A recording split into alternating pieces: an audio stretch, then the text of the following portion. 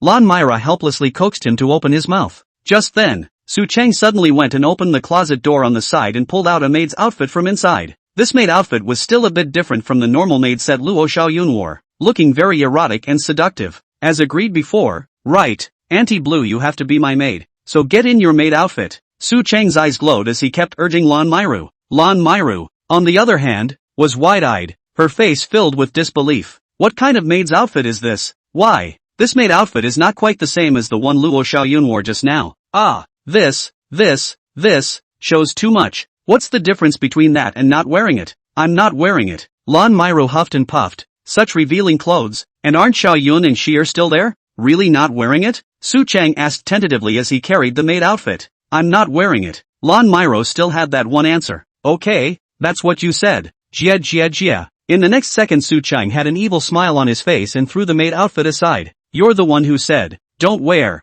2 hours later. You're so bad you. Lan Meirou twisted Su Chang's waist with a shy face. Ouch. The pain caused the latter to cry out. Lan Meirou hadn't exerted herself. Of course she knew clearly. And how could she make Su Chang hurt like this? But seeing that Su Chang was willing to put on an act and play around with himself, a trace of sweetness was also born in his heart. Perhaps, this is the life one aspires to. Bang, bang, bang, bang, bang, bang, bang, bang, bang, bang, bang, bang, bang, bang, bang. Right at this moment, an extremely light knocking sound came into the ears of the two of them, and the frightened Lan Meirou instantly hid inside the quilt. Come in. Luo Xiaoyun pushed the door open while behind her was Zhao Ziel. Right at the moment he saw Zhao Ziel, Su Chang's entire body had been stunned. After Luo Xiaoyun's transformation, the current Zhao Ziel was already very different from before. She was wearing a light blue dress, and much of her bangs, which had been extremely long over her eyes, had been cut off, leaving only a few stray strands of hair covering the top.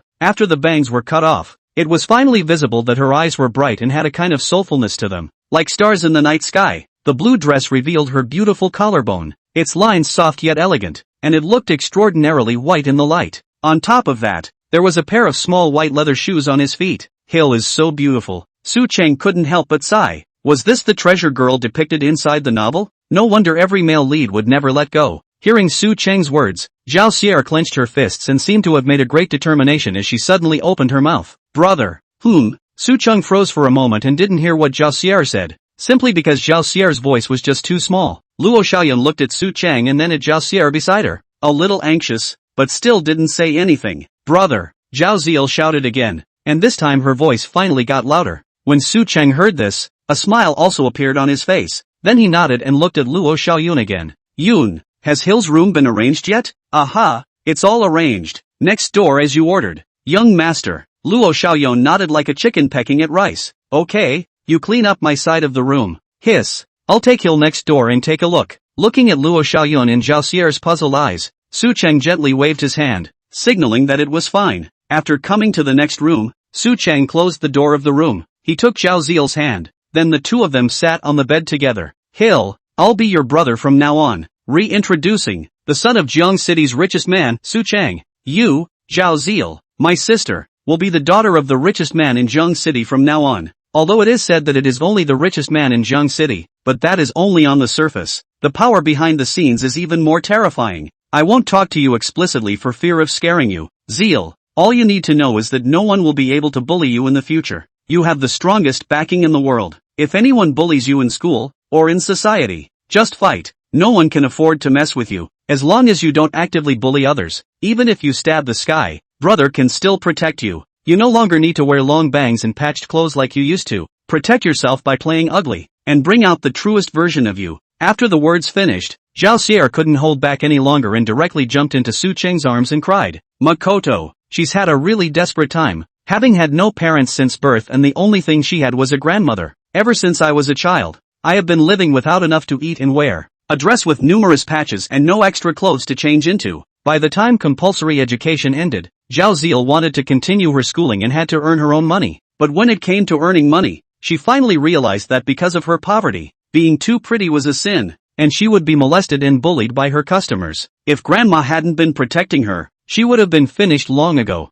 Later, Zhao Ziel learned the hard way that she had to play ugly to hide her truest self. Otherwise, it is impossible to live. With her brother, now she could finally show her truest self. Well, there's no need to cry. I'll be there for everything from now on. You're a little angel on earth. Su Chang reached out a hand to help her wipe her tears, and the other hand patted her back in a comforting manner. Give Zhao Ziel infinite patience, but everyone knows that, after being comforted, the crying will be more intense. Sure enough, Zhao Ziel let out a wow and cried once again. Chapter 21, No, Young Master. Zhao Xie rested her head on Su Chang's chest, her other hand resting on the side of his waist, telling him the story on her body non-stop. And after hearing the story on Zhao Ziel, Su Chang realized how miserable the life she had led all these years was. She started a part-time job during her freshman year of high school, going to class during the day and selling flowers at night. There were times when she would meet a good classmate and buy a bouquet of her flowers, and Zhao Ziel would feel happy. But if she were to meet one of those high school jerks, Zhao Ziel would be in deep trouble. If it was a simple taunt, a few lines of derision, it would still be a good thing. The biggest fear was that the punks would praise how good her grades were on their lips, and in the twinkling of an eye they would snatch her basket of flowers away from her. They would give Zhao Ziel the chance to chase after the flower basket, but at that time, she would be beaten up severely. Full body bruises are rare. She didn't dare tell her grandmother, not wanting her to be scared for herself or let grandma beat herself up for herself. That's what Zhao Ziel is most afraid of. The year of her sophomore year of high school was equally agonizing for Zhou Hill. After all, in her freshman year of high school, she would just be beaten up and taunted and bullied. But by sophomore year of high school, those guys started to get worse and more brazen. It was because the group suddenly realized the fact that Zhao Ziel was unprotected. That's the same year someone started robbing her. Some even began to covet her body, but she escaped that as well. I had no choice but to turn to my grandmother. Grandma chased these punks to their homes, breaking down one by one, spilling the beans, playing crazy, and reasoning. It took these people to finally lighten up and go back to their freshman year of high school and just beat and taunt and bully.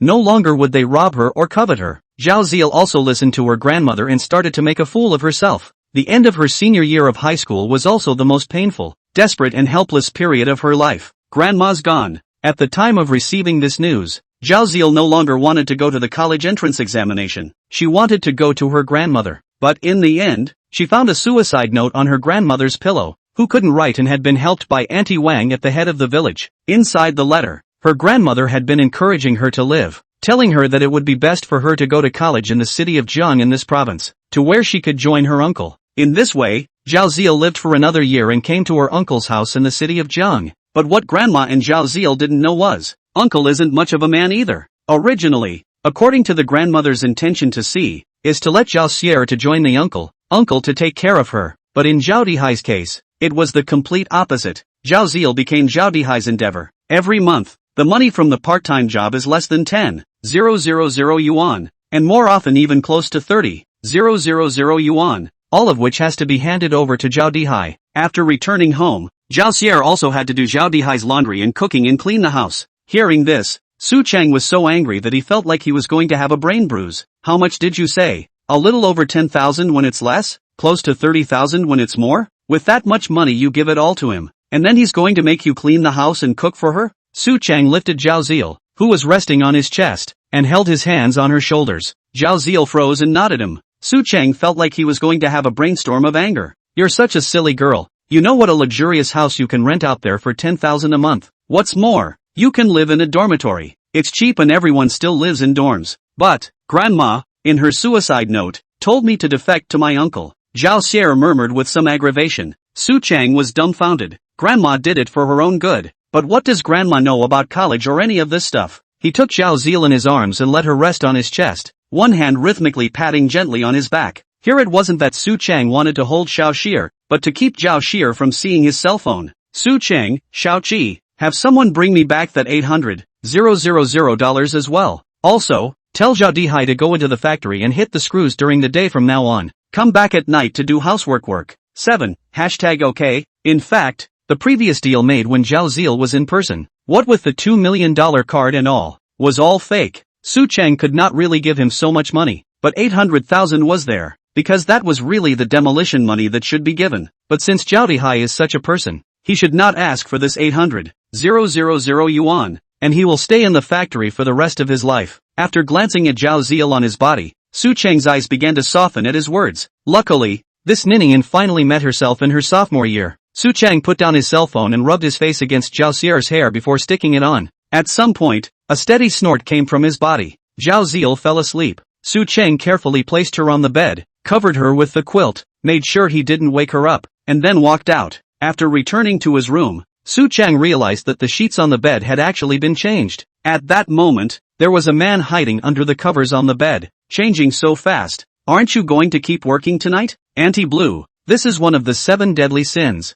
Jia. Su Chang lifted up a corner of the quilt and then blended right into the darkness. A cry of alarm came out from the quilt, and only then did Su Chang realize that the person inside wasn't even Lan Meirou. It has been replaced with Luo Xiaoyun. Su Chang lifted the covers with one hand. At this moment, Luo Xiaoyun was wearing a black nightgown with an unknown secret hidden in her chest. Looking at Su Chang, his lips muttered, but his hand was on Su Chang's chest, trying to push him away. Su Chang secretly swallowed a mouthful of saliva. One word. Winks. This action of Luo Xiaoyun's right now seemed to be tugging at Su Chang's nerves in every detail. Suddenly, Su Chang directly fell down and pressed on Luo Xiaoyun's body, then turned around and wrapped her in his arms again. Cloudy likes that, doesn't he? Su Chang opened his mouth in Luo Xiaoyun's ear, startling the little girl with a calling sound. Like, hearing Luo Xiaoyun's soft murmur in his arms, Su Chang felt like he was going to be unable to hold back again. He put his hand on little maid Luo Xiaoyun's waist and poked her. The little maid was a bit shy and reached out to hold Su Chang's hand. Little Cloud? Why are you touching my hand? Su Chang asked in a somewhat puzzled and very innocent manner. Luo Xiaoyun was red-faced and very shy. Young master, don't. Luo Xiaoyun's eyes gazed at Su Chang, and the young master's hand was placed on his little belly, as if he was comforting a newborn baby, patting it every now and then. Okay, I'll just rub my little tummy and never touch you. Well, chapter 22 Brother. Is that too powerful? The next morning, under Zhao Xier's shy gaze, Su Chang came out of Luo Xiaoyun's room. Yes, since the little maid was still her first time after all, Su Chang took great pity on her. After 2 times, he turned from his room to Luo Xiaoyun's room to look for Lan Meirou. As expected, because Su Chang hadn't arranged a room for Lan Meirou, the little maid didn't dare to just arrange a room for her. Originally, the little maid wanted to go back to her own room to sleep, but couldn't resist Lan Meirou's soft persuasion, and finally went to Su Chang's room to warm the bed. And while Lan Meirou thought she could escape for the night, she ended up passing out with a cry for mercy. Good morning, Makoto. Zhao Xier slowly walked to Su Chang's front and then greeted him. Zhao Xier's face was still a bit shy, as well as looking at Su Chang with a strange expression, because, last night, she was woken up. In a daze, she thought she heard someone crying, which startled her, and only then did she realize that her brother was gone. But after Zhao Ziel completely sobered up, she finally reacted. This voice seems to be the voice of the maid's sister Xiaoyun, and next door to my brother's room. Zhao Ziel is not a simple little girl, because she entered the society at an early age, working part-time. She had also heard such sounds when she worked in a hotel. It's the greatest joy between a man and a woman. But how did Sister Xiaoyun cry so much? Could it be that, brother, is too powerful? Then, Zhao Ziel buried her ears in the pillow and fell into a deep sleep amidst the sound of wave after wave. Su Chang, Hill, good morning. In fact, he wanted to say it last night, but he didn't for fear of spoiling the atmosphere. Can you not call yourself Chung brother? Ah, sounds really bad luck. Easy, to contact a certain man. Then he said what was on his mind. Zhao Ziel looked at him with some confusion, but then nodded as well. So what do you want me to call you? Brother? Brother Su Chang? Brother, or what? Zhao Ziel looked at her with a serious face. After all, the name-calling thing was still very important. Just brother. After all, I can see those 2 words coming out of your mouth. Su Chang smiled and patted Xier's little head. In fact, he didn't care about this name, as long as it wasn't that obscure name of Brother Chang. Zhao Ziel looked at the hand that was placed on her head and her heart was very warm. It had been a long time since anyone had been this close to her. This feeling of being close to people is really great. Then, Zhao Xier directly hugged onto Su Chang's arm and pressed herself up against it. Brother. After saying that, Zhao Xier even stood on her tiptoes and rubbed her head against Su Chang's face, enjoying herself very much. Su Chang also smiled when he heard this 3 company's brother, and his heart was very warm. It was the first time anyone had ever called themselves brother so seriously. All of them, whether in their previous lives or in this body they traveled through, were only children with no siblings. Okay, for those 3 brother sounds, brother will personally make you a delicious meal. Su Chang very happily held Zhao Ziel's hand and walked on. Then brother, I'll give you a hand. When doing so, it occurred to Su Chang that breakfast wasn't too hearty to eat either. After some time, a beautiful and very tasty-looking breakfast was made. Su Chang made meatloaf, sandwiches, a fried egg, and a glass of milk. Although it seemed very simple, he actually possessed the skill boost of a divine cooking talent. It's safe to say that any breakfast he makes, All of it will be delicious to the point of explosion. At this time, Zhao Ziel had completely turned into a little greedy cat. Brother is awesome. Isn't he? Su Chang proudly raised his proud chin and said with a proud face, my brother is so good.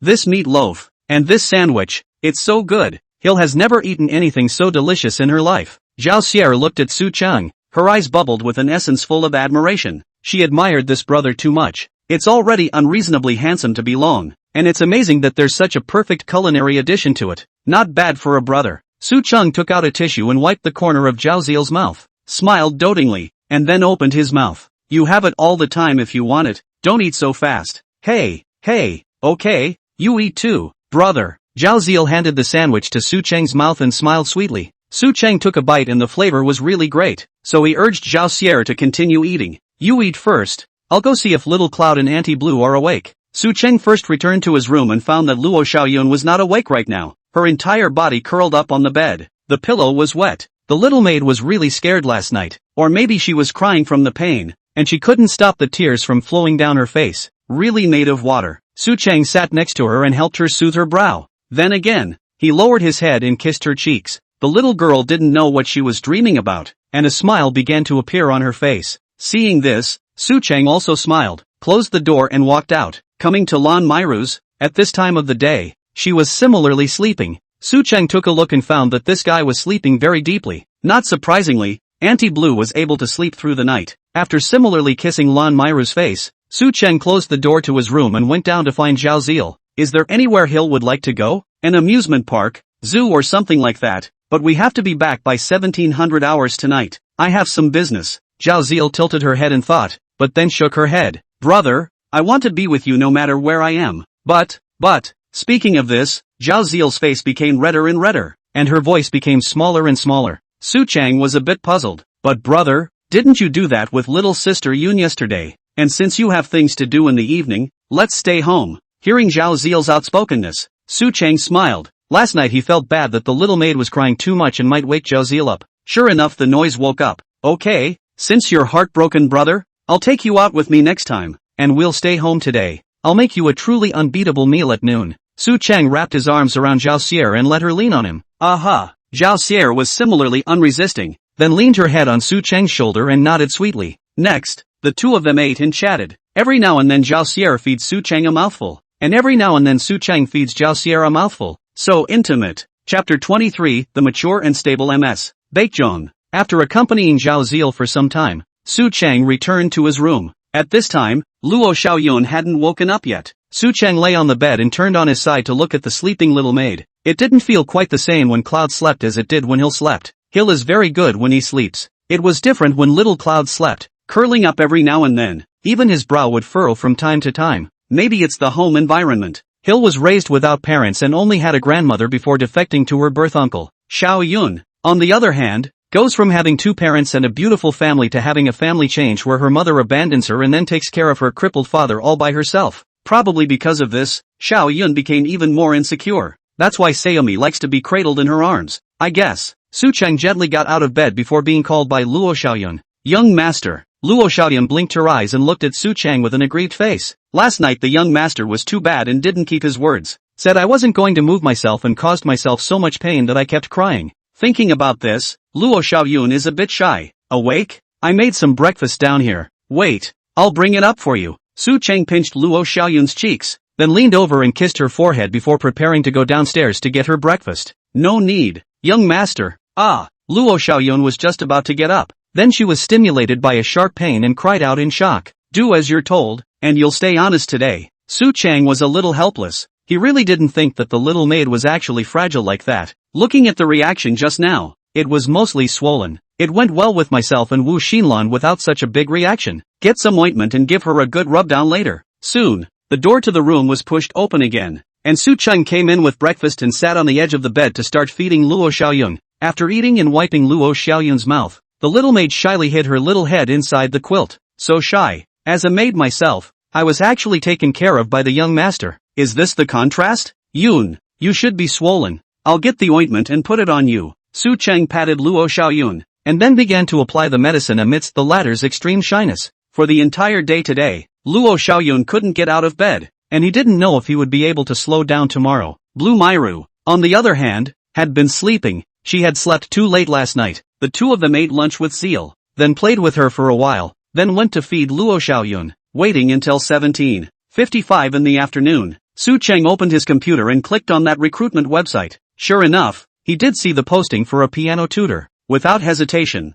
Su Cheng directly reported his 10th grade piano level. Then he went to the instrument room on the second floor and recorded a video of himself playing the piano and sent it over. Soon, the other party hired Su Cheng to teach piano to the girl named Lingxi. The parties agreed to teach every day from 15 to 1700 hours in the afternoon. A total of 1 month of instruction is conducted. Day 2. Su Cheng drove his piece of Maybach to Lingxi's house shown on the map. After ringing the doorbell, a very pretty, beautiful woman opened the door. The first time he saw this beautiful woman, Su Cheng was shocked because she was too beautiful. She looked extremely mature. Her long ponytail was sideways and fell in front of her. The top half of her body was dressed in a loose knit that released her rounded curves. The bottom half of the body was a pair of shorts that showed off the slender legs to the world. It is such an extremely simple dress that unabashedly disperses her mature woman's charm infinitely. Hello, are you Lingxi's parents? I'm the piano tutor who communicated with you online, Su Cheng. Although the other person looks pretty, it's not polite to look at them too much. Su Cheng took the initiative to greet and extended a hand, but the mature woman froze in place and didn't bother him. How are you? Su Cheng spoke again.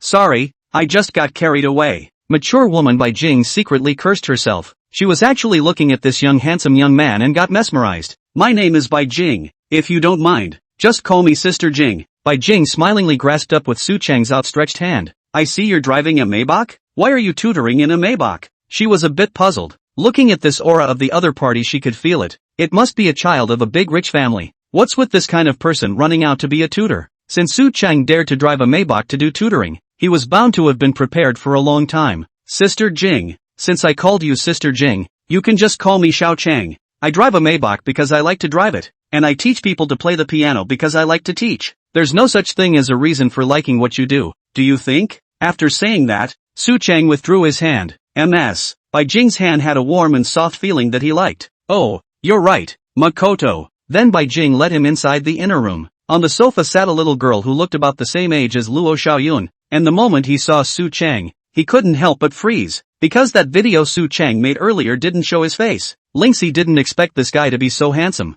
and a piano grade 10 so young that she should be about the same age as herself. Lingxi forced down the fluttering in her heart and reached for an orange, peeling it. This is my daughter, Lingxi, who is now at grade 5 piano level. Lingxi, this is Su Cheng, also your piano teacher, Mr. Su. Lingxi hesitated for a moment, wanting to address Mr. Su, but resisting a bit, she finally said it slowly. For some reason, she didn't want to call the person in front of her Mr. Su. Hello Spirit Creek students, I hope we have a great piano experience over the next month. Su Cheng revealed a very sunny smile, then similarly extended his hand. Lingxi looked at the smile on his face and froze directly, her heart fluttering down up. I can't, this guy is just too good looking. She shook her head, then glared fiercely at Su Cheng. Mr. Su, don't waste time, let's start now. After saying that, Lingxi didn't know what was going on, but she suddenly got bold and took Su Cheng's hand. Just start walking in towards her dedicated piano room. While Su Cheng let her lead him along, he looked back at Ms. Bai Jing. Sister Jing, I'm going in then. Well, get in there. Bai Jing similarly waved her hand at her, but after that, she didn't know what came to her mind, and her face unexpectedly began to blush. Bai Jing, Bai Jing, you've really been a widow for a long time. As soon as you see a young handsome guy, you start to flirt. People were obviously talking about going to the piano room with their own daughters to practice, and it was amazing that they could even associate themselves with that. Chapter 24, You're mad at me for not kissing you? That 10th grade piano of yours, is that for real? Lingxi made Su Cheng sit on the stool while she herself sat on the bed and stared at him. She couldn't believe that this person as old as herself could reach grade 10 in piano. He himself was already very powerful, and he was only a piano level 5, and this guy actually had a level 10? Seeing that this little guy was still questioning himself, Su Cheng wasn't annoyed. His own persona was set from the beginning. A mild-tempered, highly skilled, rich kid who likes to play the piano. What? You don't believe me? Su Cheng smiled at Lingxi, then lifted the piano board with both hands. Anything you want to hear, I'll just play it for you. One could tell that this little girl called Lingxi should like playing the zither very much, and one only needed to display superior zither skills. Not afraid she won't be convinced. Pathetique 3, the young girl spoke faintly. Beethoven's Pathos 3, how do you like to listen to this? Su Cheng frowned and shook his head slightly. Then his fingers began to move on the keys, with a gentle motion, as if he were touching a dusty memory. His eyes were focused and deep, as if they were all one with the music. Every note is clear and powerful, and the tempo is bright and joyful. Su Cheng's body gradually began to move along with the playing, sometimes becoming taut. His fingers flew over the keys as the music continued to advance. Eventually, the movement came to an end in a joyous atmosphere. Su Cheng turned back to observe Lingxi's situation, only to realize that a smile had finally appeared on this girl's face. But seeing this appearance of Lingxi, Su Cheng asked with some curiosity, "You like the Pathos 3? Of course, this bittersweet taste is the best. Pathetic 1 and Pathetic 2 are so sad, but Pathetic 3 is the complete opposite of the previous ones. And isn't that the feeling Beethoven was trying to express?" Lingxi glared at Su Cheng with dissatisfaction. She was still a bit unfulfilled and completely convinced that Su Cheng had a 10th grade piano level. This was already the strongest level she could imagine. That being said, but you should be able to hear that Pathos 3 can be more than just joy. Can't you feel the tension, the antagonism, and the intense drama that's intertwined? I live in this world. I can't eat a little bit of bitterness. I, Su Cheng, appeared in this world to enjoy happiness. That's why I hate Pathos 3 so much. I haven't suffered a bit in this world and it tells me to suffer all I can before I'm happy. Tell me, can I like this song? Su Cheng's words were serious. After all, he had been a cow and horse all his life in his previous life. Life is over before you can even begin to enjoy it. He must not have suffered at all since he came to this world. Nonsense. What kind of person is born without a little bit of suffering? Lingxi was annoyed. This Pathos 3 was her favorite tune, and it was actually slammed by the person in front of her in such a crazy way. Why no more? Do you know who I am? The son of the richest man in Zheng City. Su Cheng smiled. Hearing Su Cheng's words, Lingxi was dumbfounded. She could indeed sense that Su Cheng's aura was not like an ordinary person, and was more than likely the son of a rich family. But a random piano tutor mom found online is the son of the richest man in the world. That's just too unrealistic. If you're really the son of the richest man, then I'll just write a novel and call it Crazy Love. The piano tutor is actually the son of the richest man. Su Cheng laughed. You have quite an imagination, but I do have a question to ask. If the male lead is the son of the richest man, who is the female lead? Is it you or Sister Jing? Hearing Su Cheng's extremely licentious words, Lingxi directly exploded. Forget it if you want to molest me. You molested my mom. Lingxi angrily grabbed a bear from the bed and smashed it towards Su Cheng. But unfortunately, the weak little bear was instantly grabbed by Su Cheng with a raised hand. This guy even put the bear on his nose and sniffed it, inhaling hard. A flash of red surfaced on Lingxi's face, realizing that this little bear was usually held in her arms. It was sure to catch her scent, and the way it looked. What was the difference between that and this guy taking himself right into his arms and sniffing? That's a stinking hooligan. Thinking of this, Lingxi couldn't hold back any longer and directly pounced on Su Cheng's body to grab the bear. Moreover, Su Cheng raised the bear's position so that Lingxi couldn't even touch it a little. Bang! Suddenly, Lingxi touched the edge of the bed and her entire body fell towards it. Seeing this, Su Cheng hurriedly stretched out a hand to protect her head, and his own body pounced on top of Lingxi. All of a sudden, two pairs of eyes looked at each other, both launched into a daze. Don't forget, at this moment, one of Su Cheng's hands was still placed behind Lingxi's head. You, don't. Lingxi opened her mouth in a bit of panic, but one look at Su Cheng's eyes saw the undisguised loss and disappointment. After that, Su Cheng let go of Lingxi's head and turned his head in the direction of the piano. What else do you want to hear? Lingxi froze, but when she saw that Su Cheng didn't hesitate to pull his hand out, her heart couldn't help but develop a trace of displeasure. So decisive? It seems to be the only one who was torn up about it. Thinking about this, Lingxi became even more upset. She didn't know why, but as soon as she saw Su Cheng, she had a feeling that her heart kept fluttering and her heartbeat kept speeding up. It's a wonderful feeling. It's very much like the kind depicted in the novel, The Deer in the Headlights. But then she thought, when Su Cheng asked if that heroine was herself or her mother, that she was carrying a smile in the corner of her eyes, she became even more angry. This asshole. Go ahead and play it for your sister Jing. Su Cheng? Lingxi suddenly opened her mouth. Her tone was extremely cold. As soon as she closed her eyes now, she thought of the image of him asking her mom if she was a heroine. Su Cheng inexplicably glanced at her, and it wasn't until he looked at the reddened eyes that he realized that this little girl was actually going to be angry and cry. What's the matter? Is it hard to be jealous of this? If you don't coax it at this point, it's a real cry. Or did you just get mad at me for not kissing you? Su Cheng reached out his hand and touched Lingxi's head. Then he sat down next to her with his butt. Strongly, he took those small hands of hers and rubbed them in his own. After a while, Su Cheng changed his direction and turned the direction Lingxi was facing. Facing himself. Can I kiss you? Su Cheng suddenly opened his mouth to inquire. Simply and directly. Lingxi hesitated for a moment and twisted her face to the side, no longer looking at him, but at this time, a hand suddenly cupped Lingxi's chin, forcing her to turn her face. Su Cheng's head went down. Chapter 25, Bullying Senior, Forced Love. When she just reacted to the fact that she had been forcibly kissed, Lingxi was like a little prickly hedgehog, very frantic to try to struggle and escape. But how could she do it in front of Su Cheng? After only a short while, little spirit stream completely ran out of energy. Both legs fell and knocked, and if it wasn't for Su Cheng holding her waist, she would have sprawled out on the bed in an instant. Only after a long time did Su Cheng release the hand that was cupping her chin, letting her entire body lean on his hand before slowly lowering it. Hoo! Little Lingxi couldn't stop gulping in air. Her eyes were lifeless and her mind was blank. It took a while for her to come back to her senses. His own first kiss, but so handed over, and so exciting. This asshole actually ate himself up and almost didn't slow his breath. At the thought of this, Lingxi was even more aggrieved. Where had she been bullied like this since she was a child? Looking at Su Cheng, who was like a Sven scum in front of her, she was even more angry. The strong kiss just now seemed to have awakened some strange attribute in this guy, and the current Su Cheng looked at her with interest. That look,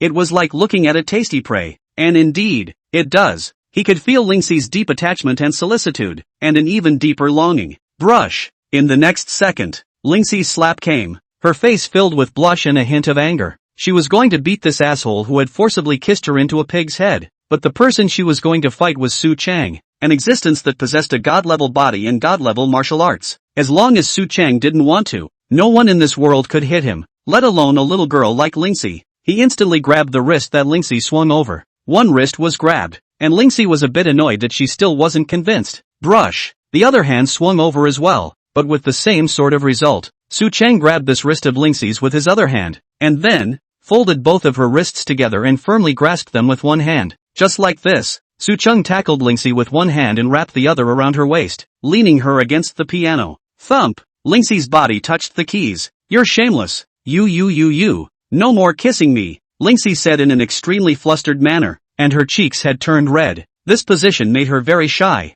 and the novel she had chased before, Bullying Senior, Forced Love, had the exact same plot as now. Su Cheng was like that strong overbearing senior, and he himself was that little white rabbit who would rather die than obey. Next, he is sure to kiss himself. If you say no kiss, I have to kiss today. Su Cheng sneered. He wasn't a cutie either. Even without the system he could see that. This Spirit Creek guy just loves to play that tune. In the next second, Su Cheng lowered his head once again. Her hands got out of control at some point and her arms pressed down on Su Cheng's head, launching a counterattack. Seeing this appearance, Su Cheng secretly laughed and let go of her hand long ago, but did not resist at all. But, just as the two were still forgetting their attack, a knock on the door suddenly entered their ears. The two men directly stared with wide eyes, incomparably panicked, and their attacks were stopped. Bang, bang, bang, bang, bang, bang, bang, bang, bang, bang, bang, bang, bang, bang,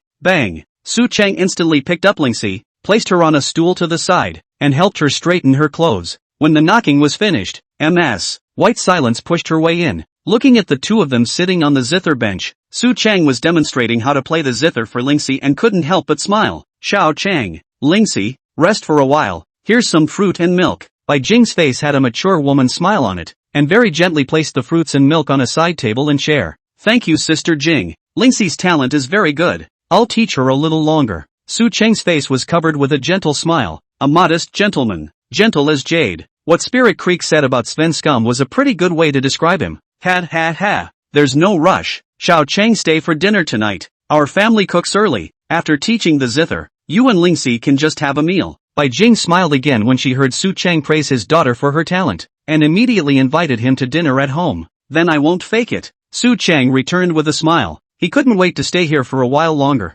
and he had to say that this tune with Lingxi was very carrying. Su Cheng secretly licked his lips, and Lingxi, who was on the side, was getting anxious when she saw the two of them talking. My silly mom. Yo, if you keep this Sven Scum for a while longer, your daughter will be eaten up by others. Maybe this asshole even came at you. And I remember you don't cook. Do you order takeout? Seeing Bai Jing closed the door and leave. Both of the people in the room unconsciously let out a sigh of relief. Just now it was really too thrilling. If it wasn't for Su Cheng's quick reaction, the two might have been caught by Bai Jing, I'll see if you dare to bully me again. When mom catches you, you'll be done for. Lingxi glared fiercely at Su Cheng, as if she was venting her dissatisfaction, but also as if she was giving herself a boost. Su Chang turned his head to look at him, where on his face was the image of a humble gentleman. The whole thing was a big grey wolf. Are you trying to get me to be careful not to be found out by MS? White silence, or should we both be careful? An evil smile hung on Su Chang's face, full of meaning.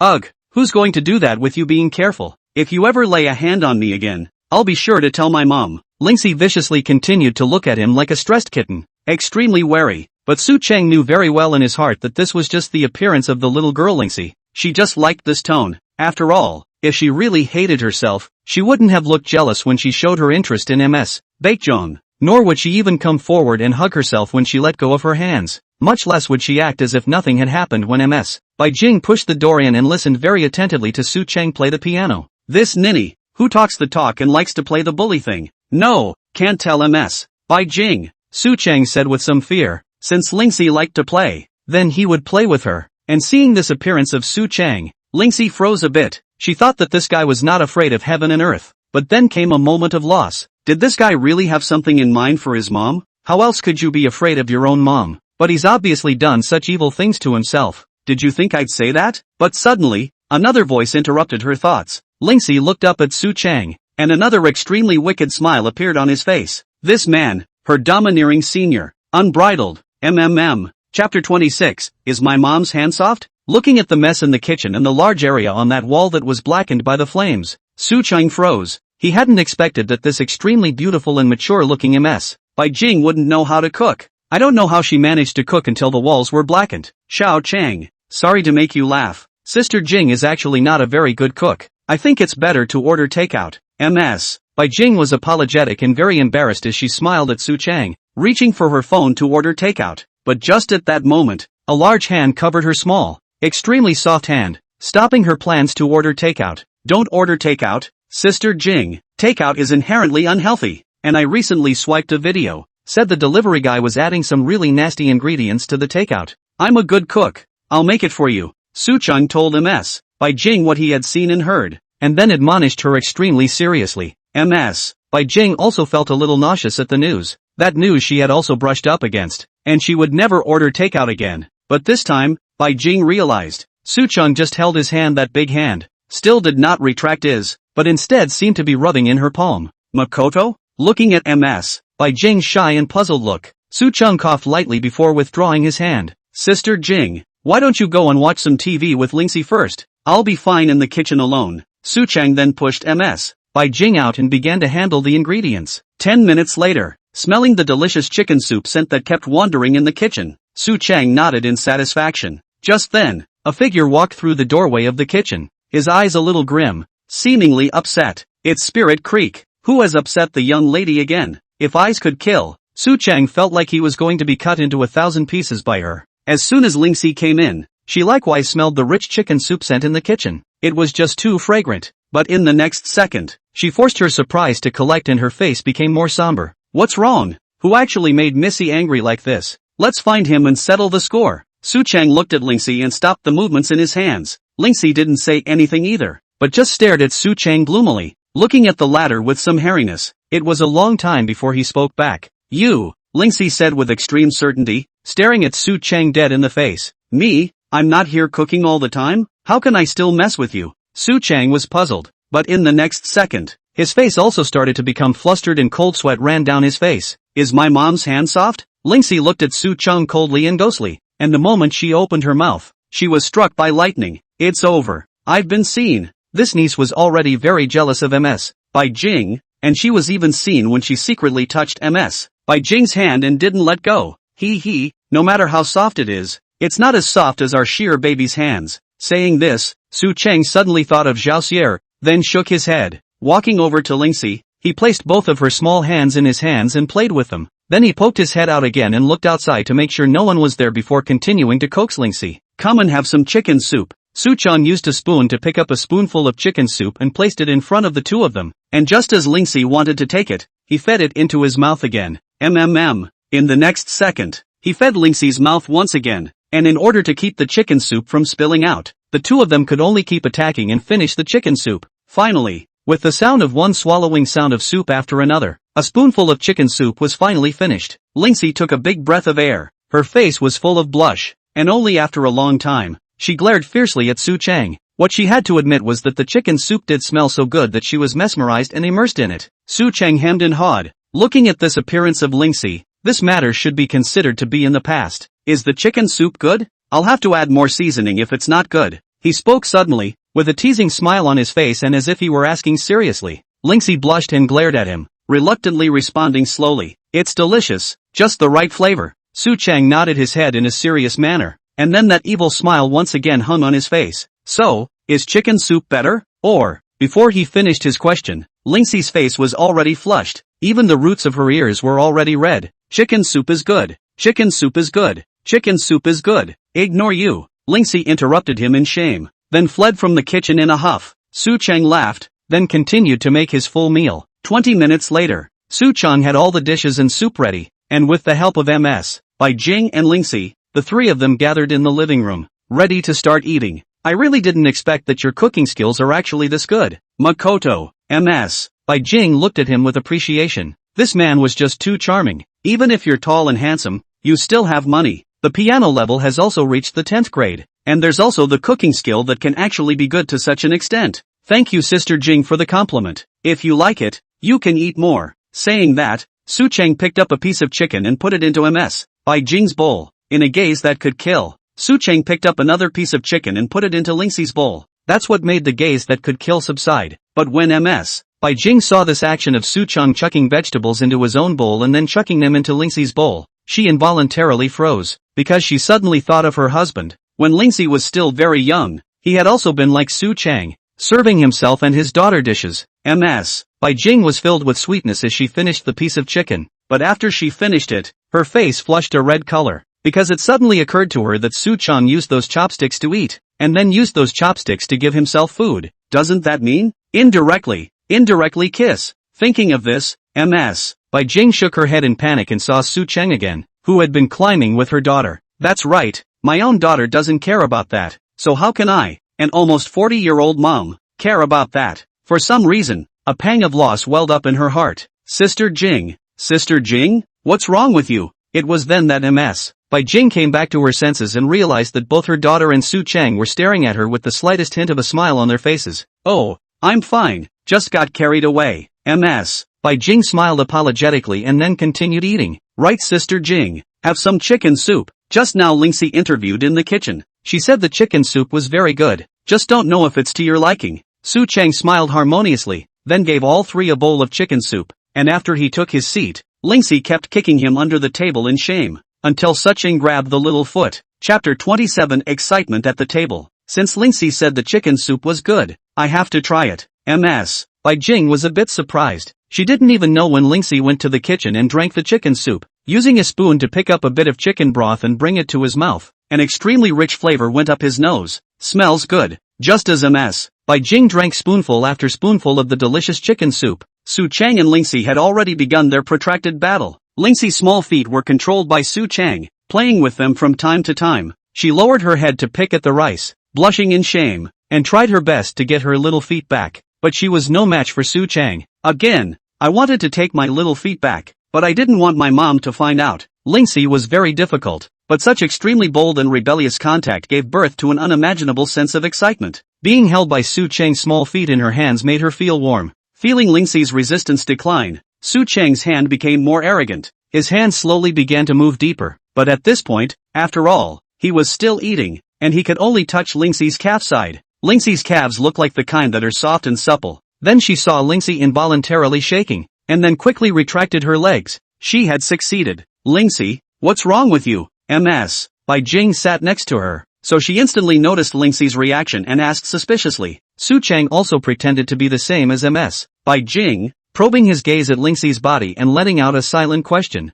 No, it's fine, just a little spiced up. Lingxi's reaction was quick, and after fooling Bai Jing for a bit, she glared fiercely at Su Chang. Her guts were still limited after all, and she didn't go back to picking on Su Chang. The three of them then ate their meal while chatting about family, life and whatnot. Soon, a meal was finished. Su Chang's cooking was too delicious. The three of them winded up in the middle of the room. Even if it was chicken soup, I'll go wash the dishes. Xiao Chang, if you're not in a hurry to go back, you can watch some TV with Lingxi and play the piano or something. After eating, MS. Bai Jing was the first to speak up, perhaps because she could see that Su Chang had the intention of taking the initiative to wash the dishes. As the host, the meal has been cooked by the guest. You can't let the guest brush the bowl as well. Then she was too much of a master. And after hearing her words, Su Chang smiled. MS. Bai Jing, this is your initiative to let yourself play with Lingxi, but it has nothing to do with me. Me, Mom, I'll do the dishes with you too. How would Lingxi dare to stay alone with Su Chang?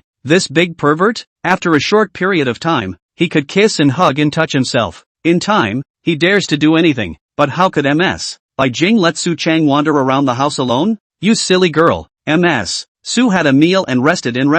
You can't just leave MS. Su hanging there, you don't know any better. MS. Bai Jing reprimanded Lingxi, then let her lead Su Chang to play. Lingxi was dumbfounded, knowing that her mom had a point. But, so let's go play the piano some more. Su Chang smiled warmly, then walked with Lingxi in the direction of the piano room. Just on this short road trip, Lingxi's heart was already pounding.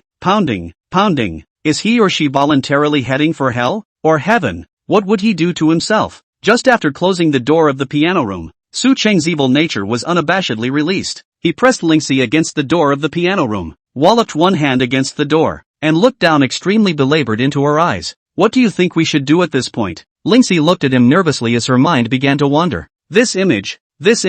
She'd seen it in Bully Schoolmaster. The Bully Schoolmaster had done the exact same thing to the heroine. Bunny, play the piano, Lingxi murmured, as if she could feel her eyes spinning wildly. Senior that? No, it was Mr. Su. The incomparably strong scent of Su Chang's body lunged towards the inside of his nose, but just when she was about to completely lose her mind, Su Chang let go of her hand. Then we'll play the piano. Su Chang smiled shallowly, then took the lead and sat on the zither bench, signaling Lingxi to hurry over as well. For some reason, after no longer being hit by Su Chang's strong hormones, Lingxi subconsciously wanted to reach out and tug him, didn't want him to leave. After Su Chang let go of herself so decisively, the slightest hint of loss and regret flashed through her heart. It's a little hard. Shaking her head lightly, she too walked over in the direction of the piano, ready to play. Yikes! But just as she was about to head to the empty seat on the side, Su Chang grabbed her and placed her in his arms. A gasp of disbelief could not be avoided. Lingxi sat on Su Chang's lap, and her body leaned against his chest, continuing to feel the warmth from his body. Very warm and a little hot. Teach you to play the piano.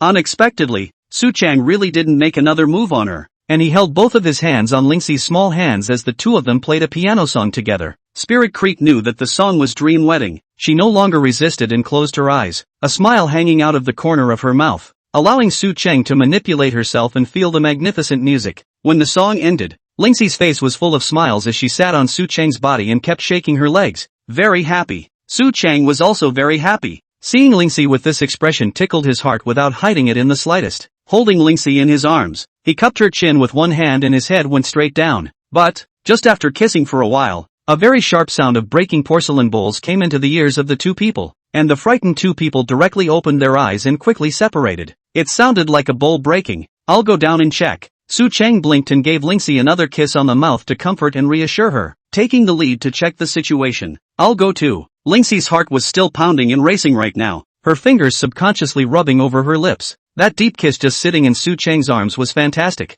As soon as Su Chang arrived in the kitchen, he saw that Ms. Bai Jing's hand had a split. Sister Jing, are you okay? Su Chang extremely domineeringly held Ms. Bai Jing's hand and began to check it out. It should have been cut when the bowl broke and the finger was cut and broken. I'm fine, Ms. Bai Jing said dejectedly. She felt so useless, nothing but making money. Sister Jing, I'll bandage you up. Su Chang took out a band-aid directly from his pocket and simply helped Ms. Bai Jing bandage it up to make sure there was nothing wrong before letting go. It's okay, just don't get water on the wound for the next 2 days. I'll brush the rest of the dishes. Sister Jing, you go out first. Chapter 28 Ms. Bai Jing's massage benefits. Su Chang was extremely fast as he cleaned up the debris in the kitchen, and then started the dishes. Halfway through packing, at this time, he felt as if someone had come in, originally thinking that it was Lingxi. He was about to turn around and give her a kiss when his afterglow revealed that it was actually Ms. Bai Jing. Frightened, he hastily put away his crooked thoughts. Sister Jing, what brings you here? You definitely can't continue to brush the dishes if you want to. Su Chang continued to brush the bowl somewhat puzzled and asked, then flirted with a smile on his face, looking at Su Chang who was still there continuing to labor. She even thought of not letting herself continue to brush the dishes. Makoto, is Sister Jing useless? As a woman, even if she can't cook, she can even break a bowl. Am I too useless? Ms. Bai Jing's face wore a bitter smile. She was indeed too incompetent. And after hearing Ms. Bai Jing's words, Su Chang also stopped moving, his face extremely serious as he gazed back at Ms. Bai Jing. Sister Jing, I don't think you're useless at all. Everyone has strengths and weaknesses. Maybe this not being able to brush the dishes and not being able to cook is indeed your weakness. But Sister Jing, you should also see your own strengths. As a single mom, you raised Lingxi all by yourself and made Lingxi grow into such a beautiful and cute little girl. Isn't that a merit? Sister Jing, I think this can already be called greatness. Sister Jing, I think you are a great woman. Su Cheng's words were extremely penetrating,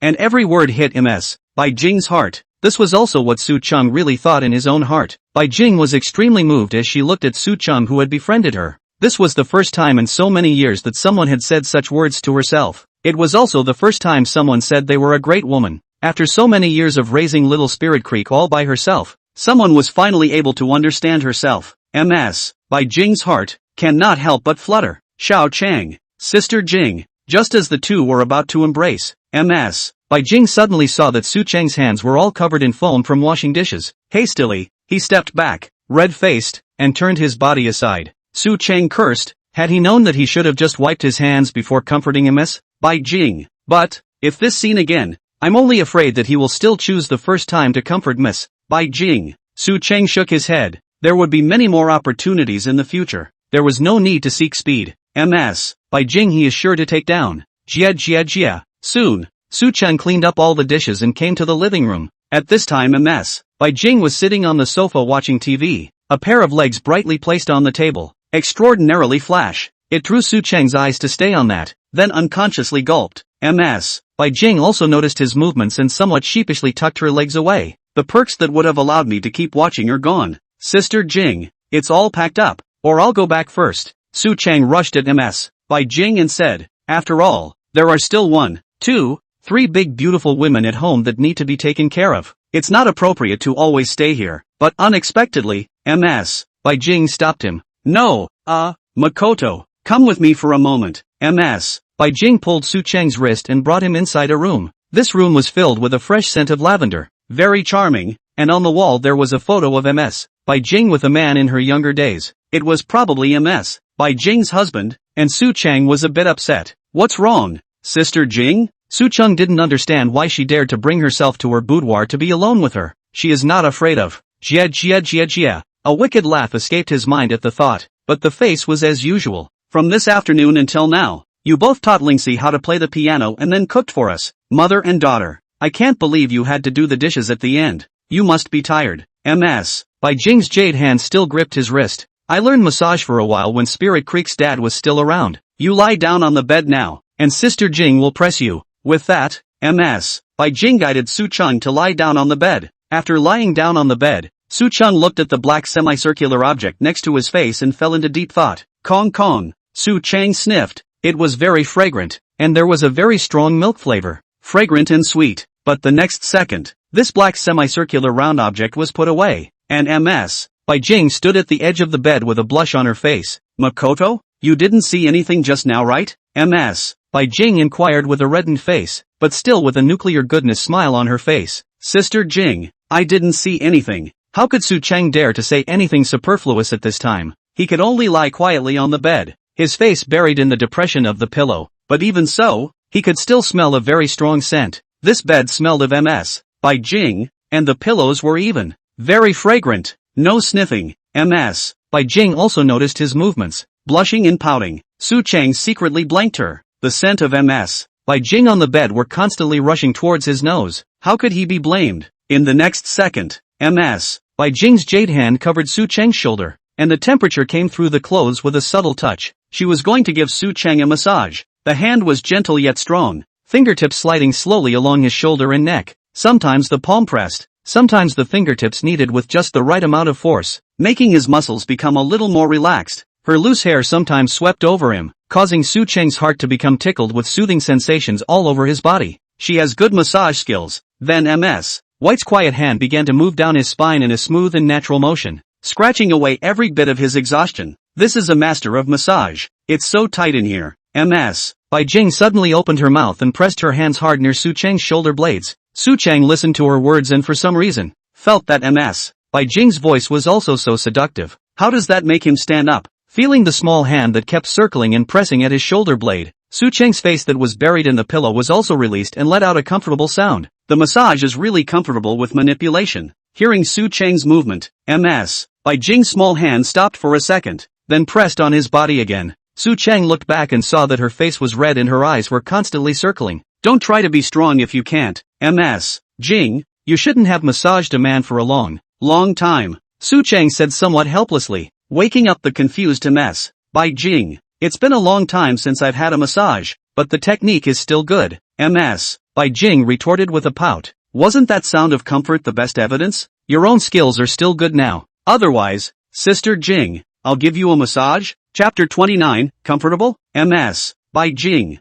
you do massage too? Ms. Bai Jing asked with interest. Did this man even know how to massage? Is it also as skillful as his cooking as well as his piano skills? She was very curious. Yes, and it's awesome, or else Jing will try getting down first? Su Chang slowly got up and looked at her with a light smile, a smile that belonged to the devil. Okay, then I'm really going to try, perhaps rising to the occasion. Ms. Bai Jing directly plopped down. Her own massage skills are very good. This man had the audacity to underestimate his massage skills, and if he didn't press well, he would definitely laugh at him. Let him know the sky's the limit. Thinking about this, Ms. Bai Jing's face also put on a smile, but she plopped up for a while before realizing that Su Chang was still standing in the same place, his eyes staring at his own long legs in death. No looking around, Ms. White Jing said with a red face, still trying to pull her shorts down, but shorts were shorts after all, and she looked even more seductive with this action. Su Chang peeled away Ms. Bai Jing's hand, and his hand also touched up towards Ms. Bai Jing's back. Just as her fingertips touched Ms. Bai Jing's back, she couldn't help but move a little, and her face buried deeper in the pillow. Perhaps due to her nervousness,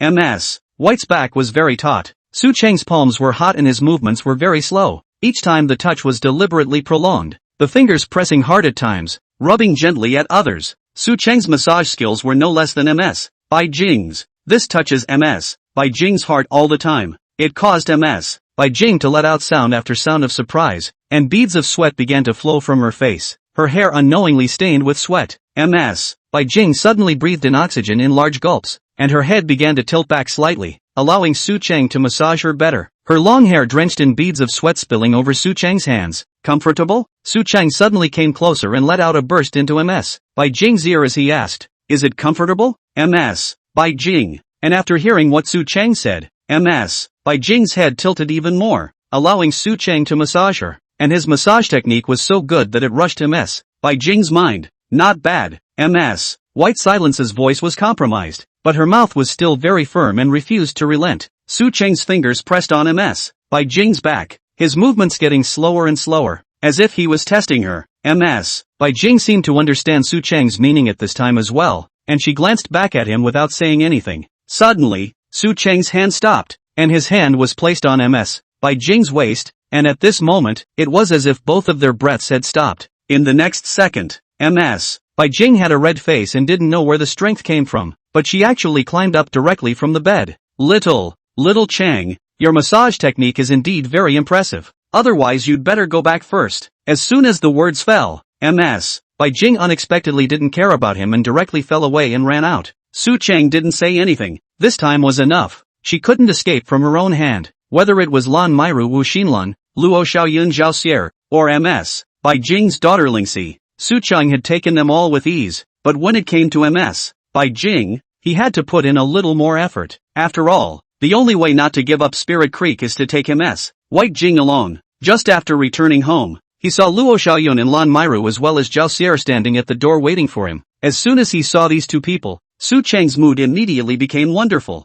Yun. Su Chang rushed over and held Luo Xiaoyun in his arms. Luo Xiaoyun's body hadn't fully recovered yet, and he hadn't wanted her to pick it up. I didn't realize that Xiaoyun still came to pick himself up after all. A reward for you, but next time if you don't behave, there will be a punishment. He gave Luo Xiaoyun a kiss on the cheek before sending her a warning. Lan Meirou on the side was a bit tasty. Su Chang was really too good to Luo Xiaoyun. However, in the next second, Su Chang similarly hugged Lan Meirou up, shying the latter into burying her face into his arms. Su Chang did not let it, and pulled out Lan Meirou and fiercely kissed him. "Hill, come over here and let your brother hold you too." With a sweet smile on her face, Zhao Xier also jumped into Su Cheng's arms, only she wasn't quite the same as the other two. Zhao Xier took the initiative to kiss Su Cheng on the cheek, and a ha-ha laugh. You girl. Su Cheng froze a bit, but he still rubbed Zhao Ziel's head when he came back to his senses. Happy days are always endless. Perhaps the heavens see that Su Cheng has lived too miserable in his last life, so let him live a life of eternal happiness in this life. The fire that had been lit by By Jing had to be put out by someone, and Luo Xiaoyun's body wasn't even swelling down now. Zhao Ziel is his sister again. Blue Meilu. After tossing and turning Lan Meirou for the whole night, considering that Luo Xiaoyun still can't walk easily now, Su Cheng has been playing with Luo Xiaoyun and Zhao Xier during the day. When it was time for piano teaching, Su Cheng went to teach Lingxi to play the piano, hugging her, kissing the piano, and touching her, then try to find a way to hook up with By Jing, but for some reason, By Jing never took the bait on her hookups, which made it difficult. Su Cheng was helpless, when he suddenly thought of his good brother, Yifan. System, show me what Yifan has been up to. Ding. Since the host intercepted the piano tutor that Yifan was supposed to receive last time, Yifan has been depressed at home. Until tomorrow, Yifan would go to the night bar to drink his sorrows away, and then on his way out of the bar, saving Qin Yuefang, the daughter of the Qin family in Magic City, from her grandfather Qin Zhangwo, who was suffering from a heart attack. Later, he became Qin Yuefang's man, and was appreciated by Qin Zhengxin,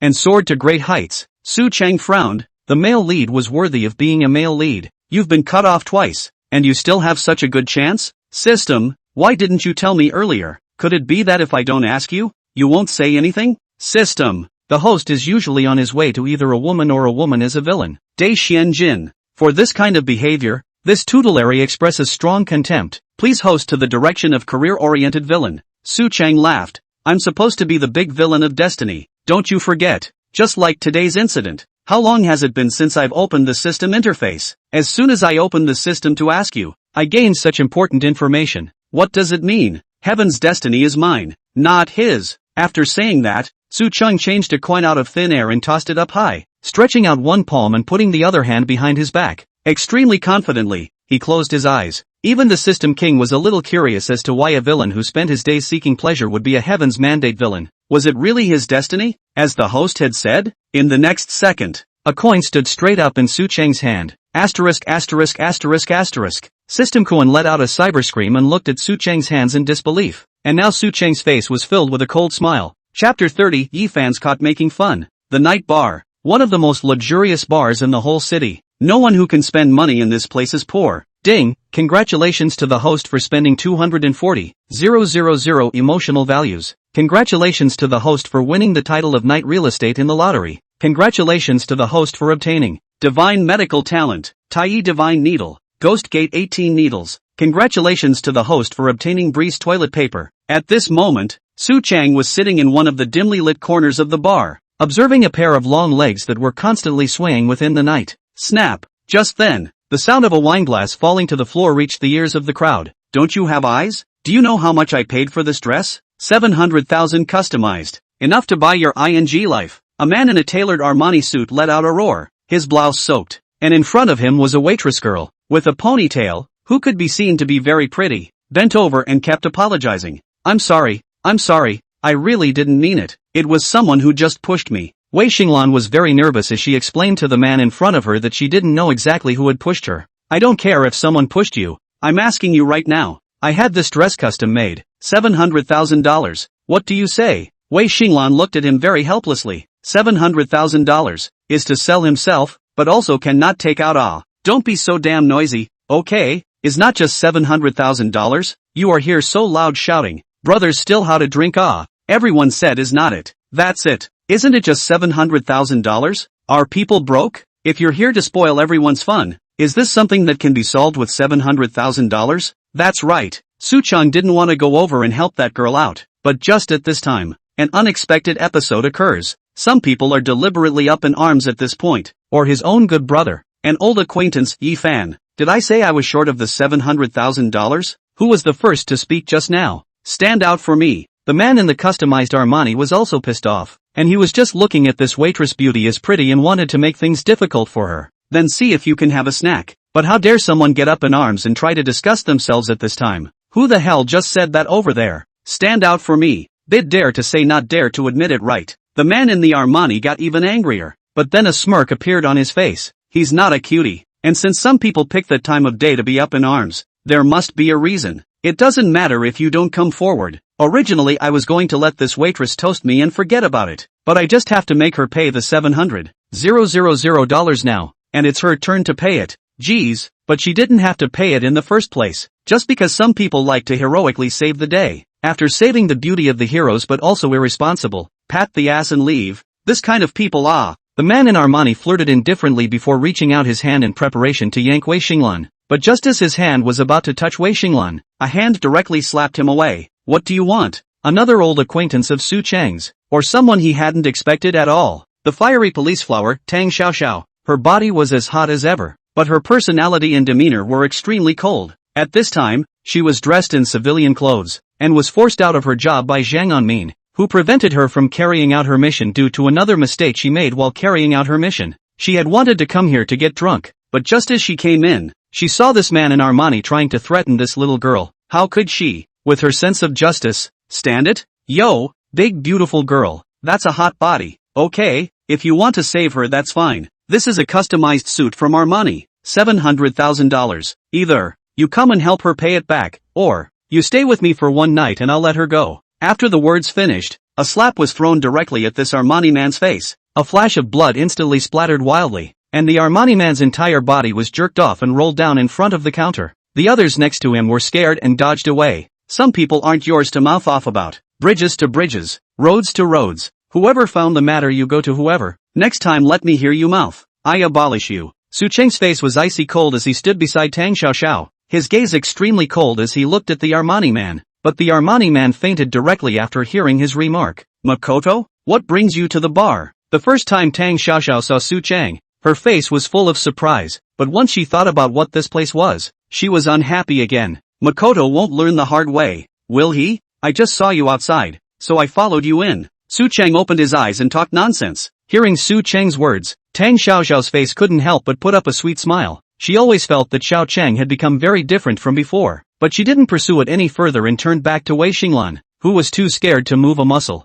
Little girl, are you okay? Thanks guys. I don't know what I would have done if it wasn't for you. Wu Xinlan looked at Tang Xiaoxiao and Su Cheng with extreme gratitude. You don't think this is over, do you? That whoever pushed you, you can't find that person yet. That man's customized Armani, and it does look like almost 700,000 to me. What are you going to do if that man wakes up and asks for it? Su Cheng could not eat her this set of things. People made mistakes, and were bound to pay for their mistakes. Makoto. At those words, Wu Xinlan also revealed a bitter smile.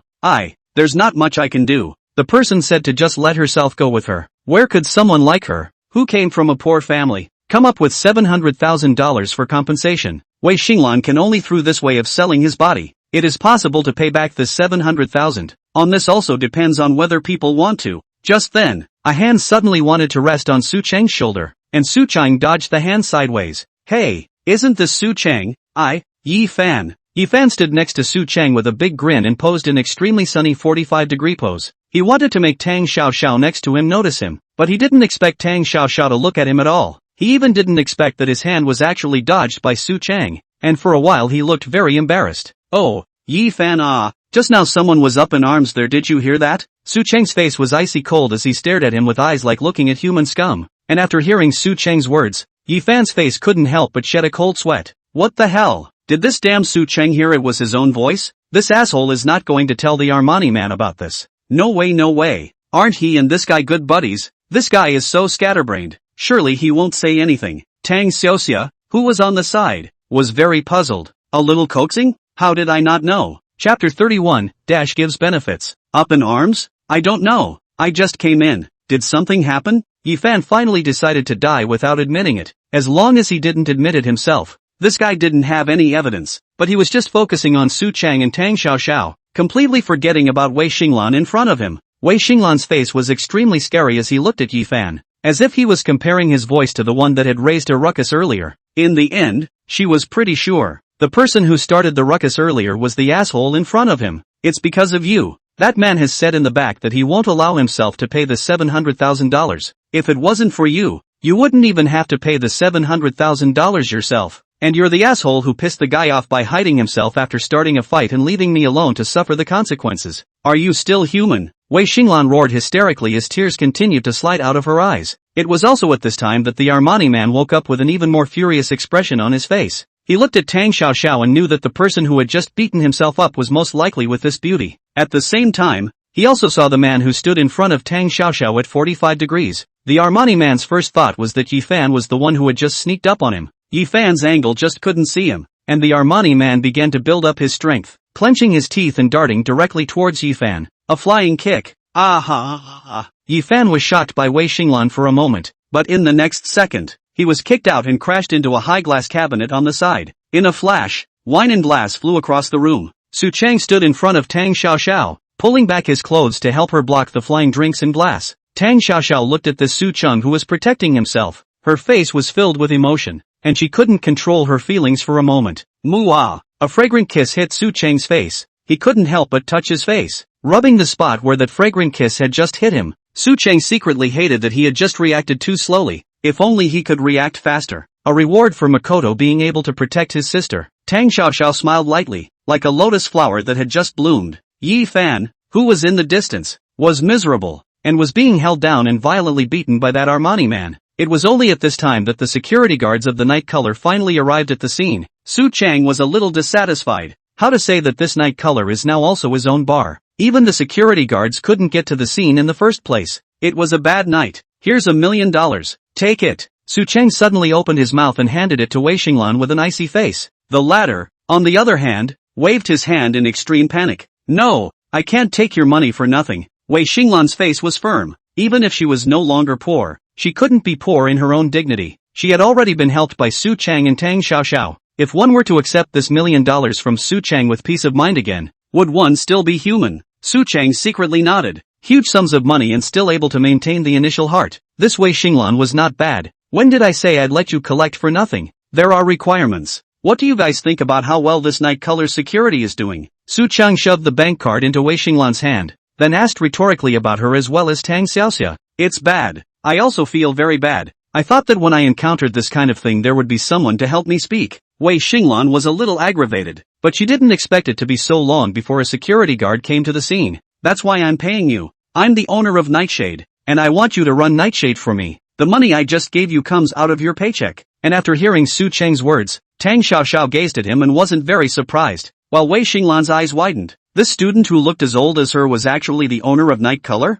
This is too scary. How is that possible? Seeing that Wu Xinlan was obviously just a little disbelieving, Su Chang took out the title certificate from his pocket and placed it in front of her. Now that's believable. Wu Xinlan was completely shocked. No wonder this young man could be so grounded. It was too powerful. But, I don't have much management talent, Wu Xinlan said in a small voice. Meh, I couldn't possibly expect a waiter to be able to run a bar properly. I'll set you up with all the people. You just have to watch from here and make sure something like today doesn't happen again. That's a request that can be done, right? Can, boss. But isn't this salary a bit too much? 1 million? Wu Xinlan nodded with great exuberance, then opened his mouth to ask again. She felt that what she was about to do was not worth so much money at all. Just give it to you and keep it. Where's all the nonsense? Su Chang glared at her. A smirk unconsciously appeared on his face. He felt as if he was getting a little Reiki-ized. That girl just always liked to glare at herself. Boss. Wu Xinlan was a bit speechless. You are the boss. You have the final say. One just needs to be here to help him take care of the night and wait for him here.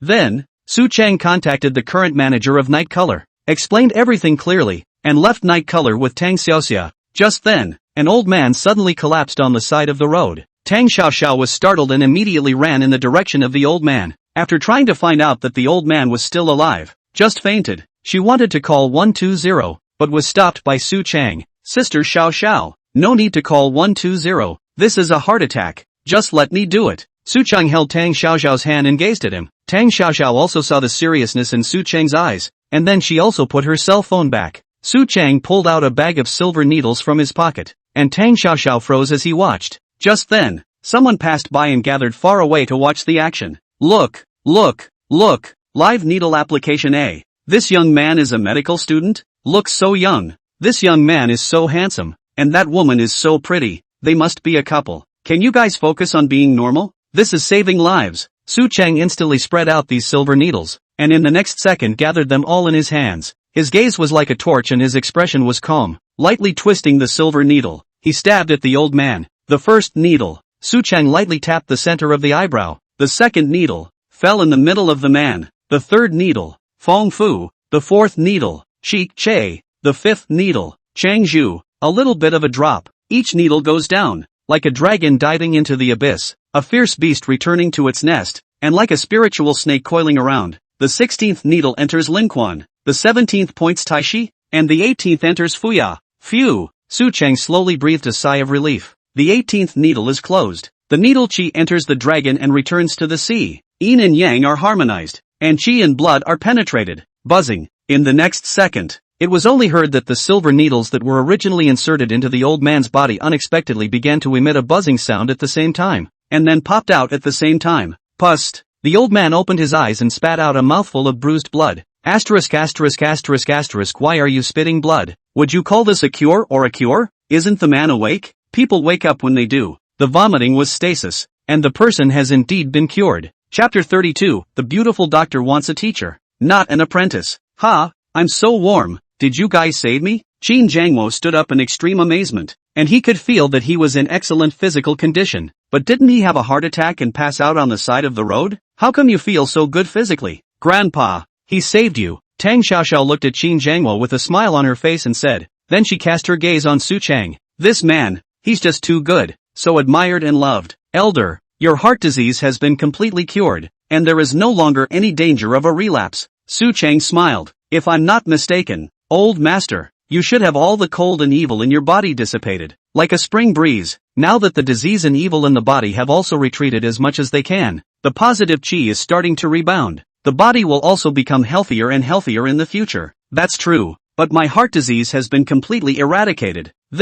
How is this possible? Young man, you mustn't joke about this. Qin Jiangwo's pupils suddenly tightened, as if he had been struck by a sudden bolt of lightning. Old master, if you don't believe me you can go to the hospital for a checkup, Su Cheng faintly said. No need. I believe in what you said, little brother. No matter what, you saved my life. I, Qin Jiangwo, owe you a favor. He also knew that the man in front of him was his savior, and he would not say it in front of the two even if he checked. That would be a little too disrespectful. No need. Healer, just going along for the ride. Su Cheng waved his hand. In fact, to be honest, the Magic City Qin family is just, he really does not feel how. Saving him was also entirely because he didn't want the protagonist, Yi Fan, to pick up the slack. Then, the little divine doctor must leave a contact information, and I will definitely come to the door to thank you some other day. Qin Jiangwo hurriedly called out to Su Cheng, simply leaving a contact information. Su Cheng and Tang Xiaoxiao slipped away, and at this time, a figure suddenly blocked the two of them. Master, please accept me as your disciple. I am willing to give everything just to learn the set of stitches you just performed. It was a woman in a white coat who actually knelt down directly after coming to the two. Su Cheng froze because the woman in front of him was just too beautiful, even though she was wearing a white coat and only her face could be seen. But that face alone is enough to write about her beauty. Her hair was simply tied back, a few loose strands plastered to her forehead, making her look a little unkempt, yet it shows her more. I don't take on disciples. Su Cheng slowly shook his head. He secretly licked his lips. This woman looks like the main female character. Tang Xiaoxiao is still beside himself. Take her down later when she meets herself again. He held Tang Xiaoxiao's hand and quickly left. Master, just watch. I, Lin Kuyu, will definitely not give up. While Lin Kuyu, who stayed in place, clenched her fists and made a bold promise. Elder Qin, your heart disease is confirmed to have been cured. Not only that, even your various bodily functions have become very good. My God, how the hell did that happen? A doctor looked at the data of the various body reports in his hands and couldn't believe that something so amazing had happened. It's a loss that you're still the top pillar of our Chinese medical community.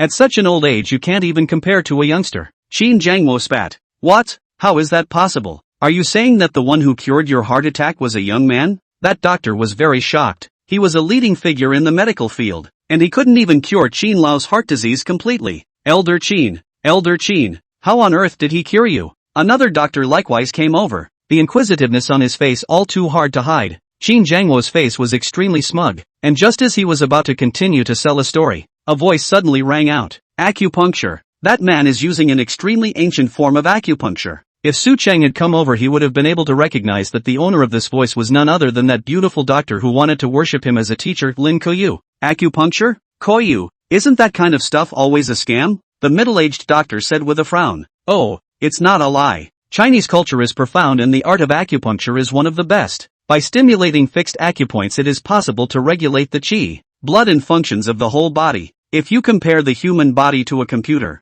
then the individual acupuncture points are the buttons on the keyboard, and the right silver needle is the comfortable mouse. What about the monitor? The doctor asked curiously. A monitor? Naturally, it's the eyes of the person administering the needles, able to monitor the way the needles are applied to each point, while matching the precise strength. It's enough to solve all the diseases in the world, Lin Kuyu said firmly. How can anyone do this, you say? So many acupuncture points in the human body, the right disease, the right way to apply the needle. This is simply not something humans can do. That middle-aged doctor argued up with reason. And after hearing the middle-aged doctor's words, Lin Kuyu glanced at him disdainfully before pointing at Qin Jiangwo. Isn't this a ready-made example, Grandpa Qin? The middle-aged doctor was dumbfounded, and Qin Jiangwo, who had originally wanted to sell his story, could only sigh helplessly when he saw that everything had been finished by Lin Kuyu. By the way, Sister Dash, I didn't even ask you before, how did you end up going to Night Color? The two of them, Su Cheng and Tang Xiaoxiao, were eating a roadside stall barbecue,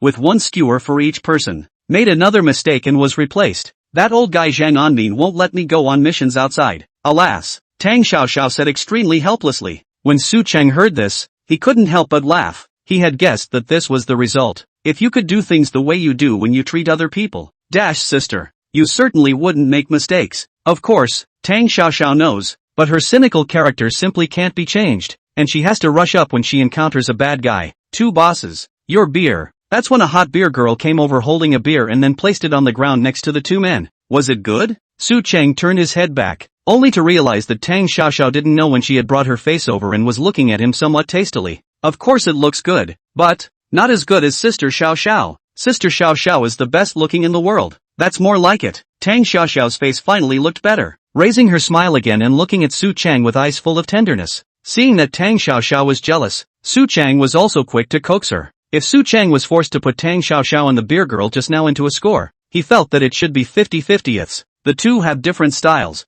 and although the beer girl wears very hot clothes, she actually exudes a flavor of innocence with her knitted brows and smile. Tang Xiaoxiao, on the other hand, exuded a seductive flavor that was equally seductive. Snap! Just then, a sound of a wine bottle breaking suddenly came out, instantly catching the eyes of the two. Collecting protection money.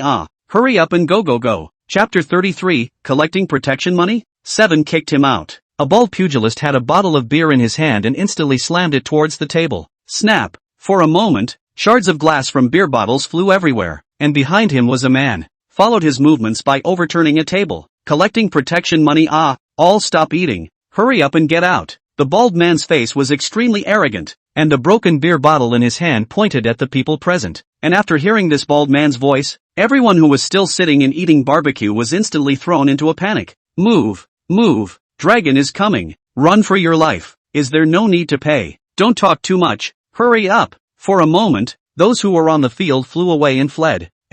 You guys haven't paid yet. The owner of the barbecue restaurant, a big brother in his 40s, rushed out and tried to catch up, but with so many people, how could he catch up? Looking at the mess on the ground at the moment, his heart was dripping blood. Brother Lung, didn't you just pay the protection fee last week? Beer girl held back her fear and walked with a smile to the burly man named Lung. Hearing this beer girl's words, Lung froze, then looked back at his little brother behind him. They paid protection money last week? Brother Lung, I guess it was handed over to Snake. The little brother answered. Hear that? What you paid last week is not a protection fee for us. Hurry to pay. The money that Long is completely unreasonable. Brother Long, the little girl doesn't know what to do. This protection fee we will definitely pay. The barbecue store owner hurriedly ran over, keep apologizing with a smile, and hand over a cigarette. Snap! Hearing this, Tang Xiaoxiao, who was filled with anger, couldn't bear it, slapped the table with both hands, and immediately stood up. Who allowed you to collect protection money here? Tang Xiaoxiao was furious. She hadn't thought that even in this day and age, there were still people collecting protection fees. The damage he caused by this protection racket cost the store owner his hard-earned business for the night. She couldn't bear it.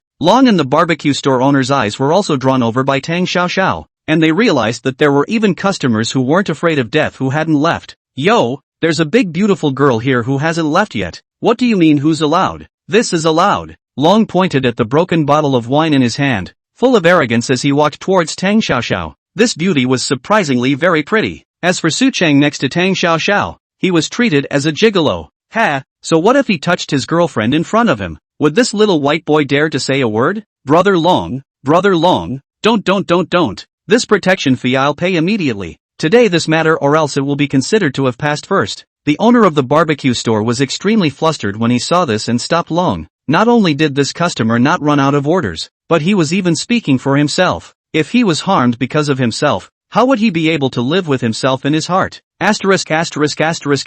You and off. Unexpectedly, Lung didn't give a damn about him at all and directly pushed him to the ground with a single reach. Boss! The beer girl saw the barbecue owner being pushed to the ground and rushed up. Seeing that there was nothing wrong with the barbecue owner, the string in my heart dropped, but then it lifted again. Lung was already about to walk up to that beautiful sister and handsome man. No, can't harm that beautiful sister. Dear girl made up her mind and quickly ran over and stood in front of Tang Xiaoxiao. We've already had to pay protection money. What more do you want? Beer girl Zhu Ting held back the fear in her heart and stared angrily at Lung. Seeing the beer girl standing in front of him, Lung also gradually became interested. He hadn't even noticed before that this little pepper was extremely beautiful. Perhaps in an attempt to attract customers, a pair of tiny shorts were worn underneath, and the top half of the body was covered in a revealing short-sleeved outfit. Moreover, this extremely revealing outfit was particularly incompatible with the innocent aura emanating from her identity, and was extremely contrasting. Long unconsciously swallowed a mouthful of saliva. If he could this little pepper,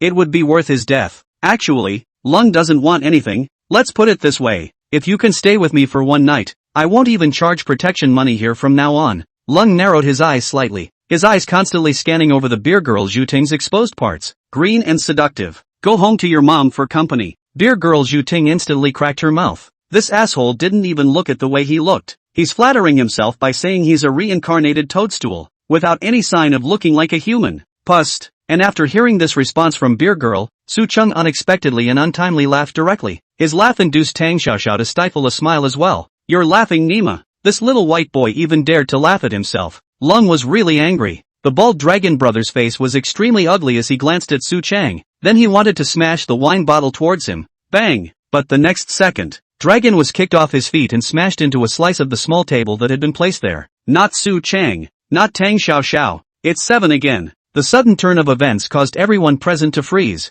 except for Su Chang, because he knew that no matter what time, no matter what place, no matter what kind of danger had befallen him, this girl will always be there for herself. How dare you hit Lung? That little brother also just reacted, extremely angry, then rushed up to try to avenge brother Long, but he was no match for 7. Another kick directly on the waist of this little brother. All of a sudden snotty. The little brother is also the same position folded on top of Long. Dear sister Zhu Ting's eyes glistened as she looked at Xiao Qi, who had violently beaten up the duo of Long with his sudden appearance. This sister, she's a bit handsome. Little 7, come have a barbecue together. Tang Xiaoxiao looked at Xiao Qi, who was standing by the side with an icy face, and smiled as she directly opened her mouth. Xiao Qi, naturally, Tang Xiaoxiao also recognized her, and in the past, she had also hated Xiao Qi very much. It was because this little girl would always stick to Su Chang no matter what, which caused her to be jealous a lot. But then after hearing Su Chang's mom tell the story of Xiao Qi, she kind of admired this pretty and cold little girl. No, I'll deal with these two. 7 shook her head gently before she was about to walk towards the fainting dragon, but was pulled right back by a hand. What's all this nonsense? If I tell you to eat, you eat. Su Chang pulled Xiao Qi, and as soon as he did, he yanked her into his arms and made her sit on his lap. 7's face instantly colored red, and just as she tried to speak, a skewer was shoved to her mouth. It was handed over by Tang Xiaoxiao. Xiao Qi sat on Su Chang's lap with a red face, receiving feedings from Tang Xiaoxiao beside her while reaching out her hand to try to pinch the leg under her feet. But it was wrapped in a large hand and played with delicately. Only the beer girl Zhu Ting stood alone in the wind, her face filled with shock. Chapter 34, Gambling Dad, Sick Mom, Young Brother, Broken Her. What? Could it be that this beautiful sister with an extremely hot body was not this handsome man's girlfriend? Dear girl Zhu Ting was completely dumbfounded. The handsome and beautiful sister who had originally kicked the bald dragon brother away was actually sitting on this handsome brother's lap with a shy face. It looks completely unresisting, and it's still being fed by that hot,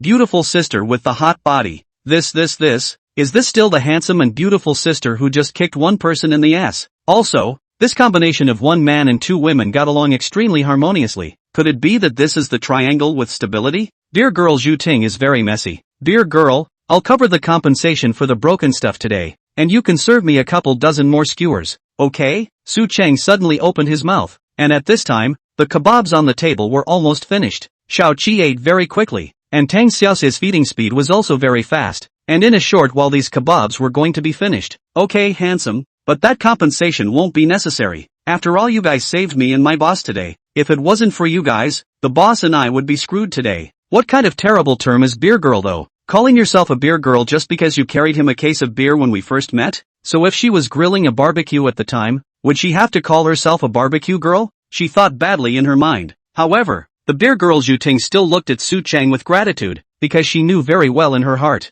if it wasn't for him, that handsome and beautiful sister Seven wouldn't have made a move. Su Cheng nodded. If I'm not mistaken, they should be from the Black Dragon Society. Tang Xiaoxiao opened her mouth while feeding Xiao Qi. Black Dragon Society? Su Cheng froze. Was there even this kind of plot inside this novel? That's right. The Black Dragon Society specializes in collecting protection fees and then feeds the people within the society by providing protection. It's considered to be the first of the three major underground organizations in Jiang City at one time, but now it's famous but not real. Su Cheng gently nodded, but he wasn't really interested in this. What with the Black Dragon Society and not the Black Dragon Society? It was just a small ant that he could destroy with his hand. Instead of discussing the Black Dragon Society, it would be better to have some fun with Seven in her arms, Sister Xiaoxia next to her, or that highly contrasting beer girl, Pepper. Hey. Soon, the beer girl Zhu Ting came back with a big wave of kebabs. Big handsome man, two beautiful sisters. Your kebabs are ready. There's more when you're done.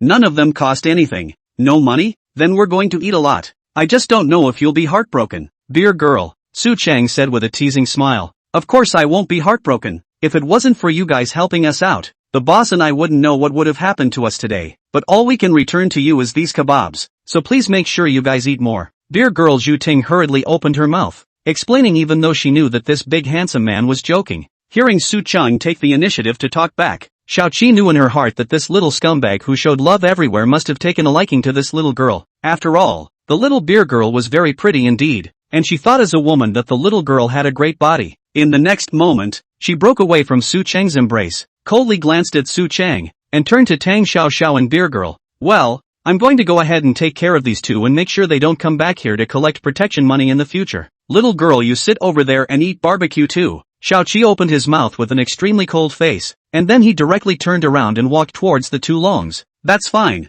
since Seven has said so. Why don't you just sit down and eat too? Beer girl, you made so many barbecues. Now that Xiao Qi is gone, let's eat and chat together. Su Cheng opened his mouth somewhat helplessly, but inside his heart he was happy. True to his word, Seven could see right away that he had taken an interest in the beer girl. Just know too much. Next time we must find a chance to make it up to her. He. Alright, then I'll be respectful. Beer girl Zhu Ting smiled, then picked a seat on the side as well. A few people started chatting next. After chatting, Su Cheng realized that the name of this beer girl is Zhu Ting. Her age is only 1 year younger than himself, and the same as a student of Jianghai University, originally living in a well-to-do family. Unfortunately, then his father got into gambling and never looked back. The family's money was gambled away by the father, and eventually domestic violence began. The mother persuaded the father once, but it was no use at all. He ended up getting a good beating from his father, and then suffered from a major illness. Do you have a younger brother at home? Su Cheng suddenly spoke,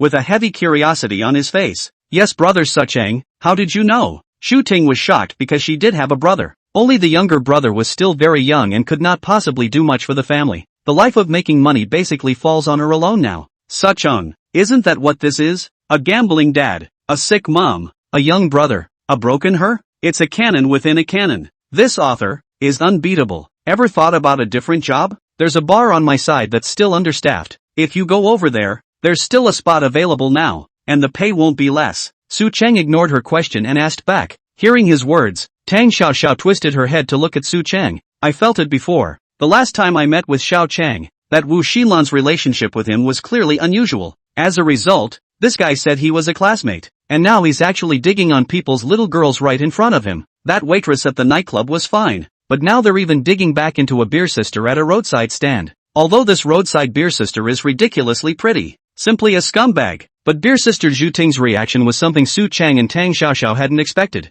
and she actually declined the invitation. Thanks brother Suchang, but the owner of this barbecue restaurant is also very nice to me now. If I leave at this time, then where will the boss find the right new person? So let's just forget about it. And I'm sorry brother Suchang for letting you down. The beer sister Zhu Ting looked at Su Chang with a serious face, and her face was full of determination. Su Chang also couldn't help but admire her. Living inside such a family, she was actually able to maintain such a state of mind. Good for you. Both he and Tang Xiaoxia nodded unconsciously, their eyes filled with appreciation. After eating for a while, beer girl Zhu Ting got up to help the barbecue owner clean up the mess, and when she returned outside again, Su Chang and Tang Xiaoxiao had long since disappeared. Ha! The beer girl Zhu Ting walked over to where the two had been sitting, and found a bank card on it, as well as a post-it note with a phone number on it. Beer girl, when you change your mind call this number and count the money in the card as your tip. What a beer girl! Beer girl Zhu Ting saved the phone number on the post-it note to her cell phone, and she couldn't help but mumble under her breath. What kind of person is this mysterious man?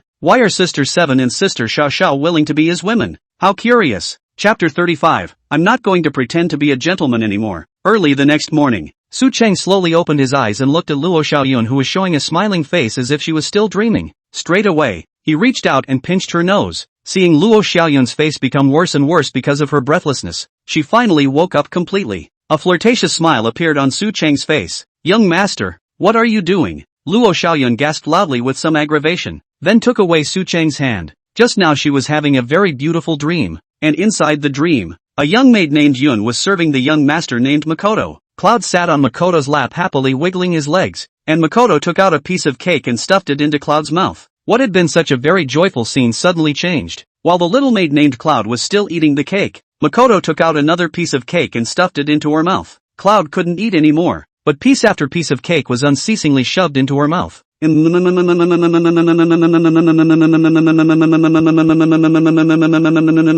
Luo Xiaoyun had trouble breathing and woke up like this. Had. Of course it's toying with our cute little Cloud. In the next second, an evil smile appeared on Su Chang's face, and like a big gray wolf, he carried the little maid into his arms. Then it was time to open his bloody mouth and start his attack on the shy little maid in his arms. Young master, don't! Luo Xiaoyun smiled cheekily and tried to get out of Su Chang's clutches, but where could she get out of it? But Su Chang suddenly let go of his hand.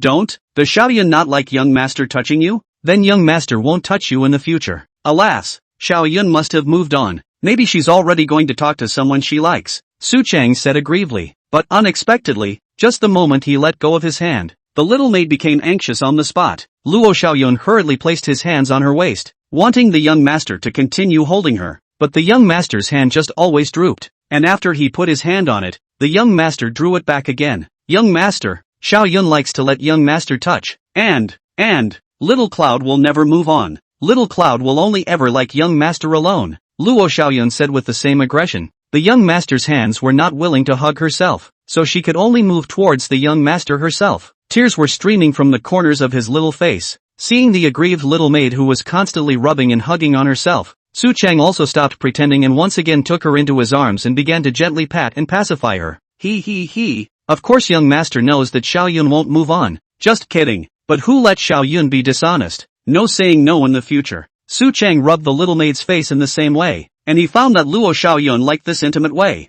Young master is so bad. Luo Xiaoyun beamed, and her face began to become puckered. Good. Bad-mouthing in front of the young master. Right. Since young master is so bad, does Xiaoyun like it? Su Chang again pretended to be angry and scratched the little maid's nose. Then an evil smile hung on his face again. Like, favorite young master. The #1 favorite in the world. Luo Xiaoyun's face immediately hung red, but still very happy rubbing against the young master's face. He. Just when Su Chang still wanted to continue doing something to Luo Xiaoyun, the doorbell of their family villa suddenly rang. Who is this? Doing everything to disturb the young master and the little maid. Su Chang stood up and stared at the little maid's face filled with pity, but the latter looked at him happily. The last time she did that with the young master it hurt so much that she cried all night. She didn't want to do that with the young master. As long as the young master could hold her in his arms, she would be happy. He. Just stay in bed and don't move. I'll clean you up when I get back. Su Chang glared at her and went out to leave. Lan Meirou had been called away by the police because of Yifan's incident last night, so there were now only a few working maids inside the house. Only Luo Xiaoyun,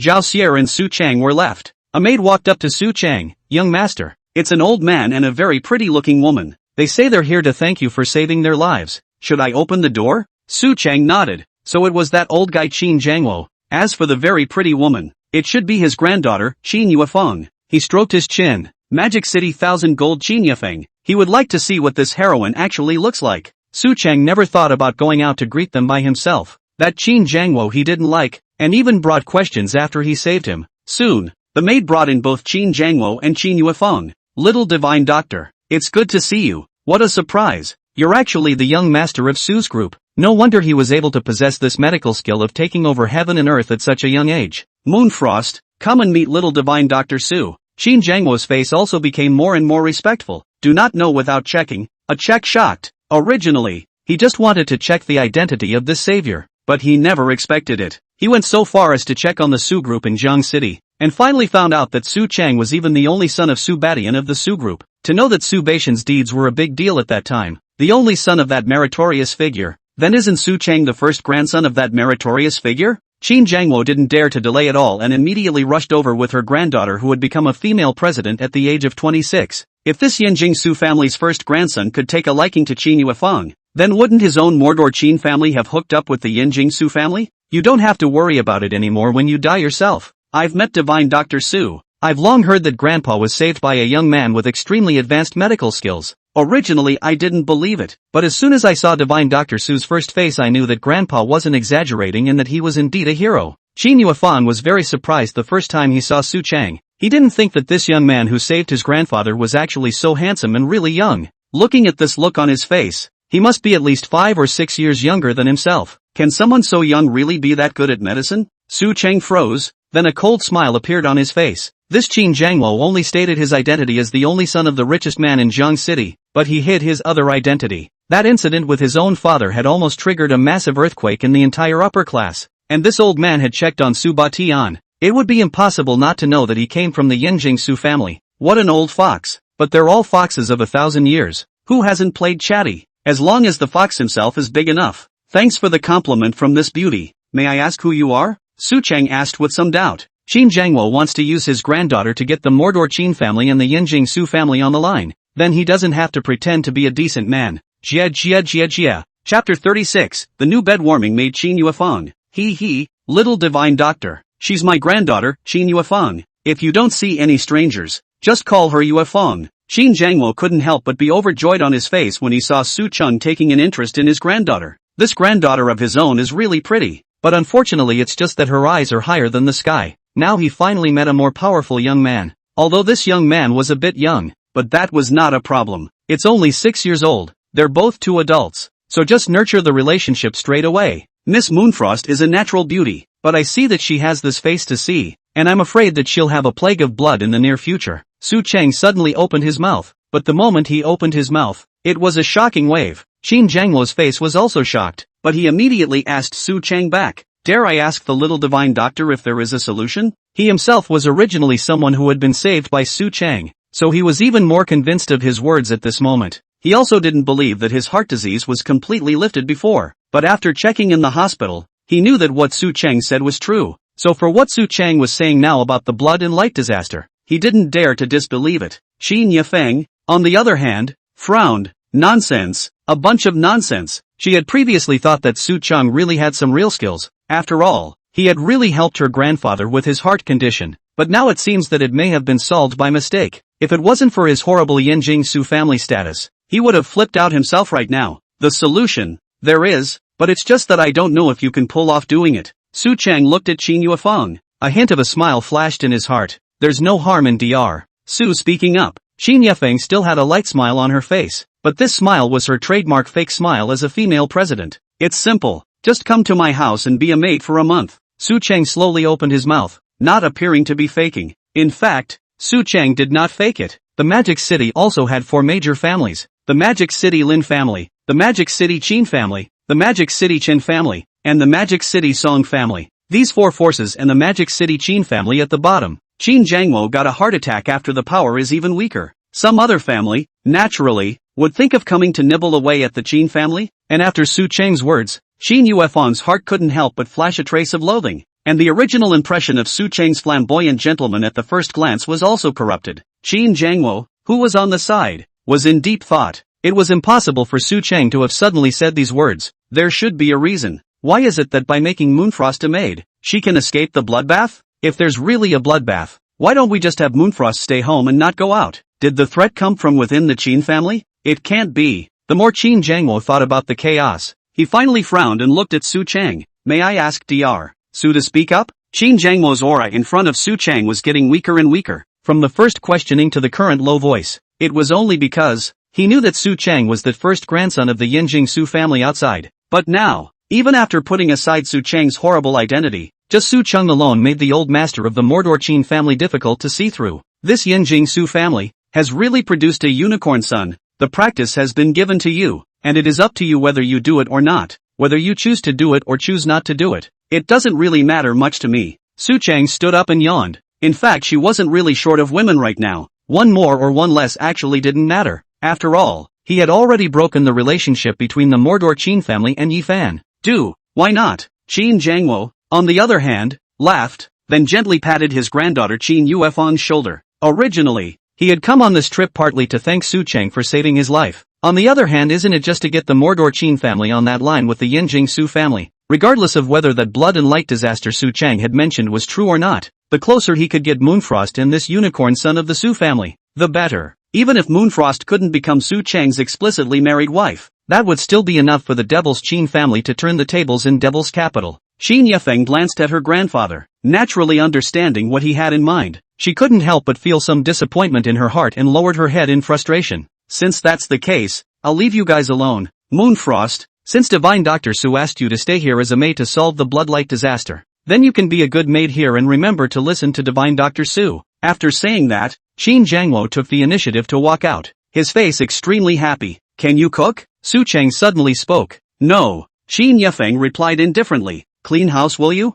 No. What do you know? Managing a company. Managing a large company with tens of thousands of people, and then making money. Speaking of this, Qin Yefeng's nose seemed to be turned up. After all, this one was one of the best things she'd ever done. Creating an international company of 20,000 people within 2 years of graduating from college. Become a female president in charge of tens of thousands of jobs. Oh, only this will do, is it? Su Cheng gently nodded, his face extremely perfunctory, as if he was very much looking down on Qin Yuefeng. Only this. Qin Yefeng's face lifted into another smile, this time genuine. You were the one who swindled my grandfather and then forced me to come and work for you as a maid, and now I can't do any work. I'll see what you do. Fine. Then you can just warm my bed from now on. Su Cheng said another flat sentence, while smiling in his heart. Can't do anything, can you? Anyway, you are also the daughter of the Qin family in Mordor, a little phoenix of sorts. Since you can't do anything, I'll let you warm my bed. What warms the bed? How do you warm it? Qin Yefeng froze,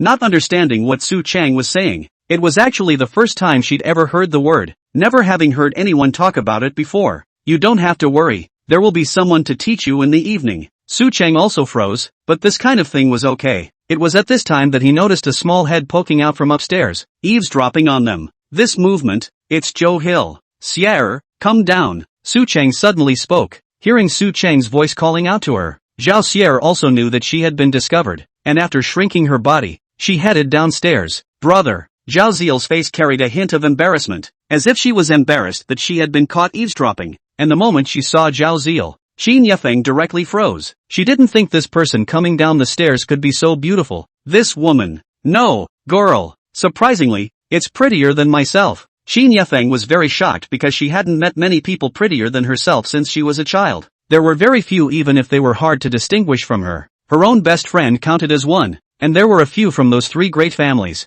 Other than that, she had never seen such a beautiful girl. Call Sister Moonfrost. From now on she'll be my bed-warming maid as well. Sister Moonfrost. Chapter 37, Thy mother and I will raise thee, and thou shalt not be concerned. Hearing Su Cheng's words, Zhao Sierra's face turned slightly red, but she still obediently shouted out, Sister Moonfrost, this is Zhao Ziel, my younger sister, and she is also considered your master, but it's up to Ziel herself how to call her. Sister Moonfrost, you can just call me Xier, or call me Sister Xier. Hearing Su Cheng's words, Zhao Xier hurriedly opened her mouth. Brother's meaning should be that he wants to make a good relationship with Sister Moonfrost, and Sister Moonfrost is also brother's bed-warming maid, not a bad person. And it was only after hearing Su Cheng's words that Qin Yuefang reacted. It turned out that after one became his maid, one was to call him master. Gosh, How could this possibly shout itself? Since her own birth, she had never even held a boy's hand. How can you do something like call a boy master? Qin Yifeng's little face turned red all of a sudden as well.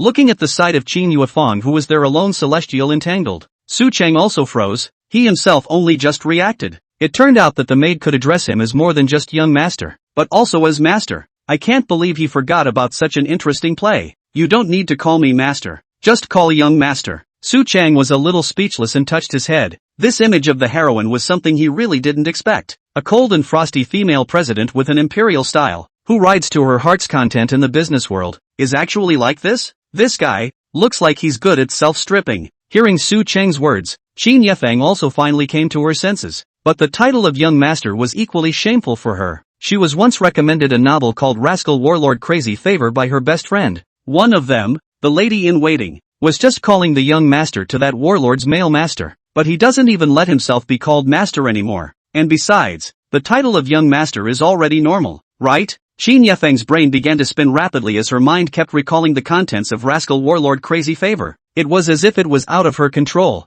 and no matter how much she tried to control not thinking about it, she simply couldn't do it. Young master. What none of the three people present expected was that Qin Yifeng didn't know which one of her tendons had gone wrong, and she even delicately shouted out. The voice was very shy and heavily laden with love. My God, Qin Yifeng, what have you done? Did you actually make that pouty voice just now? You. Are you thinking of yourself as that cute little maid and treating this bastard Su Cheng as a rogue warlord? Su Cheng also didn't expect that this female president, who had been in the shopping mall and had conquered thousands of miles, would actually make such a shameful sound. It's kinda catchy. Well, he'll just take her to a random bedroom and then you guys communicate and just hang out. Qin Yifeng, your task today is to play with Sheer. Just make her happy. After giving his orders, Su Cheng couldn't help but go find the little maid. Hey, where is little Yuner hiding? The young master is here. Looking at Luo Xiaoyun, who was still lying on the bed, Su Cheng directly threw off his clothes, lifted a corner of the quilt, and pounced in. It couldn't help but cause a gasp of surprise.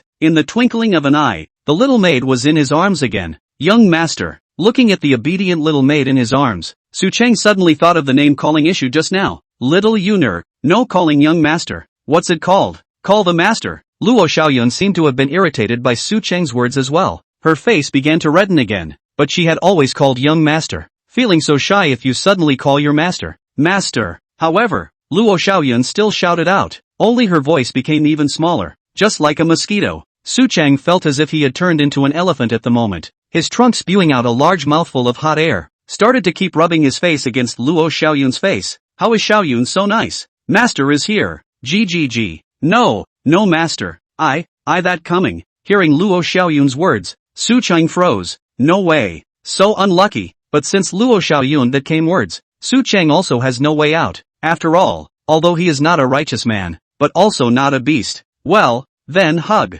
Su Cheng was a little aggravated. Aha, master. Suchung. Su Cheng wrapped his arms around the little maid and just quietly coaxed her. When Luo Xiaoyun was completely asleep, he couldn't help it at all. Immediately sent a message to Wu Xinlan, but it turned out that the other party actually took advantage of the last bit of summer vacation to run away to travel for fun. He also sent Su Cheng a private photo of her, and his words were all teasing and very arrogant. He was furious. This big schoolgirl dared to take advantage of his absence to provoke madly. Wait until she came back. One must let her know why the flowers are so red. At this time, he thought of Lan Meirou again. Lan Meirou was very sad because of Yifan's injury. Maybe she should also go and see her good brother Yifan. By the way, he went to comfort Lan Meirou's broken heart. The First People's Hospital of Zheng City. Lan Meirou was extremely sad as she lay on the bed, wiping her tears. How could she not have thought that she was only working as a maid at Su Cheng's for a period of time? Van El was then suddenly hospitalized. If it wasn't for the sudden call from the police, he wouldn't even know that something like this had happened to Vanille. According to the police, Van Air was for arching a fire at the night bar and taunting others for not even being able to come up with $700. He ended up getting sneak kicked by the guy and then thrashed like crazy. Fanner, it's all my mother's fault for not teaching you well. If only she could keep an eye on you and not let you go to a place like a bar. And you won't be getting hit like this. Oh ho ho. At this moment, Yifan's entire body was bandaged, and it looked like he hadn't woken up yet. Pust. Su Cheng stood outside the window and looked at Yifan inside, and directly did not hold back his laughter. Yifan, you deserve this. Doing what you're doing now, you're really to blame. This incident of Yi Fan's injury actually had nothing to do with him. It was all because Yi Fan had brought it upon himself. Well, there may be that much of a connection. After all, wasn't that Armani man treating Yi Fan as the one who had sent him flying? Although it would be tragic for the Armani man to attack himself, but no matter what, Yi Fan had helped himself out. Then of course he himself was going to do Yi Fan a little favor. For example, Yi Fan is now in a coma. Others see that no one eats the fruit he sends, so they have to help themselves to it. His mother, Lan Meirou, also had no one to take care of her, so she mustn't help Yi Fan take care of his mother more? Thy mother and I will raise thee, and thou shalt not be troubled. After all, he and Yi Fan were, well, good brothers. Jia. Chapter 38 Hubby. Love you so much, Auntie Blue. Su Chang walked inside the hospital room with an empty hand, and his face was very heavy. And Lan Meirou, who heard the voice, was a bit surprised, not expecting Su Chang to come over at this time. When he thought that Su Chang didn't come back so late last night, he came to the ward early this morning. It means that he immediately rushed over as soon as he heard about this matter. Thinking of this, Lan Meirou was just very touched. Honey! Lan Meirou stood up and directly jumped into Su Chang's arms and cried. Su Chang also had a heavy face as he patted Lan Meirou's back again and again to help soothe his mood. It's okay, Auntie Blue. After Lan Meirou had cried for some time, the two sat on the edge of the hospital bed. Su Chang casually picked up a banana, peeled off the skin, and handed it to the mouth of Lan Meirou, who was leaning on his shoulder. Honey, you eat. Lan Meirou gently took a bite and put the banana to Su Chang's mouth again. Su Chang was also not polite at all. After all, he was also considered Yi Fan's father. What was the difference between giving him fruit and giving it to himself? After eating the banana, he peeled an orange. Su Chang a tooth, Blue Meirou a tooth. Su Chang a tooth, Blue Meirou a tooth. But as she ate, tears seeped out of Lan Meirou's eyes again. She knew that this was the tenderness from Su Chang. This was such a man, even though he was a good brother to Fan Er. But he wouldn't ask himself what was going on with Van's child. All he could think of in the first place was comforting himself. They said, that Vanye might not wake up later. Speaking of which, Lan Meirou's tears could not be stopped completely. Although this son is not very good, but after all, it is his own child born in October, and he has raised Fan Er for so many years. Pust. Lan Meirou wiped her tears and looked at Su Chang beside her with some doubt. She just seemed to have heard laughter from Su Chang, but after turning her head, she saw him with his head lowered and his hands pressed down on his knees in death. It's all my fault. If I was with Fan Er, I wouldn't have let Fan Er suffer such painful things. Su Chang blamed himself. It actually did hurt him to hold in his laughter right now. No, it's none of your business, hubby. If it wasn't for Vanille running off to the bar on her own, how could something like this have happened to her? Don't blame yourself. Even though you're already considered Van's dad, you're just his best friend to Van after all. I've told Vanier before that he shouldn't smoke or drink, let alone go to places like bars, but he still goes. It's me who didn't control Fanner. It's all my fault. Lan Meirou's small hands covered Su Chang's hands, and she herself squatted down in front of him and began to comfort Su Chang, before finally attributing the mistake to herself. Su Chang's face had a touch of gentle color hanging on it as he held Lan Meirou's hands in his hands. No, wife, stop saying things like it's your fault and my fault. Since you've already taught Fanny not to allow him to go to the bar, then it's all Fan Er's fault for this 1,000 mistakes. Honey, think about it. There's just a chance that Vanier won't wake up. His consciousness is still there. You're Van's mom. I'm Van's dad. And the two of us are here to watch over Van, who is a kind child. And how can we bear to blame us? So we must pull ourselves together. We can't keep wilting like this. Speaking of which, Su Chang was a little thirsty and unwrapped the box of pure milk lying on the ground and took out 2 boxes, plugging both boxes with straws. One of the boxes was handed to Lan Meirou and he himself began to drink furiously. Honey, you're right.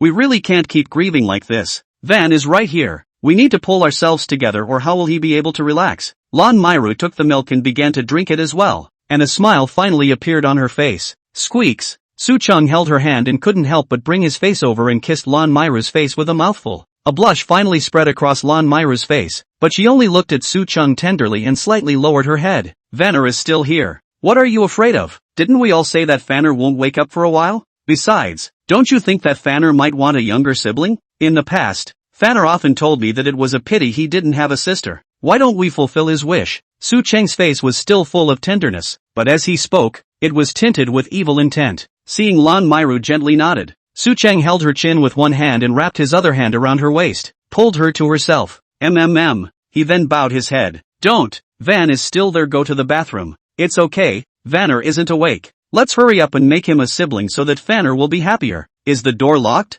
It's locked. No one will get in. I don't know how much time has passed. Lan Meirou was panting and lying in Su Cheng's arms as the two of them lay on the hospital bed. Yi Fan, who was originally lying in the center of the hospital bed, had been pushed to the edge of the bed by the two men. Do you think that this time can add a younger sibling to Fanner? Lan Meirou touched Su Cheng's chest, constantly caressing it, and suddenly opened her mouth. What? Do you want to add a younger sibling to Fanner or? Said this, Su Cheng's face hung up an evil smile again. You hate you. It seems that I, old Su, still have to work harder. Otherwise how can I suppress you? A female goblin. Watch the move. Su Cheng once again raised his spear and mounted his horse. It's not working. It's not working. Lan Meirou, the female demonic spirit, was finally subdued by the great sage Su Cheng and let out gusts of fear. She looked at Su Cheng with love and affection. Just such a man. He fell in love with such a young boy who came over to be with him at the first opportunity when he knew that he had suffered an aggravation. Again, he passed up the opportunity to actively probe to know how his good brother was doing,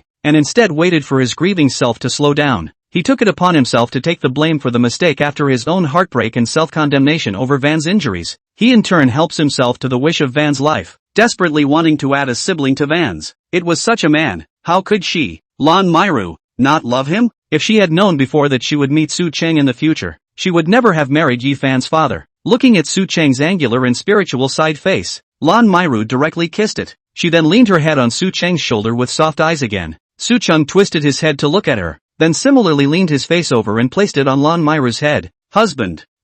Love you so much. Chapter 39 MS. By Jing has a fever. It's time for another day-long piano teaching session. Sister Jing. Su Cheng carried a large bag of vegetables as well as fresh meat in his hands to MS. By Jing's house. Makoto, come on in. MS. By Jing trotted over and reached out her hand to take the vegetarian dish inside Su Cheng's hand. After eating your cooking last night, this morning and at noon, Lingxi and I didn't know what to eat. MS. By Jing's face was wearing a smile. And today, instead of wearing the shorts she had worn earlier, she chose a pair of yoga pants that showed off her body's curves better. Then why don't I make some more tonight, when it's tomorrow morning and at noon? You guys can heat it up and eat it right away. Then come and teach Lingxi piano in the afternoon, and I'll continue cooking in the evening. Su Cheng's face spoke with a faint smile. At those words, MS. By Jing froze. She just suddenly thought and spat. I didn't expect Su Cheng to actually give a good and simple solution. Then I'll work you a little harder. Makoto, thank you so much, or else I'll count more money for you. But you don't lack money. MS. By Jing said with some hesitation. This man was indeed very good to herself and Lingxi. But this guy is so rich that he travels in luxury cars. Before that, he drove a Maybach. And today it's a Lamborghini. You don't even know how to repay it if you want to. And after hearing MS. By Jing's words, the smile on Su Cheng's face lifted upwards. Ever since that day when she and MS. By Jing had massaged each other, Sister Jing had always had a deliberate detachment from herself. But never in a million years would I have thought that today would be such a great way to get closer. It's okay, Sister Jing. How about this? You continue to massage me when I'm about to leave. Since the last time you gave me a massage, Sister Jing, my body has relaxed a lot. Your technique is really great. Hearing Su Cheng's words, MS. By Jing's footsteps stopped. At this time her face suddenly turned red. In fact, the image of the massage that night kept coming up in her dreams. And, it's all about lesser dreams. In the dream, Xiao Cheng's touch from her fingers was real and clear, constantly teasing her already extremely confused thoughts. Again, because it was a dream. Later she simply, what's wrong, Sister Jing? Seeing this, Su Cheng similarly stopped and asked Sister Jing with some confusion. Suddenly he realized that MS. By Jing's face was very red. The next second, his hand was on MS. By Jing's forehead. MS. By Jing was startled and her body involuntarily stepped back. You, what are you doing? Her face was filled with petulance, but she quickly calmed down and asked Su Cheng in return. But since Su Cheng dared to make such a move, he naturally wasn't afraid of MS. By Jing's questioning. Sister Jing, your blush is very abnormal. I just touched it with my hand and it's really hot. It might be a fever. Su Cheng reminded. Yes, there is, MS. By Jing asked suspiciously before placing her own hand on her forehead to try as well. Seems a little hot. Sister Jing, you're not allowed to try it that way. Let me try it for you. Su Cheng directly reached out his hand and took MS. By Jing's waist, pulling her into his arms, his other hand ruffling the bangs she had scattered to cover her forehead. Buzz, the current MS. By Jing was completely stunned. She didn't expect Su Cheng to be so bold. He dared to take himself into his arms at the door of his own villa, and now he is even more too. What to do? What to do? Should we duck? MS. By Jing's heart was extremely flustered. Not knowing how to choose, she simply closed her eyes and quietly waited for Su Cheng's arrival. The next second, the kiss that was expected to come didn't feel like it. Instead, Su Cheng pressed his forehead against Ms. Bai Jing's. One could feel the heat radiating from Ms. Bai Jing as if she were a steam engine. It does burn hot. How Su Cheng's face was so close. He pressed his forehead against his own. Ms. Bai Jing was dumbfounded. Sister Jing, you should have a fever. Are you dizzy? Looking at Su Cheng's extremely close face in front of her, as well as the hand that was still placed on her waist, she knew that she seemed to have misunderstood. When I thought about what I had just done by closing my eyes, oh my god, I was acquiescing to this man's actions. Luckily Su Cheng didn't do it to himself. Didn't do anything to himself. Thinking of this, for some reason, Ms. Bai Jing's temperature suddenly lowered. The heart couldn't help but flicker with a hint of loss.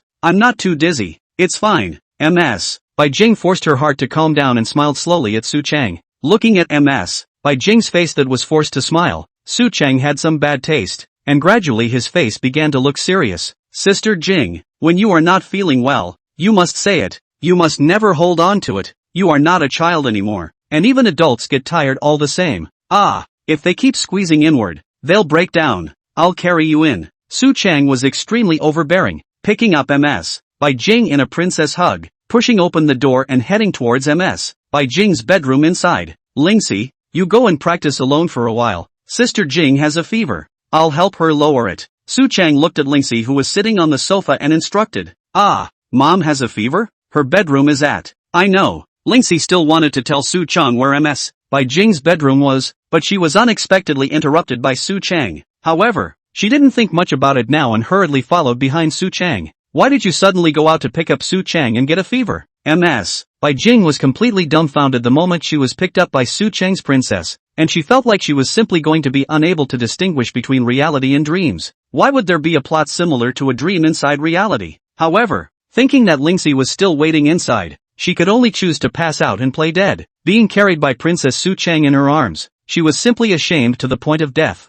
Su Cheng placed Ms. Bai Jing on the bed, and then he was ready to start the cooling down work. The first thing he did was ask Lingxi to find the medical kit. Sister Jing, hold this. Su Cheng opened the medical kit and placed a thermometer by Bai Jing's mouth. Ms. Bai Jing had no choice but to contain the thermometer that Su Cheng handed over, and she became even more shy. I don't know why, but it was clear that he was many years older than this Su Cheng. However, every time he was in front of this guy, he was like a little girl who was always frustrated. It's been a long time since I've felt like this. At some point, a sweet smile appeared on Ms. Bai Jing's face. Lingxi still wanted to come along and help, but was driven away by Su Cheng to practice the piano, and in the end only left behind a warning look like a knife. She was warning herself not to do anything to Ms. Bai Jing. Ha ha ha. Su Cheng laughed. Chapter 40, Giving Ms. Bai Jing a Needle. Sister Jing. 38. 1 degrees Celsius. Su Cheng picked up the thermometer and looked at it before handing it back to Ms. Bai Jing. Ms. Bai Jing squinted at the thermometer, and really, she felt like her head weighed 1,000 pounds. Sister Jing, why don't you let me give you a needle? It's guaranteed that the needle will get rid of the disease quickly. Su Cheng opened his mouth, his face full of confidence. What? A needle? Ms. Bai Jing was dumbfounded.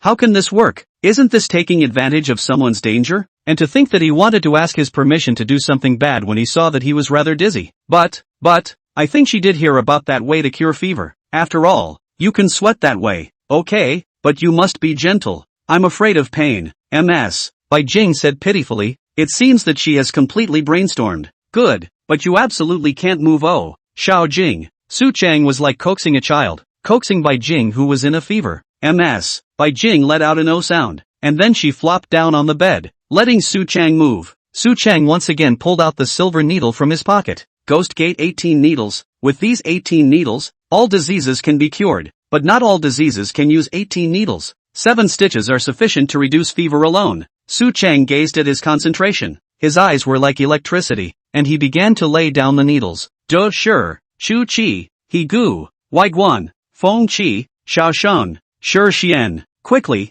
Su Cheng's movements were just too fast. In just 2 seconds, his 7 needles came out in unison and pierced into the corresponding acupoints. The next second, it was the same again. The silver needles lodged in Ms. Bai Jing's body began to vibrate at the same time, and finally burst outwards. At the same time, a large amount of sweat gushed out from Ms. Bai Jing's body. Su Chang took a towel and helped her wipe away the sweat on her body, unconsciously swallowing a mouthful of saliva.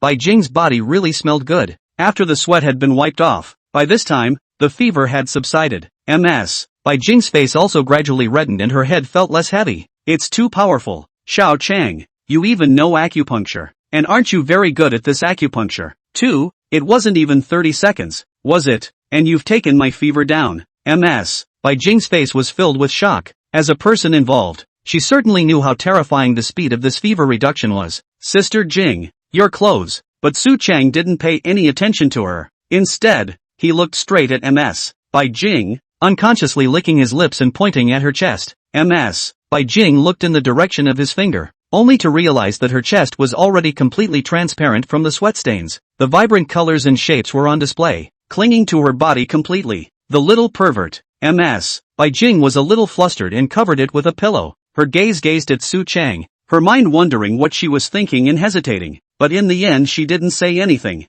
Xiao Chang, go teach Lingxi to play the zither. My fever is completely gone. Bai Jing smiled warmly before trying to push Su Chang out. But how could Su Chang do what she wanted? Wouldn't that make him a great grudge bearer? As soon as he held Bai Jing in his arms, he sniffed up the charming aroma. Head straight down. Bai Jing still wanted to resist, but in front of Su Chang, where could she resist? Simply stop resisting too. And after he left, Bai Jing's face reddened once again as she recalled how she had just pampered Su Chang in bed. Last time you said everyone has strengths and weaknesses. I think your weakness is being horny. Right, definitely on purpose. Little bastard. After murmuring something, a grin spread across her face, the corners of her mouth lifting high. Fingers also rubbed absently over his mouth. After Su Chang arrived at Lingxi's piano room, he saw that this little girl was actually practicing the piano. Why did mom suddenly get a fever? Hearing the movement of Su Chang pushing the door, Lingxi suddenly opened her mouth. I don't know. Maybe it's just the stress. She's been taking care of you all by herself and the strings are so tight that she doesn't want to talk much about anything. It accumulates and suddenly gets sick. Su Chang guessed that this should be the reason. Lingxi let out a low oh and her mood dropped. Seeing this, Su Chang sat next to her and touched her head. It has nothing to do with you. It's mainly Sister Jing's problem, and it was originally a small matter. It's just a fever. Who hasn't had a fever before? Su Chang comforted. Lingxi also nodded her head gently, and then placed her gaze on Su Chang again, her eyes flashing with a dark light. Coming. Su Chang gave a dark cry. Let me ask you, just now in the bedroom, did you big pervert do anything strange to mom? Lingxi's face was icy cold, with extreme scrutiny on her face. How is that possible? Don't you know what kind of person I am? Saying that, Su Chang took the piano-playing little Lingxi in his arms and placed her on his lap. Look, I never take advantage of people. I only do it blatantly like this. Barking. Su Chang even gave Lingxi a kiss on the cheek. That's more like it. But no, you're not allowed to do this kind of thing to mom blatantly. It's enough for you to do this kind of thing to me. Lingxi glared at him viciously while waving her small fists. I will do it blatantly to Bai Jing, just don't let you see it. Su Chang secretly said in the bottom of his heart. So, you want me to do this kind of thing to you more often? An evil smile hung on Su Chang's face, and his hand was placed on her small stomach. Lingxi glanced at him, her eyes filled with contempt. Who would want you to do such a thing? Ugh, what a pain.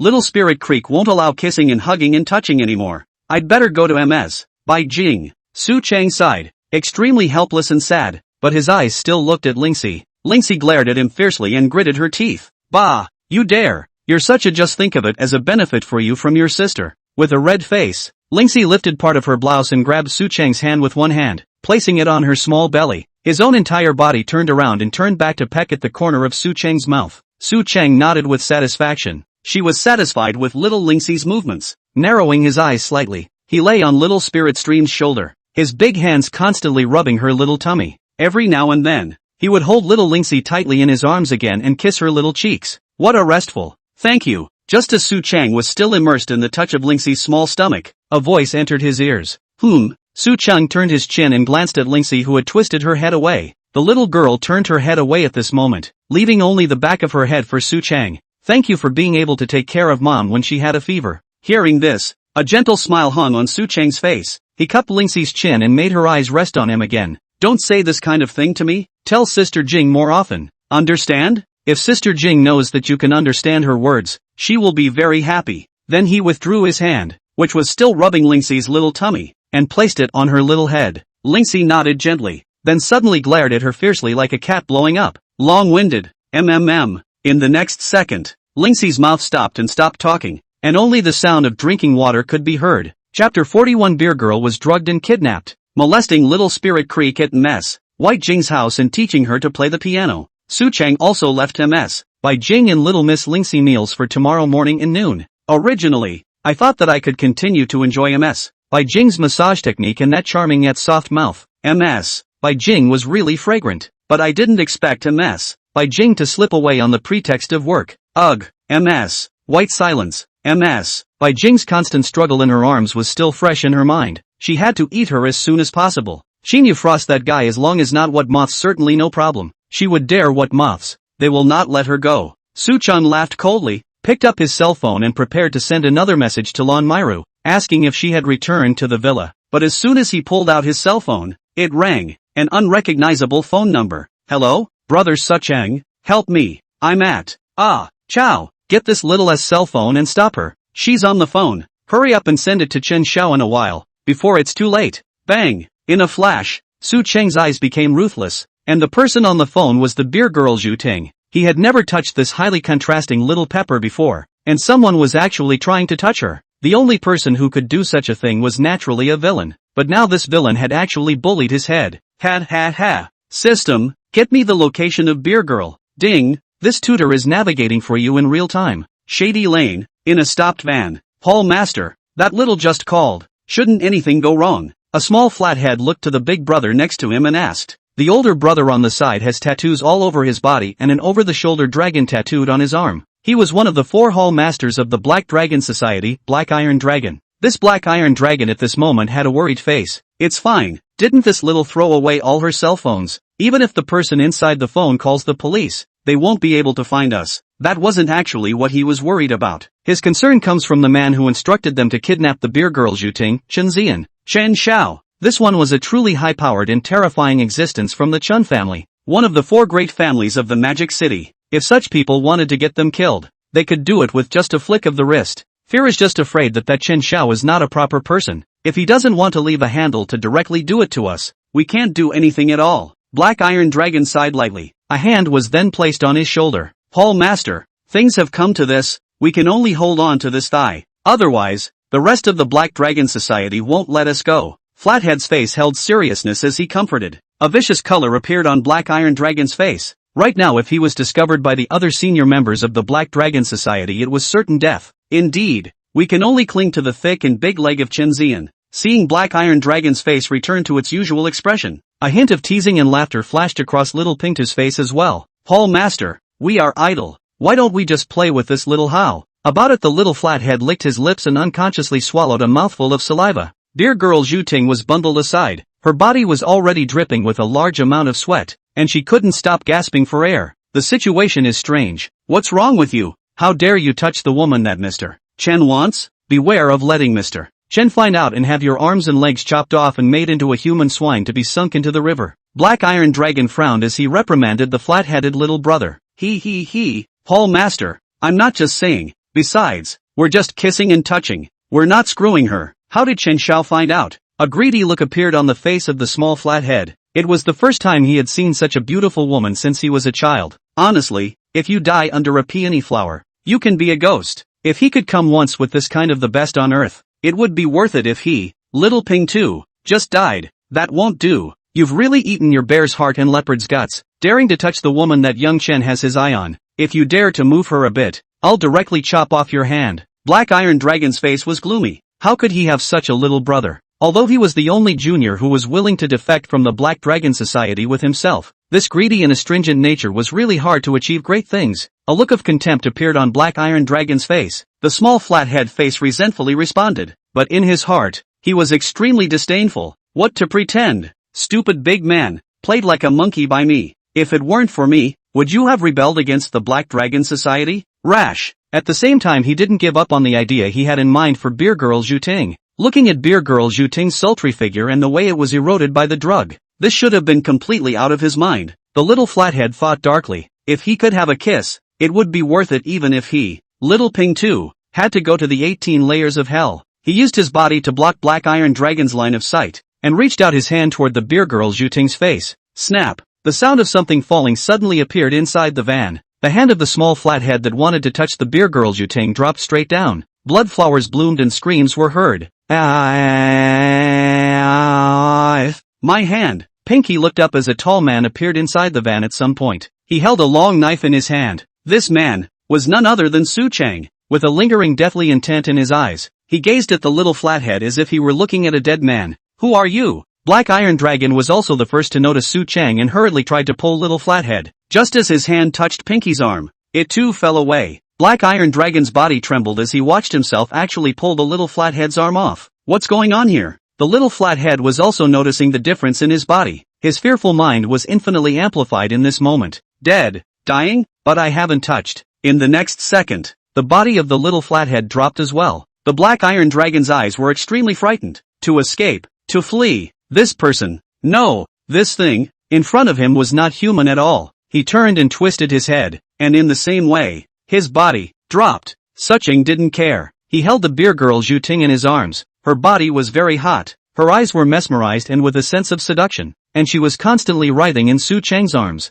This ninny. It's killing me. Brother Sucheng, is that you? Brother Sucheng. Dear sister Zhu Ting's eyes were watery, and she cried out directly the moment she saw him. She had no idea what to do at that time, and could only think of a way to call brother Sucheng. Later, it seemed like he was drugged. Is it possible that the one in front of him is not brother Sucheng, just a hallucination due to the drugs? Don't. I don't want to be touched by anyone other than brother Sucheng. In the next second, the drugged beer girl Zhu Ting immediately had to bite her tongue. She wanted to kill herself. Su Chang suddenly heard this inexplicable cry from the beer girl Zhu Ting and realized her movements. It was also a shock, but on the spot, with a hand slashing the knife, he struck her in the neck and knocked the beer girl Zhu Ting out. Chapter 42, A Night of Crazy with a Beer Girl. Even though the beer girl Zhu Ting fainted, the blazing sensation still made her pick at her clothes, but with her clothes partially removed, she still felt very hot. Su Chang's heart was even more itchy, which called him a decent man cannot endure awe. After some thought, he decided to take the beer girl out into the night, contact Wu Xinlan and ask her to reserve a room for herself. He has a godlike talent for driving, and he has to endure the temptation from the beer girls on the sidelines while driving his Lamborghini wildly. Totally epic difficulty. Soon, the two arrived at the night, and Wu Xinlan stood waiting outside the door. At this time, the night and the previous decoration had been very different. Sitting in the innermost part of the main hall was actually the previous manager. Su Chang was a bit surprised, but didn't put too much stock in it.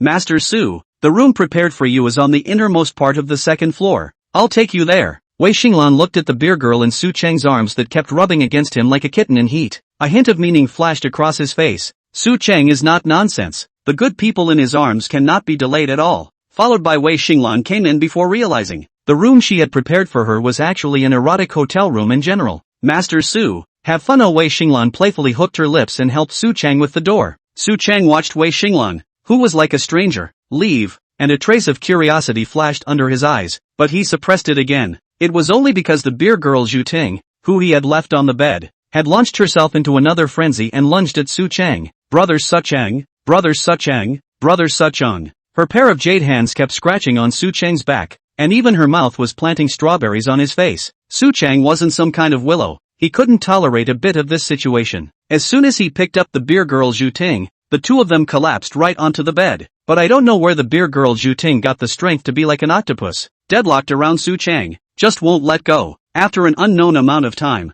a ray of sunlight passed through the screen window and shone on Su Chang. He slowly opened his eyes and felt the soft sensation coming from his hand. A night of madness. The room had been strewn with scraps of clothing and self-contained suits from within this room, all played by Su Chang and beer girl Zhu Ting. Last night's battle was also the craziest battle since Su Chang crossed over. Even the time before when Luo Xiaoyun and Lan Meirou took turns, it was far inferior to this one. This beer girl Zhu Ting is indeed a little hot pepper, and due to the reason of being drugged, this guy is even crazier. Every time she changed her suit, she would elicit a very reluctant sound from the beer girl Zhu Ting, and after changing her suit, she would continue to catch up with Su Chang. Attack again. Rubbing beer girl Zhu Ting's head, Su Chang changed into his own clothes and walked out. At this moment, Wu Xinlan was hanging up clothes, one men's suit after another. Master Su, how was the fun? Did that little kitty play happily with you? Wu Xinlan said with a flirtatious smile and gave Su Chang a wink. Come Master Su, try to see if this dress fits. Wu Xinlan picked up another piece of clothing and walked towards Su Chang. Su Cheng spread his arms wide and let her try the clothes on for himself. You've become too fast. There's no need for this. Su Cheng slowly spoke, somewhat helpless. Could it be that Master Su doesn't like this look? I can change it until it is changed to your liking. In fact, I used to be the same type of kitty you play with, and I can still change back if you like. Wei Xinlan stopped her movements, her eyes firmly looking at Su Cheng, as if there were stars twinkling inside. Forget it, whatever, just do as you're happy. Su Cheng was somewhat helpless and waved his hand. He didn't really care about these things, just as he hadn't cared about Wei Xinlan, who had been embarrassed by the Armani man. In the first place, if that Armani man hadn't made things difficult for Tang Xiaoxiao, he himself wouldn't have cared about Wei Xinlan from start to finish. He let Wei Xinlan take off his own clothes and put on the one she was holding. Master Su, you say I'm becoming fast, but some things are the same. I am a cunning girl, fragile and sensitive. Every step I take I want to get closer to you and for you, Master Su, to remember that there is such a little girl here. If I'm not mistaken,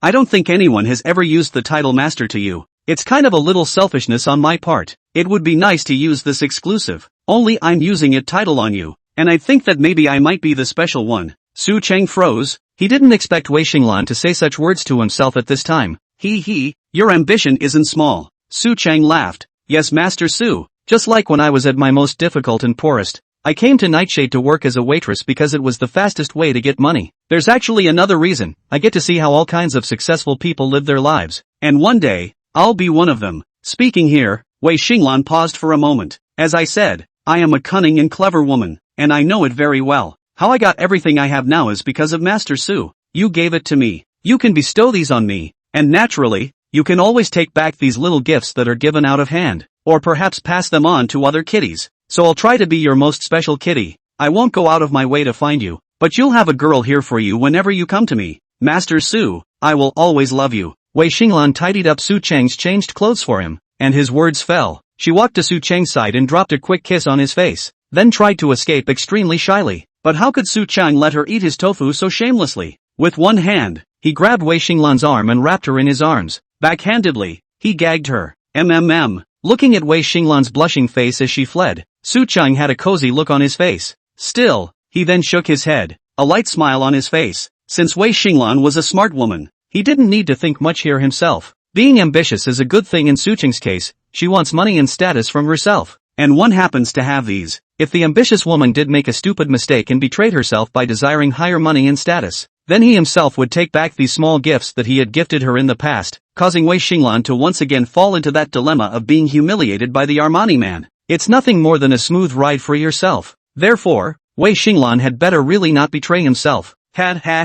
Otherwise, she would have seen the real hell. Su Cheng gently licked his lips, as if he saw Wei Xinlan in his eyes. He wanted to eat this ambitious woman. Chapter 43, Master Su. Your little cat has awakened. Young Master Chen, those two can no longer be contacted. Only a van was found at the scene. An extremely sultry woman looked very seductive in an OL-set dress with long black stockings wrapped around her legs. And in front of her was a fat man with a big belly, which was none other than Chen Xiaoan. It doesn't matter if those two are lost. Where's the barbecue babe I want? Chen Xiaoan slammed the red wine glass in his hand to the ground instantly, his face filled with anger. That's really a superb It's comparable to the Chinu Frost that she had been chasing before, right? If he could have this kind of superb woman on his knees, just thinking about it made Chen Xiaoan horny. But now, this extremely beautiful woman was actually nowhere to be found. Even the person who worked for him or her was nowhere to be found. His hand covered the woman's long black silk leg and slowly traced upward. Since that barbecue beauty can't be found, it's up to you to fill my broken heart. Don't, Chen Xiao, that beautiful woman hummed, but she didn't resist at all, so she was grabbed by Chen Xiaoan and collapsed in her arms. 2 minutes later, Chen Xiaoan was lying on the sofa in high spirits, looking at the beautiful secretary who was also beside him with unfulfilled desire. Another smug look on his face. How's that? Following Chen Xiaoan keeps you well fed. Chen Xiaoan's hand patted that beautiful secretary's butt. Bugger young Chen, you're just too good. Following you, I'll be able to have a full meal every meal. Chen Xiaoan haha laughed, but he was a bit tired at this point and lay down on the sofa to sleep. When the beautiful secretary saw him suddenly fall asleep, contempt and disgust flashed across her face as well. Pure and simple 3-second man. 2 minutes of foreplay. 3 seconds of foreplay. If Chen Xiaoan hadn't suddenly asked her, how does it feel? Comfortable? The beautiful secretary didn't even know he was in heaven. Where's the face to ask yourself such a thing? The beautiful secretary gave a contemptuous middle finger and then picked up her cell phone. Old Wang, Coming out tonight? Dear girl, Zhu Ting slowly opened her eyes. The extremely unfamiliar scene startled her, but after calming down, the ridiculous and sweet events of last night came flooding back to her.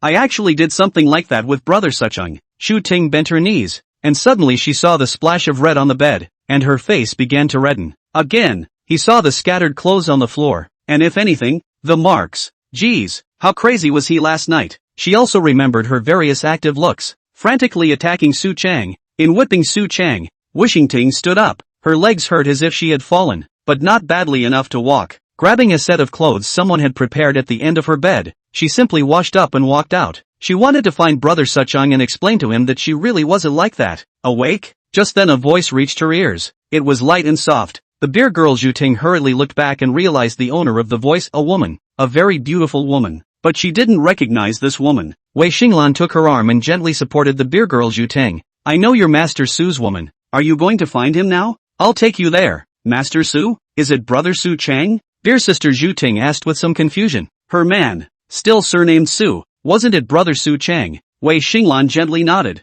Her smile was serene and she treated Zhu Ting's movements very gently. I'll take you there. Dear sister, Zhu Ting was puzzled. Who was this woman? Why did she call out to brother Su Chang? Master Su? And then there is. What exactly is this woman's relationship with brother Sucheng? She was a little distracted. Wu Xinlan pushed open the door to a room where Su Chang was discussing something unknown with a mature woman. Master Su, the little cat is awake. Wu Xinlan suddenly opened her mouth, a teasing smile on her face, but one could see a touch of extremely strong shyness in the bottom of her eyes. Her first kiss was taken away by Master Su just like this. What little cat? Don't talk nonsense. Su Chang glared at her, then waved his hand, signaling the woman in front of him and Wu Xinlan to both go out. Zhu Ting stood in front of Su Chang, not knowing what to say when he opened his mouth. Su Chang was also a bit embarrassed. After all, he was kind of taking advantage of someone's danger, right? That, brother Sucheng, I'm really sorry about last night. But what he didn't expect was that before he could apologize, the beer girl Zhu Ting apologized first instead. Last night,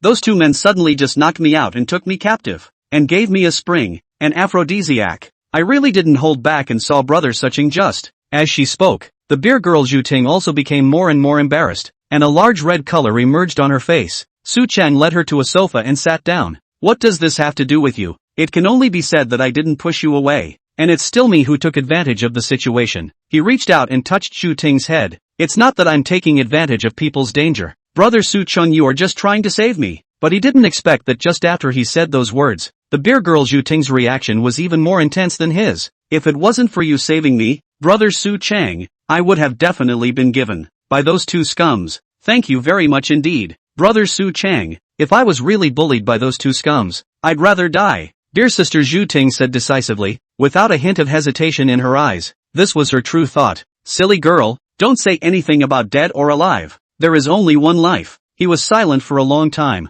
and touched beer girl Zhu Ting's small face with his hand. Then, that brother Su Chang, it's this thing that you and I did last night. Can we not tell sister Xiaoxia and sister Xiaoqi? They would hate me if they knew about this. Dear girl raised her head to look at Su Chang with a hopeful, very serious request in her eyes. Sister Xiaoqi saved herself when she was in danger, and she was definitely brother Su Chang's woman as well. Otherwise, such a powerful force wouldn't have sat so obediently in brother Su Chang's arms. And then there's sister Dash, who is equally kind to herself and doesn't look down on her at all for being a girl who delivers beer and sells barbecue. At that time when the customers had all run out, only sister Xiao Xiao and brother Su Chang did not run. Sister Dash was also the first to tap the table, standing up and drawing fire when she was about to be bullied by that bald dragon. Sister Dash is a total sweetheart, and she definitely liked brother Su Chang as well, although she didn't know what kind of relationship they had. But the way sister Xiaoxia was gazing at brother Su Chang, she definitely couldn't be wrong. Two such nice people both like brother Sucheng, although I don't know if they have sex, but it was true that he had a relationship with brother Sucheng.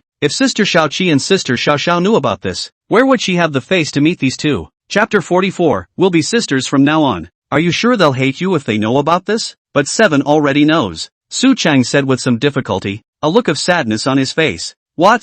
Sister Seven even knows about it already? Dear sister Zhu Ting's eyes turned gray in a flash, and her body directly collapsed towards Su Chang. It's over. I'm going to be hated by sister Seven. Su Chang hurriedly wrapped his arms around her and began to comfort her. Oops, what are you thinking? Do you think your little sister Seven is like that? That she would hate you because of that? It's more like she hates me. Su Chang scraped her little nose and teased. Just then, 7 appeared out of nowhere in the room. He's right. This has nothing to do with you. I won't hate you. A smirk crossed 7's face, revealing her long tiger teeth. You don't know how hateful this guy is. He obviously can. When he said this, 7's mouth suddenly stopped and glanced at Su Chang. Anyway, he's just a big asshole and we're all here to hate him. Su Chang smiled and crossed over to the beer girl Zhu Ting, taking 7 in his arms. Look who spilled the vinegar. I won't say who. 7 struggled symbolically. Her eyes flashed a smile and she reddened. Whose jealousy did you say spilled? Xiao Qi was showing her long tiger teeth again. Su Chang's other hand wrapped the beer girl Zhu Ting, who didn't know what to do, in his arms as well. One sat on his left leg and one on his right, both leaning into his arms. Sister Xiao Qi, are you really not angry with me? Dear Sister Zhu Ting asked cautiously. She felt that if it was herself, a stranger who suddenly appeared and somehow became her sister, definitely going to have a problem with this woman. 7 sat on Su Chang's lap gazing at Zhu Ting, the beer girl who was watching from the side. It wasn't your fault in the first place, so blame those two bad guys. Besides, I like you a lot too. Hey, 7 gave a goofy smile. Sister Xiao Qi, you are really nice. Beer girl Zhu Ting looked at her extremely moved. 7 rolled her eyes and looked at Su Chang, who was holding the two above her head. As soon as she heard these almost explicitly conspiratorial words, the beer girl Zhu Ting didn't dare to answer them. After all, she herself has also considered Su Chang outside to pick the flowers. Provoke grass. Someone is always out there womanizing again. Beware that one day, I also go outside. But before 7 could finish her words, her mouth was gagged by Suchang. Su Chang lowered his head, one hand cupping her chin in a deadly grip, not allowing her to move a bit. The other hand was back around her waist, controlling her. The two men took turns attacking, neither refusing to submit to the other. A moment later, Xiao Qi let go and Su Chang chased after him again. A moment later, Su Chang let go of his hand, and Xiao Qi rectified for a moment and also chased after him. Asterisk. 7 cursed suddenly as she lay on his lap, gently breathing in the air. Asterisk says who? Su Chang smiled back and took 7 in his arms again, signaling that he was going to gag her again. He. Xiao Qi sneered, forced by Su Chang's jinwei. This war, she still lost, but 7 would never admit it. Zhu Ting, the beer girl sitting on Su Chang's other leg on the side, had already looked completely dumbfounded, covering her eyes with both hands and looking through the cracks in her fingers. It's not, is it? Can it take so long to just have a kiss? Zhu Ting, the job over at the barbecue restaurant. No more going. Su Chang suddenly spoke, his face very serious. He had spoken to his beer girl, Zhu Ting, about such an intention once before, only to be rejected, but now it has been subjected to such a thing as kidnapping. Then this matter naturally can't be just let go. But the barbecue restaurant side, beer girl Zhu Ting still wants to retort. The barbecue store side let him just find a random apprentice. If he can't find one, I'll help her find one.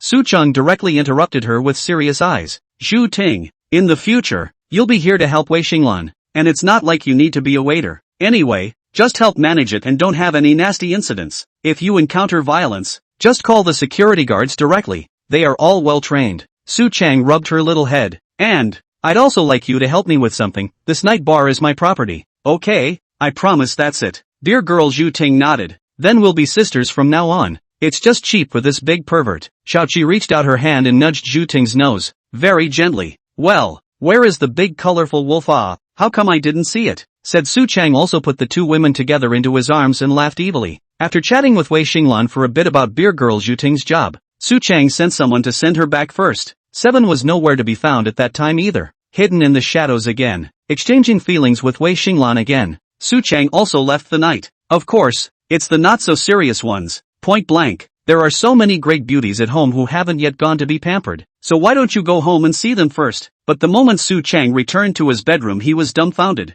A large and two large beauties lay on the bed, their hands still in the position of alternating fingers. The two faces were also pressed together, emitting extremely smooth breathing sounds, and the two hadn't woken up yet. The little beauty was Luo Xiaoyun, while the big beauty was Qin Yuefeng. Su Chang picked up his cell phone and just snapped a few pictures. This beauty is something he certainly can't miss. He also stood on each side and gave a close-up of both their beautiful sleeping faces. Very delicate. After taking the pictures he walked out of the room and first came to the bedroom that belonged to Luo Xiaoyun. Unfortunately, there was no one inside. It seemed that Lan Meirou hadn't come back yet and should be taking care of that waste of a son. As soon as he thought of Lan Meirou, he recalled that very ridiculous daytime. It's literally 100%. Yi Fan was lying on that hospital bed, with himself and Lan Meirou attributing mistakes to him while eating the gifts that others had brought him. Not only that, they pushed Yifan to the edge of the bed, and themselves and Lan Meirou together on that bed. Thinking of this, Su Cheng couldn't help but become itchy once again. Although he had fought all night yesterday, he basically wouldn't feel tired with his god-level physical health and god-level martial arts talent. It's like a humanoid machine. He, desperately wanting to exercise, could only start exercising now, considering that he had to go see Lingxi and MS by Jing in the afternoon. System, check the location of Chen Shaoan. He really needs to start exercising. Chapter 45, to do great things, one must start and end with a sword. Chen Shaoan, a direct descendant of the Chen family among the 4 major families in Magic City. He is a complete second-generation ancestor who has been chasing after Qin Yuexian for more than 10 years. But the other Qin Yuexian doesn't even look at her for a second. A live-licking dog. This shows that even the topmost rich kids will still be infested with lickspittles. After hearing that Qin Yefeng accompanied her grandfather to Jiang City, this follower farted and even followed her over. But he didn't follow Qin Yuefeng to Jiang City to be a licking dog this time. Although the Devil's Capital Qin family was gradually declining, it was still one of the 4 great families of Devil's Capital in the end. Chen Shaoan didn't dare to move her in Mordor, and when he came to Jiang City, this kid dared to make a move, and from the beginning, he harbored such an intention. Xiao Yu, have you found out the whereabouts of Qin Yuefeng? Beside Chen Shaoan stood a beautiful woman with a very outstanding figure, wearing a pair of glasses and a long ponytail, looking very intellectual. One could tell that the face bore a slight resemblance to Qin Yuefeng. Young Chen, according to the investigation, it was found that Qin Yefeng had been accompanying Qin Jiangwo before, and after a certain time when Qin Jiangwo fainted on the road, Qin Jiangwo then sent Qin Yefeng to hide inside a villa and hasn't come out until now. Chen Shaoan's eyes were constantly scanning over this glass's beauty, not hiding his desire in the slightest. Oh, hiding? Are there many people inside that villa? No, because the person who was observing the situation suddenly lost contact, and we haven't been able to get in touch until now. Koyuki's face was a bit stunned. It was because those observing the situation had been observing Qin Yefeng for a long time, but by the time they reached the vicinity of that villa, suddenly it's out of touch. I suspect that there are a very large number of bodyguards inside that villa. Otherwise the contact person wouldn't have suddenly lost contact. You knew in her heart that there was a high probability that that person was dead. If it wasn't for the fact that the footage from that camera is always conducting, we wouldn't even know what that villa looks like. You added. Chen Pingon frowned. He didn't want to hear these inexplicable words. He only wanted to know if Qin Yuexian was hiding there. Could he snatch her out or not, and still not expose his identity? Seeing the increasingly dark expression on Chen Shaoan's face, Xiao Yu's heart couldn't help but panic. However, young Master Chen, we will work very hard to complete this task. But she knew in her heart that the probability was that this problem would not be completed. I don't care what you're trying to do. I want Qin Yefeng. Don't stand there. Come here. Chen Shaoan slammed the table very angrily. Then his expression got better again. At the same time, that Xiao Yu's expression went cold. I'll go over if you tell me to? Chen Shaoan, you can't get me. Qin Yuefeng, in this lifetime, so die while you can. Xiao Yu suddenly took off her glasses, her complexion cold and abnormal. Ha ha ha, yes, that's it. It's so similar every time. That's how she rejects me. Chen Shaoan laughed out loud, and the fat in his obese body followed with a tremor. You said I couldn't have you, but aren't you standing in front of me right now? Kneel down for me. His eyes were abnormally hot, and this feeling of being able to delude himself into obtaining Qin Yuefeng was even more infatuating. Chen Shaoan grabbed Xiao Yu's high ponytail and pulled her down, kicking towards her legs. Snap! With 2 crisp sounds, Xiao Yu directly knelt down in front of Chen Shaoan. Eat! Since it was broad daylight, Su Cheng made a little extra detour and finally arrived at the system's navigated location of Chen Shaoan. Su Cheng wore a pair of sunglasses and a mask that completely covered his face, changing into a plain black uniform. Even his shoes were equally black, because he was going to do something amazing today. You can't expose yourself. Chen Shaoan's location is a town near the outskirts of Jiang City, with surveillance around it, but Su Cheng didn't hack the surveillance. Su Cheng put on his hat and gloves and climbed directly up the wall to the 2nd floor and came to the window of Chen Shaoan's room. Wow! He slammed his fist on the glass and instantly broke the window. Chen Shaoan and Xiao Yu in the room had been completely stunned, not expecting that someone would break the window and come in.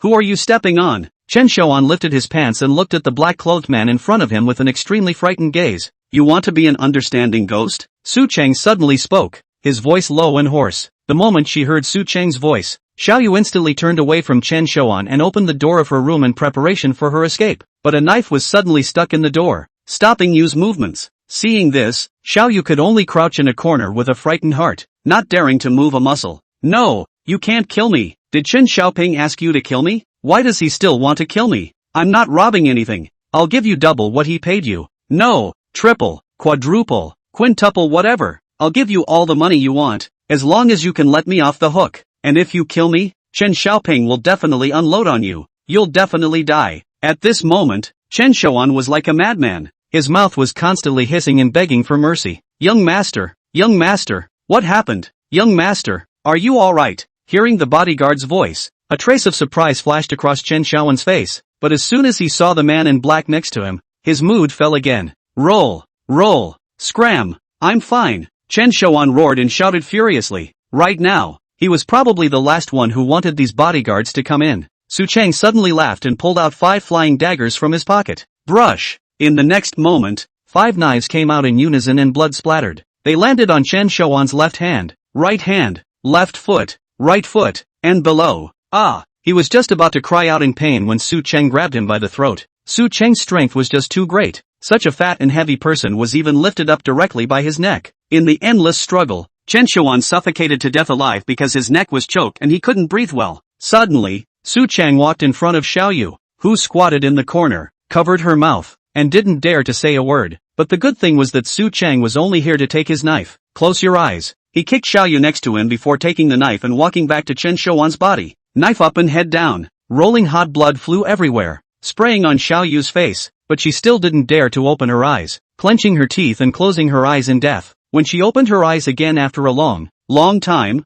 the body in the room was gone, and so was the man in black. Xiaoyu was still crouching in the corner and didn't dare to move. Chen Xiaoan's death had touched her very much. She was leaving. She was never going to be a plaything for these posh kids again. Her hand kept fumbling in her pocket, pulling out a small recorder. And it was already on the news when she used this recorder as a condition to leave. The 4 great families of the Magic City. Chen Xiaoan, a direct descendant of the Chen family, died in Jiang City. Head was kicked as a ball by a black man in People's Square. Body parts, whereabouts still unknown. Chapter 46. It is my duty to warm the bed. Sister Moonfrost, look, you're so pretty. Zhao Xier's eyes glistened as she handed her cell phone to Qin Yuefang. It was showing an image of her and Luo Xiaoyun with their hands crossed 10 fingers and their faces pressed together. Pust. Qin Yuefang almost couldn't hold back the tea she just drank inside her mouth. When did you take this picture? Qin Yuefang brought her face to Zhao Xier's face, her face filled with astonishment. How did she not know that Zhao Ziel sneaked in and even took pictures? If this photo were to be circulated,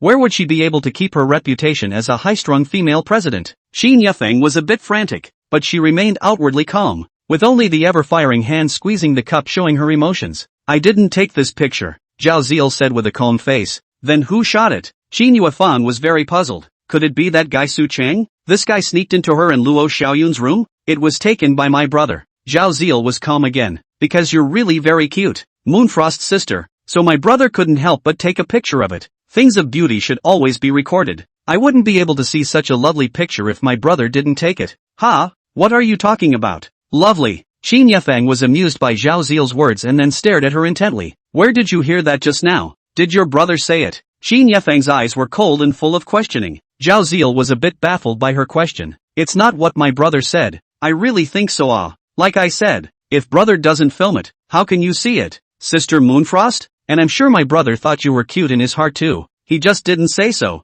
Zhao Xier's face held a smile as she knew that Sister Moonfrost was definitely one of her brother's mates as well. Just like Sister Xiaoyun and Sister Meirou. So hopefully she'll be more kind to her brother as well. Qin Yuefang's face flushed slightly as she gazed carefully at herself as well as Luo Xiaoyun in the photo. Seems like it's still a little more cute for Little Cloud. How can I be that cute myself? And where is your brother now? Why haven't I seen him? And where's Little Cloud? How come he disappeared as soon as he woke up? Qin Yuefang asked curiously. She remembered that she was sleeping with this cute maid, Yoon. This little girl came to teach herself about bed warming when she didn't know exactly what it was. This is the time when one realizes that warming the bed means sleeping. Just like that, Qin Yuefang and Luo Xiaoyun warmed the bed together, and then the two of them fell into a deep sleep on the bed. Hearing Qin Yuefang's question, a flash of red appeared on Zhao Ziel's face, not knowing how to answer. And when she saw this expression on Zhao Ziel's face, she didn't know what was going on. Your brother took little sister Yoon away? Taken where? Qin Yuefang's face was filled with ice. For some reason, his heart was very angry when he heard that Su Cheng had taken Luo Xiaoyun away, leaving her there by herself. However, Xin Yefeng only thought it was because her cute little Yun sister had been abducted by the big bad wolf. After all, who would want to see such a cute little cloud sister being scourged by that big bad guy who made someone a maid as soon as they met? Brother, he should probably be out shopping. Zhao Ziel touched her face in embarrassment, then finally compiled a reason out of it. But as a beautiful president of a super company, how could Xin Yefeng not see her lies? Sister Ziel, you have to be honest. Think about it. I am after all your brother's own maid that he brought back and will be serving your brother for a long time. If I can't find your brother in Xiao Yun at this time, Xiao Yun may feel apologetic in her heart, and she'll feel like she's eating alone. She will feel sorry for me in her heart, although I don't care about this kind of thing, but Xiao Yun herself will be very difficult.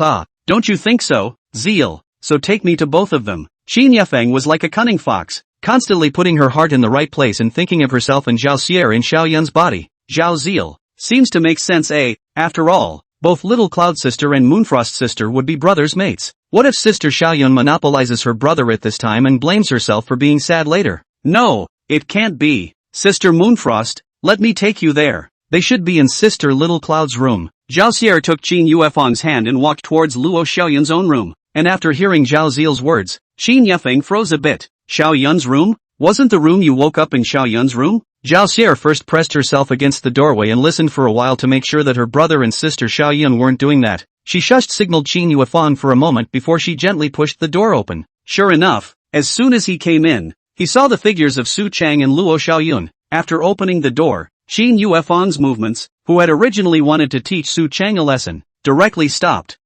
His eyes were extremely dumbfounded as he looked at Su Chang and Luo Xiaoyun on the bed, his mind going blank. Two people fall asleep facing each other. One of Su Chang's hands held Luo Xiaoyun in his arms, and Luo Xiaoyun similarly wrapped her arms around Su Chang's waist. Because of her body shape, Luo Xiaoyun's head was resting on Su Chang's arm, while Su Chang's head was pressed against Luo Xiaoyun's head. The two were like a legendary and enviable couple. It's a paradox to know that your brain is blank, but why you remember everything in such detail? Why does that place hurt? Xin Yefeng didn't understand. Suddenly she didn't want to bother these two, or maybe, these two just shouldn't be bothered by anyone. Just as she tried to touch the doorknob and leave of her own accord, the doorknob suddenly moved, avoiding her touch. Sister Moonfrost, don't forget that you're the maid that brother took the initiative to get back. You should go, to serve and please your brother. That's your duty and obligation. You can't run away from it. Zhao Ziel suddenly stretched out her hand and touched Qin Yuefeng's face, her eyes filled with tenderness. In the next second, Zhao Ziel took the initiative to walk out, and before the door was completely shut,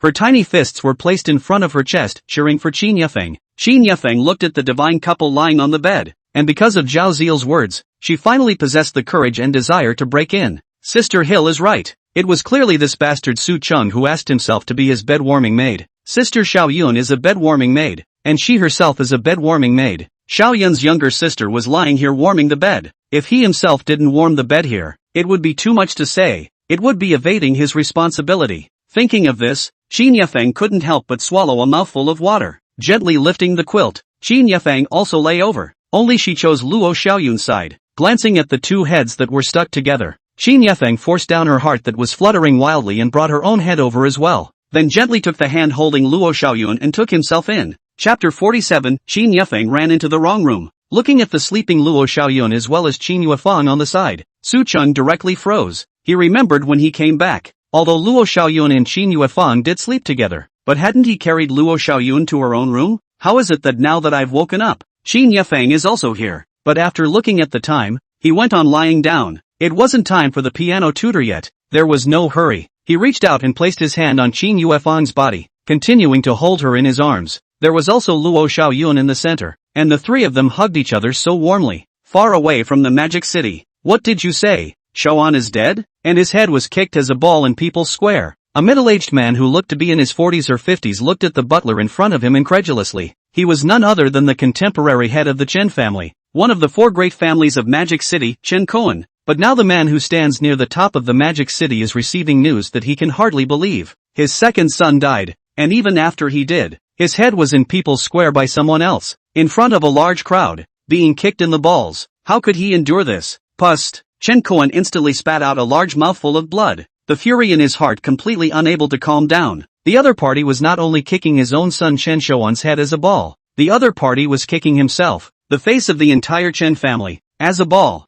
House Master, how are you? The butler saw this and rushed forward to assist him, but he waved his hand and pushed him away. There weren't many people who would dare to do such a thing, and he didn't believe that Xiaowen could offend such a horrible person. Such a big body, and Xiaowen's head. There wasn't even a bit of blood left outside the window to the villa. It's simply not possible. There is only one reason. Chen Kuan's face was icy cold, and his face was even darker and extremely terrifying. Xiaoping, you thought to take things so far as to kill Xiaowen while dragging the entire Chen family, even yourself. Down with you. Will that get you off the hook? Don't ever let me find evidence or, no harm done. Notify down. Investigate for me. Investigate this matter to the bottom of my heart. The first results of the investigation will be given directly to me first and foremost, and will not be allowed to go through anyone else. Do you hear me? Chen Kuan still left his hand a bit. No matter what, Xiaowen's death was already an established fact. If another son, Xiaoping, was hitched up because of this incident with Xiaowen, then their line of direct lineage would all be completely lost.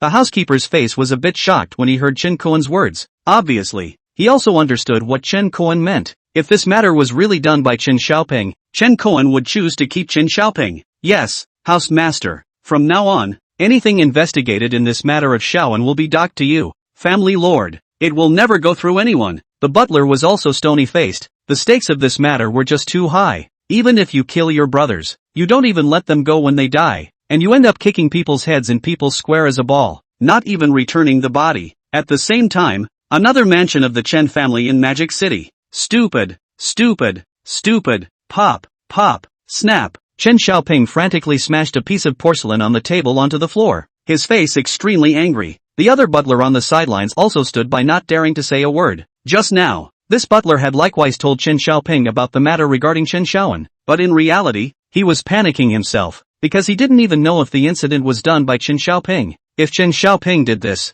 is an outrageous thing to do. Can it really be this ruthless? If Chen Xiaoping didn't do it, then who could have taken the body from that situation and still left no trace of it outside? This steward dared not think about it, nor could he. The only person who knew the truth was Chen Xiaoping, but he never wanted to make a move to kill this waste of a brother. But now that this guy has been killed by someone so blatantly human, who will others suspect killed him? Though no one on the outside would have thought it might have been this brother who moved. But, with his paranoid dad's brain, it was easy to think in his favor. Plus the extremely outrageous escape of the man in black, who was able to leave not a single drop of blood on his escape route with the body. This is a real mole, isn't it? Who do you think did it? Don't pretend for me. Chen Xiaoping stared at the housekeeper like a hungry wolf eyeing its prey. A cold sweat dripped from the butler's forehead and he hastily slumped to the ground. I think it might be. Snap. But before he could finish his words, another bottle of china smashed directly towards his head, falling to the ground and turning into shards. The butler didn't dare move a muscle,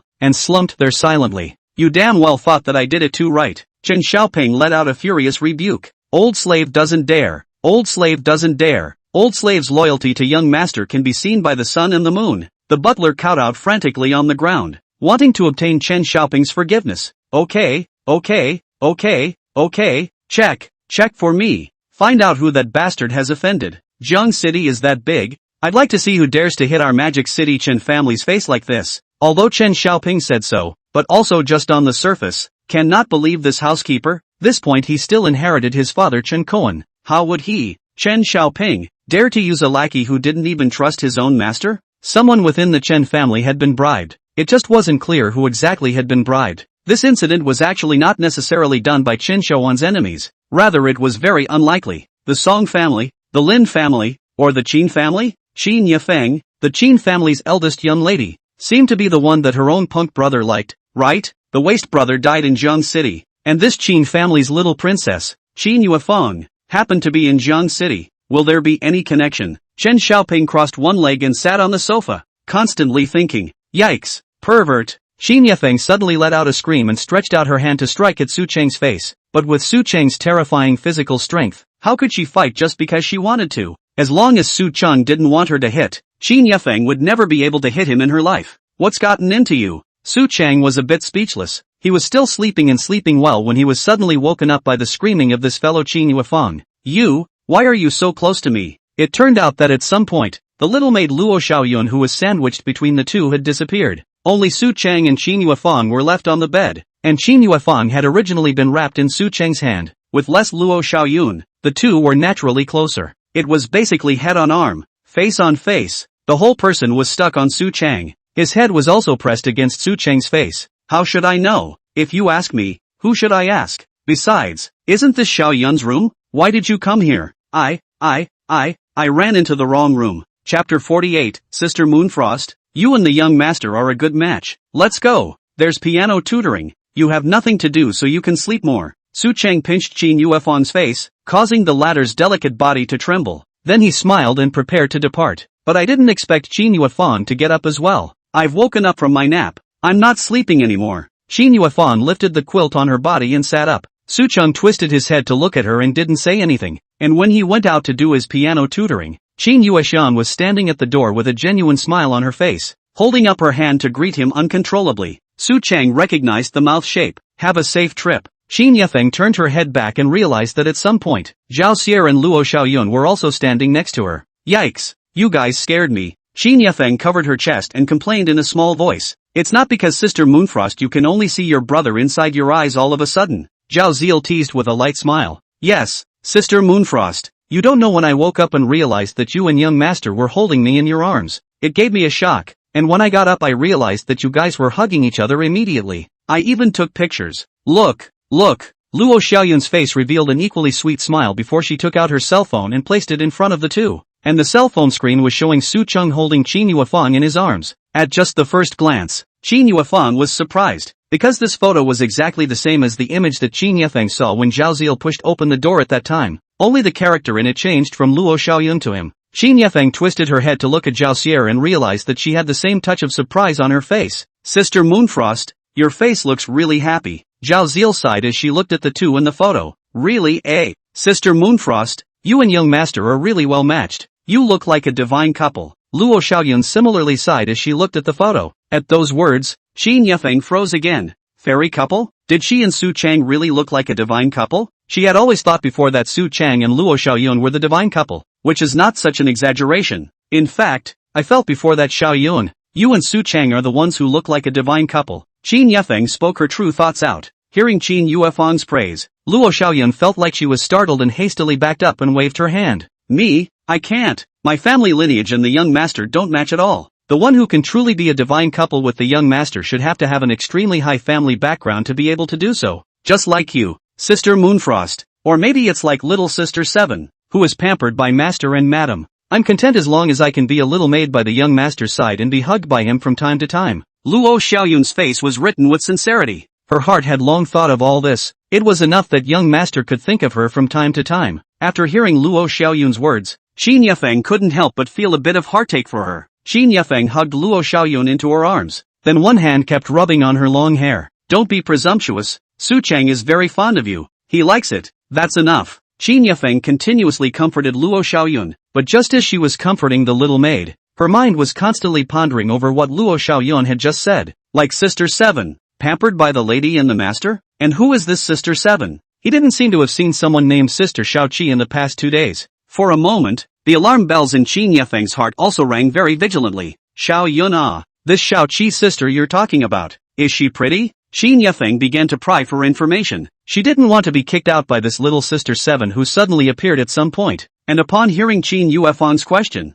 Luo Xiaoyun's expression began to become excited. Sister Seven is beautiful. She has a very nice body, tall, slim and delicate. The main thing is that little Sister Seven also has a long little tiger tooth. It peeks out when you smile. Very cute. Speaking of this, Luo Xiaoyun was almost starry-eyed, and due to her martial arts practice, Sister Seven's body is very tight and really comfortable to touch. Qin Yefeng's alarm system was now completely full. This was a very scary woman. Very distinctive with her own characteristics. Good looking, good body even so, and even have a tiger tooth? What kind of epic white moonlight chimera is it that shows off your tiger teeth when you smile? But the very good thing was that he himself had never met this little Seven girl until now. It means she doesn't live inside this villa. Listening to what Luo Xiaoyun had just said, this Xiaoqi's birth was not noble, so to be able to get acquainted with the bigwigs of the Yanjing Su family, there should be a high probability that they were adopted by Su Cheng's parents and lived on Su Cheng's parents' side. She had the status of Su Cheng's bed-warming maid,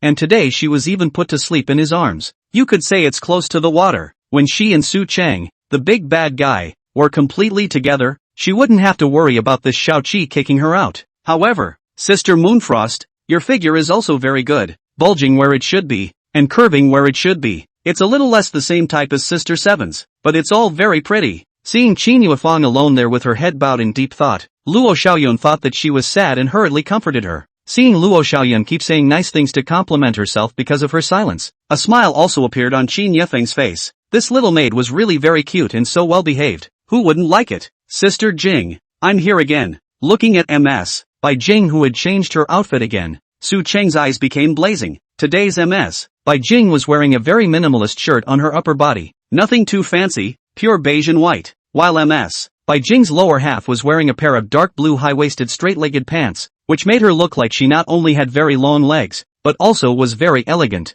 Su Cheng secretly swallowed a mouthful of saliva. What a demon! Looking at Su Cheng's completely uncovered yet naked gaze poking around her body, MS, by Jing's face slowly reddened. Inside, she felt very happy again, but it was quickly squashed from her. Sister Jing, you're so well dressed, wearing all these clothes that are just right for you. Su Cheng opened his mouth again, since he had unabashedly sized up MS, by Jing, let's just boast directly. But what he didn't expect was that just after he had complimented MS, by Jing, a small, round head poked out from right behind MS, by Jing, with very cold eyes, staring at her as if she were looking at human scum. Su Cheng was a bit surprised. Why did this girl come out with MS, by Jing to greet herself? Hadn't they all been arrogant and pretentious before? Sitting on the couch with a disinterested look on their faces, waiting for them to come? Chapter 49, How dare you when mom's right next to you? This is bad. He's been caught teasing someone's own mother to her face. Ha ha ha, come on, don't be poor, come on in.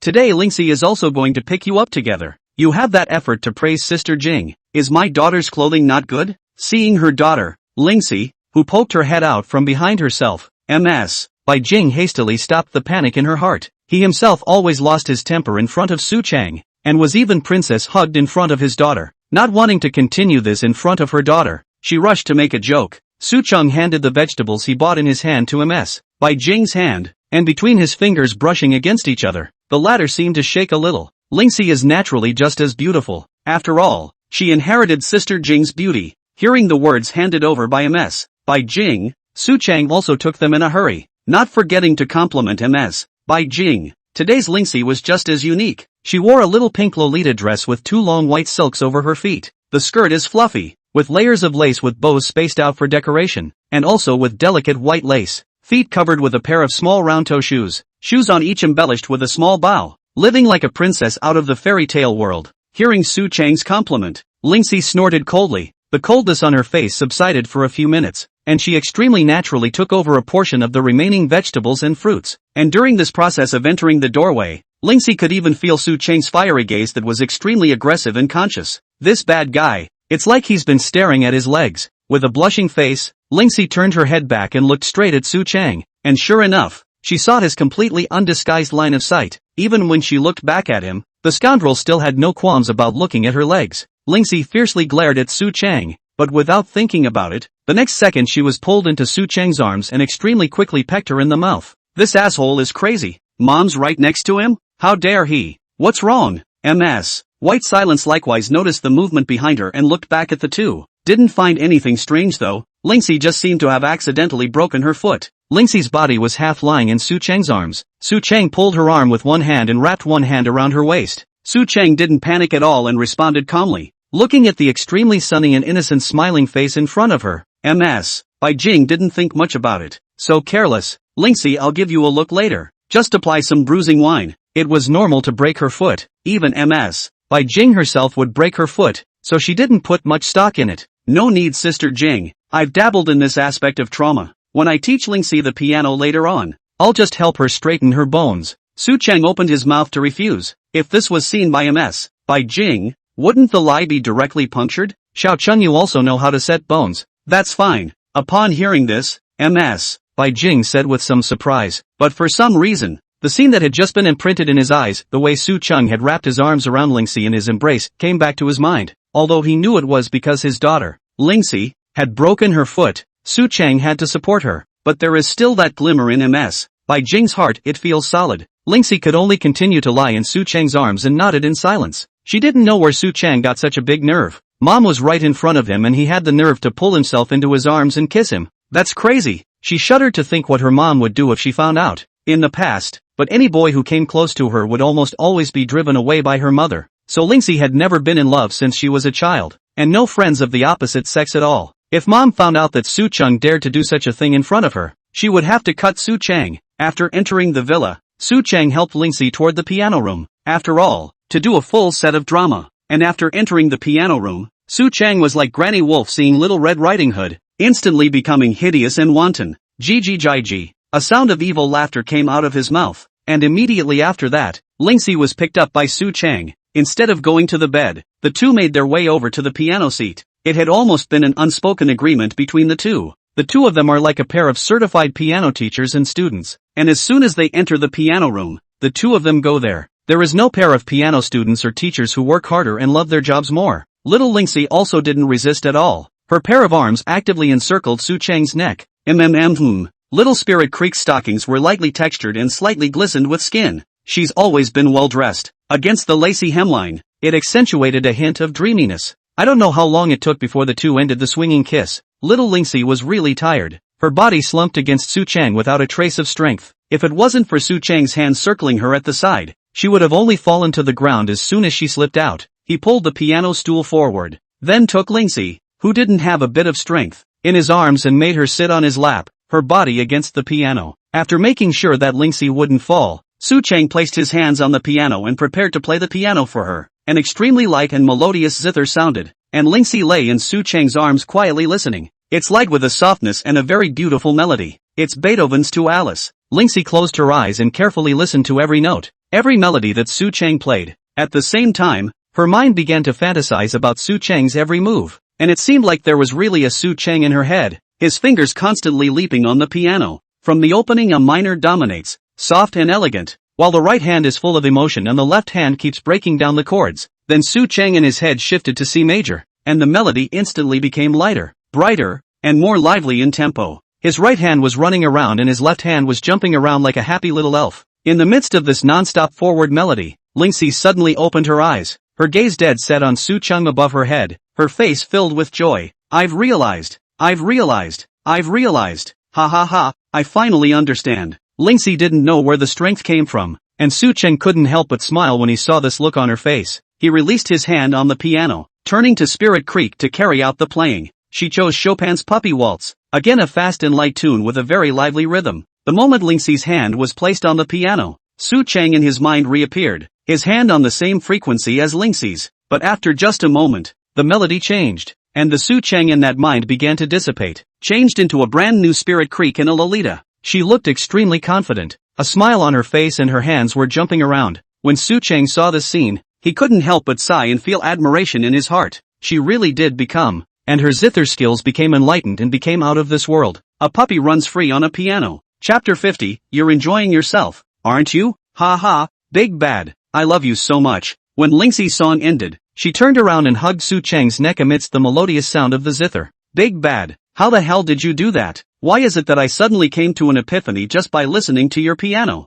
Spirit Creek was like the puppy in the puppy round dance she had just played. In front of Su Cheng, he kept wagging his tail and huffing. Su Cheng patted her back, then took down her hands that were hugging her neck and reached out to lay them flat in front of her. Lingxi subconsciously placed her chin on Su Cheng's hand. Well, very good, very good. It was only after hearing Su Cheng's words that Lingxi reacted to the fact that she had subconsciously thought of herself as an enthusiastic puppy. Lingxi instantly became angry and irritated. In an instant, she hugged Su Cheng's neck again, then came to place her head on his side and stared up. Su Cheng's ears were close to his head, exquisitely shaped yet proportioned, with soft yet three-dimensional ear curves. The earlobes were also not too big and not too small, adding a touch of warmth to his gangly and roguish nature. Gollum! Lingxi looked dumbfounded, perhaps because of that puppy round dance song she had just performed, and ghostly, she actually bit Su Cheng's ear.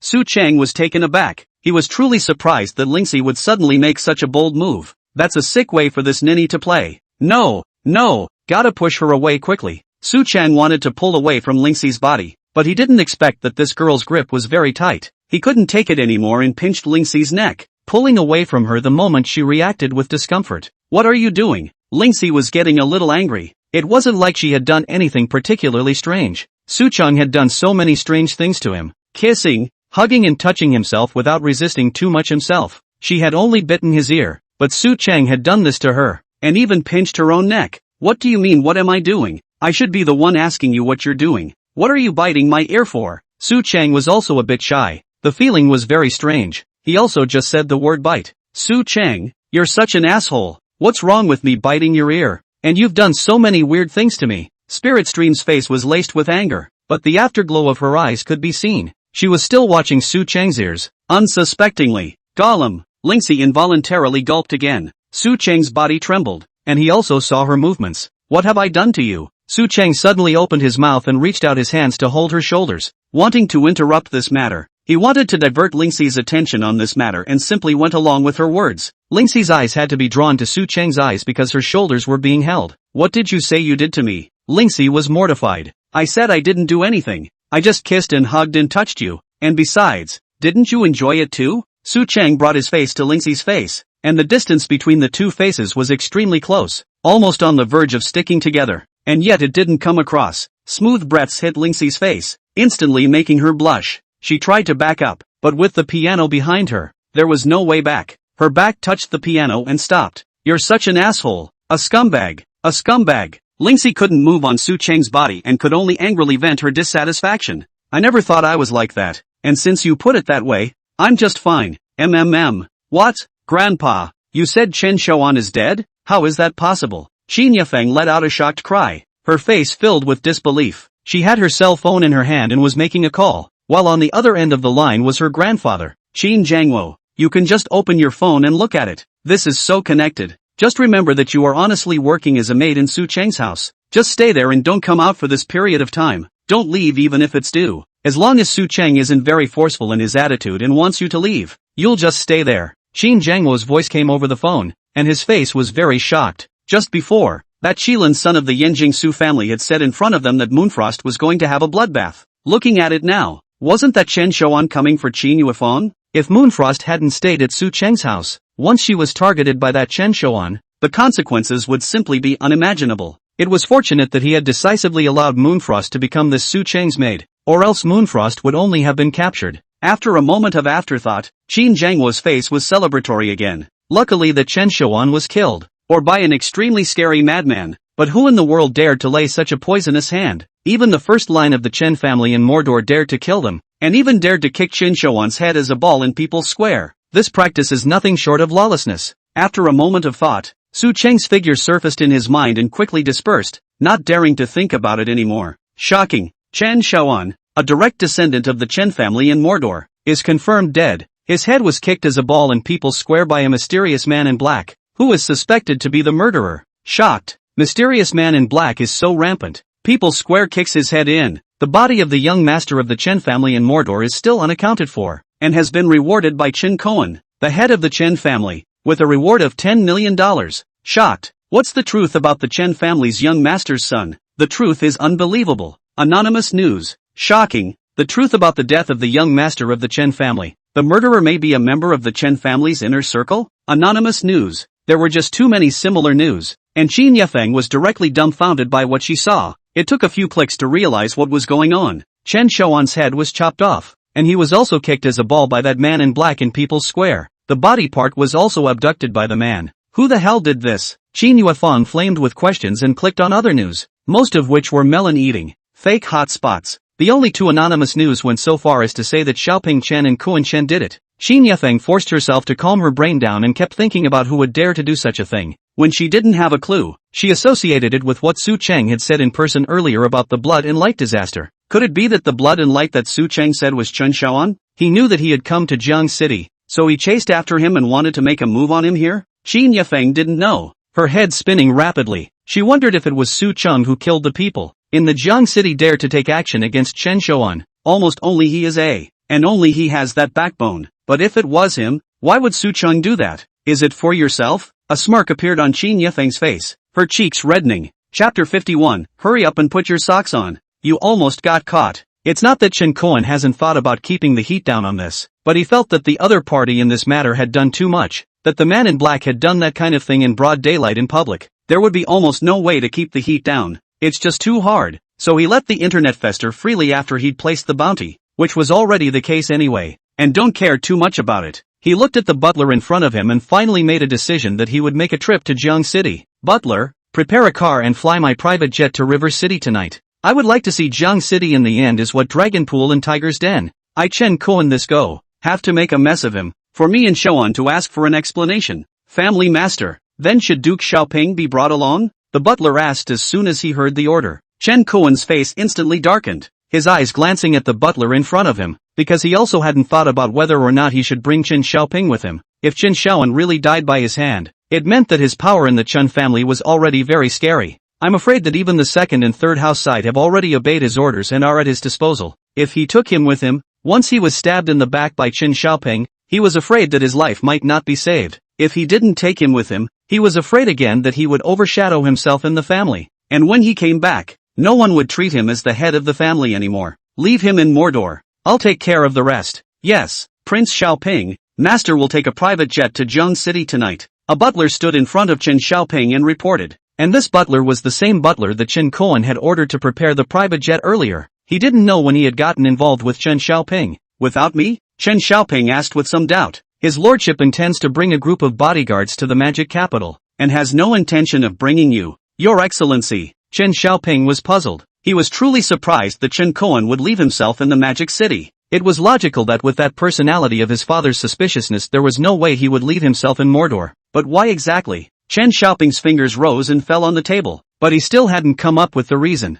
Fu Bar, he didn't tell you why he didn't take me? Chen Xiaoping was a bit annoyed, so he simply asked Fu Bo, the housekeeper kneeling on the ground, directly. Mr. Xiaoping, the master did not inform me of the reason. For this matter, replied Fu Bo truthfully. Hearing this answer, Chen Xiaoping was very surprised that he didn't even tell Uncle Fu. Just as well, since Dad won't take himself along, don't blame yourself for turning on his people. Uncle Fu, you have also watched Shaoan and I grow up. I think you know the truth that when trees move to death, people move to life. Now Shaoan has been killed by the man in black and his body is nowhere to be found. Dad has aged and I can tell he is getting worse by the day. It can be said that the Chen family's direct lineage is now almost all on my shoulders alone. If I, the last person in the Chen family's direct lineage, also has problems, then simply let the second or third uncle come up directly. What do you think? Chen Xiaoping suddenly opened his mouth, his eyes looking out through the window. But he had no idea what he was thinking. The second house is short-sighted and headstrong. The third house is only interested in pleasure and is unwilling to bear the slightest obligation. If their two lineages came to power, the Chen family would be eaten up by the other three great clans in less than 20 years. Only you, eunuch Xiaoping, can possibly carry the beam of the Chen family, so you absolutely cannot go wrong. Uncle Fu raised his head and faintly said. He said what was on his mind. You're right, so I mustn't have any problems. Chen Xiaoping murmured in a low voice, again as if he was speaking to his housekeeper. Fu Bo, the butler, Fu Bo, knelt on the ground and listened quietly, not moving a muscle. Even though his mouth said that, it was a mixture of truth and falsehood. It is true that the heirs of both the second and third house line of the Chen family are not working, but it does not mean that the first line of the family is not working with less Chen Xiaoping. As a matter of fact, as far as he knew, Chen Kuan, the head of the Chen family, didn't only have two children, him and Chen Shouan. Chen Kuan also has a child living outside. Only this matter even Chen Kuan himself does not know. By him in the dark, that child was dropped by him at birth and left inside an orphanage. And that orphanage, as it happens, is in River City. Sister Jing, what's wrong? Looking at Su Chang and Lingxi who were sitting on the piano stool, Ms. Bai Jing couldn't help but feel a little strange. She always felt as if there was something going on with these two. But at this moment, Su Cheng's expression was very normal in both his demeanor and movements. Only her daughter, Lingxi, looked strange, looking red in the face, as if she had a bit of a fever. What's wrong with Lingxi? It can't be sick. Ms. Bai Jing was a bit worried and hurriedly tried to walk up to the two. It's okay Sister Jing, this is normal for her. Because Lingxi had just practiced several difficult pieces, her technique had arrived but her stamina had not yet caught up. She won't be like this when she gets more exercise later and her strength comes up. Su Cheng stopped Ms. Bai Jing's movements and explained to her, Sister Jing, you cut an apple for Lingxi. This is good for regaining strength. In the past, I also had this situation of physical exhaustion from playing the piano. Just eat some apples first. Su Cheng's face was smiling, very sunny and affable. Ms. Bai Jing nodded, turned around and went out to prepare apples for Lingxi. Only when they were sure that Ms.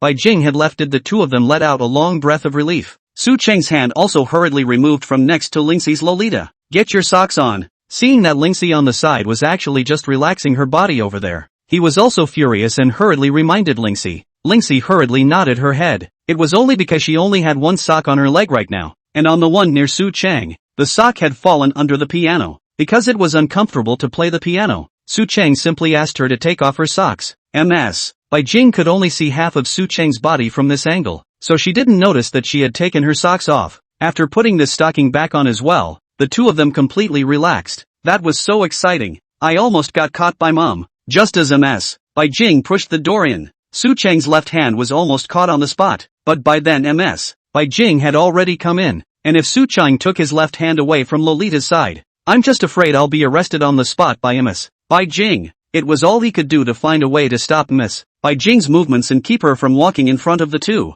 or else he would be exposed as well. It's a good thing he came up with the excuse to utilize the preparation of apples in a hurry. After seeing Ms. Bai Jing really stop, Su Chang's guts were even bigger. Looking for flower corners next to Lolita in Lingxi, he waited until Ms. Bai Jing went out before he took his hand off. Exciting indeed, but I'm afraid of being discovered. If this is discovered, Ms. Bai Jing will definitely not be able to spare me. Su Chang couldn't help but say. As soon as the words left her mouth, Ms. Bai Jing pushed the door and walked in. Chapter 52, Flirting with Lingxi. Ms. Bai Jing gets jealous. Who can't spare you? As soon as I came in, I heard you talking about this. Makoto. Ms. Bai Jing pushed the door open with one hand and walked in, with several pieces of apple inside her other hand and a smile on her face. Nothing, Sister Jing. It's just that I was just talking about Lingxi's lack of stamina, so I was thinking about inviting her to run with me. As a result, Lingxi jokingly asked me if I was trying to abduct her. I said no. If I really abducted you,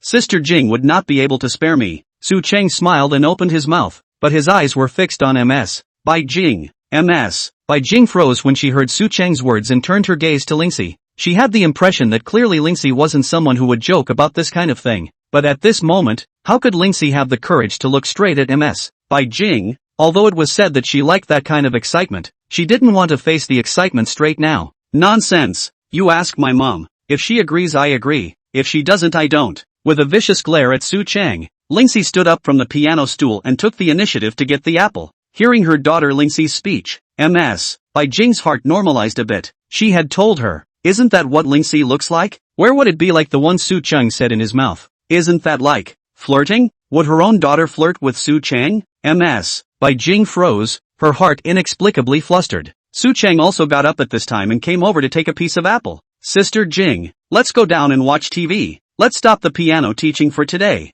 Lingxi also rest and relax. Ms. Bai Jing stabilized her emotions and smiled warmly, agreeing with him. After watching TV for a while, Ms. Bai Jing excused herself to go to the bathroom and escaped. She hid in the bathroom and kept rinsing her face with cool water so she could stabilize her emotions. Ms. Bai Jing's mind went back to the time when she was just watching TV. Su Chang and Lingxi, you said one thing and I said another. Chattering and discussing the characters as well as the plot within the TV series. One moment saying this makes sense, the next saying this doesn't make sense. There were times when the ideas were different and they argued again, but it didn't feel like that kind of fight at all. What's the point of looking so happy when you're going to have a fight instead of having a good one? You should fight like you're fighting, okay? It's really annoying. Noisy. Ms. Bai Jing murmured a sentence with her head lowered, her voice almost inaudible. Obviously the day he had a fever. Su Chang had even kissed himself. She didn't know what was wrong with her. The moment she recalled how Lingxi and Su Chang had just spoken, laughing one moment and arguing the next, she was annoyed to no end. It feels very obtrusive. After rinsing her face with cool water again, Ms. Bai Jing looked in the mirror to make sure there was nothing wrong and walked out. But when she came to the living room, she saw Su Chang and Lingxi sitting together again. Ms. Bai Jing froze and walked over again. She remembered that when she went to the bathroom, the two of them were not this close. Ms. Bai Jing's mood, which had only just been regulated in the bathroom, instantly fell. Sister Jing, you're back. Seeing Ms. Bai Jing return from the bathroom, Su Chang smiled and greeted her. Ms. Bai Jing forced a smile on her face before sitting on the other side of Su Chang. Sister Jing, what's wrong with you? It feels like your face looks bad. Su Chang asked with a small voice as he looked sideways at Ms. Bai Jing next to him. Ms. White silence froze and didn't answer. Seeing this, Su Chang brought his face a little closer and repeated the question he had just asked. Ms. Bai Jing looked at this very close-side face, and a touch of softness radiated from her eyes. I don't know why, but it's obviously something I've known before, but it feels different now that I'm rethinking it. This man was really handsome, and this man was also very nice to himself and Lingxi. Cooking for herself and Lingxi, and would make extra for the two to keep warm for the next day. Teach Spirit Creek to play the piano and give yourself a massage. When she thought of this, a touch of gloom suddenly appeared on Ms. Bai Jing's face, and a trace of pain was born in her heart. For some reason, it suddenly hit her. All the things that Su Cheng has done for himself seem to have been done for Lingxi as well, and he has also specifically taught Lingxi to play the piano and sit on the same stool. The door will also be closed, although he had also massaged himself. But, who knew? Had he ever massaged Lingxi? After all, didn't this guy Su Cheng come here to play the piano for Lingxi in the first place? Himself, only incidentally. So that's how it was. The reason why he was upset when he saw the two flirting there was because Su Cheng was rushing towards his daughter. He himself had not allowed Lingxi to fall in love before, and now that the two might fall in love, that's why he was hurting so much. It turns out that, Sister Jing? Sister Jing. It wasn't until Su Cheng's loud shout that the Ms. Bai Jing, who had sunk into deep thought, was completely awakened. What's wrong? Ms. White Silence responded faintly. Her face seemed to have lost its high beams, and she answered without a trace of emotion. Looking at this appearance of Ms. Bai Jing, Su Cheng and Lingxi both froze a bit. They had never seen Ms. Bai Jing like this before,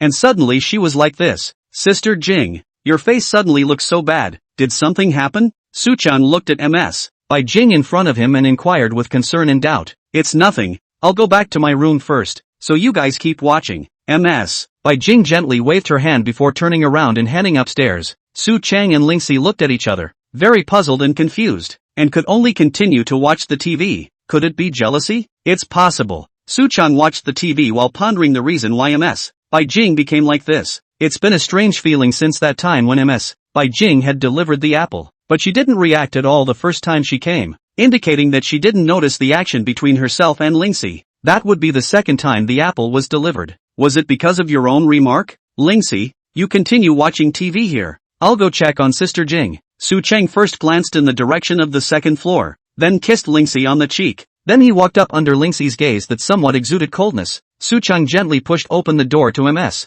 Bai Jing's room and found her lying on her bed, burying her head into the pillow. And Ms. Bai Jing likewise heard him push the door in, her body shaking a little but not lifting her head up. She moved as if she were in a deep sleep, but in reality she wasn't. Not hearing the person who pushed the door in speak, Ms. White was still a little puzzled. The next moment, the sound of the mattress under pressure reached her ears. It's Sucheng, isn't it? It must be Sucheng. He hadn't opened his mouth to speak to himself, and now he was sitting on the edge of his bed. What does Su Cheng want? He wasn't going to try to do something bad to himself again, like the day of the fever, like all those dreams before. When the dream was not in this bed, could he be dreaming now? She wanted so badly to pinch herself to see if she was dreaming, but didn't quite dare move. In this quiet and soundless room, Ms. Bai Jing seemed to be able to hear her own pounding heartbeat. By now she was nervous as hell. Su Cheng hasn't made a move yet. What the hell is he doing? What the hell does he want? A finger suddenly touched her. Chapter 53, Ms.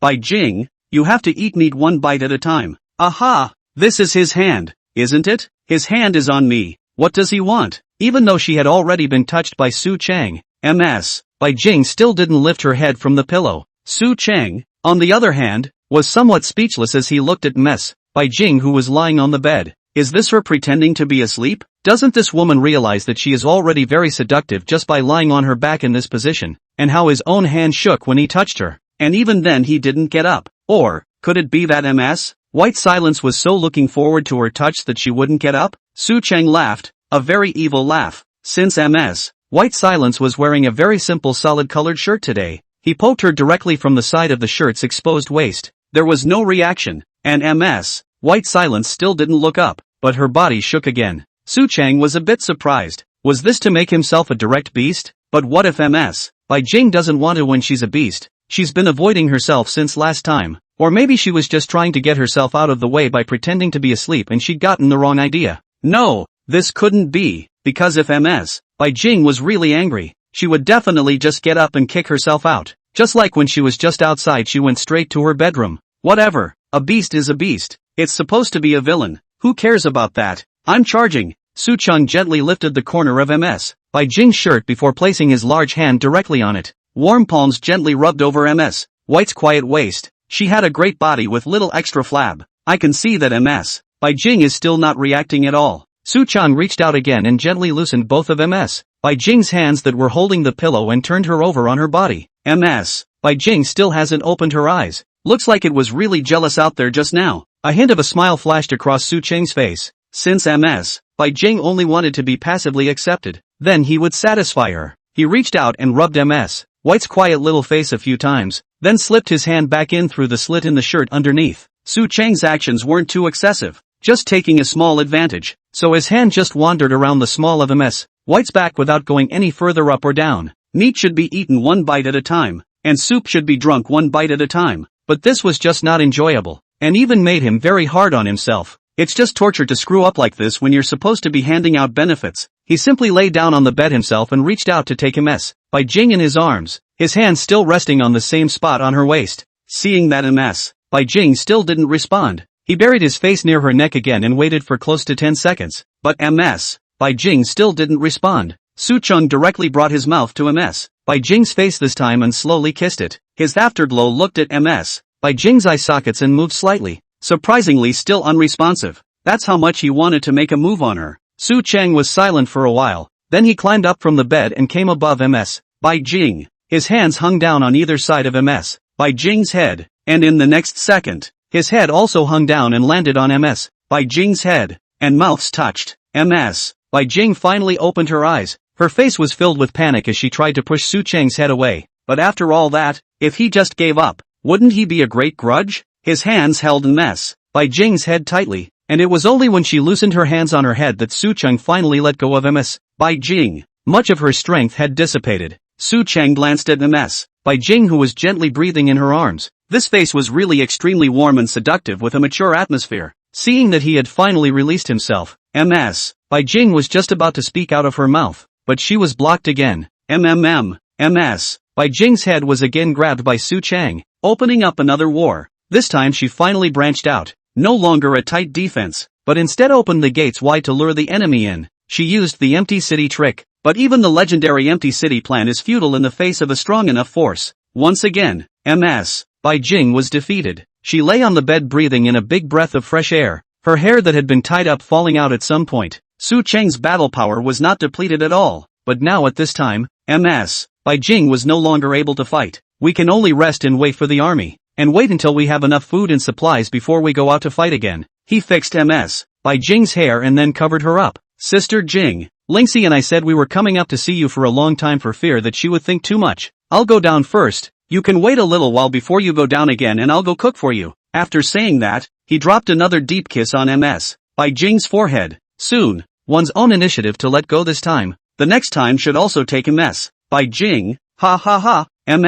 Bai Jing looked at Su Cheng, who closed the door behind him and left, her face filled with shyness. What's wrong with her? Why didn't Su Cheng open his eyes when he first touched himself? When Su Cheng picked himself up, it was clear that he could also open his eyes, even if pretending to be woken up was also possible. Even though he had been kissed once, but he had been indulging him like this. Su Cheng was really getting more and more unrestrained. But why was he suddenly doing this to himself? Could it be that he liked himself? Right, Su Cheng must like himself. Why else would he treat himself like this? She could feel Su Cheng's attitude towards herself. It was like he was trying step by step, not wanting to let herself wake up. From the beginning, he massaged himself for him and he in turn massaged himself. Wasn't it clear to himself that his soothing yet gentle touch on his back was a clear test? Although I was afraid to change and ran away, I had that kind of dream after that. And recalling Su Cheng's actions in the room just now, her face turned even redder. Not only did he do that kind of thing in the dream world, but he did the same in reality. Could that be a precognitive dream?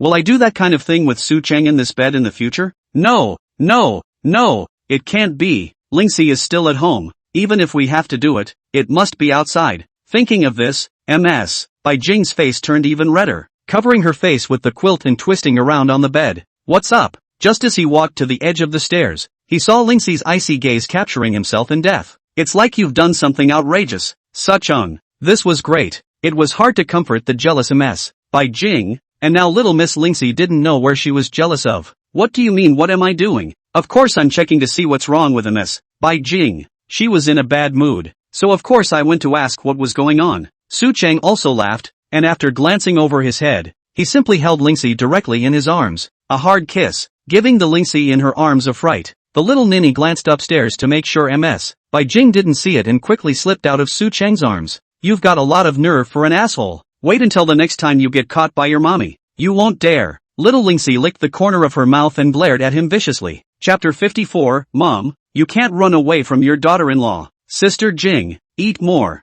Looking at the more or less unnatural MS. By Jing, Su Cheng chucked up a piece of meat and put it in her bowl. MS. By Jing nodded gently before continuing to lower her head and pick at her bowl of rice. With this one taken care of, the other one certainly can't be ignored. Looking at Lingxi, who was like an icy polar bear next to MS. By Jing, he gave Lingxi a piece as well. Lingxi, you eat more too. After Lingxi received it, but she still looked at Su Cheng intently, the inside of her eyes full of scrutinizing flavor. If she had known, she should have followed Su Cheng into her mom's room. Now she could only notice that her mom was obviously having something going on with Su Cheng without knowing exactly what it was. The last time mom's fever incident was like this. This time, he had neglected himself for a bit, and the bastard Su Cheng must have gotten his hands on it again. Mom, did something happen when Su Cheng just came into your room? Lingxi asked as if she didn't care at all as she chucked in her dishes. Cough, cough. Unexpectedly, upon hearing Lingxi's words, MS. By Jing was as vain as a thief caught by the police. She had choked directly on her rice as she had been picking at it with her head down. Su Cheng hurriedly scooped a spoonful of soup and passed it to her, and MS. By Jing drank it before her condition improved. She breathed a soft sigh of relief and calmed down again. Nothing happened. Why? Suddenly asking that. MS. By Jing's face was very calm as she picked up another bite of food and put it into her bowl, not forgetting to give it to Lingxi at the side as well. Nothing. Lingxi's emotions instantly became grave, and her eyes stayed on Su Cheng's body. This guy is inside the room. Where exactly did he make it? The atmosphere at the table was just too much. Although Lingxi no longer spoke, she herself could feel her extremely gloomy sight. This Neisan had been looking at herself. Forced to do so, Su Cheng could only disappear directly after eating. There are still some things to take care of at home. Sister Jing, Lingxi, I have to go back first. You can just leave the dishes and platters directly on the sink after dinner, and I'll just wash them tomorrow night. Be careful along the way. MS. By Jing nodded her head and admonished. Lingxi's eyes were exactly the same as before. Su Cheng felt that she was really going to be furious this time and had to hurry. Otherwise this ninny would definitely not let herself go. But what he never expected was that by the time he got home, there was an unexpected person in the house. Mom, what are you doing here? Su Cheng's face was full of surprise, and he directly hugged towards the beautiful woman standing in the doorway. The beautiful woman's name was Lu Xian, and she came from the Yinjing Lu family, which was likewise a terrifying big family in Yinjing. A loving smile appeared on Willowheart's face, no wrinkles in sight, groomed. Although her age was already in her 40s, her body was well maintained, convex in front and curved in the back, and she was living like a mature and beautiful woman. If Mom didn't come over, she wouldn't know that your boy has found me so many daughters-in-law. Lu Xian was very happy that her son had gotten the hang of it. After all, I have to open up a branch for our old Su family. Su Cheng touched the back of his head and smiled heatedly. When they arrived at the hall, they realized that Zhao Xier, Luo Xiaoyun, and Qin Yifeng were all here, but Lan Meirou was not. Although Lu Xian already knew them, Su Cheng still wanted to introduce them to him again. This is the first time since he crossed over that he has such a strong desire to express himself. Is it because he had no parents in his previous life, and he longs for his father's and mother's love in this life? Mom, this is Zhao Xier, the sister I recognized outside. Obedient, well-behaved and cute. Xier, call Mom. This is Luo Xiaoyun. The maid I found earlier is already my woman. Xiaoyun, call Mom. This is Qin Yifeng, the girl from the Qin family in Magic City, now also abducted back by your son to be a maid. How is it? Isn't your son great? Su Cheng hugged on Lu Xian again and asked her with an expectant face. Not bad for my son. Got me 3 daughters? Awesome. Lu Xian laughed harshly, then put her hand on Su Cheng's head and rubbed it. And after hearing Lu Xian's words, Qin Yifeng's face instantly gave birth to a touch of redness. Somewhat shy. I didn't expect to be treated as a daughter-in-law even by myself, and to be treated as his girlfriend by Su Cheng's mom. Qin Yifeng's heart couldn't help but give birth to a trace of joy. Mom didn't bring any particularly nice gifts with her this time she came back, so these little things are for you. Hill, this is the Chopin Blue Diamond Rhythm, worth $100 million. You are Su Cheng's sister. Naturally you are also my daughter. For you. Lu Xian first came to Zhao Xier and handed her an extremely exquisite box. Thanks Mom. Zhao Ziel was not a fool. Although she knew that this thing was very, very expensive, she still chose to accept it. She couldn't thin her mom's face at this time. Lu Xian walked over to Luo Xiaoyun again and pulled out another red box and placed it in Luo Xiaoyun's hand. This is the Pink Star Diamond, worth $100 million. Xiaoyun, this is for you. Since you are Su Cheng's woman, you deserve to still call me Mom. give it to you. Luo Xiaoyan glanced at Su Cheng in some panic, and when she saw him nod, she also put it away and shyly called out Mom. And finally, Qin Yifeng, Moonfrost, you are the eldest miss of the Qin family in Magic City, and you are also a well-informed character, even though you are not Su Cheng's woman yet, but I can tell from inside your eyes that you've fallen for Su Cheng, and I love you as a daughter-in-law. This one is the Hope Blue Diamond, worth the same $100 million. For you. Hearing Lu Xian's words, Qin Yifeng's face also reddened as she glanced at Su Cheng with her afterglow. Realizing he was looking at him, he hastily looked down, only to look up again the next second. That, Aunt Lu, Su Cheng and I are not boyfriend and girlfriend right now. That's why this Hope Blue Diamond is definitely unacceptable to me. This is just too expensive. Qin Yifeng looked straight at the beautiful lady, Aunt Lu, her face full of resistance. Okay, Mom, if she doesn't want it you can just give it to me. Anyway, this daughter-in-law of yours definitely can't run away. It's the same if you give it to her or to me. When Su Cheng saw Qin Yifeng's attitude, he also directly rushed at Lu Xian and said, good, then I hope you can take Moonfrost soon. Giggle. Lu Xian laughed as well. Qin Yifeng, on the other hand, reddened her cheeks and glanced towards Su Cheng's place with wide eyes before making a face. This mother and son are blatantly talking about taking themselves down in front of their own. Su Cheng, come here with me for a moment. Lu Xian directly pulled Su Cheng towards her and her husband's room in this villa.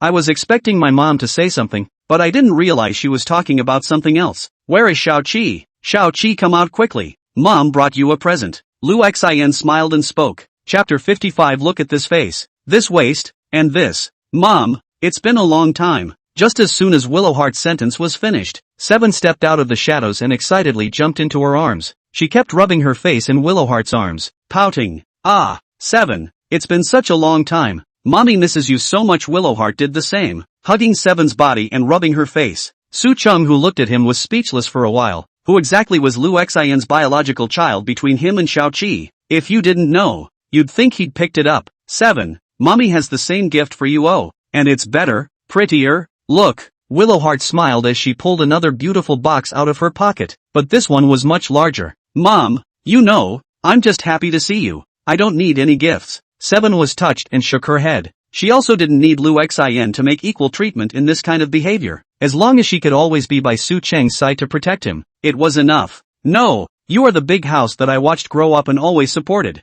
Su Cheng's other women have it, how can you not have it? With that, Willowheart opened the red box with gusto. This is the Graph Diamond Peacock Brooch, worth $2.5 billion, and it fits Seven very well. Su Cheng, you put it on Seven. Lu Xian directly called Su Cheng, who was next to him, over and then handed over the Graph Diamond Peacock Brooch in his hand. Seven's face reddened as well and she gave him a slight look before lowering her head. How could Su Cheng not be happy? Yes, Mom. Su Cheng gently pinned the Graph Diamond Peacock Brooch on her chest, as if an elegant peacock was spreading its wings on its chest. It does fit, Mom, and the brooch is perfect on Seven. He sighed softly, wondering how his mom had picked it out. The tiny diamonds on it were like stars hidden in the sky, converging to form the Milky Way, and like Xiaoqi's sparkling eyes, bright and deep. Seven's temperament was able to blend perfectly with this brooch, and she had the grace and pride of a peacock in front of anyone. At the same time, with the toughness and purity of diamonds, this Graph Diamond Peacock Brooch seems to have been made for her. Willowheart was really good to Seven, as evidenced by this outrageously appropriate gift. Hey, it's not just the gift that's good, it's mainly the person that's better. Look how pretty Seven is. Willowheart walked up behind Seven and showed Su Cheng what she had. Look at that face, smooth and strong, with its upturned nose and charming little lips. There's also this waist, a veritable little willow waist, how good it feels, and these long legs, not to mention, stand out a deadly. Su Cheng's eyes also followed Lu Xian's introduction as they roamed recklessly over Xiaoqi's body, from top to bottom, refusing to let go of a single spot. Seven's face was completely red, and a blush was tinted behind her ears, even from Willowheart's touch, but the completely undisguised eyes of Su Cheng in front of her, unbridled, made her heart lift and her breathing began to quicken. Su Cheng's eyes were too reckless, and Xiaoqi stole a glance at him, realizing that the other party was also looking at his face. It was discovered. She was instantly like a steamroller with shy gas rising if anything from her head. I really don't know how you put up with it in front of Xiaoqi.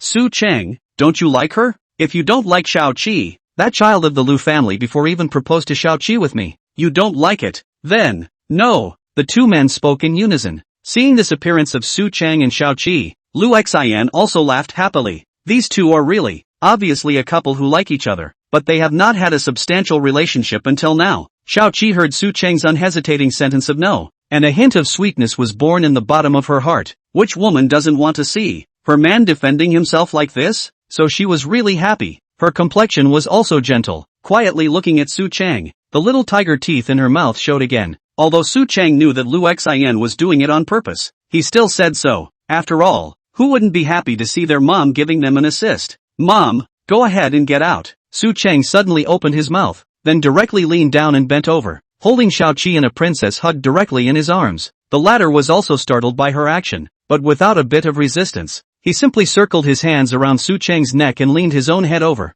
Ya mom will go out now. Xiao Qi, if you don't know anything, movements, knowledge, anything you don't understand, you must ask mom. Mom doesn't mind guiding you. Willowheart covered her face with her hands and peered at the two through her fingers, mouthing very mortifying words. Mom, okay, get out. This is going.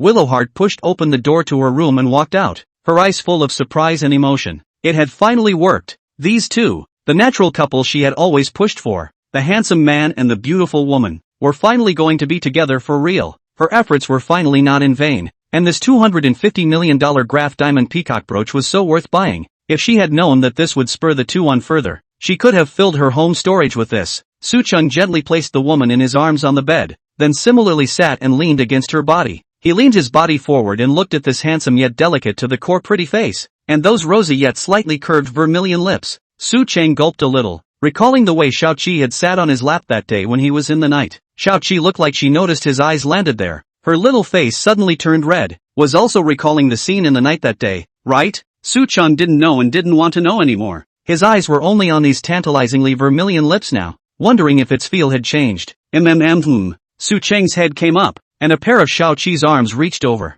passing through his armpits and resting on Su Cheng's shoulders. It hadn't changed. It was indeed just as soft, Su Cheng thought to himself, but then he wanted to know more secrets about this woman. Specific ones, unknown ones. Su Cheng wanted to know everything about this woman. His hands were on Seven's waist. I don't know how long it's been, or if it's been a really long time, until a sliver of sunlight shone through a gap in the curtains. It was only when Seven finally opened her eyes that a pair of thick, strong arms gathered her in their embrace. As last night's night of debauchery and relief pried at her nerves, Seven observed the slumbering man with a sweet look on her face. It finally worked, finally becoming his woman. Xiao Qi gently printed her lips on Su Cheng's well-defined, smooth and powerful side face. Then she shrunk herself into Su Cheng's arms again and closed her eyes. The corners of her mouth hooked into a sweet smile, her white tiger teeth gleaming. Chapter 56, Bloodline Connection? How can they find out? Bang, bang, bang, bang, bang, bang, bang, bang, bang, bang,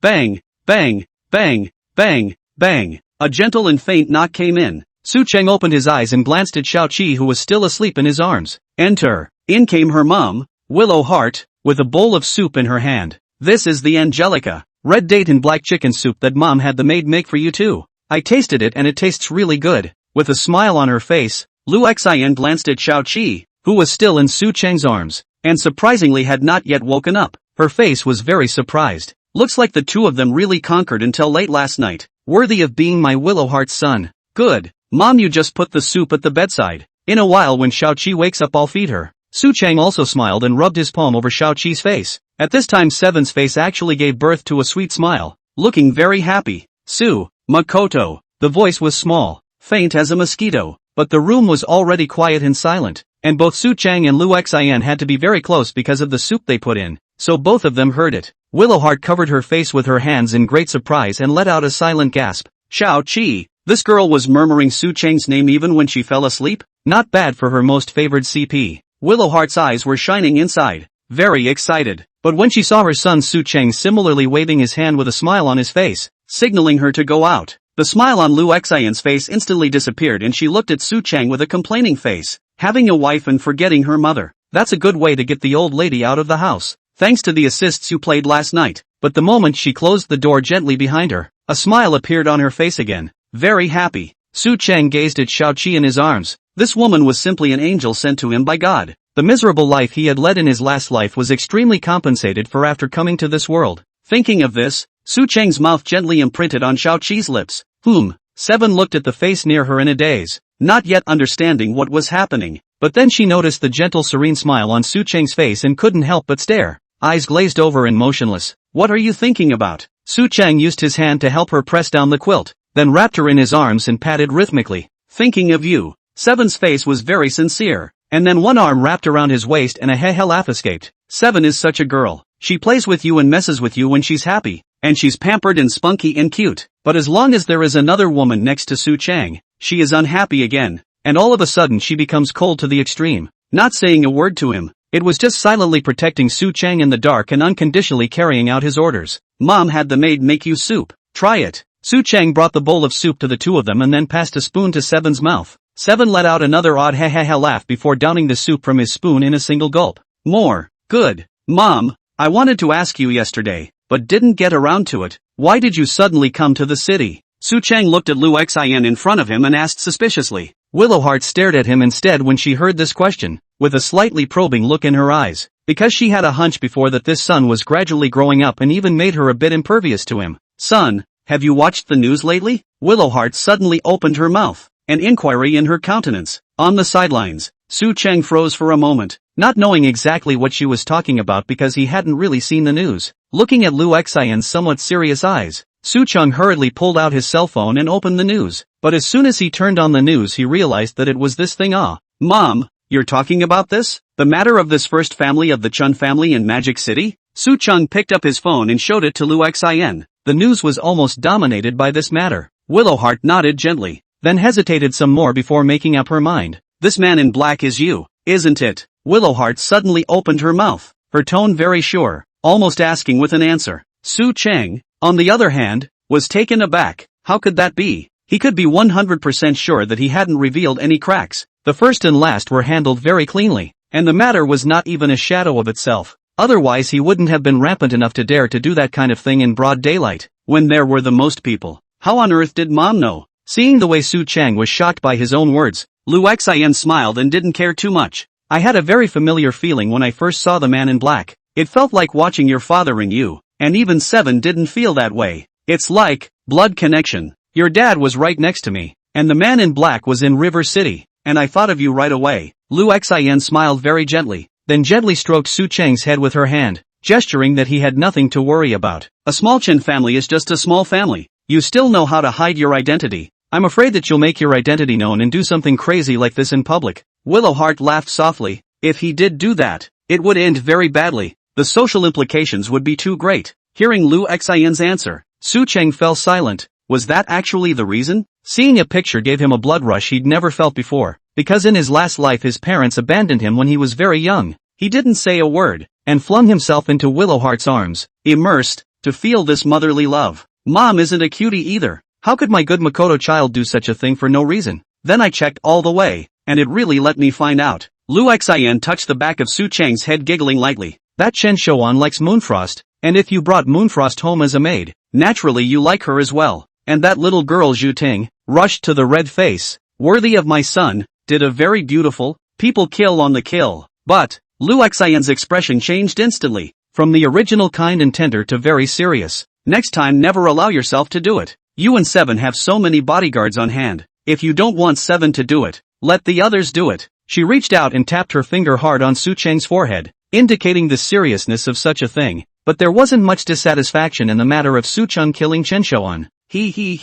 Good mom. The main thing is not still want for small Zhu Ting out of anger. Next time let the bodyguard to do. Su Cheng rubbed his forehead against Lu Xian's shoulder to pout, agreeing to her sermon. This kind of preaching was new to him as well. The parental preaching that his peers had hated in his previous life had never been experienced in his case. That little girl, Zhu Ting, aren't you going to let me meet her? Willowheart expected the question, and knowing that her mom had checked here, Suching had an idea. Forget it, Mom. She's managing a bar in my name and I'll bring her to see you again sometime. Lu Xian was obviously surprised. He didn't think Su Cheng really didn't want her to see the red face that this son rushed for. Actually, Su Cheng didn't want Lu Xian to see Wu Xinlan right now. Chapter 57. You scum me. You scum Ting Ting, and you scum my mom. The next morning, the sun came out a little. A trail on the outskirts of the countryside was not yet crowded. The two of them, Su Cheng and the little girl Lingxi, were running and sweating together outside. Although she was running with a partner, Lingxi, who was like the embodiment of ice, was not willing to give Su Cheng a single word.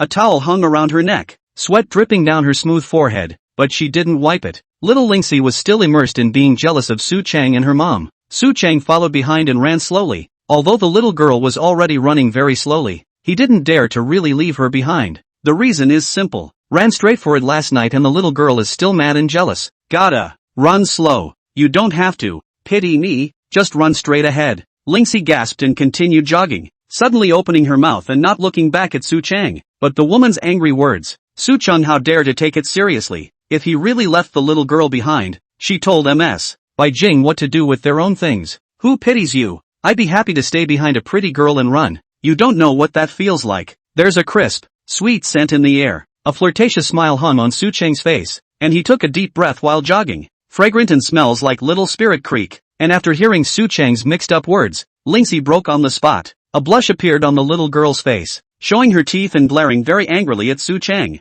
No sniffing, but where was this kind of thing within Su Chang's control? As he ran along behind Lingxi, breathing heavily, it was as if they were trying to suck all the breath out of the air into their bodies. The little girl Lingxi's face was getting redder and redder, and she was fiercely glaring back at Su Chang again. You run to the side. No following me. You told me to run to the side, so I ran to the side. Did your family build this road? I won't do it. It wasn't like he hadn't encountered this kind of angry state of Lingxi before. Su Chang didn't give a damn about her. You. Little Spirit Creek was angry again, and her feet stopped at some point. With a red face, she wanted to argue with Su Chang, but then she remembered that she was still angry with him at this time, so she simply turned her head and continued to run forward. When Su Chang saw that little Lingxi actually didn't fall for it at this time, he was also somewhat helpless. The little girl has been provoked into resistance by him, so what can be done? Sighing softly, he simply continued to follow. River City is not too big, not too small, but sometimes it's just very small. Before the two could run for a while, a voice suddenly called out to Lingxi. Lingxi, an innocent little sister with a single ponytail ran over, directly in front of the two. It was someone Su Chang hadn't expected. Zhu Ting? What a coincidence. Are you coming over here to run too? Lingxi's original angry mood finally changed, and meeting her good sister made her happy. Zhu Ting was also extremely joyful, not expecting to meet Lingxi over here. Well, but I'm not here to run this way. My family lives this way. Zhu Ting shook her head and explained to Lingxi. Then Zhu Ting's sight probed towards Su Chang, only to realize that the person in front of her was actually the Su Chang brother she hadn't seen for a long time. The Su Chang brother who had a relationship with herself. Brother Su Chang, why are you over here too? Zhu Ting was extremely surprised, and the fact that brother Su Chang actually knew Lingxi, or had a relationship where they could run together in the morning. I'm running with Lingxi. You know this girl too. Su Chang was equally surprised. It looked like the two were still good girlfriends and had a good relationship. Wouldn't that allow little Zhu Ting to persuade Lingxi? Otherwise this guy would get angry without end. But it was only at this time that Su Chang realized that the little girl, Lingxi, was angry again, standing where Zhu Ting couldn't see and staring intently at himself. Bad. Jealous again. Spirit and I are good girlfriends, aren't we? That's right. Zhu Ting turned around and wrapped her arms around Lingxi before turning her head to smirk at him. This little girl didn't wear her revealing clothes again today. Instead, she was wearing a normal shirt and pants, releasing all of her innocence. Lingxi also changed her face quickly, and a pair of hands similarly held onto Zhu Ting's body. I heard you call him brother Suching from Tingting? You guys know each other? Although the little girl Lingxi still had a smile on her face, Su Chang could feel the anger and jealousy from her. She was jealous again. Eating MS by Jing's vinegar is not even a problem. How Zhu Ting just met and said hello, you can also be jealous. You said brother Suching. Don't I work at a barbecue restaurant? Brother Su Chang saved me once before, and then we got to know each other. Zhu Ting answered slowly, and it was as if Su Chang saw a hint of a wry smile on her. Su Chang's heart jumped steeply. She seemed to be looking at herself with deep meaning in her eyes, like she was scaring herself. Still, she didn't tease Su Chang or bring out the deeper relationship. Hearing this answer, Lingxi was a bit surprised, but her mood obviously improved. Spirit Creek offered to want to run with her as a partner. No, Ling, I didn't come out to run either. To buy some things? You and brother Suching run first. Brother Su Chang, you run with Ling, I'll leave first. Wishing Ting guffawed again before waving her hand and running off in the opposite direction from the two. But in the dead center that Lingxi didn't see, as she passed by Su Chang, her hand crossed over his and she also scratched gently at the palm of her hand. This little girl, really, quirky, Su Chang thought secretly. Ling, let's run too. Su Chang's face carried a hint of teasing as his eyes stared at little Lingxi. Who told you to call me Ling? Don't call Ling. Okay, Spirit, run Spirit. Lingxi sighed lightly.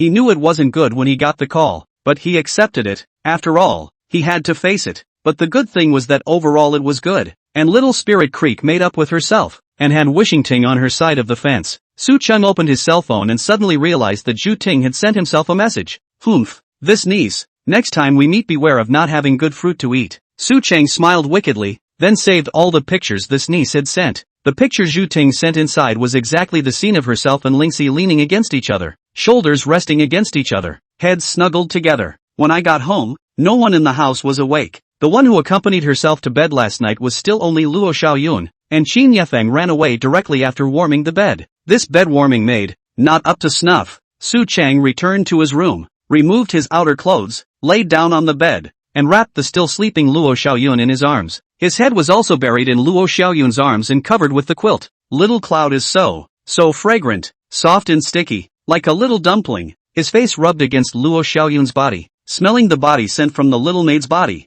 That laundry detergent kind of smell. It was really great. Reaching out, he wrapped his hand around Luo Xiaoyun's waist and lay quietly in her arms. Young master, you're back? A touch of shyness flashed across Luo Xiaoyun's face as she looked at Su Cheng, who was like a little baby in her arms. Su Cheng rubbed against her again as a response. A gentle smile appeared on the little maid's face. Then she reached out and hugged Su Cheng's head. By now, his entire body was in Luo Xiaoyun's arms. Luo Xiaoyun's eyes were filled with tenderness, and her jade hand was also rubbing the back of Su Cheng's head non-stop. Then she too closed her eyes, enjoying the warmth and sweetness of the brief departure and return. Neither one did anything out of the ordinary, but the two were getting closer all the time. Son, I heard from Zeal and Xiaoyun that you can cook, and cooking is delicious? Willowheart's face was very surprised, looking at her with suspicion and interest. Humph humph humph. Why don't I show you my hand at noon? Don't know if you don't eat it. Once you eat it you'll be shocked. Lu Xian was even more puzzled. This son of his own a few pounds or two or no. She thought that her son had ordered takeout from somewhere to Fool Hill and was ready to catch him, but she didn't realize that the bottom line was actually so strong. Even Qin Yefeng,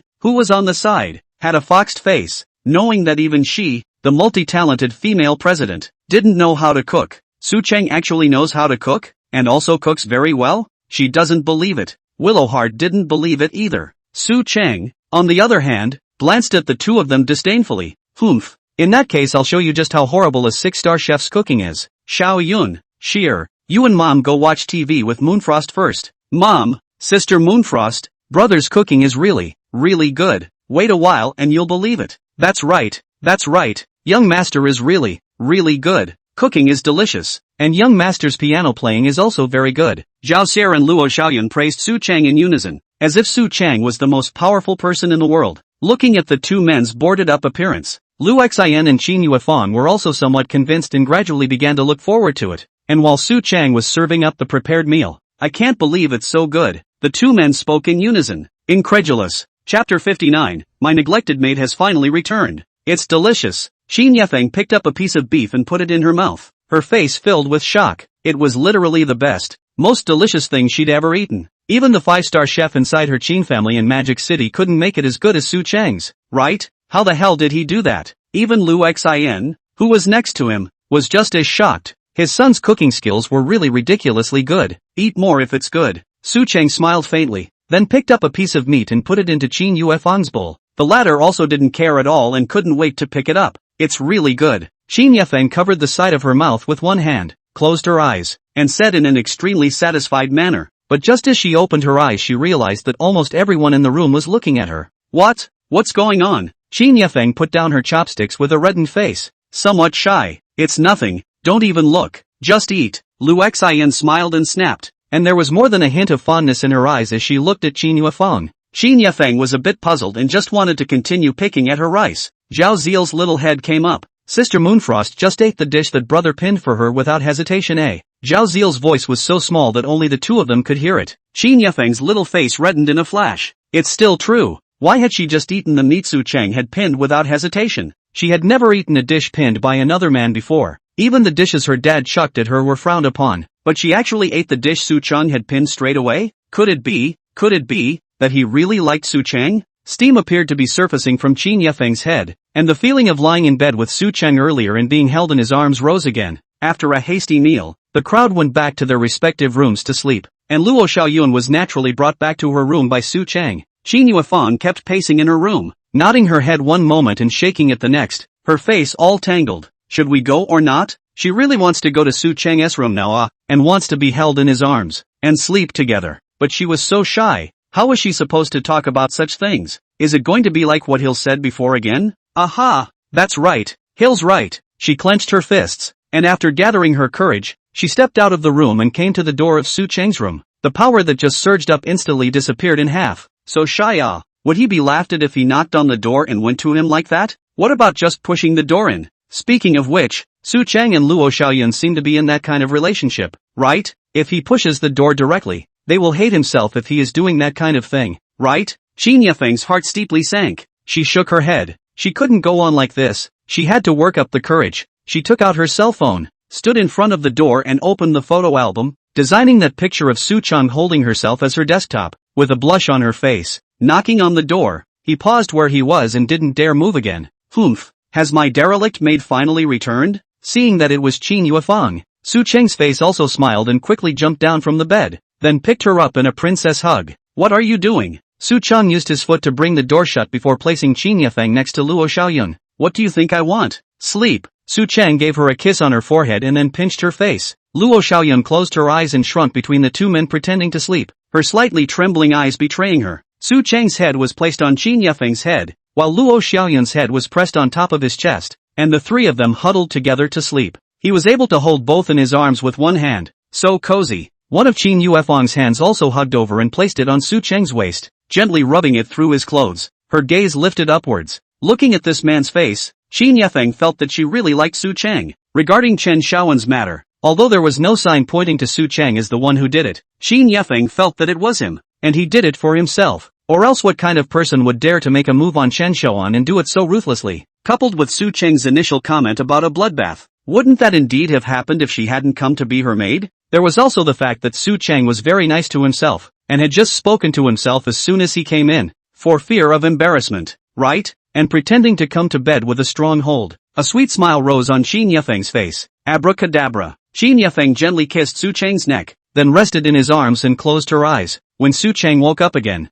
Qin Yuefang and Luo Xiaoyun were hugging him like two little kangaroos. He laughed softly, then gradually removed the hand on his waist. Qin Yifeng's attitude towards herself had recently undergone a great transformation, and today she even took the initiative to run to her side to warm her bed. Hopefully that attitude will change faster. A wicked smile spilled out on Su Chang's face as he dropped a kiss on the corner of Qin Yuefang's mouth. Jiang City, a remote suburban villa. Oh, this Su Chang comes from the Yanjing Su family? Chen Kuan, the head of the Magic City Qin family, glanced at the old housekeeper Fu Bo with a grave expression on his face. He didn't expect that just a mere river city would let him hear such explosive information as soon as he arrived. Yanjing Su family, the most terrifying power in China. Surprisingly, he was harboring in such a small river city. That's right, family master. But this Yanjing Su family's crown prince has no conflict with Prince Shaowen. Uncle Fu placed all the information he had investigated on the table in front of Chen Kuan. Chen Kuan also took the information on it and read it. Very sketchy and useless information.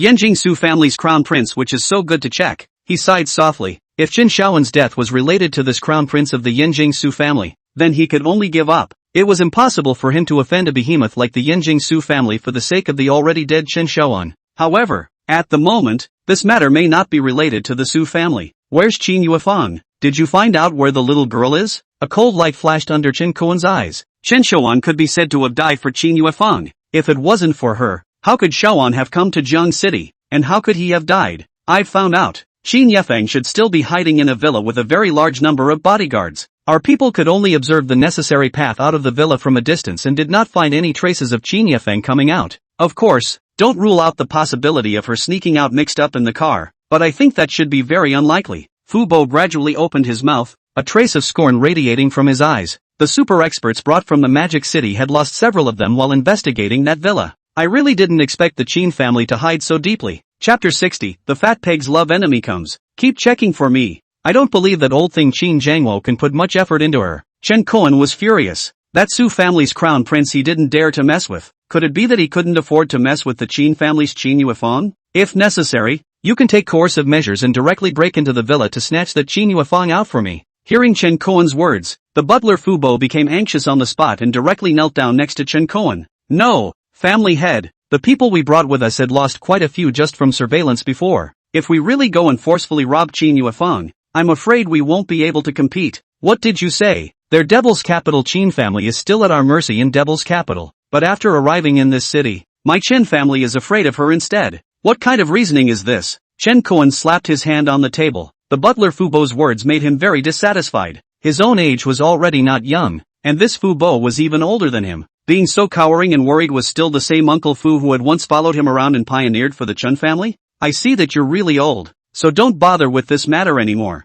Let Qin Jingsheng do it on your behalf. Just stay over here and play chess with me. Upon hearing this, the butler Fu Bo immediately raised his head and looked incredulously at the family head in front of him. His own rights had been stripped away just like that? He clenched his fists darkly, his ingrown nails pinching his flesh frantically, forcing him to calm down. Yes, master of the house. Now it seems that he betrayed Chen Kuan and threw himself to Chen Xiaoping this move. It is really right. Master of the house. What an old fool. Go down and call Chen Jingsheng over. Chen Kuan's words came in. His eyes cold, depriving Uncle Fu of his rights didn't have the slightest effect on him. Soon, a tall and powerful man with exploding muscles came over, and he was Chen Jingsheng. Greetings, house master. Seeing Chen Jingsheng, a smile instantly rose on Chen Kuan's face. Like an amiable old man, he walked up to Chen Jingsheng. Jingsheng, our purpose of coming to Jiangjiang this time should be clear to you. He patted Chen Jingsheng's shoulder and spoke slowly. Identify the true culprit of Lord Xiaowen's murder, and then avenge Lord Xiaowen's death. Chen Jingsheng's eyes revealed a touch of viciousness,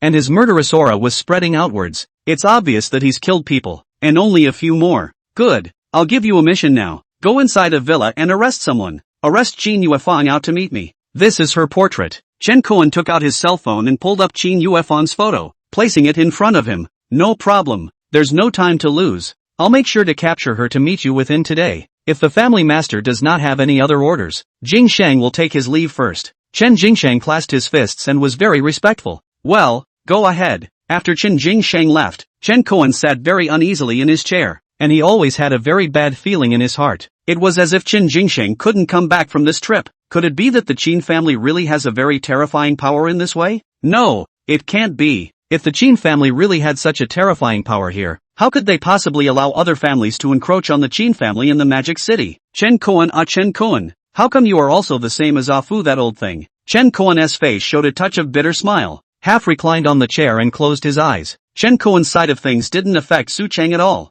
At this time, Su Cheng was driving his beloved Maybach and came to this side of the vegetable market. That's right, he's buying groceries. Ma'am, how much do you pay for a caddy of this vegetable? $2? No, it's too expensive. 50 cents. Deal? That's fine. Su Cheng secretly chagrined that he had bought expensive again. He was particularly fond of bargaining after he realized that he had become rich. This process of two people playing with each other and testing each other's bottom line was very addictive to him, and he could get a very great sense of satisfaction from it. Just like the previous tryst on MS. By Jing. When he thought of MS. By Jing, Su Cheng's heart instantly became on fire again, and he didn't want to cut the price. These vegetables, wrap me up 2 pounds of them. And that one, all of them. After buying enough groceries, he drove the Maybach to the front of MS. By Jing's house, but just as he stopped the car, his eyes sharpened. Eyes narrowed slightly as they stared at a BMW 7 Series next to the stop. What's going on? Is this someone coming to steal MS?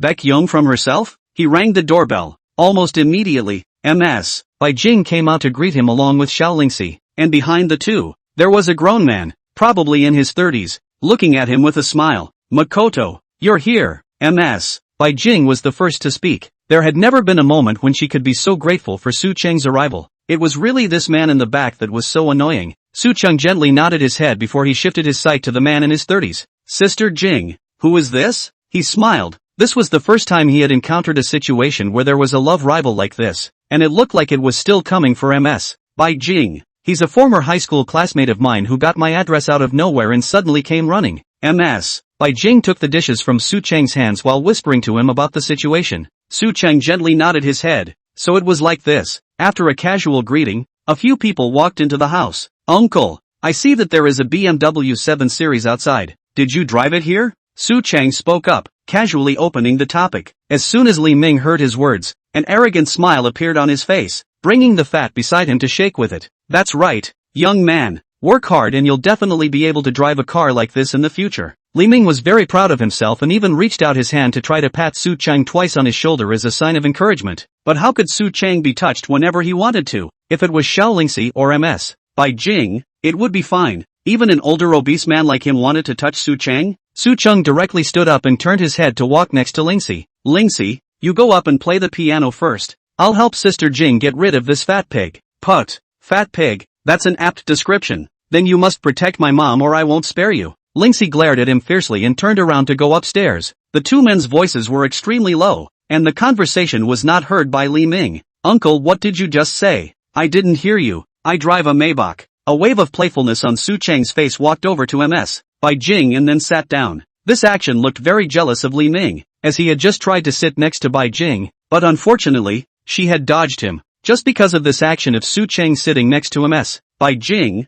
Li Ming didn't even hear his words out of jealousy. Chapter 61 I'm her husband. She's my wife. Right, Bai Jing. I wanted to ask you before. Where did Lingxi's father go? Li Ming this guy also do not know what's going on. It is reasonable to say that they have found Bai Jing's address, but do not know that her husband has long been gone? At those words, MS. Bai Jing's face was a bit embarrassed. Just as she wanted to reply, her hand was held by Su Chang, and MS. Bai Jing turned her head to look at him. Su Changjiang shook his head at her, signaling for her to keep quiet and speak for herself. MS. Bai Jing's heart warmed, and she immediately shut her mouth and quietly sat next to Su Chang. And Li Ming was even more jealous when he looked at how easily Su Chang was able to grab Bai Jing's small hand. This Uncle Li, don't pry into other people's privacy. Don't you know this etiquette? Su Chang's words were short and strong. Originally, he had wanted to keep Li Ming here to continue playing assists for himself, but now that he was here it would make MS. Bai Jing uncomfortable, and little Spirit Stream was also worried. How could one bear to see it?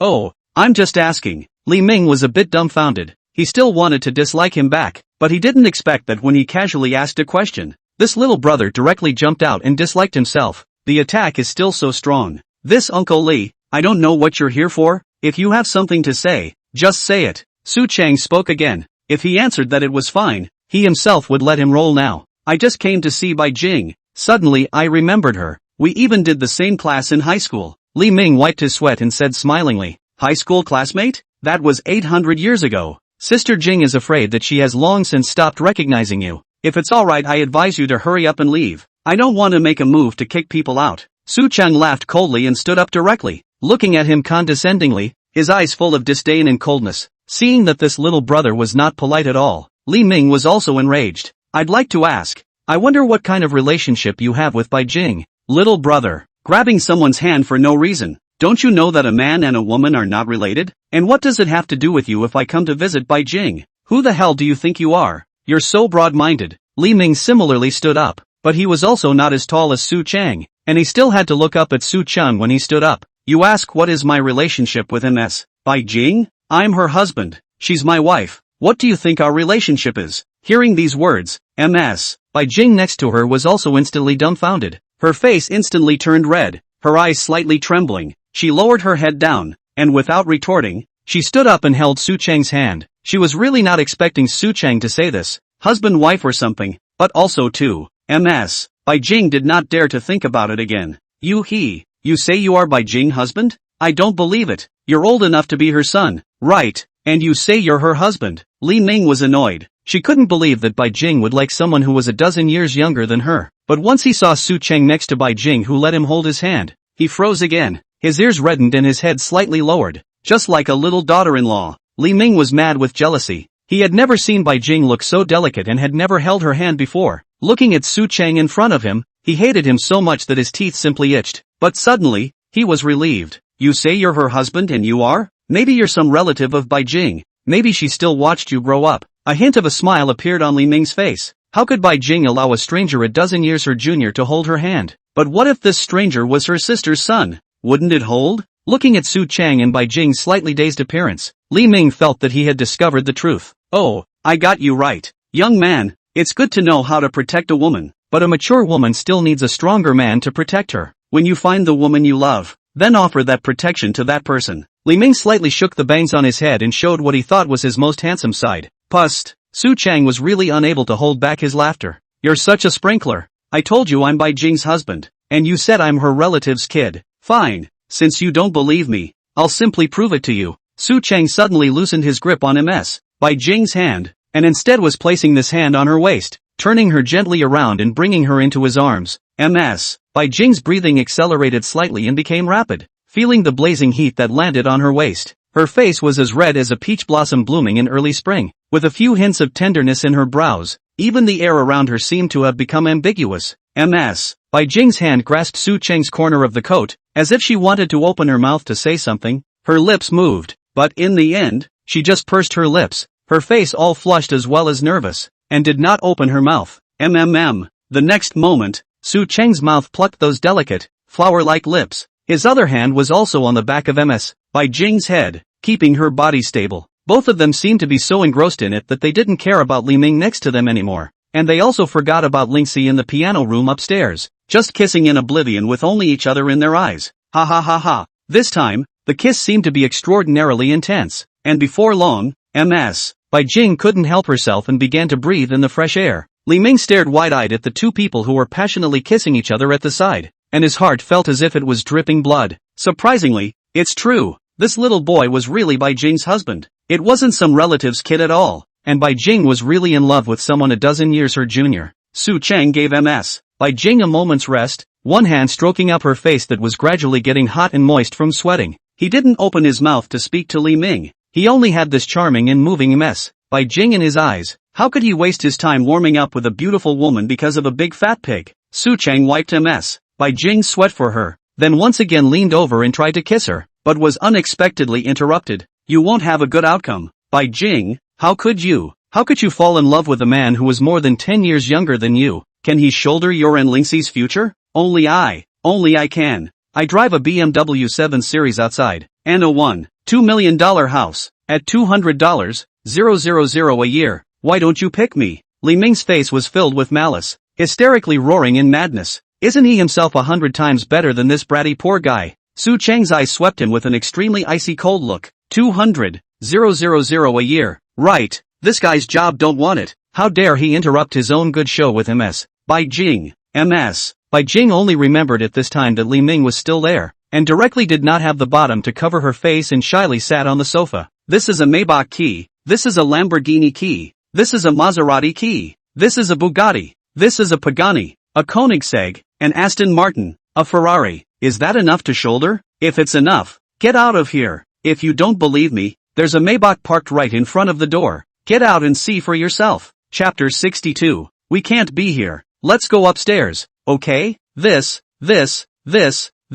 How is this possible? Li Ming couldn't help but tremble in his heart as he watched Su Cheng place the keys to the luxury car in his pocket on the table one after another. It can't be. It can't be. It's got to be a fake. Snap. A loud slamming sound rang out, and Li Ming ran wildly directly toward the outside. He wanted to see if the Maybach Su Cheng had spoken of was real or not, but when he actually came outside and saw the black Maybach actually parked on the side of the road, Li Ming's heart almost stopped. It's really Maybach. The Maybach, a symbol of wealth and power, is actually being driven by a little kid that young. But why? And how did a kid like him get to drive a Maybach and have so many keys to a luxury car in his pocket? Is it a rich kid? It must be. His hands trembled slightly, and blood dripped from his heart. Did true love finally lose out to reality? Bai Jing was just snatched away by that kid. Li Ming knew that he would never be able to snatch Bai Jing from that rich second generation in his life. He went back to his car, drove the BMW 7 Series that was all his own, and left this sad place. Since love can't stand up to reality, he'll have to find his own reality. Woo-hoo-hoo. And at Bai Jing's house after Li Ming left, Bai Jing still had a blushing face and used her pair of white jade hands to block Su Cheng's line of sight. She actually kissed Su Cheng again, and it was still a public kiss in front of outsiders, and moving herself. Oh my god, she couldn't believe it. Where would Su Cheng give her time to calm down? He sat down next to Bai Jing, then reached out his hand for her to lean in his arms. Bai Jing was so shocked that she took her hands away and looked at the man who was so close to her. She knew that Su Cheng had just kissed herself in order to drive Li Ming away for herself. But, now Li Ming was all gone. What else does he want? I can't believe he still wants to. No way. And just now Li Ming closed the door so loudly. Who knows if Lingxi heard it? What if Lingxi comes out and sees him when she's having sex with him? No, I can't. Just as she wanted to speak, her mouth was blocked by Su Cheng once again. Bai Jing's eyes widened, not expecting him to dare to do this. Bai Jing was a little scared. She wanted to try to push Su Cheng away, but found that she couldn't push at all. His hand around her waist was just too dead. Can't be here. Go upstairs, will you? Ms. Bai Jing looked at him in an extremely aggravated manner, then reached out and pointed upstairs. Su Chang read her meaning and immediately rejoiced. The mouth imprinted on Ms. Bai Jing's lips also loosened, and a princess hug picked her up, not even caring to feel the softness coming from her legs. With a rush, he ran towards Ms. Bai Jing's room on the second floor. After arriving at Ms. Bai Jing's room, Su Chang placed her on the bed and then pounced like a wild beast. He once again gagged Ms. Bai Jing's mouth, and the two of them lay on the bed, kissing excitedly. Su Chang's hand also explored past Ms. Bai Jing's body, but a jade hand stopped it. He glanced at Ms. Bai Jing suspiciously before he was seduced by her frowning look, but even then, Ms. Bai Jing stopped her. Don't, you should be teaching Lingxi piano right now. She'll get suspicious after a while. How am I supposed to teach in my current state? Su Chang cried and laughed, glancing down at the ground. Ms. Bai Jing also knew that he was very disgruntled right now, but in reality, how could she not be herself? But what if Spirit Stream really found out? Tell you what, why don't you start by running around here or something? For exercise? Big deal. I'll go outside with you tonight? Ms. Bai Jing also finally made up her mind, turning her head over with a red face and saying words that never crossed her mind. Really? This is what you said? Ms. Bai Jing, I definitely won't let you go tonight. Jia. What are you doing? I thought I told you to calm down. Why are you here again? Ms. Bai Jing was red in the face, feeling as if her eyes were spinning inside their sockets, and the person was completely dazed. No more thinking. Anyway, you have to help now. Otherwise how can I teach Little Spirit Creek in this condition? Meanwhile, in another room on the second floor, Lingxi slowly lowered her hands from the piano. She pushed open the door to the piano room and headed outside before casting her eyes down to the first floor at the living room, where no one was. Lingxi's shell teeth lightly bit, and her pink fists also directly clenched. Her face instantly darkened. Bright eyes flashed with anger, like the moon covered by dark clouds, and her tiny nose opened and closed slightly as her breath began to catch. Spirit Creek turned her gaze to her mom's house, the door to which was closed. You've got some balls, asshole. Her voice was very soft, but it contained boundless anger. It's outrageous that he's taking the time he should be teaching himself piano to spend with his mom. He has acquiesced to him and his mother. Su Chang even more unscrupulous, leaving himself alone in the piano room to practice the piano. And then he went too and his mother. Lingxi took a big breath and gave her mom a hard stare at the closed door of her room before turning her head back to her piano room. When Su Chang returned to the piano room, little Lingxi was lying on the bed holding that little bear doll that he often saw. It seems like he's sleeping, or not. In short, he's not doing anything. What is little Lingxi doing? Why aren't you practicing the piano? Go practice on your own. Come on. The little girl Lingxi was jealous again. Could it be that she had seen herself and Ms. Bai Jing enter the room? Su Chang thought about it. The probability was that she came out on her own, then saw that there was no one down there, and saw that Ms. Bai Jing's room was closed. What do I have to practice on my own? How can I practice the qin without the white, tender and fragrant little Lingxi? Right now one must continue to coax the little girl. Oh, why can't a person practice the piano? I was just practicing alone there. Just as well. I can practice on my own if I'm your student. Why can't you practice if you're still my teacher? The little girl from Spirit Creek sneered, still playing with the doll bear in her hand. Every now and then he would give it a punch, like he was venting the anger in his body. That's not because our little girl Lingxi is good. Even if we let her practice alone she can still hold out for a bit. But I can't. If I don't have Spirit Stream, little Su Chang will die. Su Chang removed Lingxi's hand on the bear doll and put it into his own hand, playing with it. Lingxi's head almost went down after hearing Su Chang's words, which were almost like a confession. She tilted her head to look at Su Chang, who was still playing with her small hands, and her eyes met that pair of extremely sincere eyes, and her heart pounded like a deer in headlights. Lingxi really didn't expect that Su Chang would say such a heartfelt paragraph to herself, and a red ripple spread across her face. Since you can't stay away from me that much, I'll grudgingly forgive you. Chapter 63, How nice for the three of us to be happy together. Finally the little Spirit Creek's jealousy was consoled, and this time, little Spirit Creek hadn't even asked what she was really doing with Ms. White silence. Did it mean that she had acquiesced to herself and Ms. Bai Jing? Little Lingxi, why are you just sulking and getting jealous there and not asking what Ms. Bai Jing and I are doing? Su Chang held the little Lingxi in his arms and placed his head on her back, suddenly opening his mouth to inquire. Thump! Lingxi's hand that was playing the zither also stopped, and only the sound of the last stroke stretched on. She glared back at Su Chang fiercely, like some great evil had found its prey. Very vicious. How dare you ask? Why am I afraid to ask? Su Chang looked at her exasperated red little face and didn't hold back and directly bit lightly on her mouth. Soft and sweet. This action of his caused all the complaints that Lingxi had originally coalesced to dissipate, leaving only shyness. Just bully me. You're bullying me while you're bullying my mom. Thinking mother-daughter. You're bullying me over here just because I like you and because I don't mind. You better pray that mom doesn't find out about me and you or she'll never let you go. While Lingxi didn't mind that she was with her mom and Su Chang, her mom didn't know. Su Chang touched his head. Lingxi was right, so he also had to work harder to take down MS. By Jing. When the time came, his own happy days would come, with his left arm around little Lingxi and his right arm around MS. By Jing. Otherwise, Xiao Lingxi, you can help? I like you so much and I like your mom so much, and you and your mom like me so much. It's so nice for everyone to be happy together. Su Chang lightly sniffed the moving fragrance of the little girl's body, his hands kneading on her small stomach as he began to persuade. But I didn't expect the little spirit stream in my arms to be in a hurry. You're such a shameless asshole. It's not enough that you have me. Do you have to have mother and daughter together? Lingxi turned around and looked back at him with tears in her eyes, very aggravated. She didn't understand that she was already so indulgent to Su Chang that she did whatever he wanted her to do. Now I can't believe I'm being asked to help. Su Chang held her little face with both hands, then helped little Lingxi wipe her tears. You like me. Your mom likes me too. Think about it. If I let Lingxi leave me because of my mother, little Lingxi, you would definitely be very sad. Do you want Mess, by Jing to suffer that as well? Su Chang started the moral abduction. Although it was bad, but it was useful. Lingxi pouted in aggravation again, looking at her with extreme grudges. You just think of mommy aggravation and not me. I'm aggravated sitting in your arms right now and you just think of mommy. Saying that, little Lingxi's tears were coming out again. This little girl was simply made of water. Whenever I'm jealous, I have to cry, and I'm always jealous of MS. By Jing. Su Chang didn't dare to say anything more. If MS. By Jing came in at this time and saw little Lingxi crying in her arms, that would really be the end. Then let us not have mom.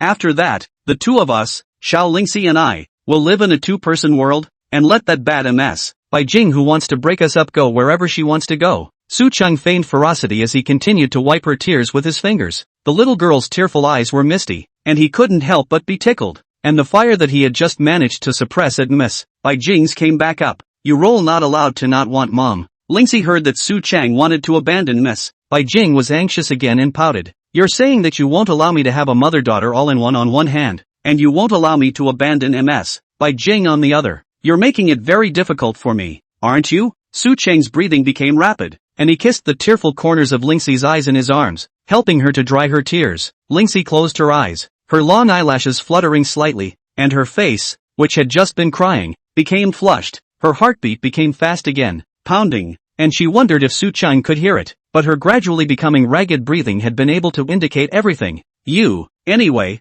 I don't care. Xiao Lingxi you I'm sure I want, and you won't let me abandon MS. By Jing, I can only want all of them. Jia. After saying that, Su Chang couldn't hold back any longer. The delicate body cradled in her arms made it hard for her to endure, and cupped Lingxi's face in front of her, straight up blocking. Lingxi seemed to be similarly enduring to the limit, and the two were like people trapped in a cave on an icy day, unlikely to leave after finding the fire. Her hands similarly cupped Su Chang's head and came up. Su Chang's hands also kept roaming on top of Lingxi's clothes, but was afraid that MS. By Jing would suddenly come in, so he only pinched and rubbed at the sound in soft locations. Lingxi's small hands seemed to be similarly feeling uninspired as she moved her hand away from Su Chang's head. The movements were almost the same as Su Chang's. His hand touched from the top of Su Chang's clothes and rubbed on his back, feeling Su Chang's powerful and robust figure. A moment later, he turned his hand from the back to the front and touched it on Su Chang's abs. The two just kept hugging and kissing until Lingxi pushed him away.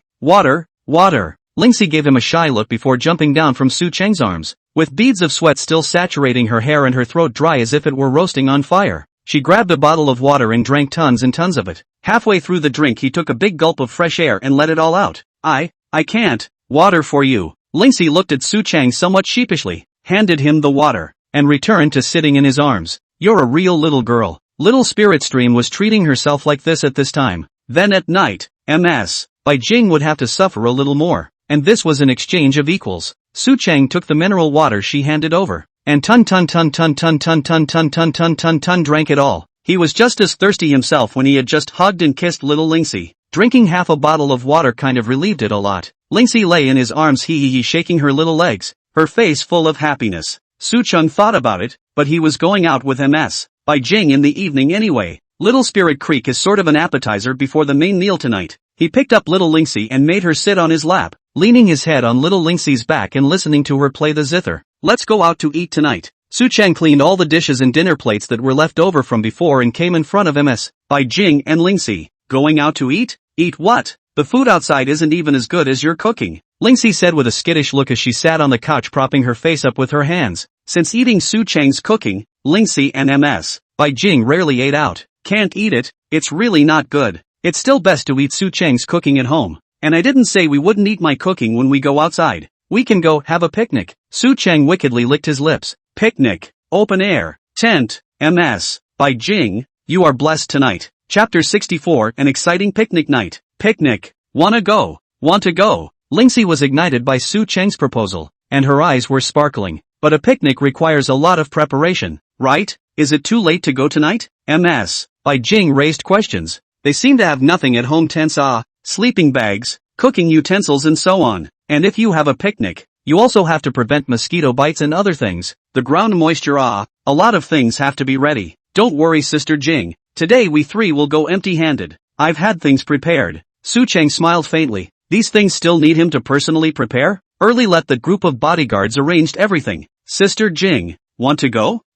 Go ahead. MS. By Jing looked at Su Cheng's extremely blazing line of sight. Why was he staring at himself like this? Suddenly she remembered the agreement she had made in the bedroom at the time. Is this guy trying to do that after the picnic? Can't we go to a hotel? That's too bold. But the agreement had been made before. And MS. By Jing didn't dare to refuse with a red face, so she could only go along with him. The picnic site prepared by Su Cheng was a lakeside, and the environment was good according to the bodyguard's reaction. This place is basically empty at night and even the mosquitoes are rare. When the three came this way, the tents were all set up and the rest of the picnic utensils were in the tents. Wow, it's awesome in here. A small lamp, a sleeping bag, a pillow and a moisture-proof pad. Su Cheng, you prepared so comprehensively? Linksy felt novelty. This was her first picnic. We'll have a tent for each of us when the time comes, and we'll sleep comfortably. Su Cheng responded with a smile, while reaching out a hand to scratch at the palm of MS. By Jing's hand next to him. The latter shivered involuntarily. MS. By Jing didn't expect Su Cheng to be so bold. He dared to do this when his daughter was right in front of him. Next Su Cheng began to prepare the cooking utensils, took a smooth big stone to put the gas stove. Next to it were many buckets of water that others had prepared earlier, and then the fire began to cook. Cooking was basically the same, with MS. By Jing and Linksy's large and small group watching from the side, and Su Cheng explaining to them from time to time. It's ready to eat. Come and taste it. I'll do it. Linksy raised her little hand, and with great excitement, she pounced over, holding the little bowl and picking up a piece of meat with her chopsticks. Yummy. It still tastes the same. She shook herself contentedly, unusually happy. Sister Jing, you taste it too. Well, under the moonlight, the lake glistened with silver waves, like a huge mirror. After the three of them had eaten and drank, they found a clean patch of grass near the tent and spread a blanket on it so they could lie down and rest. The moon is beautiful. Su Cheng suddenly opened his mouth and quietly gazed at the huge moon. In the vast night sky, countless stars are hugging each other, but the moon is the only one.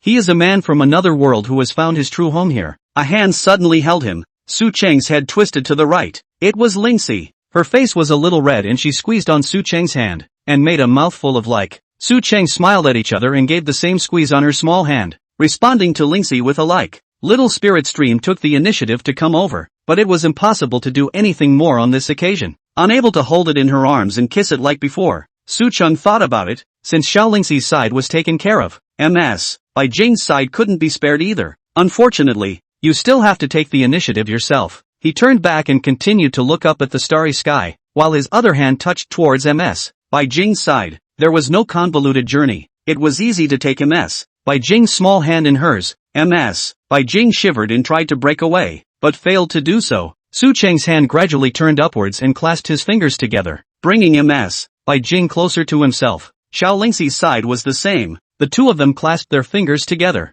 feeling the temperature of each other's palms. She was even more daring, and even slid her body on the blanket, resting her head all the way against Su Cheng's head. Su Cheng could only pretend to look up at the starry sky, not daring to move a muscle. Zip, zip, zip. Su Cheng's pupils tightened. His body trembled slightly on its own, and the hands holding on to the two of them shook a little, frightening MS. By Jing to follow suit. What did Lingxi just do? She actually drew on her ears with a hairbrush. Is this girl really? The more exciting the place, the more guts she has? She used a quill dipped in ink and placed it on her ear, starting at the lobe and working up to the auricle, turning and drawing. Su Cheng's legs were a bit weak, and he could only use his hands to control MS. By Jing on the blanket. In case she saw this scene, it was simply unthinkable. The ink in the brush spread over his ears, and Su Cheng's breathing followed as he slowly became faster in an unconscious manner. It's her gifted drawing skills. The brush, on the other hand, tickled Su Cheng's earlobe again and wiggled slightly. It's itchy. It's really itchy. Down it came, and down it came again where the painting had been, and Spirit Creek changed its position. She was still tracing Su Cheng's ears, one stroke of the brush going on and on, using the drawing skills she had once learned. That's a superb drawing skill that's uniquely hers. The brush continued to draw into it, letting out large swathes of ink, completely blackening Su Cheng's ears. Su Cheng's rapid breathing stopped with him. It was only at this time that he realized that his breathing had become so rapid. Wouldn't that be discovered? Su Cheng used his afterglow to glance at Nemes. By Jing next to him, her face was very red and the slightest beads of sweat were showing between her clasped palms. It didn't seem to notice, and Su Cheng breathed a sigh of relief. It seemed that Ms. Bai Jing was taking his reaction as a result of being 10-fingered with her, and he smiled inwardly. He hadn't even relaxed for a few seconds yet, and the circled brush that had been resting on his ear continued to draw. She seemed to have stopped copying her ears with the brush. Instead she changed places with the brush in her hand and drifted off. The brush he was holding came to Su Cheng's face. He was going to draw as something else this time.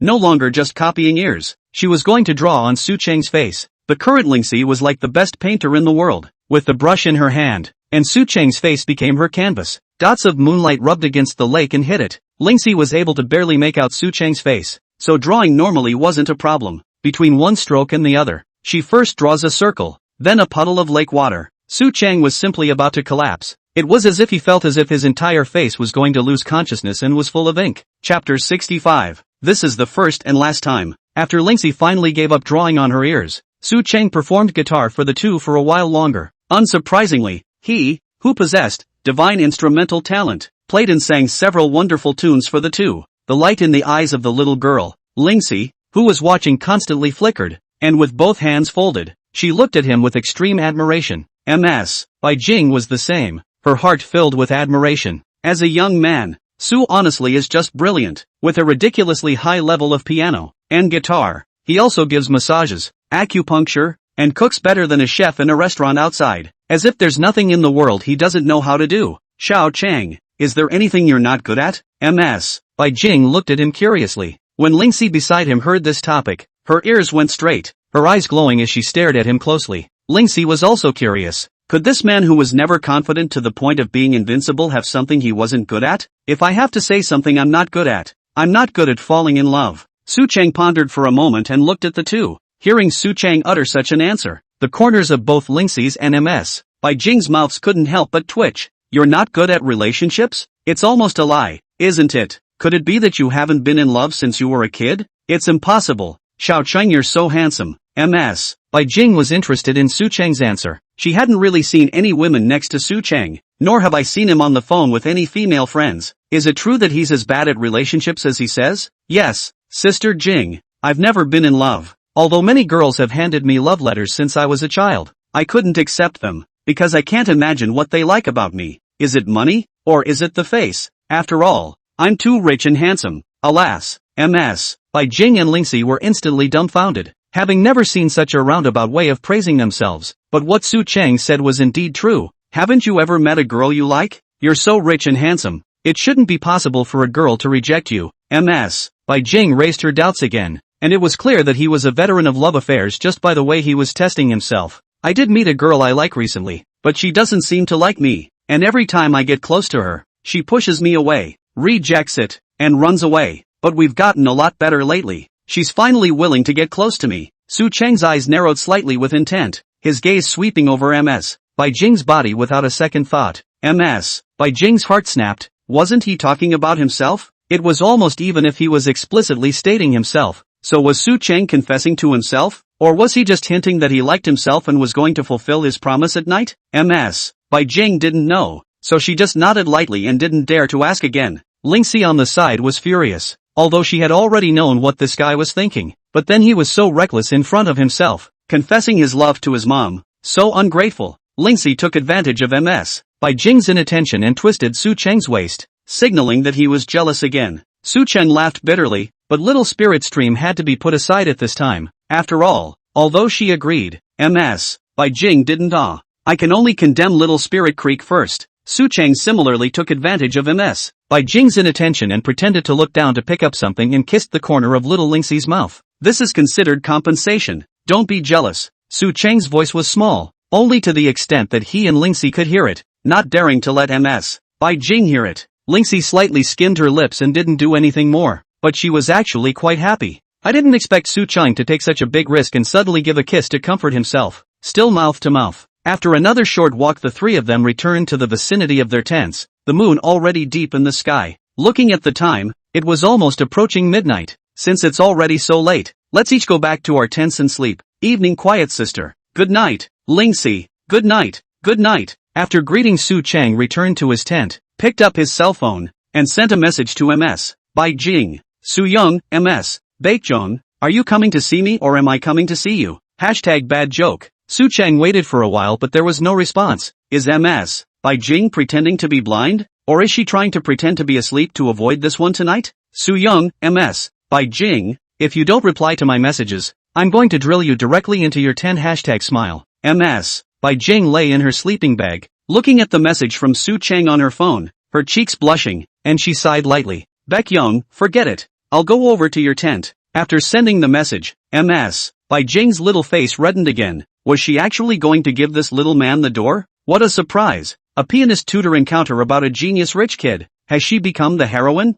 Now Xiao Chang said he liked himself, but in reality he was just a college student. The young man's mind would soon change, and he could not wait for his mind to change before he was heartbroken. Otherwise the only one who will be sad is yourself. Ms. Bai Jing gently unzipped the tent and walked over towards Su Cheng's tent, but just as she reached the door, a pair of hands pulled her right in and held her in their arms. Sister Jing, did you know that your body smells so good? Su Cheng's face was pressed against Ms. Bai Jing's neck, greedily sniffing the scent from her body. The aroma is delicious and moving. Su Cheng's breathing became rapid as he opened his own mouth, then kissed Ms. Bai Jing's neck. Ms. Bai Jing's body trembled slightly, not expecting Su Cheng to suddenly kiss up. Her head slightly started to rise. Her breathing also began to gradually accelerate. Su Cheng's nostrils flaring, pounding on Ms. Bai Jing's already stimulated cerebral nerves. However, she didn't stop it and instead reached out her hand to touch Su Cheng's head. She had already treated this first time with Su Cheng as if it was her last, so she gave a little tenderness to the boy who still liked her now.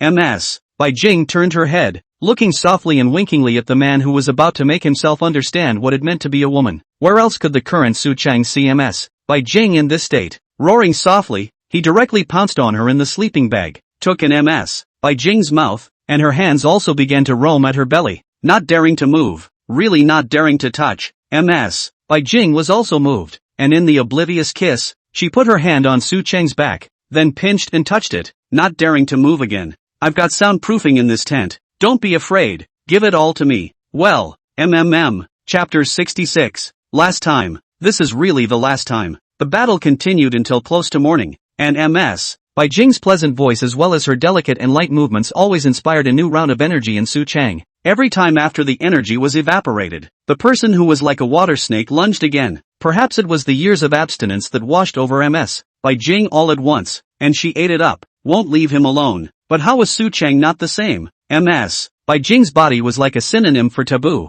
giving birth to endless energy in his heart. Looking all the way through Ms. White's body, he knew almost every corner of Ms. White's body. It could be said that the current Su Cheng was the person in the world who understood Ms. Bai Jing the most, more than herself and more than Lingxi. Looking at Ms. Bai Jing's gazing eyes, as well as the red lips that were close at hand, Su Cheng began to get excited again. No, Lingxi should be waking up soon. I have to go back, then I'll carry you back. Although Su Cheng was reluctant to give up, he also knew that Ms. Bai Jing had a point. Ms. Bai Jing's hand held Su Cheng's head and she just leaned tightly into his arms. The night's frenzy had left her legs almost completely drained of strength, and this little man was, well, really something. Ms. Bai Jing's face was slightly flushed. Last night's self was extremely crazy. Over and over again she was asking Su Cheng about his limits, but she didn't realize that this little man's power was not something she could compare to as he absorbed every bit of energy from his body. Let yourself be a woman again after more than 10 years. and also experience the true joy of being a woman. She's in love with this man, but they can't be together. Makoto, the kind of thing that happened last night is over. This matter, you just pretend it never happened. What? Su Chang was dumbfounded. Last night's so happy night was gone just like that. Wasn't the pleasure he had given Ms. by Jing last night enough? The clasped hands, the moving voice, all fake? Why Sister Jing? Could it be that you are not satisfied, Sister Jing? I can come back again. Ms. by Jing's face was suddenly covered in red. What do you mean you are not satisfied? You are already satisfied beyond satisfaction. Talking about yourself like some kind of demented woman. Sister Jing, you want a few times to be a few times. The big deal is that later we will send Lingxi back first, and then come out to the hotel. No, Xiao Chung, you misunderstood. I'm already satisfied. It's impossible between the two of us. This kind of absurdity is enough once. Ms. by Jing waved her hand and twisted that rosy face to the side, not daring to look at Su Chang. Why is it impossible? You like me, and I like Sister Jing. Let's be together. I'll be responsible for you and Lingxi. After opening Ms. by Jing's tent, Su Chang reluctantly put her down from his arms and the two of them came back into the wide sleeping bag. Feeling the blazing temperature of Su Chang's body and listening to his confession to herself, Ms. by Jing's heart violently trembled. And we won't have financial pressure when we're together. Sister Jing, you don't have to work so hard for Lingxi in the future. Su Chang hugged Ms. by Jing and lay down in the sleeping bag, using the temperature of his body to give her warmth. You're too young. We won't be happy together. You like me now, but when I'm old in the future, you really won't abandon me? You're handsome and rich. You'll definitely fall for some girl out there, and I'll be miserable at that time. Don't say another word about this. Last night was the last time. Don't piss me off. Su Chang wanted to continue persuading, but Ms. by Jing's attitude was unusually resolute. It seemed as if this matter could only be left unsettled like this, but where could he give up on Ms. by Jing? The two in the sleeping bag just kept cuddling, perhaps knowing that this was the last time, and Ms. White silence had no intention of urging him to leave. Su Chang greedily breathed in Ms. by Jing's fresh scent, and the moving softness felt unforgettable to him as well. Sister Jing, since you said this is the last time, why don't we do it again? Su Chang's voice was extremely dry and his mouth was dry. Ms. by Jing was startled as his extremely deep and violent breaths kept hitting her face, making Ms. by Jing's nerves tingle. Her delicate body struggled in panic. No, I can't. Ms. by Jing's struggles were useless, and the clothes she had only just put on before were removed in an instant and tossed aside. His lips were also blocked by Su Chang, constantly purifying the breath from Ms. by Jing's mouth. When Ms. by Jing was short of breath, Su Chang would take the initiative to retreat, giving her plenty of time to recuperate, and when Ms. by Jing tried to speak again, Su Chang would once again lean in. Between the repetitions, you go back and forth. Ms. by Jing finally gave up. She took the initiative to cater up to Su Chang's lips, and her hands also rubbed the clothes on his back. The two are at war again in Ms. White's tent, their appetites insatiable, craving each other's presence. Even after having embraced it in my arms, it still doesn't feel like enough. Far too far. Their hands kept squeezing each other's hands, trying to get closer to each other and their chests. A beautiful voice that was as gentle as a yellow warbler's song rang out. It was Ms. by Jing, who had turned into a yellow warbler, singing softly, lilting and melodious. Then, as if she realized something, she turned into a hungry vicious wolf again and bit down on Su Chang's shoulder. The beautiful song of the yellow warbler is gone, devoured by hungry wolves. The two just embraced, and it all seemed to be over. But nothing seemed to be over. They felt the heat in each other's arms while feeling the distance between their hearts. Su Chang and Ms. by Jing gagged again, but their movements were far less savage and reckless than before. It was like they were savoring the most delicious dessert in the world, keeping in mind the essentials of eating dessert and chewing slowly. Finally, the two stopped. Su Chang gently dropped a kiss on Ms. by Jing's forehead before speaking. Sister Jing, I'll go back first. Good. Ms. by Jing quietly gazed at his back, desperately restraining the desire to stop that last declaration, but that mouth was forcibly stopped by her hard choke. For the last time, this really is the last time. Ms. by Jing murmured, one hand covering her heart, trying to fill that empty and lonely heart. It's not possible, by Jing. It's not possible for you and him. You're an older widow nearing 40. He'll surely abandon himself when he finds his true love. Don't ever think about him again. It's the last time. She pursed her lips and buried her head in the pillow, unable to see anything. Chapter 67, You Think I'm Dying? After sending both Ms. by Jing and Lingxi back, Su Chang was ready to return to his own home.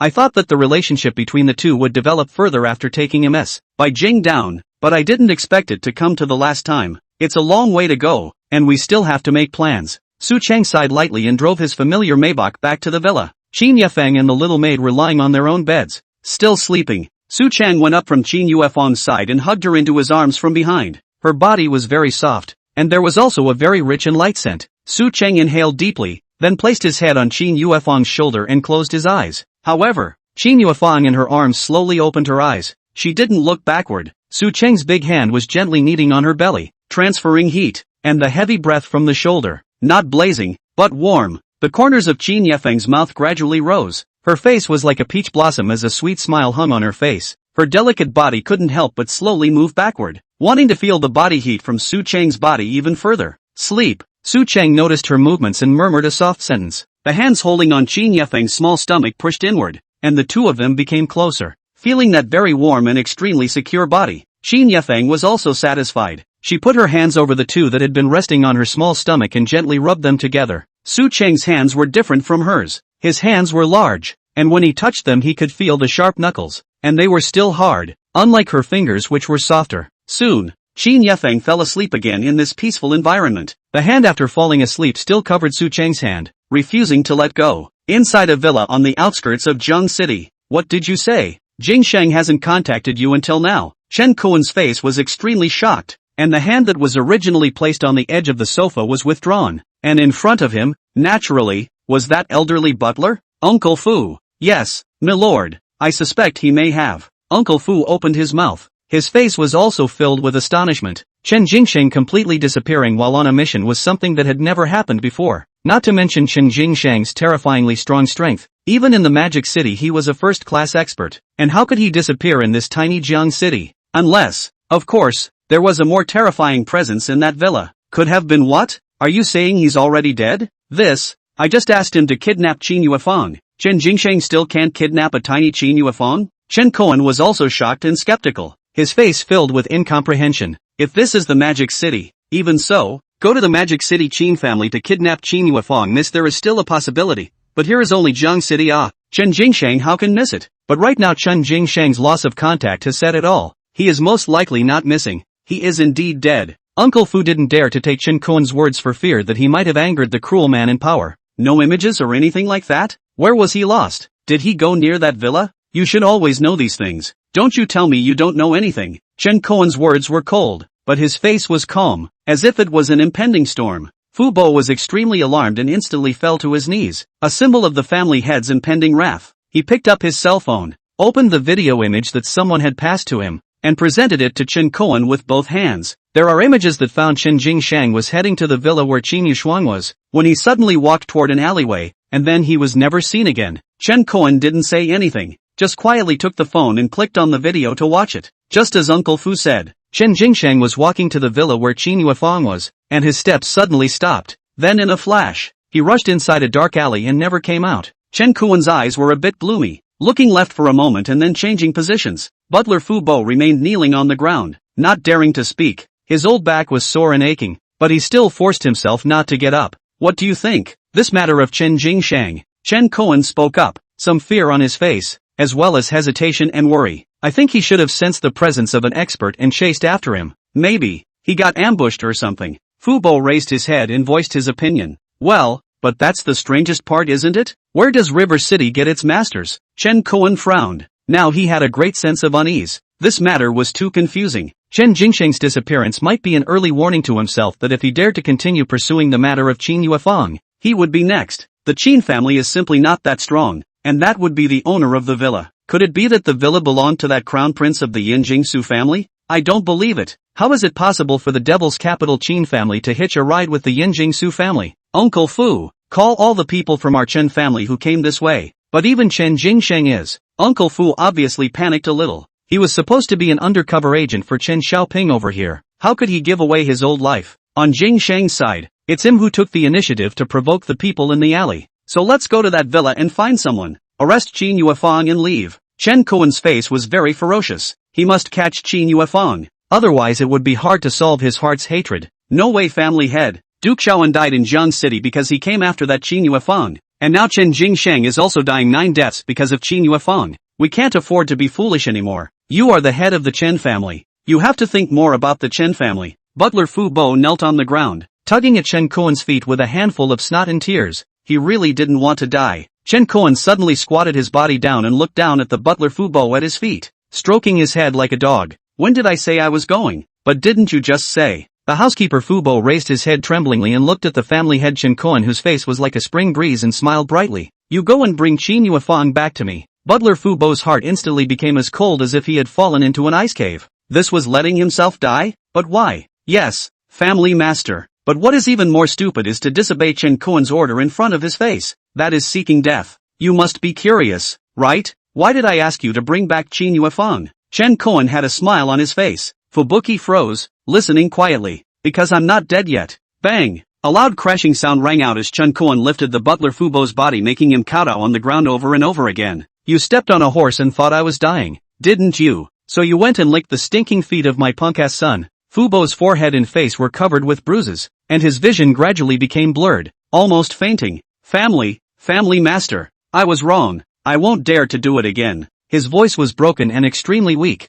Chapter 68. The second male lead. Dragon Emperor Yi Chen. This will only happen once, and if I catch you licking the stinking feet of my punk-ass son again, I'll break you into pieces. Chen Kuan's face was extremely cold, as if the person who had just grabbed the butler Fu Bo's head and kept smashing it on the ground was not him. Many thanks for the family lord's enlightenment. Ah Fu swears to serve the family lord to the death. Come on, don't be a poser there either. Chen Kuan resumed sitting on the sofa and sneered. This kind of knocked over person, if he dares to betray again, he himself will definitely make his life worse than death. It was the same even if he chose his own son, the only direct line of the Chen family in plain sight. You don't need to go and arrest Qin Yuefeng either. Contact the boss of Ghost Gate Pass, Master Ghost, for me and have him meet me tomorrow night. Yes. How the hell do you ride a bike? How dare you run such an obvious red light? Yes, my fault, pay whatever you say. An older man who reeked of decadence got out of his battery-operated car and nodded to the owner of another sedan. Where did you get the money to pay for the damages? You battery bike rider, get out of here. Yes. Looking at the owner of the faraway minivan, Yi Chen's face hung a faint smile. Yi Chen had been away from Jiang City for close to 20 years, and had been imprisoned for murder, with the same 20-year sentence. But what everyone didn't know was that Yi Chen hadn't been put in a prison. Instead, he had been admitted into the military region to join the army. This trip was 20 years, and he had also transformed from a murderer at the bottom of the hierarchy into the world-famous king of soldiers, Dragon Emperor Yi Chen. I don't know how Meirou and Fan Air are doing now. They must really hate me. A bitter smile appeared on Yi Chen's face, but his footsteps kept moving forward. He missed their mother and son too much, casually calling a cab. Yi Chen rushed in the direction of his remembered home. Ding! Congratulations to the host for triggering the new script, Return of the Dragon King. In order to protect Lan Meirou and Yi Fan's mother and son, Yi Chen killed Wang Fuxing and was sentenced to 20 years in prison. However, he was favored by the No. 3 chief and entered the military region. After 20 years of time, he became the master of the Dragon King Hall and achieved the name of Dragon Emperor. Plot detected, hero saves beauty. Tonight at 8 p.m., Yi Chen will pass by the outskirts of Jiupan Mountain on the way to a drag race to save the female lead Qi Shanshan, and as a result, he gets the job of being Qi Shanshan's bodyguard. Su Cheng stood up from the sofa with a jolt. Ever since Yi Fan was held down by him in the hospital, there was no protagonist that he could bully. Now finally another protagonist has come out. Or Yi Fan's father. Jia. An evil smile appeared on Su Cheng's face. Since you chose to return at this time, then don't blame me for not being polite. Ah, what do you mean? Meilou and Fan Air have moved away? Then where did they move to? Yi Chen froze, a joy to come back to find his wife and children. Did not expect to no longer live in the memory of the place. How should I know? Geez, scum like you who dumped your wife and child, get the hell out of here. They won't even want to see you either. The heart of Wang Dama at the head of the village was full of contempt, disappearing directly when the child was just born. Is this still a human being? Even if you saw Meirou, she's living happily with her own husband and child now, so you don't need to bother with that.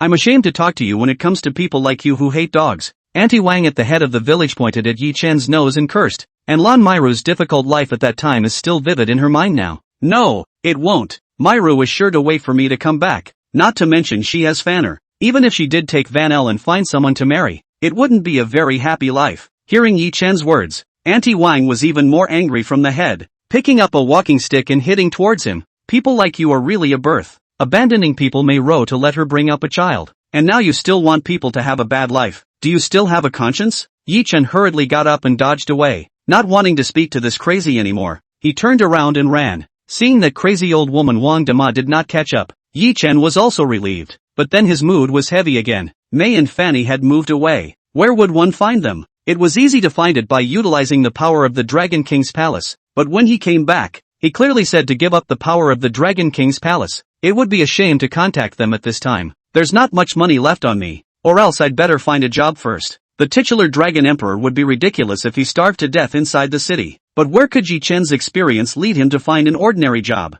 After hanging out all day, there wasn't a lot of money left on me. Is it really going to be like those urban novels? The return of the King of Soldiers can only be a security guard? Yi Chen was a bit unwilling. The outskirts of Jiupan Mountain. Quickly escort the young lady to go first. A bearded man with blood dripping from his body and 2 long scars on his back hissed as hard as he could. Behind him there were 2 swordsmen as well as a gaudy little girl with 2 ponytails. And in front of him were likewise several swordsmen. But they were in much better condition than the bearded man. No way. I can't leave. If I leave, Uncle G, you're definitely dead. Although the 2 ponytailed girl was extremely scared and her legs were trembling, her eyes were extremely determined. You're even more of a handful here. Raven, Mouse, take the lady away. I'll help you clear the way. The man known as Uncle G got a little angry and snarled, glaring back at the twin ponytailed girl. After saying that, the bearded man rushed forward. Even though there were 2 people in front of him, he was not afraid and met them with his sword. His blade was quick, slashing the man next to him in the small of the back. Blood splattered everywhere. He looked back and tried to slash again, but was dodged. The people named Mouse and Raven next to him moved at the same time, and as soon as Mouse picked up the twin ponytailed girl, he lunged forward, completely oblivious to the enemy in front of him. The long blade in Raven's hand slashed forward vertically, and the 2 enemies in his way were forced to dodge as he rushed to meet them again. Mouse and the 2 ponytailed girl just rushed out of the encirclement, but Mouse didn't dare to stop moving for a moment for fear of being caught up by the people behind them. But in the next second, the rat's figure stormed backward. A ring-button blade instantly slammed into the spot where he had previously stood. It's you? Inkblade Gucheng. That old miscreant ghost hand actually sent you here. Mouse's skinny body blocked in front of the double ponytailed girl. Extremely surprised, Inkblade Gucheng picked up the ring buckle knife that was stuck on the ground, his eyes full of teasing. Master Ghost asked me to come. Naturally he wants to make sure that none of them can leave. Little Princess Shan, why don't you just go back with me? Master Ghost and Master Nine were good friends when they were young. As the daughter of the 9th Master, you are naturally our guest at the Ghost Gate. Bah, Gucheng, you want me to go back with you? That's impossible, unless you let Uncle G, Mouse and Uncle Crow all go. Shanshan hid behind the mouse's skinny body to reveal her head, her face with hatred angrily staring at Gucheng. In that case, I can only forcefully take you back. Little princess. Gucheng crossed his sword and slashed out in the next second, arriving in front of the rat in an instant. It could not be dodged. The rat was in a cold sweat, gazing at the approaching blade, unable to move. But just at the moment when the ring-buckle blade was about to slash at him, the ink blade Gucheng instantly crumbled out, while the ring-buckle blade in his hand shattered into several blades. Su Chang stood in front of the rat and looked disdainfully at the ink blade ancient green embedded in the tree. A fragment of a ring-button knife was lodged right in his heart. It's dead. Chapter 69, Little Lori Chi Shanshan. The Black Dragon Society rats thank your excellency for saving their lives. The rat walked up to Su Chang and gently arched his hand, clasping his fists in thanks. However, his eyes kept a close eye on Su Chang, not daring to spare any of his movements. It's just a show of hands. I can beat that guy to death in a flash. And you're still there all the time defending yourself against me. Can you defend yourself against me? Su Chang casually raised his hand. Then he placed his gaze on the double ponytailed loli, which was indeed beautiful. This Chi Shanshan is worthy of being one of the female leads. A soft golden double ponytail. Looks very youthful. The small face also has a bit of baby fat unique to little loli. Very pretty. Chi Shanshan also noticed him sizing herself up and met Su Chang's eyes back. This is the man who saved his life and Uncle Mouse's life. Tall, handsome, and a bit of a heartbreaker with his martial arts skills. Handsome brother, there are still my friends over there being rounded up. Can you help? Chi Shanshan folded her arms and stepped out from behind the mouse, a clear light shining in her praying little eyes. Uncle Crow and Uncle G were both fighting over there. If this expert who could kill Inkblade Gucheng in seconds could help, they would be saved. Of course you want me to help them, but I'm just passing through here, and I've already saved you guys and have to go save them. How will you repay me, Lori? As soon as he heard his words, Mouse immediately looked at him with wary eyes. With a smile on his face, Su Chang turned his gaze to Crow and the bearded man. Their opponents are at about the same level as them, and it won't do any good to not save them anytime soon. He, Su Chang, was a villain, and although it was to intercept Yi-chan, the little lowly Qi Shanshan didn't know. Being able to feel that this martial arts but somewhat good and shy savior in front of her was still sizing herself up, the little lowly Qi Shanshan's little face flushed. If you can save them, how about I? How about I give you a kiss? I feel that I'm a bit of a loss. I just saved your life. Other people's little lowly to save their lives are all to the body. How do you this still have to save others once again? Su Cheng's face carried a teasing smile. Teasing this kind of very youthful and cute little lowly felt really great. Could feel the sight of the rat looking at him with extreme displeasure, but didn't dare to make a move. You have a point. How about we send you a territory then? Lori suddenly spoke, the red color fading from her face and a blazing light in her eyes. Hearing the words of the little lowly Qi Shanshan, the rats on the side seemed to freeze and looked at her with very strange eyes. Give me land I still have to manage. I don't want it. Su Cheng coldly laughed. This little lowly doesn't look like a good person. Just now she was molested by herself with a red face, and now she said the words of giving away the land. If he really took over her territory, wouldn't he be a member of the Black Dragon Society? What good would joining the Black Dragon Society by oneself do to oneself? Even if it was the Ghost Gate, which had always been against the Black Dragon Society, it would be nothing more than a snap of the fingers to oneself. Why don't you just be the boss behind the scenes, and we'll send you someone to manage it? The little lowly Qi Shanshan's smile was innocent, and her eyes would look like crescent moons, but what came out of her mouth were always words of reckoning. It's not impossible if you want me to work for your Black Dragon Society. You have to stay with me for one night. Su Chang mixed up and smiled. This little lowly wanted to count herself, and she still wanted her. The little lowly Qi Shanshan's face instantly turned red, bulging her mouth as she stared intently at Su Chang. I advise you better not to make a move. People's little lowly didn't even say anything, and you lewd uncle is still angry. Su Cheng cheerfully looked at the little lowly Qi Shanshan, but the words that came out of his mouth were directed at the mouse. It was only because the murderous aura on the rat's body had overflowed after he had uttered those words, and he was about to strike. Not allowed to be rude to the lady. The words of the mouse are somewhat powerless. His own thoughts were instantly surveyed by the man in front of him. The horror of the excessive. I'd advise you not to say such things. If you get me angry, I don't mind disemboweling you and then taking Lori home captive. Su Cheng's face still had a smile on it, and he unconsciously licked his lips. He was a little moved by the idea, and it would be nice to take Lori home captive if he did do it himself. When the little lowly Qi Shanshan saw Su Cheng's undisguised movements, her heart couldn't help but flutter, like a deer in the headlights. Then what do you say to do in order to go out and save Uncle Crow and Uncle G? As long as it's not too much, it's not impossible to promise. The little lowly Qi Shanshan squirmed, realizing that she seemed to have moved on to this badass savior. Miss, no, huzzah! As soon as Mouse's words to stop fell, a sword was placed across the edge of his neck. Uncle Mouse, stop it. I can't understand old farts like you. You think you're doing Lori a favor. When you're gone she can voluntarily jump into my arms. You stay out of young people's business. With a helpless face, Su Cheng put the sword away and placed it backward in his sleeve. A sword in your sleeve? So cool. The little lowly Qi Shanshan's eyes glowed as she curiously looked at Su Cheng's sleeve.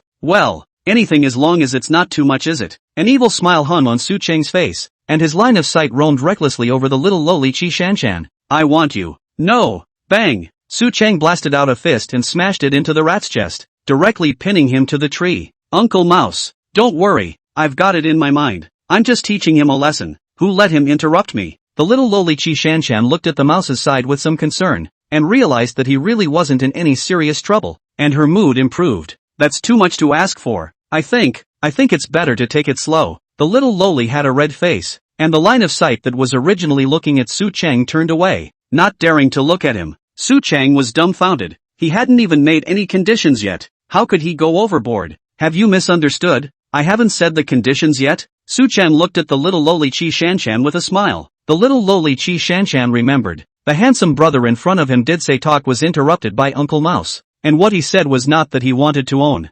Self-indulgent. I want you to kiss me 10 times. This should not be too much. The little lowly Qi Shanshan glanced at Su Cheng with squinted eyes. Wasn't this still coming at herself? Although a little shy, but kissing 10 times is still relatively easy to accept. Not too much, Lori said and walked toward him. Bend over, it's too high for me to kiss. Su Cheng bent down, then he sent his side of his face over. The little lowly Qi Shanshan took a deep breath. This is her first kiss, given to her and Uncle Mouse's rescuer, and he is tall and handsome and also strong in martial arts. No loss. Finally mustering up the courage, she slowly sent her lips out for a kiss on the cheek. But, just at this time, Su Chang suddenly moved. The face that had been turned sideways suddenly turned, taking in the lips of the little lowly Qi Shanshan. The little lowly's eyes widened in disbelief. Chapter 70. Missy was so excited that she took the initiative. It was only after almost 2.5 minutes that Su Chang was satisfied and released Lori. Sweet and still flavorful and soft. How could Lori Qi Shanshan not expect him to play this? She was already shy when she thought it was a kiss on the face, but he turned his head and kissed her on the mouth. How dare you? That was my first kiss. Where had the little lowly Qi Shanshan received such an aggravation? After calming her breathing, she immediately accused Su Chang. A pair of ponytails also followed her angry head as she flung around. The little lowly Qi Shanshan, holding her double ponytails, whipped up a tornado and was about to hit Su Chang's body. Su Chang grabbed her ponytail, then cupped her chin and brought it up to her body. How can you blame me for this? Didn't we agree on 10 kisses earlier? Your bull ting me. You're clearly talking about kissing you 10 times. The little lowly Qi Shanshan was so anxious that tears were squeezing out of the corners of her eyes, but Su Chang wouldn't spoil her. Which is nonsense. 10 kisses. You didn't say where. The final interpretation is mine. You scoundrel, you stinking rascal. This lady doesn't care about you anymore. You say you're ignoring it? Aren't you forgetting something? Su Chang's face hung that familiar evil smile again, and one hand once again cupped the little lowly Qi Shanshan's chin. Missy, the agreement was for 10 times. It's just been 1. You still owe me 9. In the next second, Su Chang once again bullied his way up, holding in the mouth of the little lowly Qi Shanshan, and a pair of hands also picked up the little lowly. The little lowly Qi Shanshan, whose center of gravity was unsteady due to the change in altitude, let out a cry of alarm, and the tightly guarded city gate was pried open and opening as a result. Su Chang's highly attractive manly scent was launched again, swirling around in the little lowly Qi Shanshan's nose. Only for a moment, the little lowly was again powerless. One hand was helplessly placed in front of her body, her eyes were confused, and she looked blankly at Su Chang. But Su Chang's time did not stop there, and he found the old marshal in the breached gates. When Chu and Han fight, 2 kings face each other. One will be hurt. Sure enough, in the incessant sparring between the 2 men with swords drawn, the little lowly Qi Shanshan was cut, her tender body simply unable to withstand the trauma. The little lowly Qi Shanshan shook her head and pushed Su Chang's face away in a pitiful manner, leaning into his arms and breathing in a big breath of long-lost air. It was suffocating, literally suffocating, and the scent of that mature man was making her head spin. Su Chang gently smiled. The little lowly was obviously inexperienced and too much of a dish. Just wait until you teach her more later. Come on, let's go save your Uncle Crow and Uncle G. Just go? The little lowly Qi Shanshan asked curiously, but she was still in his arms. Was he going to carry herself to deal with those people? Of course, if you want to come down, I'm not willing to let you down. Hooligans. The little lowly Qi Shanshan skimmed her mouth with a red face. This was a big rascal. The first time they met, they took their first kiss, and it's surprisingly exciting to play. The crows and bearded men were still conquering in the distance, but that Uncle G was dealing with a little more people obviously as well. Su Chang also did not dilly-dally. The original use of the long sword from the sleeve again appeared, looking at the little lowly Qi Shanshan, eyes glittering. None of these people were really Su Chang's 1-2 punch. With just a slash, a stab, and a chop, those members of the Ghost Gateway returned to their old homes. Uncle G's pupils tightened as he saw the mysterious man who had suddenly appeared, as well as Missy in his arms. Who is this man? How come he's never seen it before? But just as he was fuming, all of these enemies surrounding him were taken care of by Su Chang, and no one was even able to dodge his sword. How's that for handsome? Stinky rascal, why are you so powerful? Handsome. The little lowly Qi Shanshan was very happy leaning in Su Chang's arms. These Ghost Master's men were killed by his sword one by one, just like killing chickens. Watching the scene of Su Chang's massacre from such a close distance was even more of a strange feeling that made her heart flutter. The little lowly Qi Shanshan didn't think about it. It's not like she hadn't seen dead people before, but it wasn't at all as exciting as looking in Su Chang's arms. That's right, and don't you see whose man I am? Slightly. Shame on you. You're not my man. The little lowly Qi Shanshan mocked him with contempt and made a face with her tongue out. I didn't say I'm your man either. Why are you so excited? Or do you really want to be my woman so badly? Su Chang looked at the double ponytail little lowly that was wrapped in his arms with one hand, and a flirtatious smile appeared on his face. You're a rascal. I'm not going to be your woman. The little lowly Qi Shanshan clenched her teeth when she heard Su Chang's words and looked at him in great shame. It's not up to you. Lori. Brush. Su Chang slashed out another sword, and a person who tried to sneak up on Crow was instantly cut off by him, his face filled with fear. The moment Su Chang came here for the little lowly Qi Shanshan, their end was already predetermined. There won't be any possibility of change. Crow likewise discovered Su Chang as well as Missy's arrival. His face was extremely surprised. This man even held Missy in his arms? You should know that Missy would not let anyone touch her easily, let alone something as unthinkable as carrying her in her arms. On top of that, the man is too strong. Between seconds, Su Chang winded up. None of them could hold him back for a second. And all of these people from Ghost Gate Pass were wiped out. Too powerful. You're too fierce. Stinky rascal. Ha ha. The little lowly Qi Shanshan excitedly hugged Su Chang's head and gave him a hard kiss on his face. The person that Master Ghost had sent to attack them was unexpectedly not a one-move match for Su Chang. And even that terrifying ink blade Gu Qing was killed by him in one move. What the hell is this Shibuya's big handsome guy? Does it feel like you just can't stop my nowhere-to-be-hidden charm and are going to fall in love with me uncontrollably? The corner of Su Chang's mouth revealed a trace of an evil smile, and he couldn't help but kiss the little lowly Qi Shanshan on the cheek as well. Ah, what are you doing, stinking rascal? The little lowly Qi Shanshan's heart was pounding like a deer in headlights. Then it was as if she realized something. He had asked her to kiss him 10 times. Hadn't she just kissed him again? So if you take the initiative at this time, won't it be easy to use up the remaining 7 times? Who let you suddenly molest me? I'm a big man being kissed by you like this. What if I can't get married in the future and no one wants me? Su Chang justifiably glared at the little lowly Qi Shanshan in his arms. Stinking rascal. Why don't you tell me I'm not wanted? You took my first kiss today. The little lowly Qi Shanshan began to accuse Su Chang, her face very angry that he actually bit back at her, but her heart always pondered whether to quickly clear those 7 kisses. You don't also still take away my first kiss. Just now you also kissed someone else in public. Su Chang aggrieved.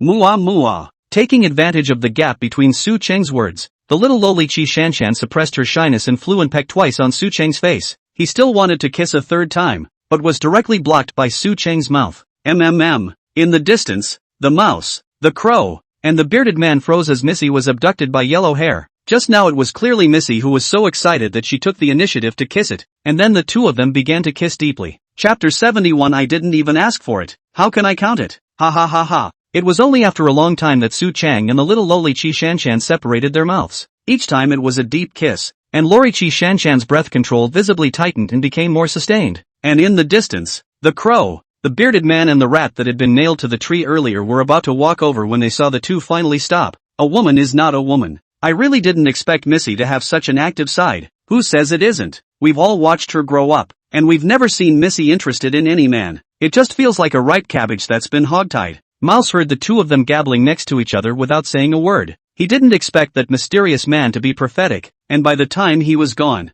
Missy had actually pounced on him, and even offered him a kiss so easily. Missy, you have to be reserved. The mouse felt it the most, like blood was dripping from his heart. Black Dragon Society Crow? Ji Yuan, Mouse, many thanks to the warrior. When the three walked up to the mysterious man and Missy, they began to thank him for saving their lives. But how could the three of them not have expected that, having gone all the way to the face, Missy would kiss this mysterious man again? Mua, asterisk. 3 quick kisses like a chicken pecking at rice and wanting to move on to a 4th. Su Chang once again blocked her lips, and unexpectedly, the gates were once again lost. Lori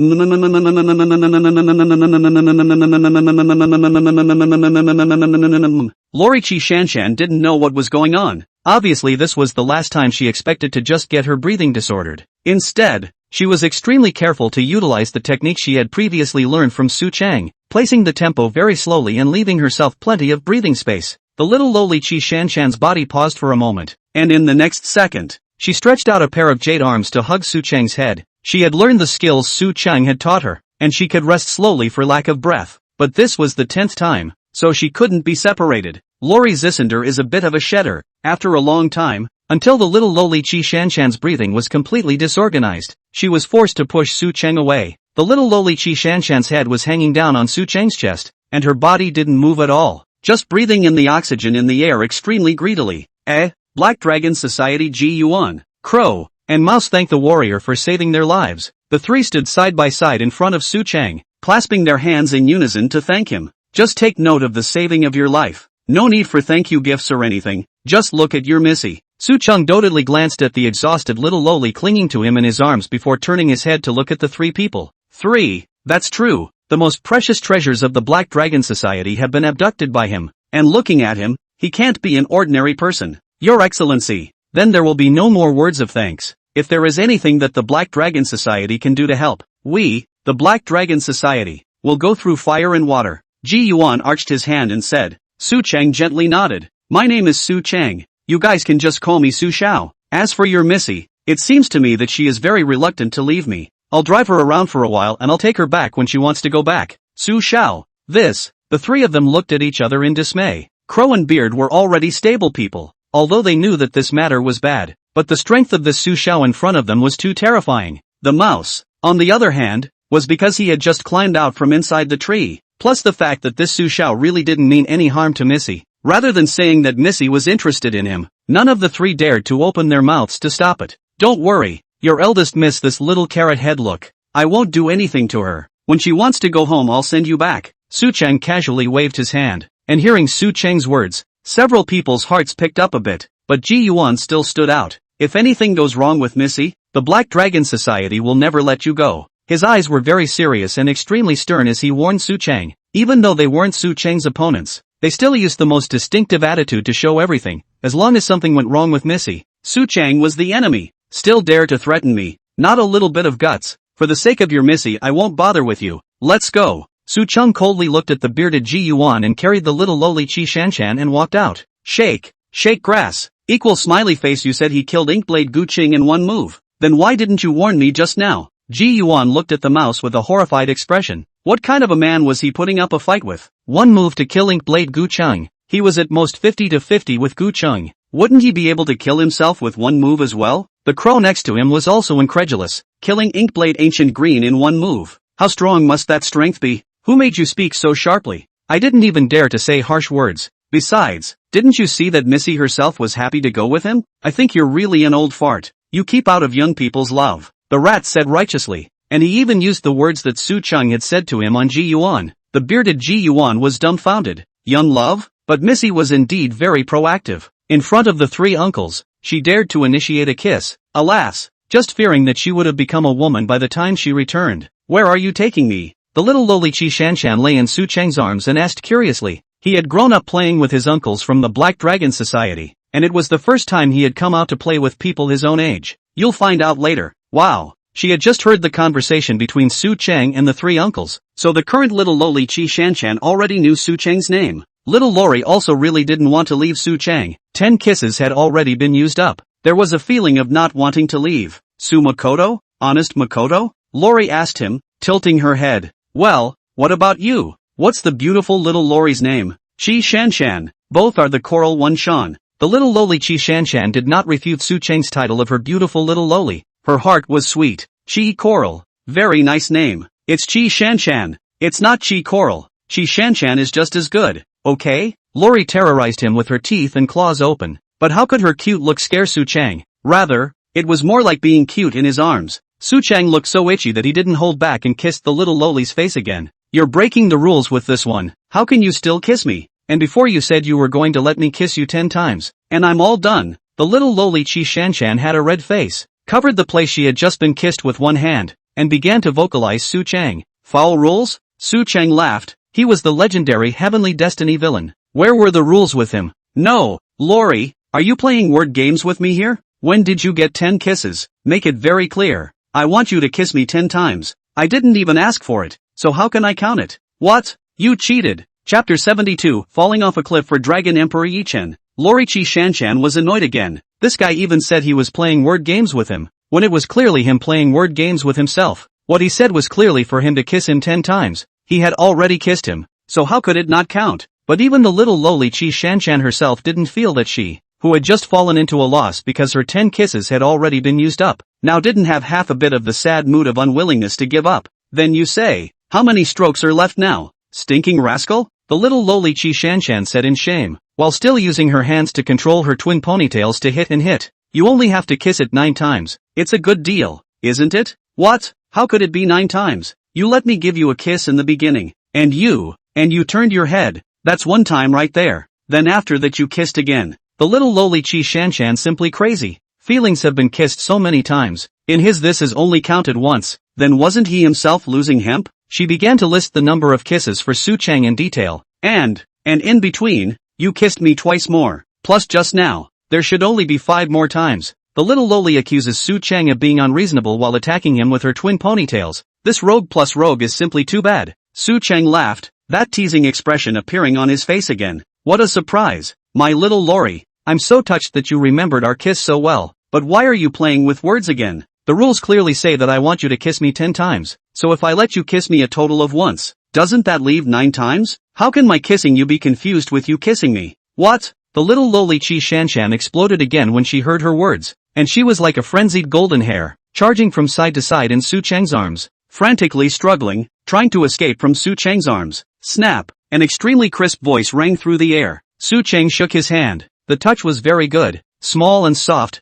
and shook a little after hitting it. You, how dare you beat my ass? My dad didn't even hit me. The little lowly Qi Shanshan is very aggrieved. She kissed this bad guy so many times. He said one sentence all does not count. He even offered to kiss himself, and kissed him so deeply and intensely, and then it still didn't count. Ooh, and now he's spanking his own ass. What's wrong with your father not having played? If you are so disobedient, believe it or not I'll find a hotel to strip your pants and strip and spank you? Su Cheng squinted his eyes. The corner of his mouth revealed a touch of evil smile. Once she heard this, the little lowly Qi Shanshan didn't dare to speak even if she was aggrieved. Woohoo! Okay, you just sit here. Coming to the classic seat Maybach, Su Cheng put the little lowly Qi Shanshan on the co-pilot, and tied the seatbelt for her by hand. The little lowly Qi Shanshan took one look at him and recognized it as a Maybach, but didn't put too much stock in it. It's just a limo. Dad has one too. Come on, take you for a ride. Su Cheng reached out and rubbed his hand on the little lowly Qi Shanshan's head before starting his drive.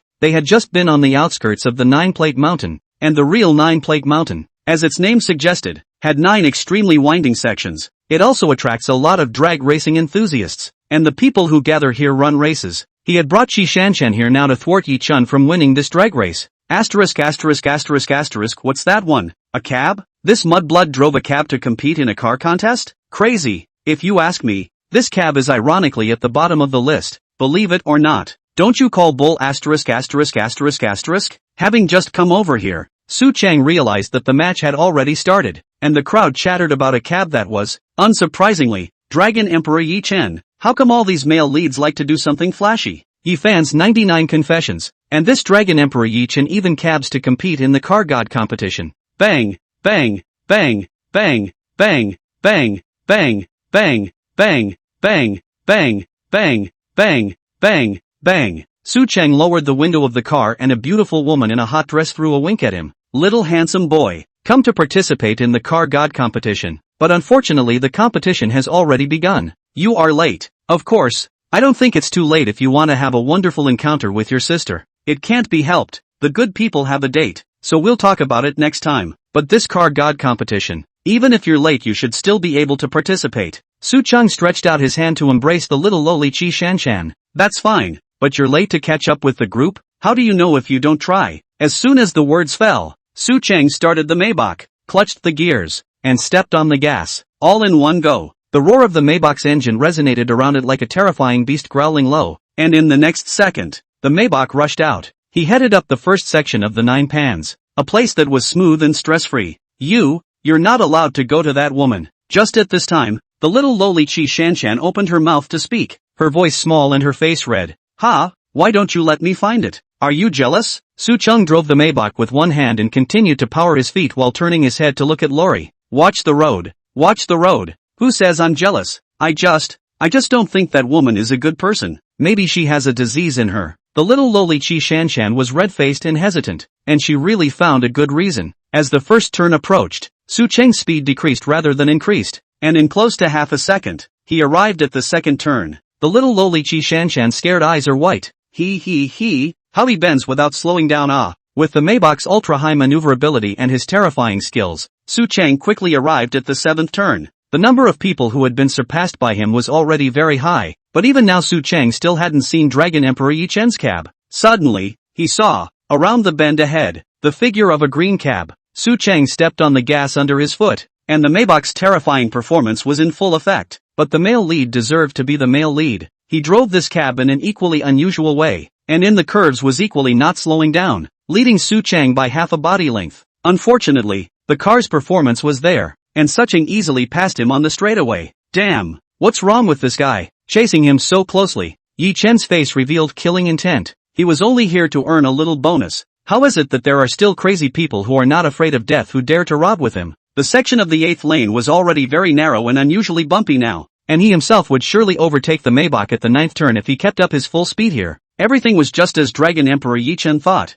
That Maybach slowed down, and the distance was getting closer. The bend, that's the one up ahead. Take advantage of the Maybach's deceleration to break out through the gap in the outer lane. When it came to the curve, Dragon Emperor Yichen didn't panic at all, didn't slow down at all. He saw a vacancy between Maybach and the outer way, and the position was adequate. Punch! But what he didn't expect was that Su Cheng also didn't slow down. The Maybach made a slip at the corner and started accelerating directly from the outside lane. It's broken. It's going to crash. Subconsciously, Dragon Emperor Yichen reversed the steering wheel, and the cab also fell off the cliff at the edge of the outer road. Chapter 73, You don't want to be caught with your feet in two boats, do you? Su Cheng, you're too good. You actually won the championship. The little lowly Qi Shanshan excitedly jumped into Su Cheng's arms, a pair of hands embracing his neck and happily hanging onto it. She was all set to comfort Su Cheng after his failure. Who would have thought that he would later come up to take the top spot? It's awesome. He. That's of course, taking little lowly racing and winning the championship.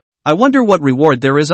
Su Cheng wickedly licked his lips and stretched out his hand to hold the little lowly hanging around his neck in his arms. But just at this time, the same gorgeous woman she met earlier came over again, her face carrying shock. I really didn't expect. The little handsome man is so powerful. Late also can win the champion of the car god competition. Really worthy of the name of the car god. The beautiful woman praised Su Cheng while walking towards him. The little lowly Qi Shanshan who was watching tightly hugged Su Cheng's neck, and her face was pressed on his head, looking at the beautiful woman with great vigilance.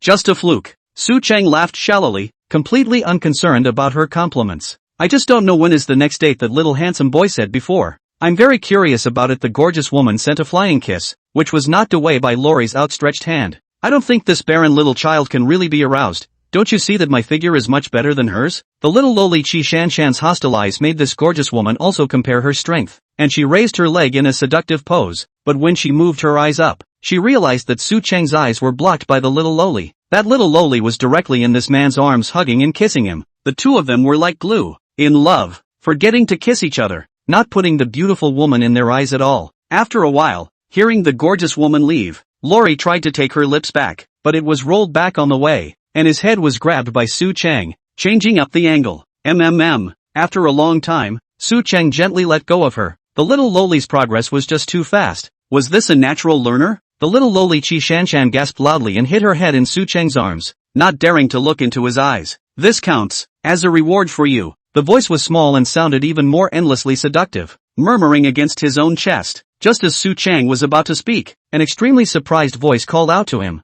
Master! A woman in a white lab coat approached, wearing a pair of thick, round glasses, and was very surprised. Su Cheng froze. It was that beautiful doctor who had previously pestered himself to learn the Ghost Gate 18 needles. She was really very pretty, like Zhao Ziel's level, with a long high ponytail, and just that face was enough to show how beautiful she was. Why are you here? Su Cheng was puzzled. I'm the contestant and organizer of this car race, and I'm that third place winner. The beautiful Dr. Lin Kuyu smiled and explained. Her knitted brows and smile had a power that could energize people. Master, I'm here to give you your championship rewards. The money for the champion is $5 million, and there's also the official title of God of Cars, which gives face to all the drag racing associations in Zheng City. She passed a card into Su Cheng's hand, then walked behind him with narrowed eyes. But still, I couldn't see what the little lowly in my arms looked like. She pulled out her cell phone and typed, Master, this lowly is not the same person as the one you were with before, right? Su Cheng raised his head to look at her, and the beautiful Dr. Lin Kuyu's face revealed two small dimples and an extremely wicked grin.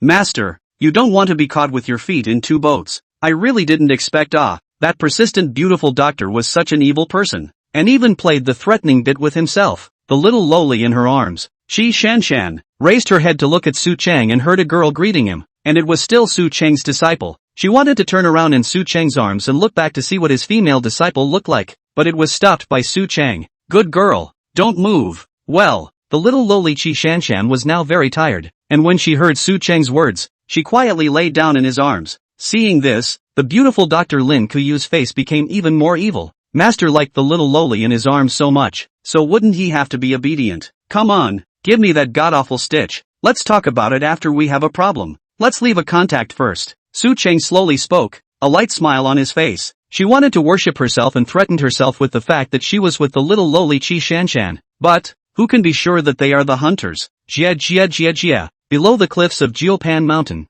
I'm going to die? No, Dragon Emperor Yi Chen, must not die in a place like this. Yi Chen muttered as he looked at the cab that had fallen apart beside him. If he hadn't kicked open the door at the last minute, the sheer magnitude of the impact would have torn him to shreds. But even so, his right leg was almost completely fractured and shattered. Ahem, is it that bad of an injury? Yi Chen covered his mouth with his hand, and a strong stream of blood sprayed out directly. It's not a big problem. When I get up there, I'm going to kill that Maybach owner. He flung the blood in his hand and blasted his palm on the cliff. A clear, bloody five-finger print was left there. The little lowly Qi Shanshan was as if she was sick, quietly nestled in Su Cheng's arms. No matter how Su Cheng asked her where her home was, this little lowly just wouldn't say anything. If you pretend to be asleep again, I'll bring you towards home. Su Cheng smiled and pinched the face of the little lowly in his arms. It feels like it's still very early. How come we suddenly have to go home? The little lowly Qi Shanshan finally spoke, but I don't know why. She didn't want to separate from Su Cheng at all.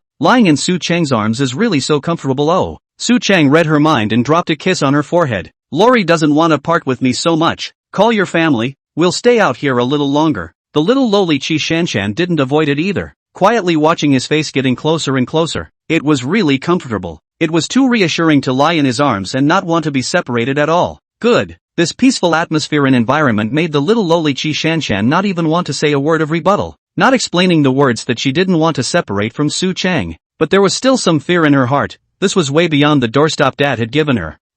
What if I don't dare to call Dad? The little lowly Qi Shanshan looked up at Su Cheng and said in a resigned manner. Simple. Just call your dad and ask me to come pick it up.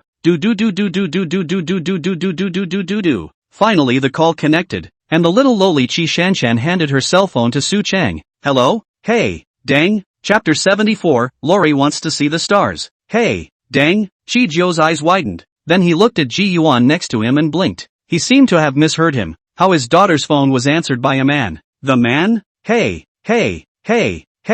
old Den? I heard that. You're the one who saved Shanshan and the others today, aren't you? Thank you so much for stepping in to help, and for saving Mouse Crow's life as well as Ji Yuan's. Qi Jiu wasn't angry at Su Cheng's impoliteness. After all, he had saved Mouse Crow as well as Ji Yuan, and had also saved Shan Shan. Besides, he found the man interesting. It was the first time a young man had dared to talk to him like that.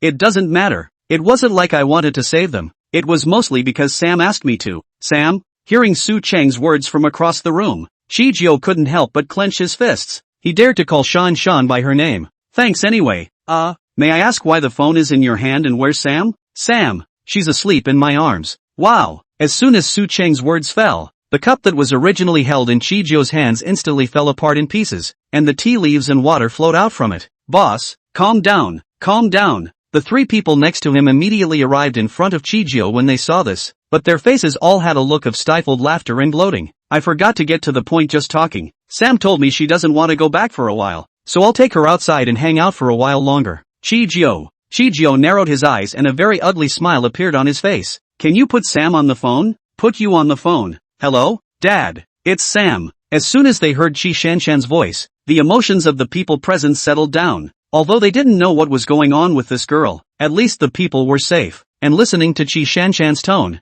the odds are true that she doesn't want to come back for a while. Shannon, come back early while you're out there. Daddy's waiting for you at home. Although Qi Jiu wanted to say it very kindly, the moment he faced this daughter, he would naturally turn stern again. Got it, Dad. We'll hang up now then. As soon as the words left his mouth, a beeping sound came from Qi Jiu's cell phone. He slammed both fists on the table in anger. Shannon has been abducted by Yellow Hair. The three who heard this ran out in a puff of smoke, not daring to stay here for much longer, only hearing the sound of Qi Jiu smashing things. Suchung, why are you calling my father Olden? Qi Shanshan lay in Su Cheng's arms, very angry. I thought he would be able to get on good terms with his dad to speak for himself, but I didn't expect Su Cheng to come up and be so rude. Gee, Lori, what do you know? I called him Olden just to give him a warning. It means that his daughter was abducted by me, so that he has a mental warning and it will be easier for us to be together in the future. Saying that, Su Cheng also pinched the nose of the little lowly in his arms, but the little lowly Qi Shanshan's heart was still overjoyed because she had given the phone to Su Cheng, and he was still calling out for Lao Dang,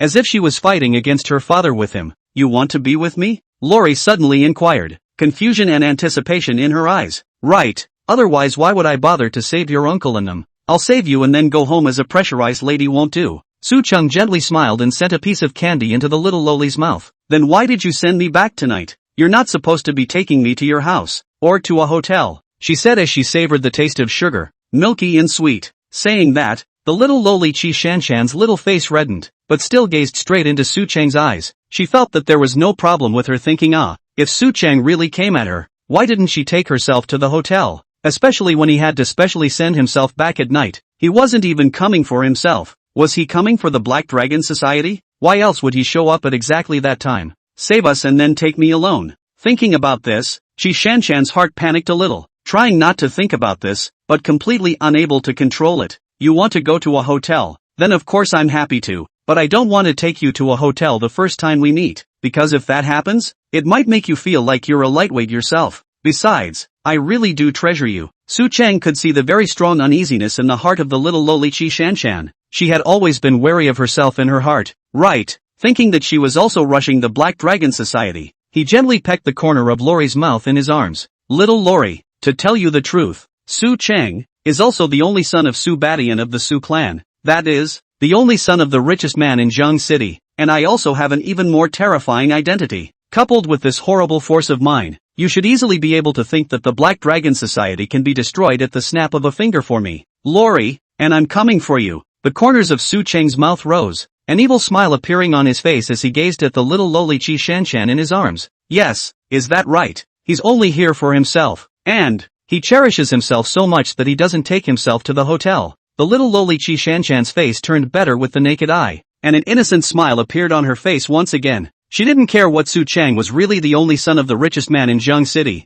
nor did she care about any horrible identity. She only knew that Su Cheng was very powerful and didn't look down on the Black Dragon Society. Not for the Black Dragon Society anyway. Su Cheng is coming for himself. He. That's right, so you won't be able to escape me for the rest of your life. Jia. Su Cheng evilly smiled at the little lowly in his arms, and his head gradually lowered, helping her wipe up the corners of her eyes that were a little moist. The little lowly Qi Shanshan closed her eyes tightly and obediently let Su Cheng clean her eyes. Hot and stubble-free. It felt so comfortable. Love it, just a little shy. And he said he could never escape from him in his life. Where are we going next? The little lowly Qi Shanshan grabbed Su Cheng's jacket with her hand and clung to his embrace. The coldness that had just been caused by sadness was quickly removed, and Su Cheng's arms were really warm. Does Lori want to see a movie? Watching a movie? Although she kinda liked watching movies, but if she watched a movie, she couldn't continue to lie in Su Cheng's arms like this. Then what the hell was he doing staying out so late? Dismissed. Don't really want to see. Today,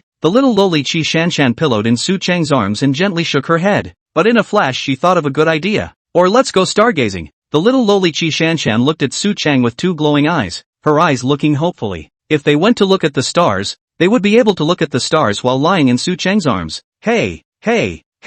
Chapter 75, Taking Pictures with Lori. There were actually quite a few places in Jiang City where one could watch the stars, and the lakeside where he had taken MS by Jing and Lingxi for a picnic before was one. But since he had already been there with them last time, Su Cheng didn't plan to bring Lori there. There is indeed a good place to go if you want to see the stars. Come on, I'll take you there. As usual, Su Cheng carried the little lowly in his arms to the passenger side, and he himself went to the side to drive the car. It was kind of late at night, so there were basically no people or cars on the road. He drove the Maybach to his destination in only 10 minutes, a small hill very close to the Nine Pans mountain. It's so high, and it doesn't seem like there's any way to drive up here, so let's not look at the stars. Looking at the stairs in front of her, which were almost several hundred meters long, the little lowly Qi Shanshan was a little put off. She wanted Su Cheng to keep holding her in his arms, but she didn't want him to carry her up such a long flight of stairs. That's too much work. Afraid of what? Just your little weight is as good as nothing to me. Looking at the worried eyes of the little lowly in his arms, Su Cheng's heart couldn't help but warm up. He suddenly realized that of all the women he had encountered, Lori's clinginess was the strongest. She would even pretend to be asleep and ignore herself when she was about to take her home. Lori was almost always in her arms, except when she was driving. You put me down. Where's all this nonsense? Su Cheng's speed was very fast, and with a god-level body and god-level martial arts, carrying little Lori down these hundreds of stairs was almost like walking on the ground. But in 2 or 3 minutes, he had carried Lori up the stairs to the top of the hill. As soon as she arrived at the top of the mountain, the little lowly in her arms froze, and then let out a wow sound. It's so beautiful. Suchung, look! Her face was filled with a smile as she looked back at Su Cheng, only to find the other party staring at her. The The little lowly Qi Shanshan's face was a little red. She really didn't expect that Su Cheng didn't look at those views or the stars at this time. Instead, he keeps looking at himself. Does he think he looks better than the stars in the sky and the fireflies that twinkle with green light? I'm so shy. Want to come down and take a look? Don't. Just watch it like this.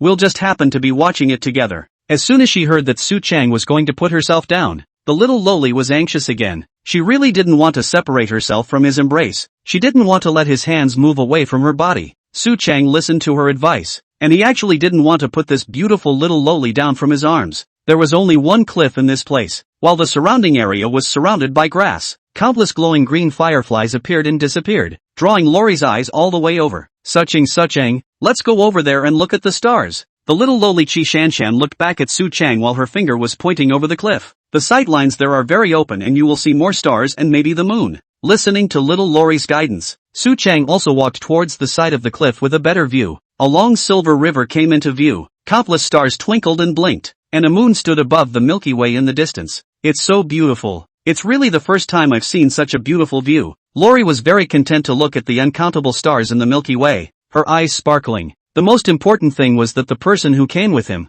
this person who held him in his arms, was Su Cheng. Wouldn't it be nice to see more and record it if you like it? Yeah, I forgot if you didn't tell me. We can take pictures. The little lowly's eyes shone with a dazzling light, and in the next second, she took out her cell phone, ready to take the photo of the century for the two of them. Sucheng, turn around. Let's take a picture with our backs to the Milky Way. But after taking several shots, the poses were always strange because she was shrinking in Su Cheng's arms for the photos. The shot is not good. Lori's mood is a little low. Lori, with both of your arms around my neck, I'll be able to hold you in my arms with one hand. Su Cheng took the little lowly Qi Shanshan's cell phone, and sure enough, this first photo was taken very well. Wow, nice shot. Little Lori looked at the scene in the photo where she was nestled in Su Cheng's arms and he was looking down at herself, her eyes filled with excitement.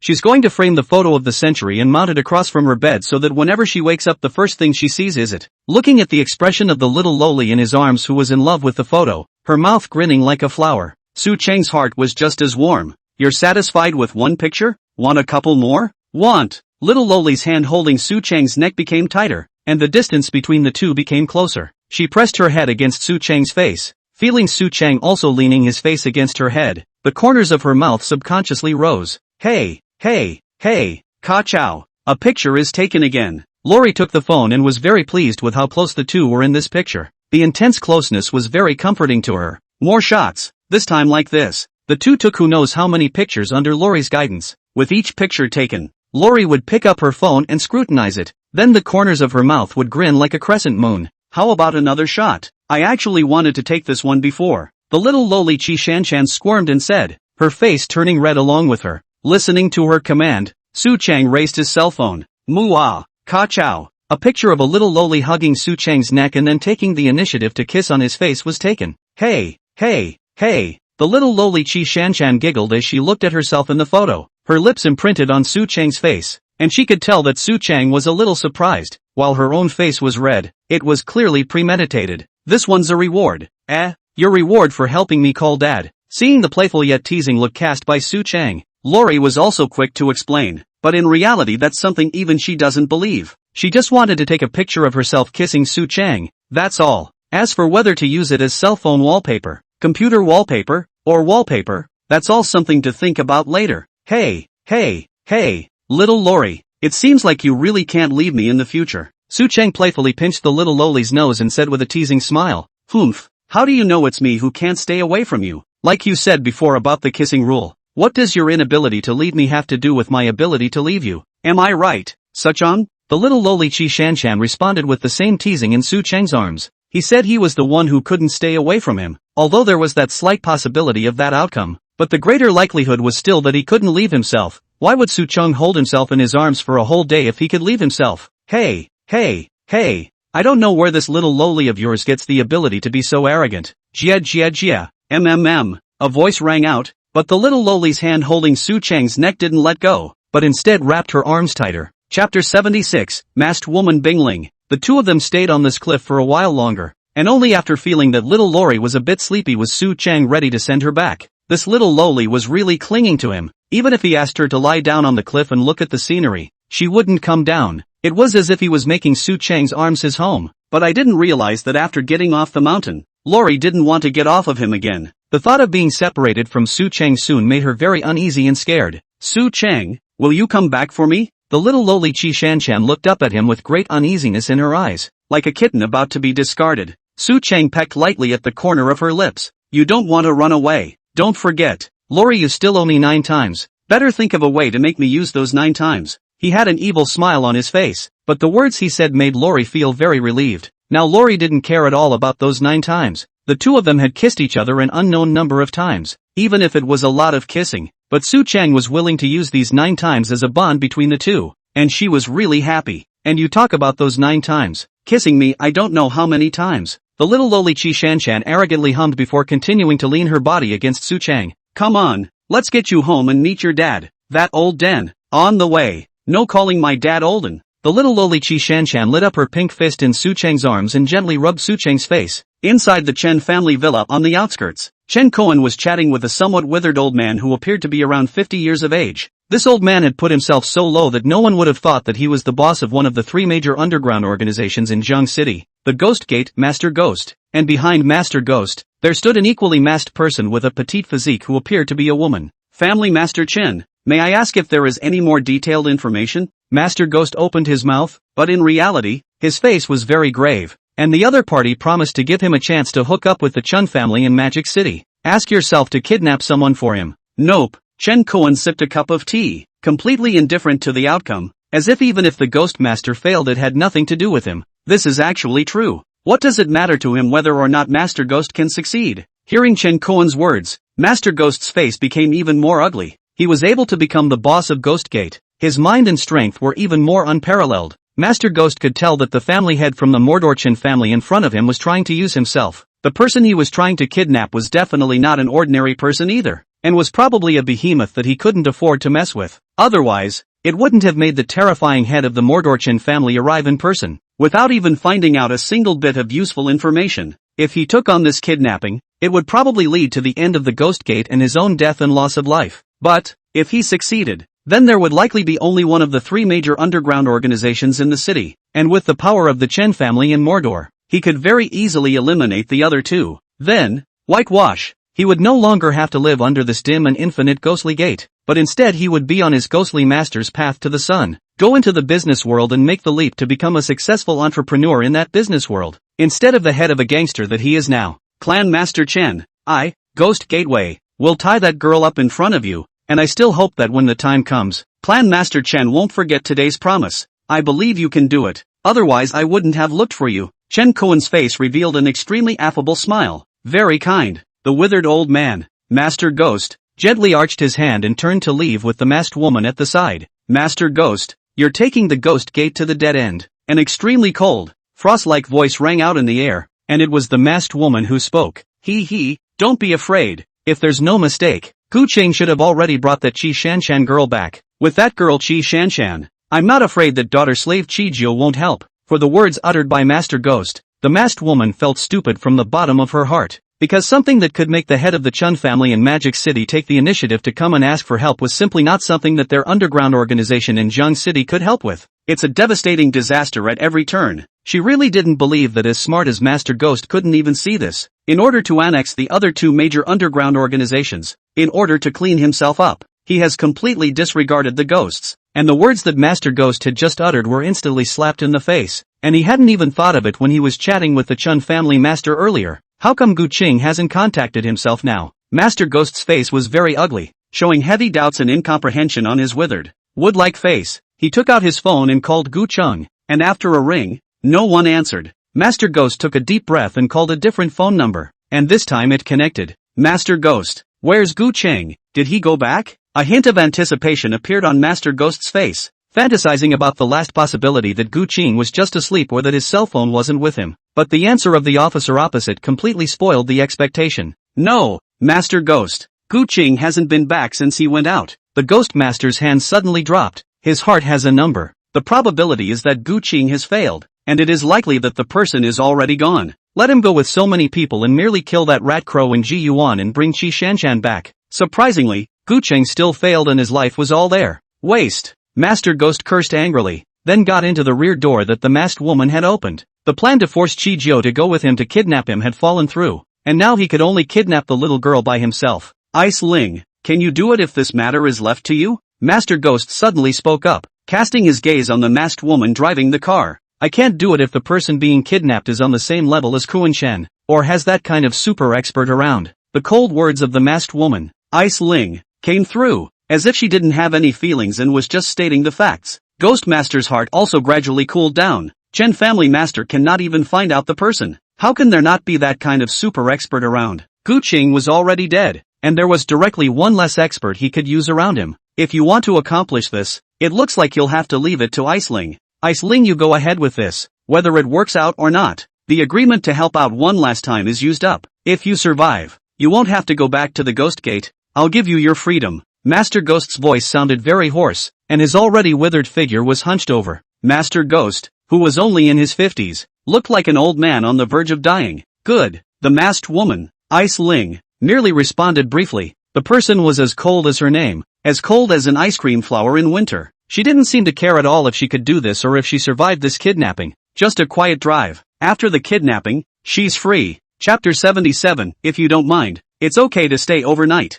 Lori Chi Shanshan's home was a mansion, and it seemed to be the same lair of the Black Dragon Society. After arriving here, the little loli even got off the car and then jumped into Su Cheng's arms. She kept arching her face in Su Cheng's arms, carefully sniffing the smell of Su Cheng's body, wanting to carve all these smells into her mind. Su Cheng, don't go back, okay? Little Lori pleaded. What's the matter with this? Are you afraid to go back to Olden alone? Hearing Su Cheng's words, the little loli Chi Shanshan froze, then nodded her head in a hurry. She didn't care what Su Cheng was thinking right now. She only knew that right now Su Cheng wouldn't put himself down in his arms, and that was enough. Just as the two were still talking, a man sitting on a distant counter spotted them. It's rats. Mouse found in Su Cheng's arms pampered generally look at Su Cheng's Missy Chi Shanshan, cannot help but sigh up. I didn't think it was true that I don't understand young people's love. Missy doesn't want to come down from her arms when she arrives at the doorstep. Tisk. Then he pulled open a door and went back to his room to sleep. The little loli Chi Shanshan handed the key to Su Cheng and then asked him to open the door. This mansion of Lori's family looked very nice, with grass, trees and a lake, and the area was not small, about 200 meters, pretty perfect for a mansion. After opening the door, Su Cheng was clearly able to see someone pulling back the curtain to secretly observe them, their eyes radiating curiosity. It seemed that they wanted to know what kind of man could charm their Missy to such an extent that she didn't want to go home at night. The little loli Chi Shanshan naturally also found out. She blushed and buried herself in Su Cheng's arms. Her little head didn't look out at all, against Su Cheng's chest and didn't move. After coming to the living room, Su Cheng realized that there was another person inside the living room. He had a long overcoat over his body and was taking sip after sip of mulled wine. No, mulled tea. This person discovered Su Cheng and little Lori who had come in, and his expression, which was already somewhat lost, became angry. Wow! The man's hand holding the teacup instantly exerted force, and the porcelain pieces of the teacup became torn apart as he looked at Su Cheng with an extremely terrifying gaze. When Su Cheng saw this angry movement of his, he instantly guessed the reason. This should be his own cheap old man, the boss of the Black Dragon Society, Chi-Jio. Sure enough, as soon as she heard the sound of that teacup breaking and spilling the porcelain, Lori turned her head around. Dad, your hand doesn't matter. The little loli Chi Shanshan's eyes flashed with a trace of panic, and she was immediately about to get off of Su Cheng to bandage up her dad. I don't know why dad gets hurt so often, but she used to be the one to patch him up when he got hurt. But once she thought that she would have to get down from Su Cheng's arms to bandage her daddy, Lori was reluctant to do so again, so she just asked dryly and then cowered in Su Cheng's arms to look at her dad. Chi-Jio, where was the little cotton-padded girl who used to run over and bandage herself as soon as she saw she was hurt? Ooh, the hands don't matter, but the heart does. 19 years of raising cabbages just got pigged out, and a yellow-haired one at that. It's fine, Shan. Why don't you get off of Su Cheng? It's already so late and the guests have to hurry home. Chi-Jio tried to make his face as kind as possible, but the more he did so, the more serious the state he showed. It's okay, uncle. Shannon doesn't want me to go back. I can stay with her for a little while longer, and if you don't mind, staying the night is okay too. Really? Suching, can you stay the night? Originally just used to provoke the words of the old Den Chi-Jio, but did not expect to let the little loli in his arms 2 eyes. Couldn't wait to ask. Chi-Jio, Shannon, what are you doing? Be reserved. Ooh, this kid doesn't look like a good person. They even said I could stay over if I didn't mind. Of course I mind. I mind a lot. I mind too much. It's still up to your father whether to stay over or not, And if he won't let me, I can't even if I want to. Su-chun looked at the little loli in his arms favorably. Why was this little girl so sticky? As soon as she heard Su Cheng's words, the little loli Chi Shanshan twisted and turned her gaze to Chijio, her eyes full of pity and supplication. Dad, will you let Su-chun stay here overnight? Please, it's already so late. What if he meets danger on his way back? Please. The little loli Chi Shanshan kept pampering her dad, only hoping that Su Cheng would stay with her. She really didn't want to come down from Su Cheng's arms at all. Oh, Chijio laughed. With his strength that killed Inkblade Ancient Green in one move, I'm afraid that even he himself wouldn't be able to survive from his hands. Such a strong expert is still in danger on his way back? Shan, be obedient. Su Cheng is coming home so late. His parents at home will definitely be anxious too. Uncle, my mom and dad are in Yanjing. As soon as Chijio's words were finished, Su Cheng opened his mouth and choked him fiercely. Since the last time Lu Xian came once, Su Batian also followed her back to Yanjing. Chijio, it's over. This kid is a wolf. And he abducted his own sweet little girl and turned her into a black-hearted girl. How can this be defended when the black-hearted cotton paddlers are joining with outsiders against her dad? Chijio could feel Shanshan's eyes on her all the time. And Su Cheng's one sentence changed her mind, not caring about her dad at all. Fine, stay if you want, don't do anything extra. Yeah, Su-cheng, we can stay together at night too. The little lowly Chi Shanshan was unusually excited, and her face that was still looking at her father instantly turned to Su Cheng, and she hugged Su Cheng's neck,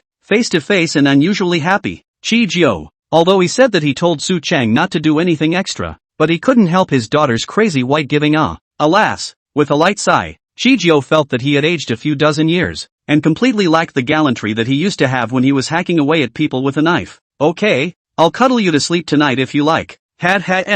The little loli hugged Su Cheng's neck and kept rubbing her face against Su Cheng's face. It's so warm and happy. Su Cheng came down to her room with the little loli Chi Shanshan in tow. I have to say, Lori's room was very girly and pink, with an equal-sized bear next to the bed. There was a small table lamp on the nightstand with a delicate little white flower affixed to it, and it seemed that Lori liked it. There were a few rows of books on top of the desk next to it, all of which were kind of purely informational, not much in the way of extracurricular books. What school do you go to? Lori? From Shanghai University. What's wrong? Sure enough, Su Cheng's eyes went black. If he waited until the school year started, wouldn't he be in deep trouble? Chapter 78. My mom asked me whose kid I was. I'm from the medical department of Shanghai University. How about you, Su Cheng? The little loli in his arms looked at him with some confusion, not understanding how Su Cheng was surprised that he was a student of Shanghai University. Did he think he wouldn't be able to get into Shanghai University? The little loli Chi Shanshan puffed up her cheeks. You're very smart yourself. I'm also from Shanghai University, but I'm 1 year older than you, so you're considered my schoolmate. Su Cheng responded to the little loli in his arms as he walked over to the table and pulled on the lamp. It's a warm color, and there's a yellow glow through the shade, like a little sun. What a coincidence. Doesn't that mean we can always be together after school starts too? Lori's newly puffed up cheeks dissolved in an instant and her eyes lit up with happiness, just fantasizing about the happy times with Su Cheng in class every day. Chi Shanshan was excited. They can be together in class during the day, at lunch, and at night, and he still came back home to sleep. As long as Su Cheng is willing, they can always be together in the future.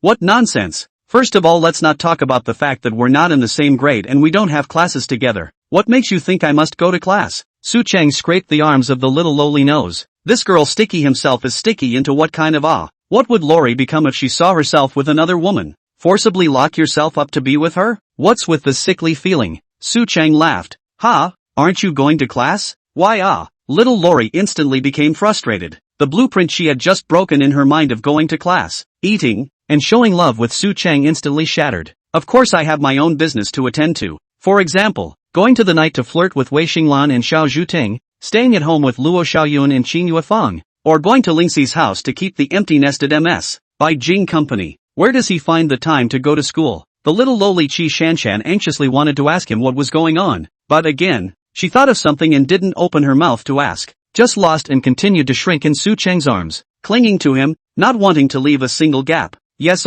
he is so horrible strength, or the only son of the richest man in Zhang City, where he still need to go to school. Don't be sad, I'll be there for you when I can. Seeing that the little lowly was sad beyond recognition and did not request herself to accompany her to school, Su Cheng's heart instantly softened. Really? The little lowly's originally dejected mood instantly recovered, looking at Su Cheng with a full of vigor. How could I lie to you? Then you must come and keep me company more often. I'll be really lonely if you're not here. Hiss. People's blonde double ponytail Lolita are playing arrogant. How come you're just pouting and playing straight ball? Who can stand up to this? What are you, the Black Dragon Society's young lady, still working so hard for? Why are you going to school too? Su Chung hugged little Lori and laid down on the chair, asking with some confusion. But I didn't expect this question to directly silence the little loli in my arms. That, actually, is that I've always wanted to go to college because my mom told me so? Su Chung, let me tell you a story. It's about me and my mom. Mom has been frail and sickly since I was a kid and has been in the hospital. My dad and I could only visit her once a week, and I used to resent my dad for only letting me visit once a week for the same short period of time. I later realized that because I was so young and weak, there were so many bad things in that hospital that visiting my mom once a week was my limit. But because I'm young, gradually, I'm not. Speaking of which, the little loli in her arms appeared with an expression that Su Chang had never seen before. She was nearly insane and completely lost her mind. Tears flowed from his eyes involuntarily, and his eyes were filled with horror, fear, and that deep self-reproach. Su Chang bent his waist down, pressing the little loli in his arms completely against himself, gently soothing her. Lori, let bygones be bygones of what happened a long time ago. I think, no matter what you've done, your father, Uncle G, Uncle Mouse, Uncle Crow, wouldn't take it to heart or blame you, would they? Su Chang's face was pressed tightly against the forehead of the little loli in his arms, and there had never been a moment when the two of them could be as close as they were now. Hearing Su Chang's words, little Lori's emotions gradually smoothed out, but the tears still wouldn't stop flowing. Su Chang couldn't do much in the face of her like this, and could only gently help her wipe away her tears to comfort her. You're right, Dad, Uncle Mouse, Uncle G, Uncle Crow, they didn't blame me. I don't understand why they didn't blame me. I've done the most boring thing in the world,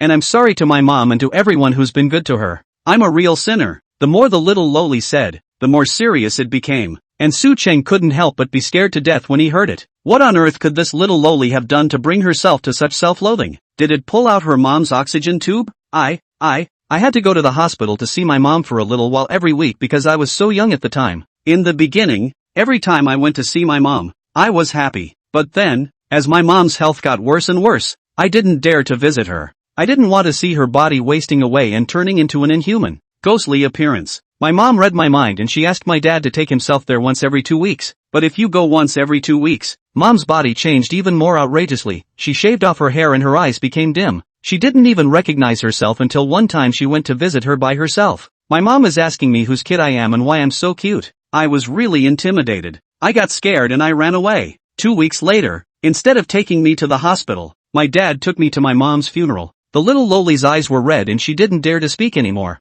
Her hands hugged Su Chang's shoulders and cried hard in his arms. Su Chang quietly held the back of Lori's head, one hand patting gently on her back. Silly girl, I thought you had done something outrageous. Haven't you done nothing wrong? I killed. You don't want to say you killed your mom, do you? You're a silly little loli. Su Chang placed the little loli in his arms on the bed, while he himself stood half squatting in front of her, his eyes looking at her very seriously. You're not a little kid anymore, so you should have learned about this relevant thing. That symptom of your mom's is cancer, and it's obvious that the degree is already severe. Plus you said your mom doesn't recognize you. It's a medically typical chemo brain-induced memory loss, and your mom would have been dying at that point. It has nothing to do with you at all. Don't take the blame on yourself. Su Chang pinched the little loli's head and explained these things for her. But I still haven't seen my mom on her deathbed. Chapter 79 Father-in-law. We're going to take a bath first. Silly girl, your mom has forgotten all about you because of chemo brain. This chemo brain can and will allow your mom to let go of everything she's holding onto on earth. Su Chang also stood up, then sat down next to him and gathered the little loli on the bed into his arms. If you went to see your mom one last time at that time and then she brought you back, how can you let your mom go in peace? Do you want to let your mom end up dying sadly with a broken heart for you? The little loli Chi Shanshan leaned her head on Su Chang's shoulder and shook her head. No, don't want to. Su Chang nodded with satisfaction, then wiped the tears of the crying little loli and continued to enlighten her. So isn't it so much better that your mom was able to die in peace at the end than that she died in pain and dismay after remembering you? You didn't do anything wrong. So your father, Uncle Mouse, Uncle G, and Uncle Crow didn't blame you. Who would blame a child who was perfectly right? Finally, hearing Su Chang's words, the little loli Chi Shanshan's knot in her heart was completely untied. She clasped her hands tightly around Su Chang's neck, leaned her head next to Su Chang's head, and cried fiercely, to cry out all the pain about her mother over the years. It was the most agonizing cry from Lori's heart, no longer blaming herself for the death of her mother or suffering from not being able to see her living mother. Whoa ooh-hoo. It wasn't until Lori's voice became hoarse from crying that she finally stopped. The little lowly Qi Shanshan didn't say anything after she cried well. Her face was full of shyness, and she beamed as she slowly slid down from Su Cheng's body. It was back in Su Cheng's arms. Are you done crying, little crycat? Then go take a bath and get yourself clean and white so I can hold you in my arms and go to sleep. An evil smile hung on Su Cheng's face as he recklessly sized up the little lowly Qi Shanshan. Lori had a different kind of charm after she had cried, especially with her little red face, which was even more shy now. She squirmed and hid her head in Su Cheng's arms, not looking at him. Okay, I'll go ahead and get a change of clothes. Saying that, the little lowly wanted to slip out of Su Cheng's arms, but how could Su Cheng let her have her way so easily? As soon as she wrapped her arms around Lori's waist, she couldn't move. What's there to be embarrassed about? I'll just get it for you. An evil smile appeared on Su Cheng's face before he held the little lowly in his arms and walked towards the closet. No, the little lowly chirped, but the next second the closet door was opened by Su Cheng. A rich floral scent hit his face, and Su Cheng subconsciously took a deep breath. It's so fragrant. The closet was also full of all kinds of clothes, from pink dresses with bows, to surprisingly short JK uniform-type dresses. Underneath on the side were Lori's personal clothes, and socks, pajamas, and such. Seeing Su Cheng's line of sight move that way, little Lori hurriedly used her hand to block Su Cheng's line of sight. Don't look at that. Don't look at that. Lori, I want to see you in this. Su Cheng pointed at the aqua blue JK uniform, his eyes tightly fixed on the little lowly in his arms. Lori's face instantly turned red. This JK uniform she bought because she thought it looked good, but after buying it she realized that this JK seems to be a bit short. Not only does the top show the little tummy side, but the bottom of the skirt shows just as much, making it impossible to wear out. If you want to see it so badly, then I'll wear it reluctantly, not because I want to wear it for you. It's only because you wanted me to wear it for you that I wore it for you. Thank me. The little lowly stretched out her fingers to compare in front of Su Cheng, but as she spoke her little face became red and her eyes began to roll. Gosh, how did those second-gen arrogant little lolitas inside the anime say those shameful words? How did she feel? So shy. Pust. Su Cheng involuntarily laughed out loud. This little lowly still wants to play the arrogant set, but now it seems that even with the blonde hair double ponytail lowly edition, she is not too suitable for arrogance. In that case, Lori, go take a shower. I want to see you in this JK. No, wait a minute. I'm going to go to Dad's room and get you a shirt so you can change after your shower later. The little lowly finished and tried to get down from Su Cheng's arms again, but still didn't succeed. I'll just carry you there. It's not like old Den hasn't seen me carry you before. I don't know which little lowly was pestering you so tightly in the living room before, refusing to come down. The little lowly could only follow Su Cheng with a red face, and then began to show him the way. Chi Jiu's room was very close to Lori's room, only a few steps away. After knocking twice to signal, Su Cheng pulled open the door to Chi Jiu's room. The lights in the house were left on, and Chi Jiu didn't sleep. He lay on the bed, his eyes somewhat surprised as he looked at Su Cheng, as well as Qi Shanshan in his arms, his pupils instantly chilling. Dad, Su Cheng didn't bring a change of clothes, so take yours for him to wear first. Hearing Qi Shanshan's words in Su Cheng's arms, Chi Jiu's fists instantly clenched, and the nails on his fingers sank into the flesh. What's wrong with this little cotton-padded jacket? Even if he brought yellow hair home, he even let yellow hair wear his own clothes after taking a bath. Is this a jump face? Is this jump face? Woohoo! Okay, feel free to take whatever you want. Take a shower and get an early night. Thank you, father-in-law. The moment Su Cheng's words came out, little Loli and Chi Jiu instantly both stared wide-eyed. What is this kid shouting nonsense? Who is your father-in-law? Looking at Qi Shanshan's surprised and shocked eyes, Chi Jiu thought that her daughter would scold Su Cheng, but I didn't expect that the shocked eyes instantly became red in the face, just shyly hiding in Su Cheng's arms. Unexpectedly, not a word. It's still a bit too early to call your father-in-law, in case you don't like Shanshan anymore in the future, or if Shanshan doesn't like you anymore. It's possible. No,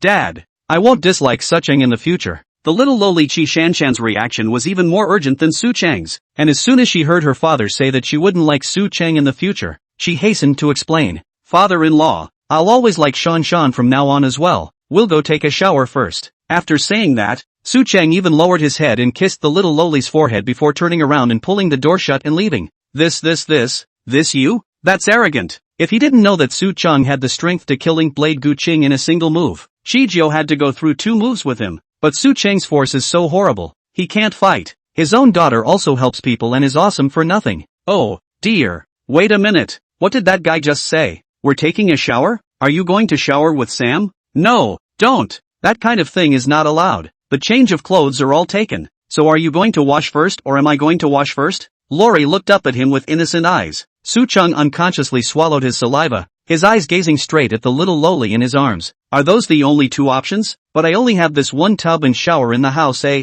There's no way to do both and. Lori blushed with shame. Even if there are two showers or bathtubs, wouldn't it be frank if they were washed together? Who told you one tub and one shower doesn't make a bath? Jia. Soo-chung laughed evilly, holding the little loli in his arms and walked over to the place where the bath was. Chapter 80, The Atomic Bomb Blasts the Mosquito. Soo-chung was not a decent man. Lori Zisson likes her favorite tight, and she likes her just as much. This guy could stick to himself and not want to get off of him and ended up taking himself to her house. And even if he called Chijio father-in-law in her face, the little loli didn't bring a word to say. Obviously also identified himself. And there were no external conditioning constraints like little spirit creaks, so of course you had to eat when you could. Last night started with teaching Lori how to take a bath with one tub and one shower. Taking a bath with insufficient bathing equipment was indeed laborious. And even someone like Soo-chung, who was well versed in bathing, took 2 hours. Helping the little loli change into the JK uniform that had been prepared long ago, Soo-chung hugged the little loli to the bed and went to sleep. With the bonus of that JK uniform suit, plus the energy that had just been topped up in the shower,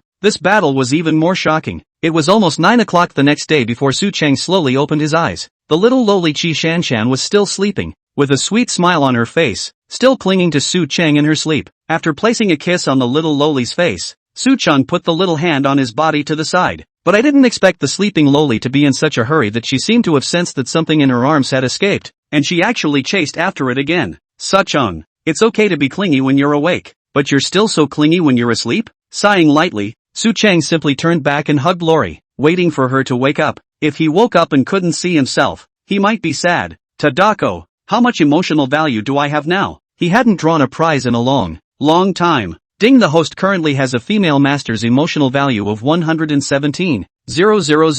Stud, bring it all to the raffle. Ding, congratulations to the host for obtaining JK uniform dark blue *100. Congratulations to the host for obtaining Lolita uniform *100. Congratulations to the host for obtaining assorted stockings *100 pairs. Congratulations to the host for obtaining Breeze toilet paper *1000. Congratulations to the host for obtaining 12 signs of the zodiac and 12 zodiacal signs pendant *1. Congratulations to the host for obtaining danger perception. Congratulations to the host for obtaining the title, Atomic Bomb Blast Mosquito. Congratulations to the host for obtaining martial arts skills, 6 Veins Divine Sword. Congratulations to the host for obtaining divine proficiency in fireball technique. Soo-chung's hand holding little Lori instantly became tight. What is this? Tuzi, how did I draw something like the fireball technique and the 6 Veins Divine Sword? Is the age of immortal cultivation coming? Ding, no. Host, the era of immortal cultivation has not arrived yet, because the host has obtained the title, Atomic Bombing Mosquito, and the system draw pool has opened up the immortal cultivation column.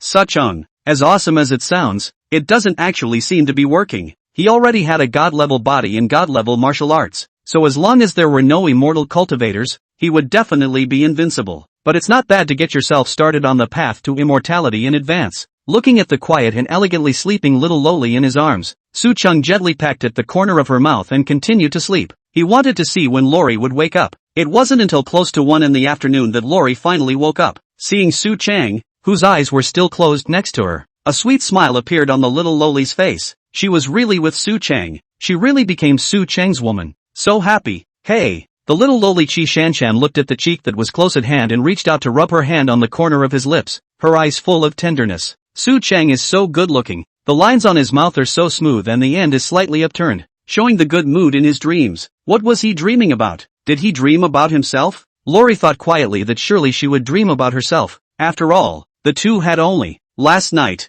her face began to redden. How could Soo-chung be so powerful, refusing to let go of herself for even a moment? Really powerful. Even in his rambling thoughts, Soo-chung's slightly raised corners of his mouth were still attracting Lori's line of sight. It's like Adam and Eve being tempted by the apple in the Garden of Eden. So much so that they want to take a bite. Gollum. Lori involuntarily gulped. Soo-chung hasn't woken up yet. Besides, the two are already in this relationship. It's fine. Don't be shy. Just one kiss. Mwah. Just as little Lori put her mouth on Soo-chung, Soo-chung's eyes opened. His hand circled the little loli in his arms. How can I be blamed for sending it up myself? No matter how much the little loli in her arms struggled, she couldn't escape Soo-chung's dragnet. After accompanying the little loli Chi Shan-chan to play around for a while longer, Su Chang excused himself to leave on the pretext of having something to do at home. The smile on Lori's face also instantly dimmed, and the gleam in her eyes was lost. She had thought that she could stay with Su Chang all the time. But how? Suddenly it's going away.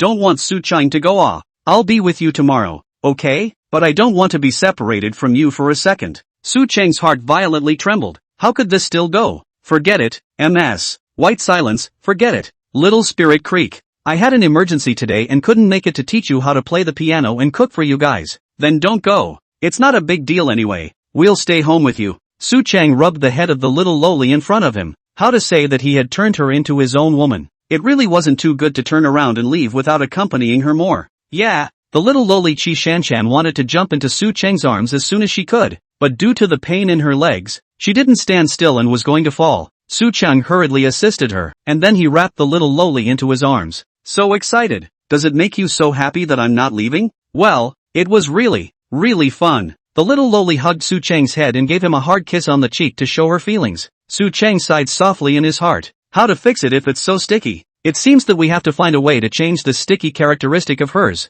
Don't think it would be much of a problem though, even if she found out about his other women in the future and tried to do something untoward to monopolize him. Su Chang wouldn't allow it either. What sign is Lori? Pisces. Lori looked up at him quizzically. Why was she suddenly asking what sign she was? Su Chang let out a light breath and placed the little loli on the bed, while he himself bent down and stood in front of her. Got a present for you, a Pisces pendant. Like it? Su Chang pulled out the Pisces pendant from his pocket that he had previously gotten from the system lottery and placed it in front of her. Two adorable little fish intertwined with a tiny diamond set at the fish's eye for sparkle. So cute. Love it. Let me put it on you. Su Chang untied the knot at the end of the pendant, then wrapped it around Lori's neck and put on this Pisces pendant for her. It feels cool and it's the happiest gift I've ever received. Like it? Su Chang smiled shallowly. Just take your time, so that this little loli does not give birth to a sickly mind. Chapter 81, Stripping Little Loli of Her Sick and Petite Destiny, called MS. White Jing to explain the situation and that she couldn't make it to tutoring today. Then he sent another message to Little Spirit Stream, not expecting this girl to even reply back to himself. When I go to teach this little girl to play the piano tomorrow, I'm sure I won't be able to spare her. Jia. Who is this woman? The little loli Qi Shanshan leaned in Su Chang's arms, playing with the little two-fish pendant on her chest with her hand, and asked as if nothing had happened. The voice sounded mature and should be older than himself. Su Chang likes himself so much, would he still like someone a little older? My piano student's mom. I can't go teach her piano today. I have to give notice. Oh, the little loli was a bit puzzled. Su Chang's words just now were so informative. He could play the piano, and he was even teaching students. How could the only son of the richest man in Zheng City teach piano? Su Chang in the end, wants to teach piano. Or, Lori Qi Shanshan's heart was a little lost again. The woman's voice just now was still echoing in her ears. Just by the sound of her voice, she could sense that the other person was a great beauty, mature and definitely in better shape than herself. Su Chang must like that woman. After all, he was supposed to be a big pervert who ran over when he saw he was pretty, and that mature woman must have been pretty too. Why else would Su Chang be tutoring? Why don't you ask me how I got into teaching piano? What kind of stuff is a guy rambling on about? Su Chang reached out and pinched the little loli's nose, and this expression of hers became quicker than a summer rainstorm. If she didn't stop her strange thoughts, this little loli might be able to think herself into autism. You must have gone after the woman on the phone. Lori was very aggravated that he pinched her nose when she was so sad. Good lord. Lori guessed half right. But how could Su Chang say that? What are you thinking about? Why would I go at someone else? You're the only one in my heart. Why else would I take this vacation to stay here with you? Su Chang again pinched the little loli's cheeks. Soft and elastic. Very comfortable. Then why are you going to teach people piano? Lori was instantly in a wonderful mood once she heard him say that he only had himself in mind. But she still didn't understand what Su Chang, the only son of the richest man, was doing teaching piano. Oh, of course I went to teach piano for you. For me? Yeah, for you. Of course. How can it be for me? Didn't we just meet yesterday? The little loli Qi Shanshan was dumbfounded. How could she not think that Su Chang going to teach others to play the piano had anything to do with herself? It's not like he's teaching himself to play the piano. Su Chang, although we only met yesterday, I actually knew you a long time ago. Or else how could I have come out to save you when you were in danger? Su Chang dotingly rubbed the little loli's head. It's the same with teaching someone how to play the piano. Perhaps you may not remember that you helped me once. Lori, when I was at my most defeated and sad, you told me not to be sad. That if I couldn't play my own piano I would have to play it for someone else. So after that, I've been playing for others. Su Cheng's speech was vocal and emotional, with a strong love in his eyes, as if he only had this little loli in his arms in his eyes. But all this was different in the ears of the little loli Qi Shanshan. Her body couldn't help but shiver as a chill surged through her heart. It's not right. It's definitely not right. Qi Shanshan had never had any memories of helping others in this way, not to mention the fact that she had always been escorted both to and from school. She had never been this way to comfort a boy her age who was failing miserably. As Su Cheng had said, then there's only one possibility. Su Cheng he recognized the wrong person. Su Cheng thought of himself as that person who had helped him in his memories, and then had been observing himself in secret, always protecting himself. It didn't show up voluntarily until yesterday. So, Su Cheng had always thought of himself as the one who had helped him, and that was why he had been in love with himself? It was not himself he loved, but the gentle and kind one, and he was only a despicable thief, stealing that spot that should have belonged to someone else and then shamelessly hogging it without letting go. Is that right?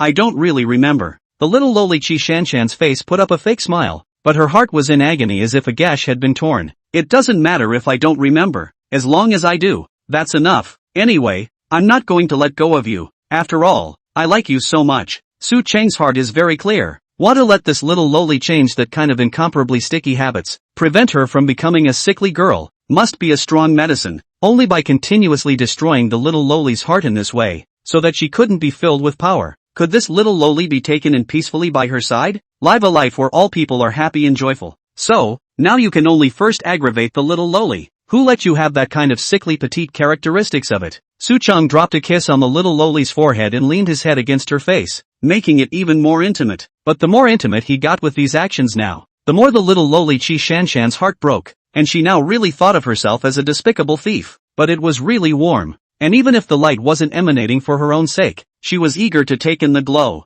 Su Cheng is like the sun, and he himself is a big star, and when the moon is blocked, he, the big star, will be taken as the moon. Love you so much, Su Cheng. The little lowly reached out and hugged Su Cheng's neck, speaking her love to her heart's content. She knows that she is a plagiarist, a pirate vendor, and that someday a righteous enforcer will come and take her away. At that time, the genuine manufacturer would return to Su Cheng's side and take back the position that rightfully belonged to her. I love you too. Lori, what's up with being so sentimental? Ha, did you? No, who made you so liked by me? He. Su Cheng is something that was lost by someone else, and he will surely be picked back up. Something that is not his own. The little lowly Qi Shanshan's mentality at this time finally changed. Once she always thought Su Cheng was her own, now it seems to be her own stolen. What isn't yours? One certainly can't keep occupying. Ding! Congratulations to the host for gaining 10W of emotional value. Heroine Qi Shanshan's destiny has changed drastically. Congratulations to the host for gaining 10W of emotional value.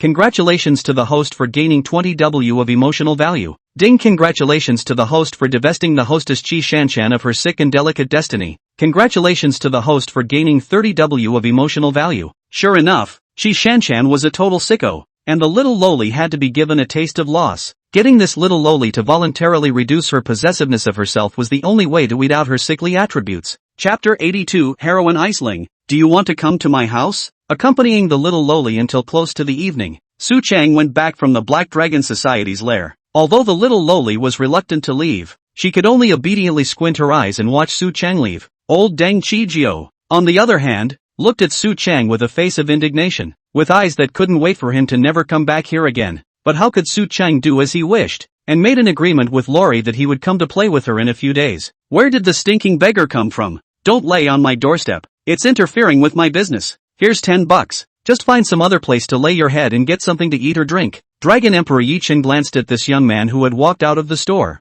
and the killing intent in his eyes had condensed out of substance. He, the hall master of the Dragon King Hall, Dragon Emperor Yi Chen, was actually treated as a beggar by this ordinary little shopkeeper in front of him. Well, although it was true that he didn't look very good right now, with his pudgy hair, even his hair had turned into strands that were so greasy that he could almost fry a dish. Even one of the legs was broken, lying on the ground like a mess of mud. It did look a bit like a beggar, but you can't say it. Even less can you take out $10 to insult my Dragon Emperor Yi Chen's dignity. You already have a way to die. What? You don't think you have enough money? Come on, I'll give you another $20. Hurry up. The shopkeeper once again pulled out a $20 bill and threw it in front of Yi Chen before turning around and walking towards the store. Shwa! A violent sound of wind suddenly sounded. The shopkeeper looked back in doubt. but found that the beggar who was just paralyzed on the ground like mud had come to himself in an instant. His eyes widened, his pupils clenched, and he tried to cry out. But the beggar who stood on the ground with one leg firmly choked his throat and could not spit out a single word. Standing in front of you is Dragon King Hall Master, Dragon Emperor Yi Chen.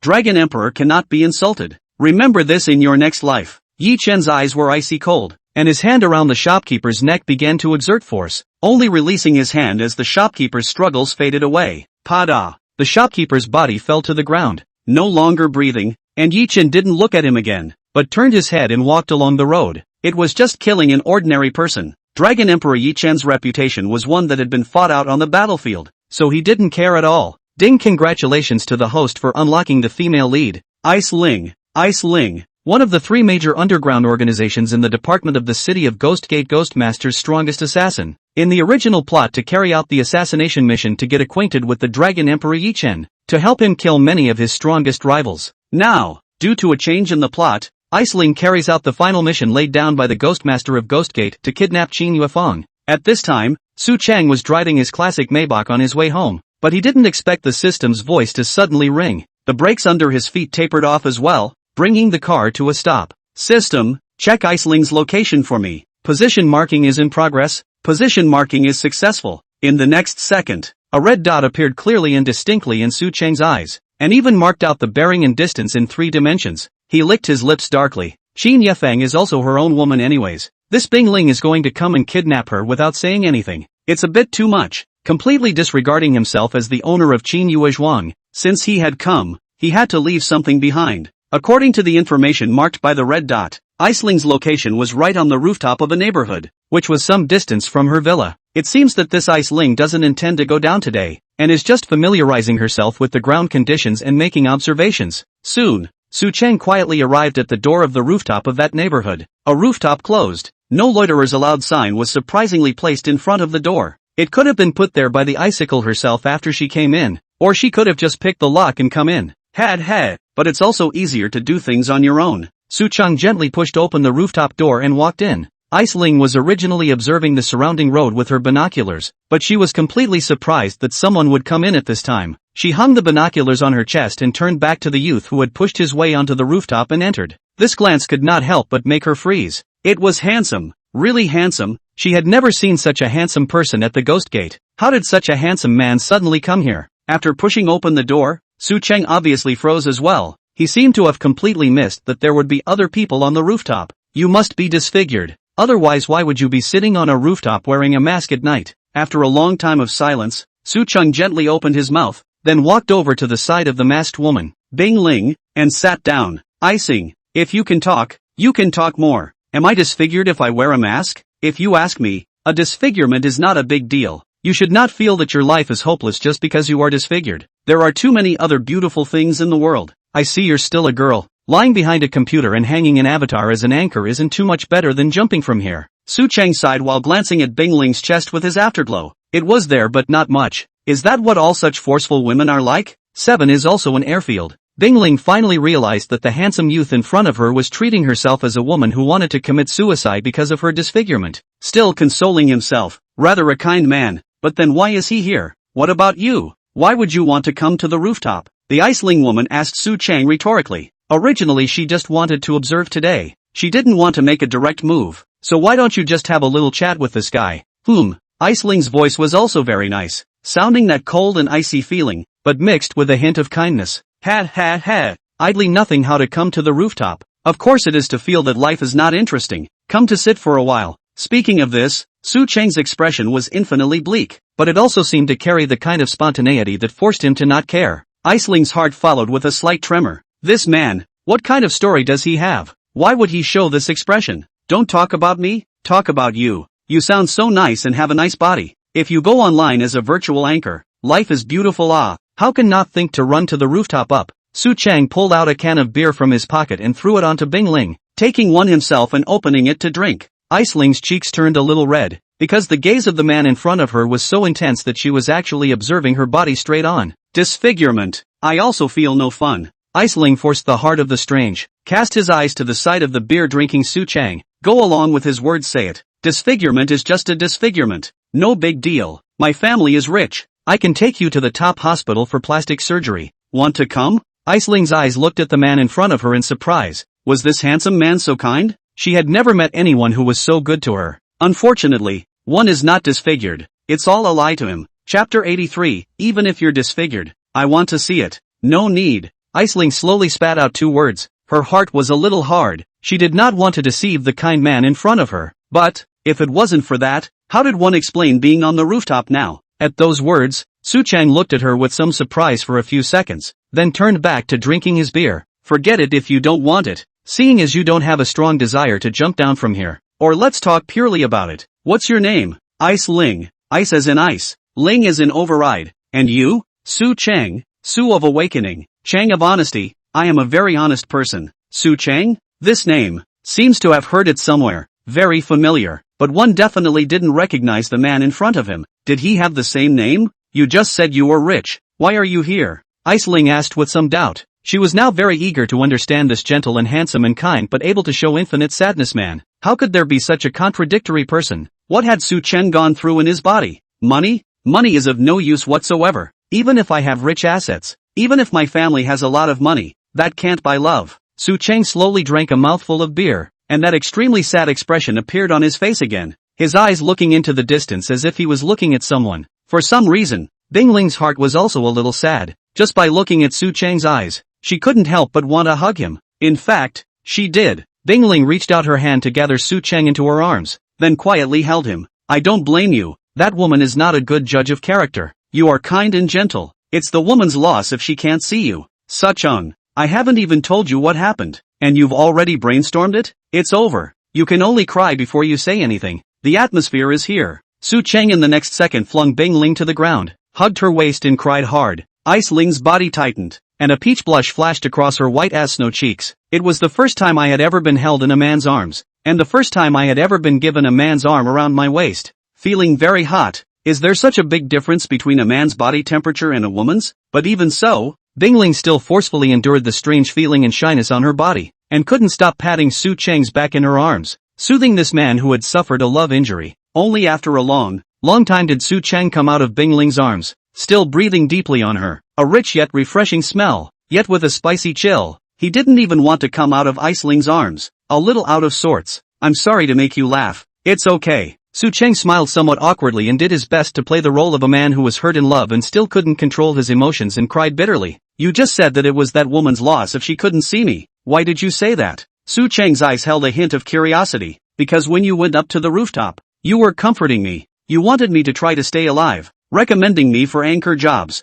You even thought about helping me find the best hospital for plastic surgery. I don't think a man as kind as you should be let down. Ice Ling replied without thinking, her eyes very serious. On her extremely icy face, the corner of her mouth also slightly curled up a tiny bit as she stared tightly at Su Cheng. In Ice Ling's long career as an assassin that spanned more than 20 years, he had never met anyone who could unleash kindness on him like he did. Each day was spent surviving different killings until he finally became the strongest assassin and was valued by Master Ghost. But, Master Ghost was only using himself as a pawn, and letting himself carry out this one mission of certain death for the sake of his whitewash. Only Su Cheng, only this strange man in front of him released kindness to himself. Thank you, Icing. You're just as kind a person, and I've gotten better. Su Cheng stood up and suddenly moved forward, wrapping Bing Ling in his arms. You're the one who said it was her loss to not be able to see me. So let me ask you, would you not want that loss? Bing Ling's pair of willow eyebrows arched up slightly. Her eyes were full of surprise, and the hand that originally wanted to push Su Cheng away also hung down, letting Su Cheng hold himself in his arms. Is he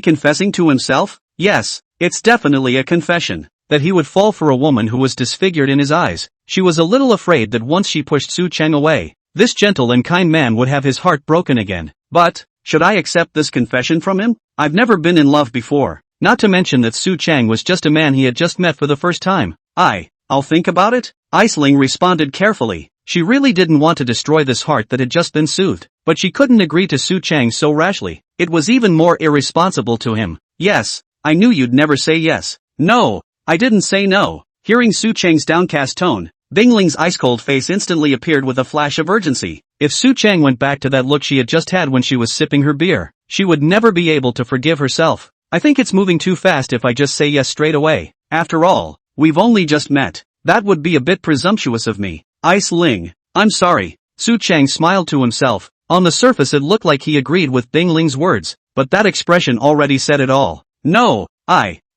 Looking at that face with a forced smile, Bing Ling's heart really hurt, and she felt that she had sprinkled another salt on Su Chang's wound. Shouldn't have done that. Shouldn't have turned him down myself. Don't worry, I'm completely over my love affair. Thank you. Su Chang smiled spontaneously, but with that expression, anyone could see the endless sadness inside those eyes. I'll go back first. Ice Ling, wait a while and you go back too. Don't think about the disfigurement anymore. Just come to me if you want a facelift. Before Su Chang could finish his words, Bing Ling directly pounced on him and hugged him. Stop talking about the disfigurement. Let's be together. I want to be with you. Suchung. Ice Ling's eyes brought tears. What kind and gentle man was this? So much so that she wanted to tell him that the disfigurement was false. But don't dare. Really don't dare. He was still thinking about plastic surgery despite being rejected by himself yet again. Why was he kind enough to do that? The heart hurts. The heart really hurts. Why? Su Chung froze a little, not expecting Bing Ling to take the initiative at this time. There's no reason.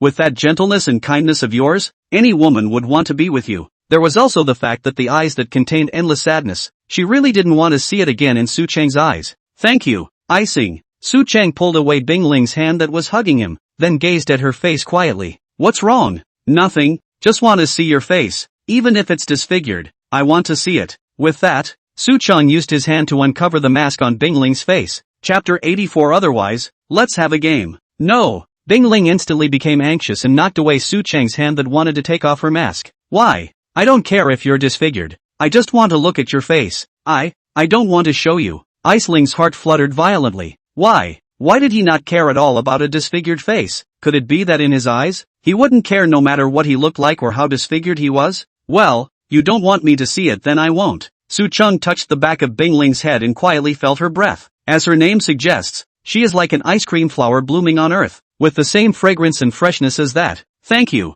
Su Chang's direct and revealing contact made Bing Ling a little shy, and she could feel a hand gently caressing her waist. The other hand did the same, and surprisingly went over to his ass. Don't. Bing Ling knocked the hand that was making mischief on her but off and looked at Su Chang with some shame. But unfortunately, with the mask covering her, Su Chang didn't see the scenery. But the hand around her waist was not removed. Since we're already in this relationship, why don't we, go start a game? A game? A game of what? Ice Ling couldn't understand what he was saying. How somehow he came up with the phrase start a game was completely incomprehensible. League of Legends, don't you know? Generally speaking, male and female friends play League of Legends together in double rows. Su Chung gently laughed. This Bing Ling just like an unworldly look, only afraid that from childhood to adulthood either practicing the skills of assassination or assassination. Now even if you have to be abducted by yourself to play League of Legends. No, never heard of it. Ice Ling gently shook her head. Let's go, then, and take you for a drive. Su Chang's face was still bland,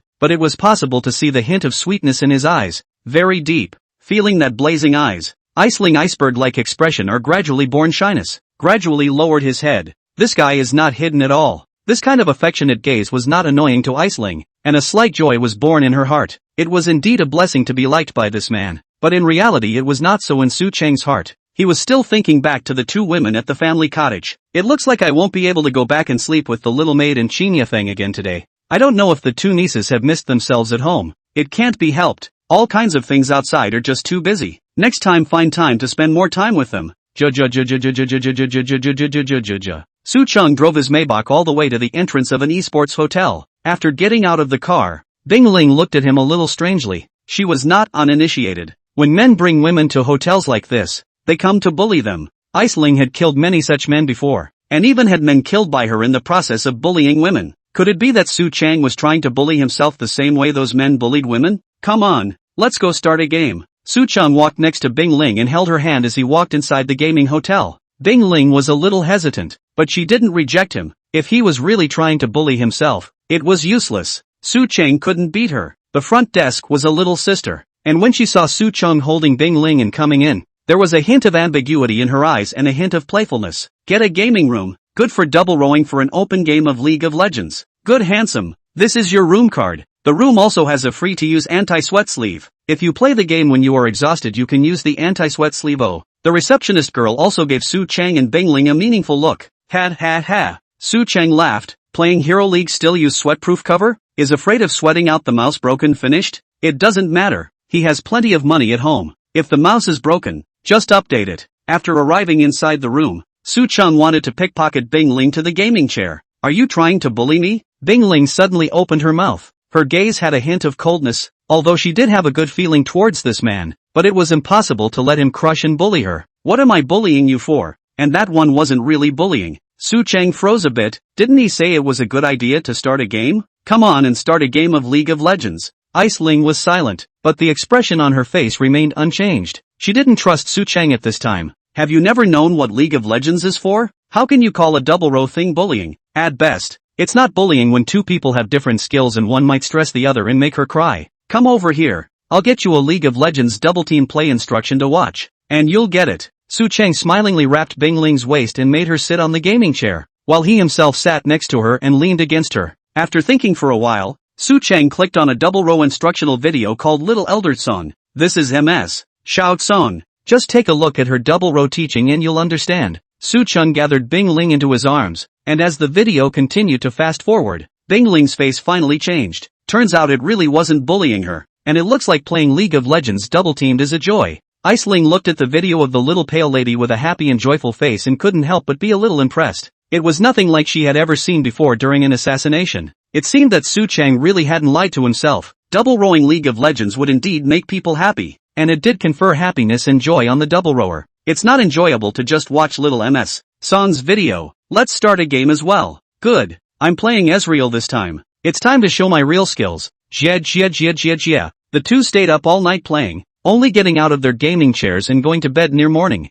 Of course, the two had turned off the lights during the double team in search of a better atmosphere, and so that Ice Ling could remove her mask in peace. Unfortunately, this dark environment was useless to Su Cheng, taking in Bing Ling's exquisite yet cold as frost face. Very pretty and beautiful, not to be outdone by the heroine. Ice Ling had always been a killer before. Where had this situation of staying up all night double-rowing League of Legends ever occurred? After the fight, Ice Ling was tired and completely exhausted. There was not a bit of strength in her body and her essence was completely depleted. But even then, she was surprisingly mindful of snapping on the mask, and it was only after it was on that she drifted off to sleep in her bed. Su Cheng played cool, although Bing Ling is the first time to play the game in double rows, but she is after all a person who practices martial arts, and her physical quality is very good. Surprisingly, he was able to carry the pressure of the double row with Su Cheng, and only at the end of the day did he run out of essence and was not able to continue. People who practice martial arts are indeed different. Su Cheng was also sleepy, holding the Ice Ling next to him in his arms and closing his eyes. Chapter 85. Missed you, really missed you. The next day, noon, rubbing the slim figure's small stomach in his arms, Su Cheng slowly opened his eyes. The madness that stayed up close to all night last night is truly rare. Su Cheng secretly licked his lips, hugged the still sleeping Bing Ling in his arms, and gently dropped a kiss on the back of her neck. Bing Ling wasn't like a fragile little girl like Lori Chi Shanshan, and there was no need for herself to accompany her for such a long time. Leaving a note to Bing Ling informing her of the situation and then leaving a contact information, Su Cheng turned around and left. When he returned home, the women were gathered around playing a game, and Su Cheng realized after walking over that the game was Who is the Undercover Agent? Brother, you're back. Within the crowd of women, Zhao Xier was the most daring and least subtle due to her status, and as soon as she saw Su Cheng, she directly pounced towards him. Brother, you're finally back. Missed you so much. Zhao Xier inhaled hard in Su Cheng's arms before getting off of him. Only after gently touching Zhao Xier's little head did Su Cheng turn his gaze to the little maid Luo Xiaoyun as well as the female president Qin Yuefang next to him. Young master. Seeing Su Cheng turn his gaze to himself, the two spoke almost simultaneously, but their expressions were completely different. Luo Xiaoyun's face was full of joy, while Qin Yuefang was different. She muttered and moved her own line of sight away from looking at Su Cheng. Come, Yun, give me a hug. Su Cheng clapped his hands towards Luo Xiaoyun, and the little maid instantly pounced over and gently rubbed herself in Su Cheng's arms. She seemed to be a white Samoyed, especially with the unknown secret lurking under that maid's overskirt that increased her size. Young master, Sister Moonfrost, and I miss you so much. The little maid Luo Xiaoyun raised her head and looked at Su Cheng, a hint of a smile showing in her eyes. In fact, these 2 days were all about just her and Qin Yuefang lying in the same bed and sleeping, and the feeling of being together with less Su Cheng was really different. I'm not missing him. Qin Yuefang was still beaming. She really couldn't understand that this guy, a student, was busier than herself, a female president.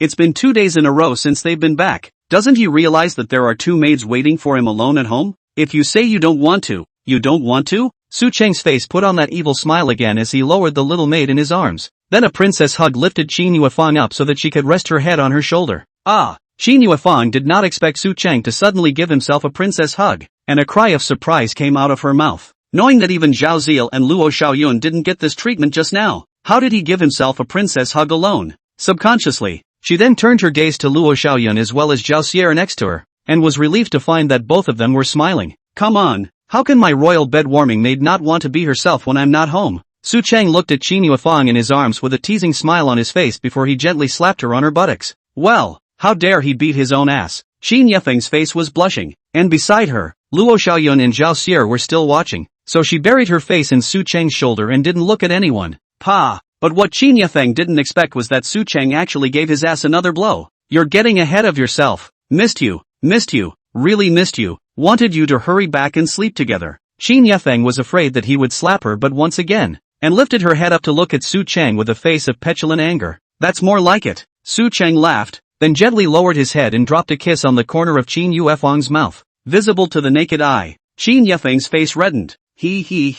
Why did he just kiss himself straight away? Luo Xiaoyun was still there, and Su Cheng still only kissed himself. Su Cheng of course also noticed Qin Yuefang's gaze before he turned back to look at Luo Xiaoyun. Little Cloud, your sister Moonfrost said she wants me to come back and sleep together. Come on, let's go to bed. Yes, young master. Luo Xiaoyun smiled daintily. She also really wanted to be put in her young master's arms to sleep. After all, the young master hadn't even come back for 2 days. After arriving inside the room, Su Cheng began his shy routine with Luo Xiaoyun and Qin Yuefang. The little maid Luo Xiaoyun didn't know where the courage came from, but she took the initiative to hug Su Cheng. Maybe it was because she hadn't seen each other for 2 days. She really wanted to. Qin Yefeng was a bit more timid, so she just watched Su Cheng and Luo Xiaoyun play from the side, covering her reddened face with her hands. Simply dare not look at these two people. Too shameless. It's still broad daylight and they are. But Su Cheng and Luo Xiaoyun couldn't just leave her out to dry, and with a tug on her arm, they forced her to join the battlefield together. Only when both of them couldn't support themselves and completely fell asleep did Su Cheng give a kiss to one person on both of their faces, then left the villa and drove his familiar Maybach to tutoring. I didn't go to yesterday's tutoring, and even though I've already messaged with Little Spirit Creek, the ninny hasn't even replied to herself now. She's so tired of living. Su Cheng already didn't dare to think that when he was alone with her in the piano room later, this niece would be taught what kind of lesson by herself. Jia. And then there's MS. White silence. That unforgettable night at the last picnic and the wonderful thrill of being in the tent in the morning. Gollum. Su Cheng secretly gulped. MS. Bai Jing even told herself that it was the last time. Ha. With the first time there will be a second time. There will be a third time. Where's the last time? Sister Jing. Little Lingxi. There was something yesterday, so she didn't come. Su Cheng opened his mouth smilingly. Ever since that time when he had hugged MS. Bai Jing and helped her with her fever, the little Lingxi fellow had followed MS. Bai Jing out every time. The crime is aggravated. It's fine. I originally hired a tutor to work on Lingxi's piano skills, and you've already made her so good. I'm thankful for that. MS. Bai Jing looked at Su Cheng with more detachment and politeness, wanting to distance herself from the man in front of her who had once madly possessed her. A hint of coldness flashed under Su Cheng's eyes. Sister Jing, you came for real. Put your pants up and turn your back on them, right? Oh, if you can really do it. Little Lingxi, proper relaxation is also necessary for practicing piano. So today I'm going to take you to the amusement park as a payback for not going yesterday. How about it? Want to go? Way to go. Lingxi had originally planned to ruthlessly question him in the piano room today about why he didn't come yesterday, but once he heard that Su Cheng was planning to take himself to the amusement park, his eyes went straight. Where's Sister Jing? Want to come along? Su Cheng's eyes stared straight at MS. Bai Jing, the greed and desire that was hidden in them was completely unconcealed, and MS. Bai Jing shivered a little at the sight of it. It's almost as if they're eyeing their prey. Chapter 86. Mom is right next to you. How dare you? Although she was a little afraid of Su Cheng's unbridled gaze, MS. Bai Jing ended up following along. It wasn't because of anything else. It was just that she felt that if she let the two of them, Su Cheng and Lingxi, go to the amusement park together,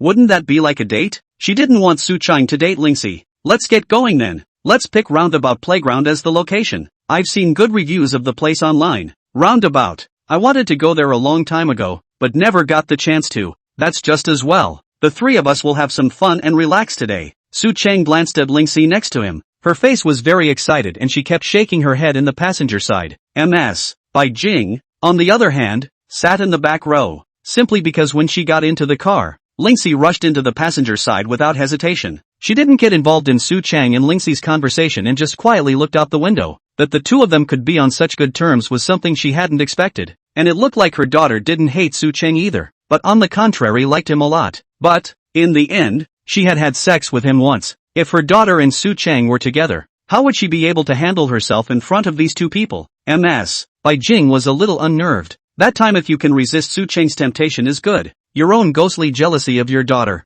Su Chang also see it. Take the initiative to comfort yourself. After that it was even more outrageous. Su Chang made a move on himself, but he didn't reject it at all and even looked forward to it. How else would it have gotten to this point? Just as Ms. Bai Jing in the back row was still rambling in the back row against the window, the two people in the front row were still having a casual conversation. But that's just scratching the surface. Ms. Bai Jing in the back row didn't care about the two of them at all. So how could Su Chang still chat in peace? Without knowing when, Su Chang's big hand held Lingxi's small hand, and his fingers slowly climbed away, then clasped together. As soon as he did, he pulled Lingxi closer this way. How dare he? How dare he be so blatant? With Mom still behind him, little Lingxi's whole body shook violently with fright, and she tried to break away from his hand. But Su Chang didn't want to let go of her. How could she run away? Su Chang moved himself towards Lingxi as well, making sure that the two of them were closest to each other, not allowed to move. Giving a mouthful to the little Lingxi next to him, Su Chang became even more reckless. With one hand on the steering wheel, he lifted the other from its 10-finger clasp with Lingxi and instead crawled toward her waist.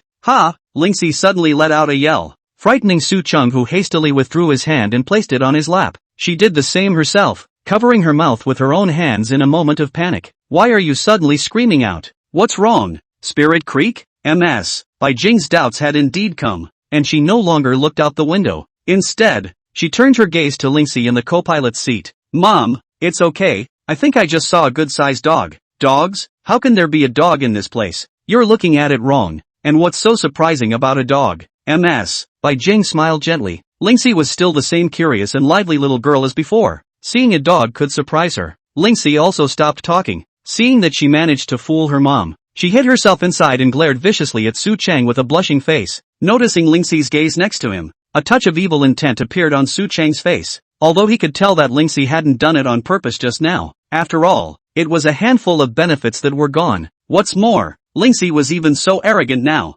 daring to provoke herself after pulling away? Ha. Sister Jing, it should be that Lingxi likes dogs too much. She's actually okay. She mainly just swipes through the short videos to see the cute dogs, but if she really ran up to Lingxi, she wouldn't dare to touch it. A smile appeared on Ms. Bai Jing's face, recalling how Lingxi used to hide behind her when she was scared by the dog. It was very cute then. Really? Lingxi's actually so timid. I always thought she was very timid. I thought she looked like a cute puppy when I was practicing earlier. And she was. After playing. Aha! It's here! It's here! It looks like we're almost there. Look guys, is that Roundtree? Lingxi's extremely panicked voice came over at once. This guy is crazy? He was trying to reveal the fact that he had licked his ears. It's just that he didn't let him touch it when he was in the car. As far as that goes, he didn't just bully him all he wanted when he was in the piano room. He had to do it when he was in front of his mom. Su Chang and Ms. Bai Jing cast their gazes out of the window. It was still true. Yuenta was already arriving.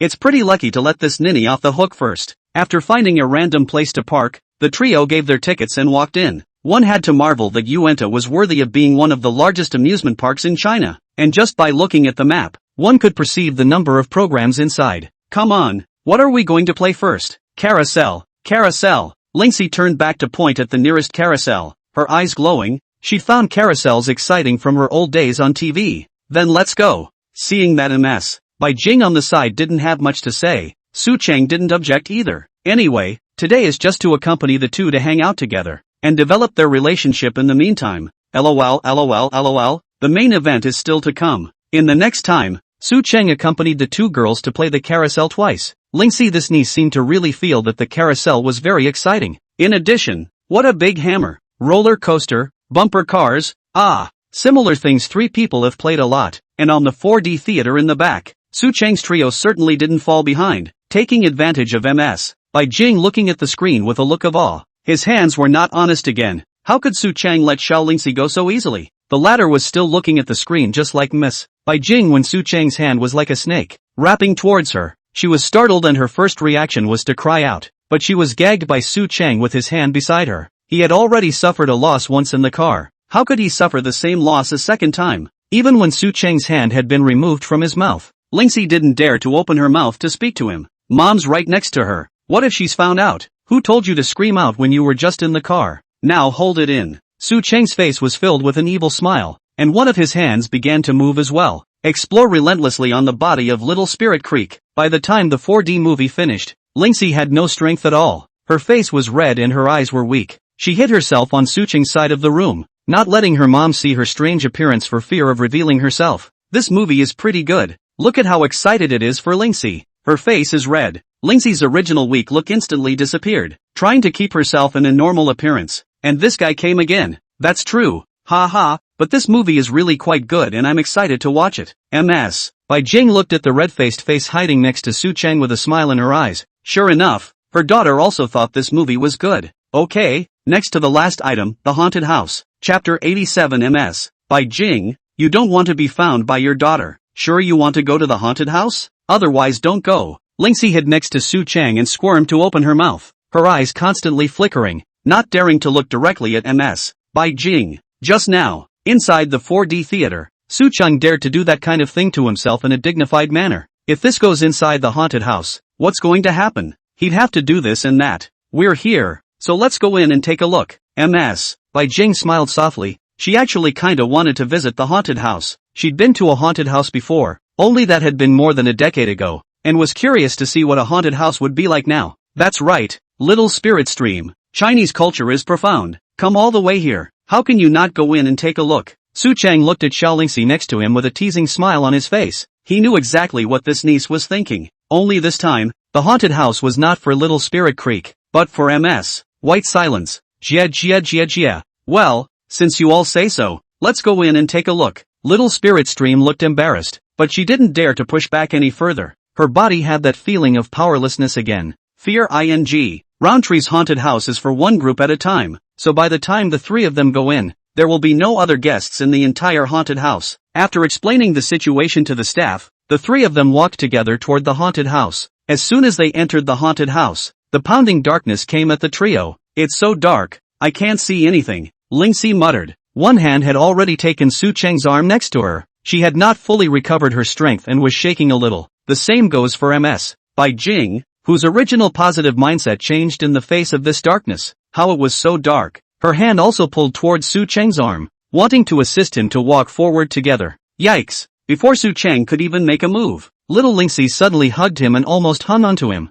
MS. Bai Jing was the same. When she heard Lingxi's movement, she thought that something had happened, and she hugged Su Cheng's arm, closing her eyes tightly. Su Cheng was stunned by the reaction of the two men. How did this just go in and start screaming? He looked clearly, obviously nothing. What happened? You suddenly yelled. I just, touched something. Lingxi was so scared that her voice trembled when she spoke, and her foot seemed to have been blocked by something just now. Nothing, you're mistaken. Is it flat out tripping over itself? Okay, it looks like. Lingxi embarrassed from Su Cheng body down. That feeling is really not touch something, as if it is also really their own flat ground tripped a little. It's so humiliating. Lingxi, don't suddenly yell. You're scaring mommy's soul out. I'm sorry, Mom, I got spooked. MS. Bai Jing started complaining just the same, and now her heart was pounding. Then she realized that her entire body had been attached to Su Cheng's body, and that hard as iron arm was also held in her arms. What's wrong? Before clearly said to alienate the relationship, he even put Su Cheng's arm around himself. Isn't it almost as if one is taking advantage of the opportunity to seduce him? With a red face, MS. Bai Jing wanted to let go of Su Cheng's arm, but her right arm was met with a huge resistance when she was recycling it.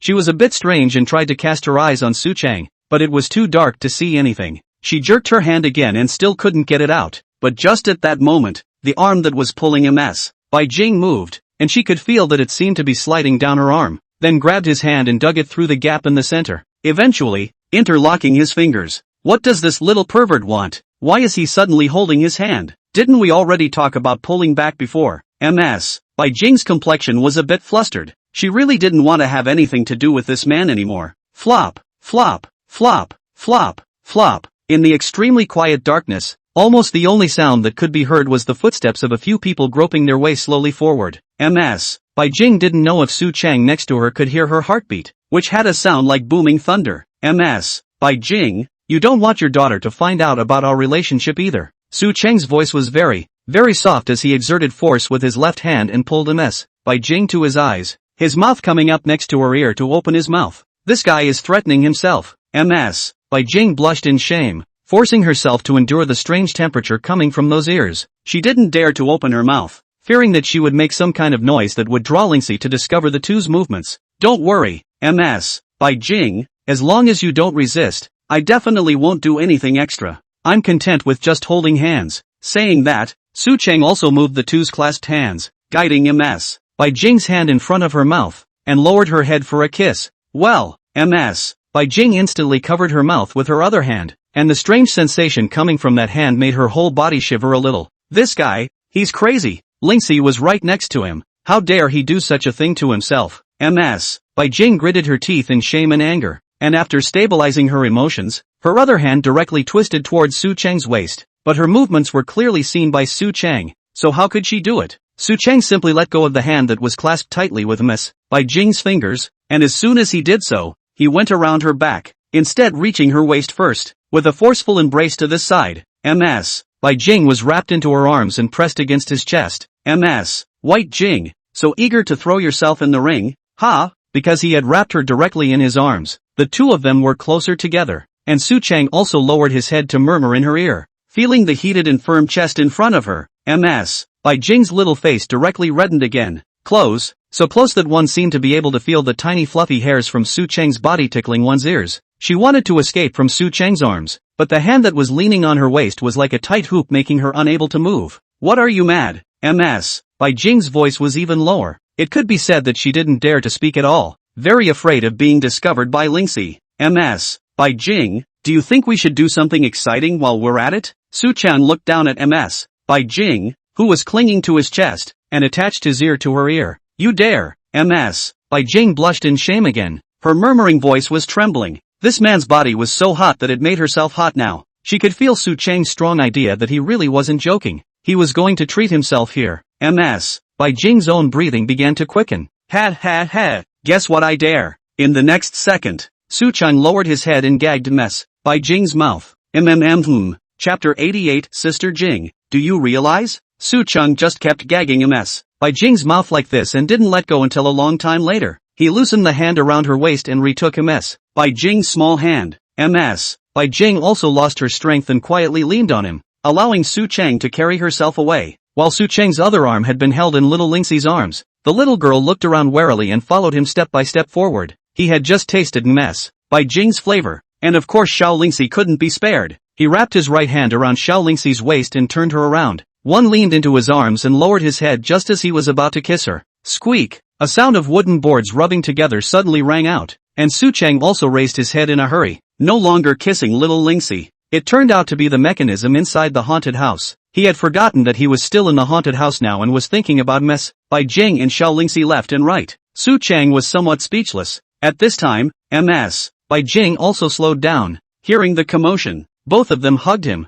feeling the soft touch coming from his arms on both sides. He couldn't help but suck in a breath of cold air. Secretly, he gulped. When exactly would he be able to play the game with Ms. By Jing and Xiao Lingxi? He was really thinking about that day coming. But now, looking at it, Ms. By Jing had a relationship with herself but also mentioned a last time, and the main problem was with her. Xiao Lingxi loved herself so much that she should not care at all about playing games with him with Ms. By Jing. It's just a small organ. Let's just go straight. Su Cheng patted the two people next to him and continued walking towards the front. There was also background music inside the haunted house and it was eerie, like walking to the underworld. The area that had been pitch black also went over to dim and still flickering green lights. The atmosphere was such that even with the lights, Ms. By Jing and little Lingxi still hugged his arms and refused to let go, although feeling the softness from his arms made him comfortable, but being held like this, plus there was a light, Su Cheng couldn't move his hands. But, well, there's the haunted house organ to help. Just as the three of them continued to walk forward, the blood-stained wall suddenly pushed open,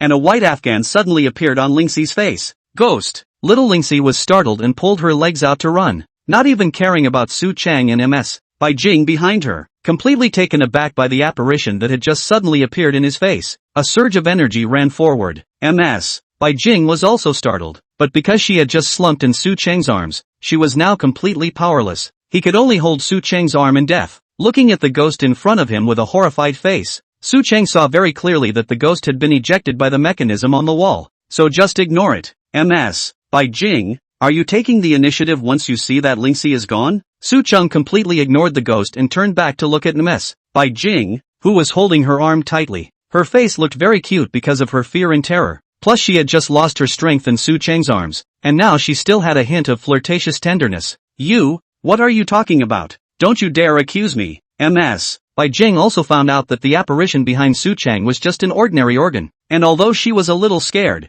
she was still emotionally pulled by his words. In a hurry, she then let go of Su Chang's arm, wanting to move away from him, but now it could be said that there was no one here, and little Lingxi had also been scared away by the ghost just now, so how could Su Chang still endure to let go of her? How have I wronged you? MS. Bai Jing, didn't you take the initiative just now when Lingxi was there? Offering to put your arms around me and leaning on my shoulder. How all of a sudden it turns into me wronging you. Su Chang laughed evilly. Before he was still being held by Xiao Lingxi because of one hand. Now both of his hands had been freed. You, don't mess around. We really can't go on like this. There was some fear on MS. Bai Jing's face as she took a step backward. But in an instant, Su Chang wrapped an arm around her waist and carried her back into his arms. Sister Jing, you're at it again. Always saying that one last time thing. And every time I've gotten close to you before, you've tried to distance yourself from me. I didn't. I just don't think we're quite.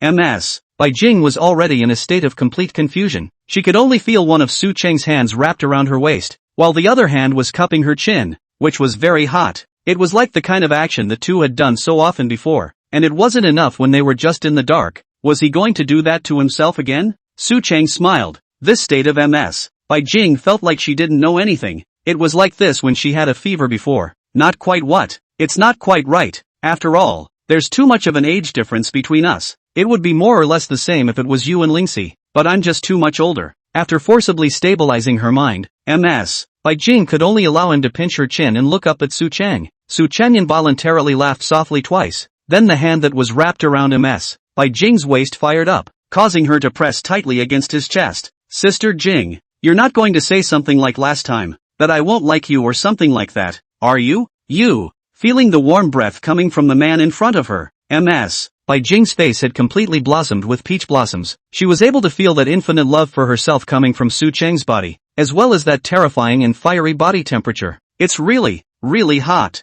Confusion gradually appeared in her eyes as well, and her eyes became mesmerized. Sister Jing, haven't I fully expressed my love for you during the last picnic? I thought that I had shown my love for Sister Jing enough that day. Su Chang lowered his head and held Bai Jing tightly with both hands, and his mouth came up next to her ear, murmuring softly. MS. Bai Jing's body trembled slightly, unconsciously closing her eyes and pursing her lips. I've thought about it for a while, and if Sister Jing still doesn't perceive the love contained in this bare heart of mine, I can still prove it to you again. Su Chang gently blew a breath in Bai Jing's ear, and one hand left from her waist, turning to hold Bai Jing's catkin. Her body seemed to have suddenly lost its strength, but Su Chang was also prepared for this, and the hand that was holding Bai Jing's waist began to exert force, stabilizing her body, keep her from falling to the ground, and the hand holding on Bai Jing's catkin moved. Su Chang was controlling the catkin. Suddenly, Bai Jing then raised her head, her eyes looking at him with shame and great exasperation. Although she had no strength left, she still struggled and wanted to take back the catkin that was held by Su Chang,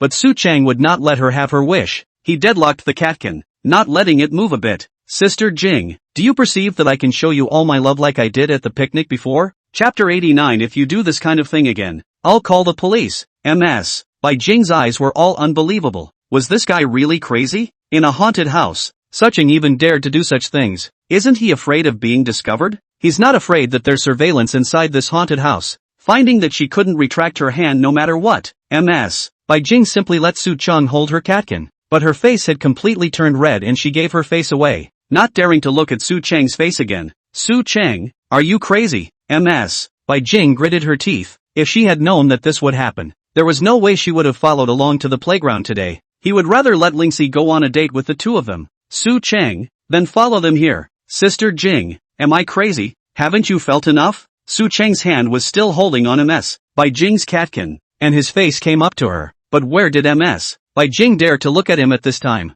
Turning her head to the side, she gritted her teeth and simply ignored Su Chang's flirting. Aren't you afraid? Aren't you afraid of the staff? The surveillance? Sister Jing, haven't you forgotten that I'm very rich, and I'm the one who arranged this visit to the amusement park? From the time we came in, there was no staff inside the haunted house. All the surveillance is also turned off. Whatever you want to do, Sister Jing, you can do. MS. Bai Jing's voice was shaking. It seemed that doing this kind of thing outside was still too much of a stimulus for her. It's not a good thing though, and it's best to get her acclimated as quickly as possible. It's the kind of thing that should be adapted to both when you're at home and when you're away. After all, how could any woman as mature as MS. Bai Jing be uncomfortable with having her hand shaken? I wouldn't want to do anything like that with you, so just die. MS. Bai Jing responded in exasperation. How could she have just messed with such a demon? When they first met they had always thought that Su Chang was a good person, a humble gentleman, gentle as jade, but now it seemed that he was a pure black devil, and a wicked sort of sex fiend at that. Even eating and taking, he dares to do anything.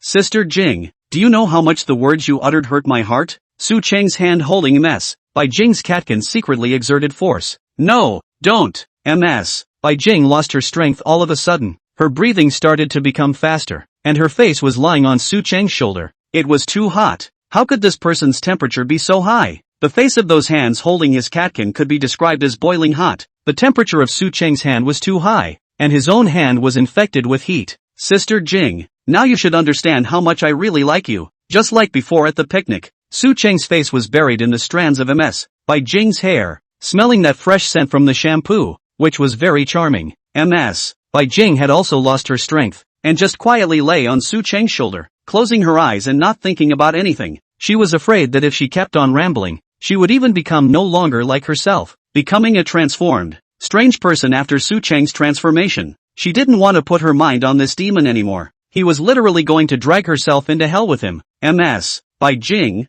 you don't think that I can't do anything about you if you ignore me, do you? Su Chang laughed softly, and his hand that was grasping MS. Bai Jing's catkin once again exerted force. But MS. Bai Jing seems to have resistance now, perhaps because her heart relaxes a lot knowing that there is no staff or surveillance in the haunted house. She let Su Chang hold her catkin, feeling the warmth coming from his body. Never mind, since it's already like this, let's indulge him one more time. This is really the last time.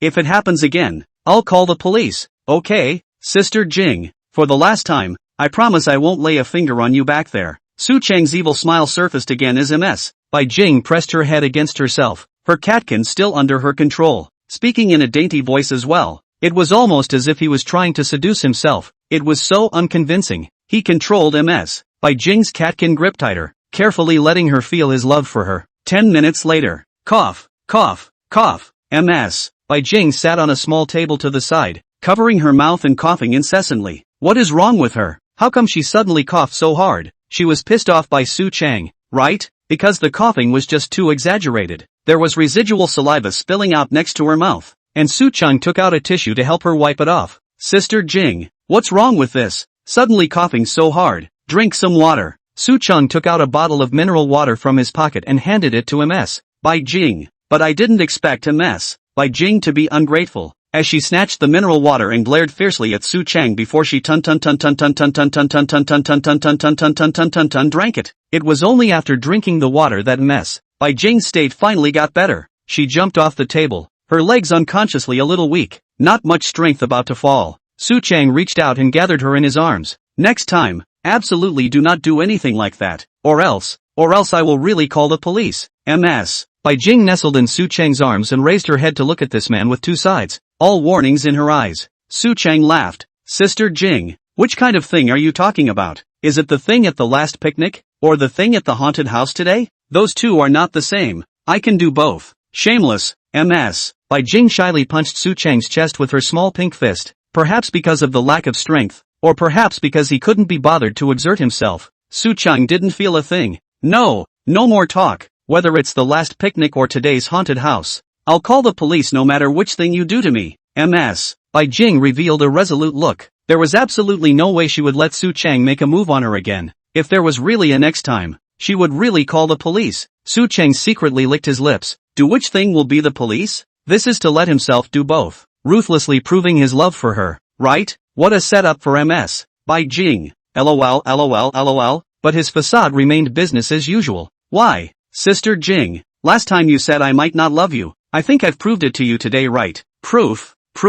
You're proving too much. Anyway, my age is too much older than yours for us to be suitable. Lingxi's age is the one that suits you. MS. White Silence played the bummer and debunked the no-love theory she said last time. She was genuinely afraid that Su Chang would come back to prove his love for her one more time. Su Chang was silent, showing a sad expression as if he had lost something. Let's go then. We've been delayed here for too long. Little Spirit Stream should be waiting impatiently as well. Seeing that Su Chang did not refute her words, a trace of panic and displeasure inexplicably flashed through MS. By Jing's heart, but it was still forced down by her. That's all there is to it. The two of them don't fit. After walking out of the haunted house, I didn't expect a figure to directly jump into Su Chang's arms, hugging his neck and crying freely. Chapter 90. How could I be jealous of Lingxi for Su Chang? Little Spirit Creek was crying really hard and it was like she didn't care about anything, whether it was MS. By Jing standing next to Su Chang, or the eyes of the people nearby that came and went with curiosity. She ignored them all and only had Su Chang in her eyes. What's wrong with this? Crying so much. Su Chang gently patted Lingxi's back. Since little Lingxi didn't care about the gazes from the side, how could he care? I can't find you. I can't find you. I went back inside the haunted house to look for you, but I still can't find you. Little Spirit Creek kept choking, but managed to get the words out of her mouth that she wanted to say. After she was scared by the apparition and ran forward, she realized that Su Chang and her mother were gone, and after waiting in the same place for a while she still didn't see anyone. Lingxi forced herself to walk back in fear, but still couldn't find them. Su Chang sighed lightly. At that time he was still proving his love for MS. By Jing, it would be strange if she could find it. Don't worry, we're all out here. I'll go back later tonight and cook for you, okay? Good. Lingxi sputtered in response, looking very cute with the tail end of a sob from having just cried. MS. By Jing stood by the side, quietly watching the two hugging each other without saying a word. When had the two gotten so close? When they were at home, there was flirting, but it wasn't such an explicit cuddle. But now they were hugging each other so intimately, completely ignoring themselves standing next to each other. Unconsciously, MS. By Jing's teeth pressed against her lower lip. Her right fist clenched so tightly that her fingernails were almost sunk into her flesh. Moreover, when he just came out from inside the haunted house, didn't Su Chang have a very hard look on his face because he said age problem? So who the hell is the man in front of you who is smiling like a spring breeze? He was still comforting Lingxi, who rubbed her face against him from time to time, and although there were tear stains from just crying, the sweetness was completely undisguised. Isn't it like, the heartbreak after being dumped by an ex-girlfriend is quickly dispelled by the comfort of a new woman? MS. By Jing's face was very ugly. She felt like Su Chang's love for her was really like a lie. Hadn't he just been frantically trying to prove it to himself? Now it was holding another woman so intimately, even though she was Lingxi. Oh, was it because of his own words? He keeps saying that he and Lingxi are more appropriate for their age, and he just does that? Angry. I don't know if it was because Lingxi was hugging Su Chang or because Su Chang was responding to Lingxi. Anyway, MS. By Jing was really angry. Lingxi, what are you doing? Her gaze was firmly fixed on Lingxi, her eyes containing anger, with the slightest hint of jealousy. Wasn't it because she kept saying there was an age issue that she rejected him in front of Su Chang before? If he now has the same age as Lingxi, he must have long been with Su Chang. Her right fist clenched tighter, not caring though her palm hurt. Hearing her mother's words, Lingxi then reacted and hurriedly loosened her hands that were hugging her neck. She unexpectedly hugged Su Chang directly in front of her mother, and crying and pouting at the same time. For God's sake, what has she done? Mom, I was scared by the ghost that time. Then I went back to look for you and couldn't find you. I was really too scared. Lingxi aggressively walked over to MS. By Jing and hugged her in the same position as she hugged Su Chang, burying her face in it. The same as when he was on top of Su Chang. He kept rubbing his face against her in a pouting manner. MS. Jing Bai. It feels so fake. There is absolutely no just hugging Su Chang that kind of true love. And now it is simply that kind of perfunctory feeling. However, it was good that Lingxi and Su Chang were no longer hugging each other now. And MS. By Jing's mood instantly recovered a lot. The one just now should be an illusion. How could she be jealous for Su Chang? And the object of her jealousy was her own daughter. It should be because Lingxi took the initiative to hug Su Chang. He just didn't want her to be with Su Chang. After all, this guy wasn't a decent person. What's more, Lingxi was only frightened by the apparition that suddenly burst into her face, and she wasn't to blame. I'll teach you a lesson when I get back. MS. By Jing glared fiercely at Lingxi in her arms, a doting look reappearing in her eyes. How could she not like such a pampered daughter? It was even more unlikely that he himself would be jealous of Lingxi. He just didn't want her to be abducted by Su Chang. MS. By Jing placed her eyes on Su Chang, who now had completely lost the haze he had walked out of the haunted house with, and was still wearing a light smile. Her heart ate a bit. Was it that happy? But it was quickly forced down by MS. By Jing. Let's go. Lingxi is so sad. I'll take her back first. Su Cheng's eyes were somewhat dangerous as he looked at Miss Bai Jing. She had heard what he had just said about cooking for Lingxi and was jealous again. Ha. Sister Jing, you didn't drive here. How are you going to take little Lingxi back? It's better for me to go back with you guys. And it's just the right time to cook a meal for you guys. Su Cheng's gaze was fixed on Ms. Bai Jing's eyes, which seemed to be full of deep meaning. Before Ms. Bai Jing could respond, Su Cheng spoke once more. It can't be that you, Sister Jing, got jealous when you saw Xiao Lingxi and I hugging together just now. Ha, what are you talking about? Ms. Bai Jing's entire body couldn't help but shake. This guy was really crazy. His daughter was in his arms. How dare he say such things? Lingxi really raised her head to look at herself, then back to Su Cheng, but didn't open her mouth to say anything. Ha, I told you, Sister Jing, you definitely won't be so easily jealous of me. A cold sweat broke out on Su Cheng's face, but he was still looking at Ms. Bai Jing with a deep expression on his face. What was with that look in Xiao Lingxi's eyes? She herself was clearly indicating that Ms. Bai Jing was jealous of Lingxi for not hugging her in the first place. Was this little ninny that perceptive? Or was he too reckless in front of her, letting her associate it at once? Ms. Bai Jing's face instantly turned red. She had just subconsciously thought that Su Cheng was flirting with her, saying that she was jealous over him. But what he said was surprisingly that he was jealous for Lingxi. This devil, he must have done it on purpose. Su Cheng was deliberately trying to associate himself with that aspect. She gritted her teeth and looked at Su Cheng. This was a demon. He definitely hadn't wanted to let himself go yet, and still wanted her to help him do that kind of thing. After driving Ms. Bai Jing and little Lingxi home together, Su Cheng started cooking for the two. Little Lingxi's words were few this entire journey, and although she still didn't hesitate to sit in the co-pilot's seat, there was always an indescribable meaning in her eyes. Waiting for Su Cheng to cook alone could always be an opportunity for her. Sneaking to the kitchen, looking at Su Cheng who was still busy, her eyes exuded a hint of viciousness. Holding a long object in her hand, she directly rushed over to poke that long thing at Su Cheng. Chapter 91, You're wearing that Lolita with the white silk. Ah, I'm dead. Su Cheng forked the corner of his mouth and was stabbed up by little spirit stream, one hand covering his heart with a pained look on his face. He turned back, his eyes all unbelievable, and stretched out a hand still wanting to hold little spirit stream. Stab you, stab you, stab you. But Lingxi could not care about him at all, indignantly holding something in her hand and continuing to poke Su Cheng, as if she would not stop until she stabbed him to death. But the next second something in his hand was grabbed. Do you really want to stab me to death? Or can't you let me die? Why did you bring this little bear over to stab me? Su Cheng put the bear doll in little Lingxi's hand aside and held her pair of small hands in his hand to play with it. I have to say, it's really soft and comfortable. Lingxi also didn't care about his movements and raised her head to stare intently at Su Cheng, as if he had done some great crime that was unforgivable. I'd love to stab you to death, but I'm afraid my mom won't let me. Her eyes were haunted and still contained a great deal of aggression, which was mostly due to the fact that she had flirted with Ms. Bai Jing to her face earlier, causing little spirit stream to think too much. Su Cheng gently laughed, not caring about cooking, reached out and carried her into his arms, sitting on a chair to the side. What's this about being jealous of Ms. Bai Jing again? I didn't do anything today. Su Cheng grabbed little Lingxi's face with his hand while rubbing her little tummy with his hand.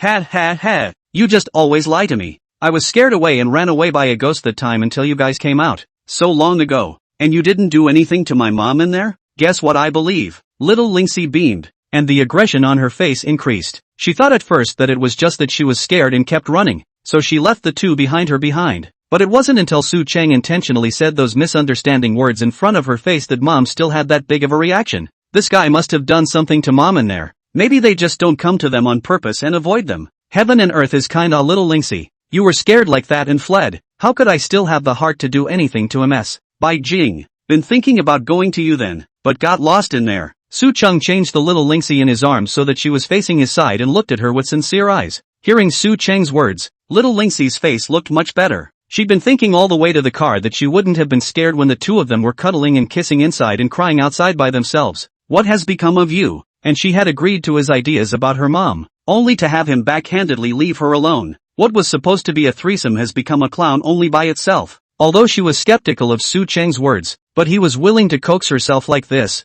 little Lingxi was already very happy. Then I'll believe you for once. You have no idea how scared I was at that time. I wanted to find you but couldn't find you in any way. I forced my fear to go back to the haunted house to look inward, but it turned out that there was no one inside, and there were all kinds of horrible organs. I was too scared to come out again. Little Lingxi's little head pressed against Su Chang's chin, nestling her entire body in his arms and voicing her grievances. Su Chang could only quietly pacify her as well, a meaningful smile flashing across his face. If little Lingxi saw it at that time, she would just pretend she didn't see it and come back here to be jealous and pampered and beg for a hug, right? Who told you to voluntarily run off without me? Ha? Running without even looking at me. I was just dumbfounded. I was walking and suddenly a ghost appeared on my face. I was completely dumbfounded. Hearing Su Chang's complaining words, little Lingxi was aggravated again, and her mind went blank at that moment. Just run. Anyway, I don't care. You left me and MS. By Jing both inside the haunted house. You have to make it up to me. A wicked smile hung on Su Chang's face as he cupped little Lingxi's face with his hand,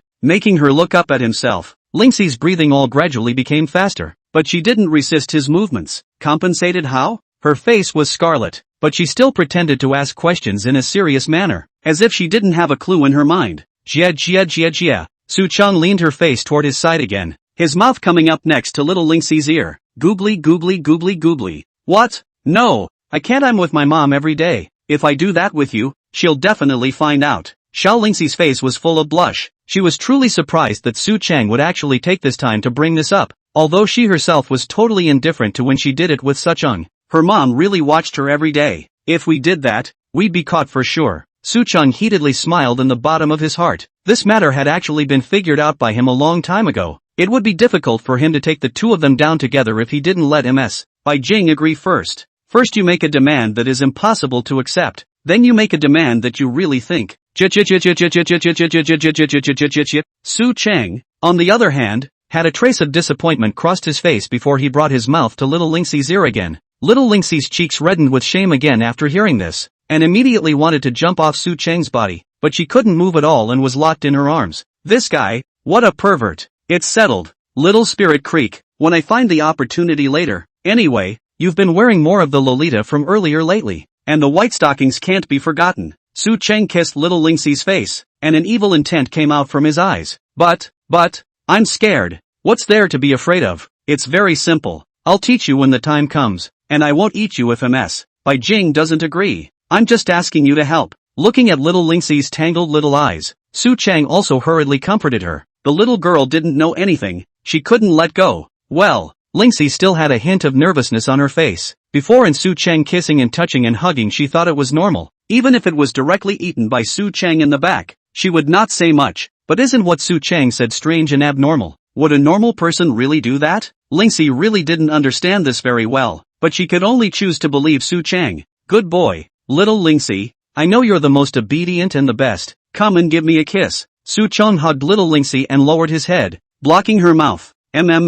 Staying for a long time and being afraid of being discovered by MS. By Jing, so Xiao Lingxi escaped from the kitchen very early. After making a good meal, Su Chang ate a hasty meal with the two, casually washed the dishes, and directly left. After all, there was basically no major problem on MS. By Jing and Lingxi's side, so he went along with the time and stimulated MS. By Jing with little Lingxi. Soon the two will be taken down completely, but right now there's a woman of her own who will soon be in charge. Chapter 92, do you want to go for a game tonight? Su Chang quickly drove his Maybach to the bottom of that rooftop from before. Sure enough, as soon as he went up to the rooftop and pushed open the door, he saw that Aisling was here. At this moment, Aisling was sitting on the rooftop in a daze. And it was only when she heard the movement of the pushing door that she turned around to look. It's Su Chang. She didn't open her mouth to speak, nor did she bother to take the initiative to greet Su Chang. As a slayer, she's very blank. Although it was very easy to give up her body, she didn't know what it meant to like it or to love it. Aisling was confused. She didn't even know if what she had for Su Chang was love or not, and she didn't understand if she was pitying this man who had suffered a love injury or what. Why are you still staying on the rooftop?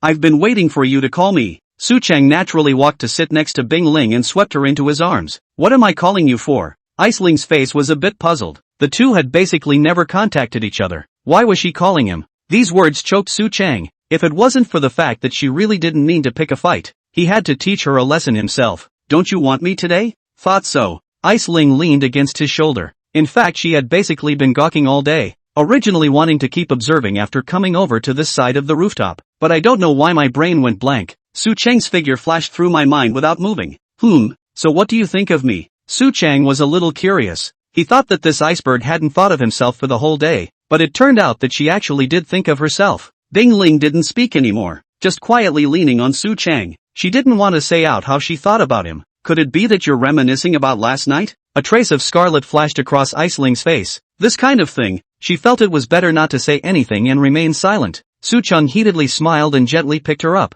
letting Bing Ling sit between his legs and lean back in his arms. I will if you don't. I've actually been thinking about you today, but I don't know your contact info, and I didn't know how to contact you, so I just came back over to the rooftop to try my luck again, and luckily you're here. Ice Ling felt the large hands that encircled her body and unconsciously recalled everything that had happened last night. She hurriedly shook her head to remove the strange image from her mind. I've been meaning to ask you before, how did you end up liking me? Liking a disfigured woman? And why did you promise me? You were the one who jumped on me when I gave up. Su Chang looked down at the Ice Ling in his arms. This guy was like a pure and flawless white paper. Even if he was caught by himself, he didn't change her color. Because Bing Ling was still silent. She didn't want to say that she called out to Su Chang because she couldn't bear to see that expression. It would only create new pain, deeper and more brutal, for him who had only just healed his love wounds, without having to think about so many things. It's like you suddenly pounced on me. For a split second, I ghosted on you, too. A trace of coldness flashed through Su Chang's heart. If he wanted to color this iceberg-like woman, it seemed that it would be difficult to rely on these things alone. How could he or she pull this Ice Ling, who was like an exiled fairy in the sky, down to earth without giving her enough excitement? He wrapped his arms tightly around Ice Ling and rested his chin on her shoulder. But in the back of his mind he was planning to do something bad. Don't stay on the rooftop. Do you want to go to the snack street to buy something to eat? Su Chang released his hold on Bing Ling and slowly stood up. Snack street? Ice Ling froze. The place she hadn't actually been to much because it was so crowded. She still prefers to chill out a bit more. Just as he was about to refuse, his hand had already been pulled by Su Chang. Come on, take you outside. A smile spread across Su Chang's face as he laughed happily, holding Bing Ling's hand and heading out. Icing didn't resist either. Never mind, if he wants to go so badly, let's go with him. Anyway, he didn't intend to make a move on Defying right now, and there was still time to accompany Su Chang to have some fun outside. The nearest snack street to them was only a few hundred meters away. Su Chang held Bing Ling and walked for a while before arriving at the place.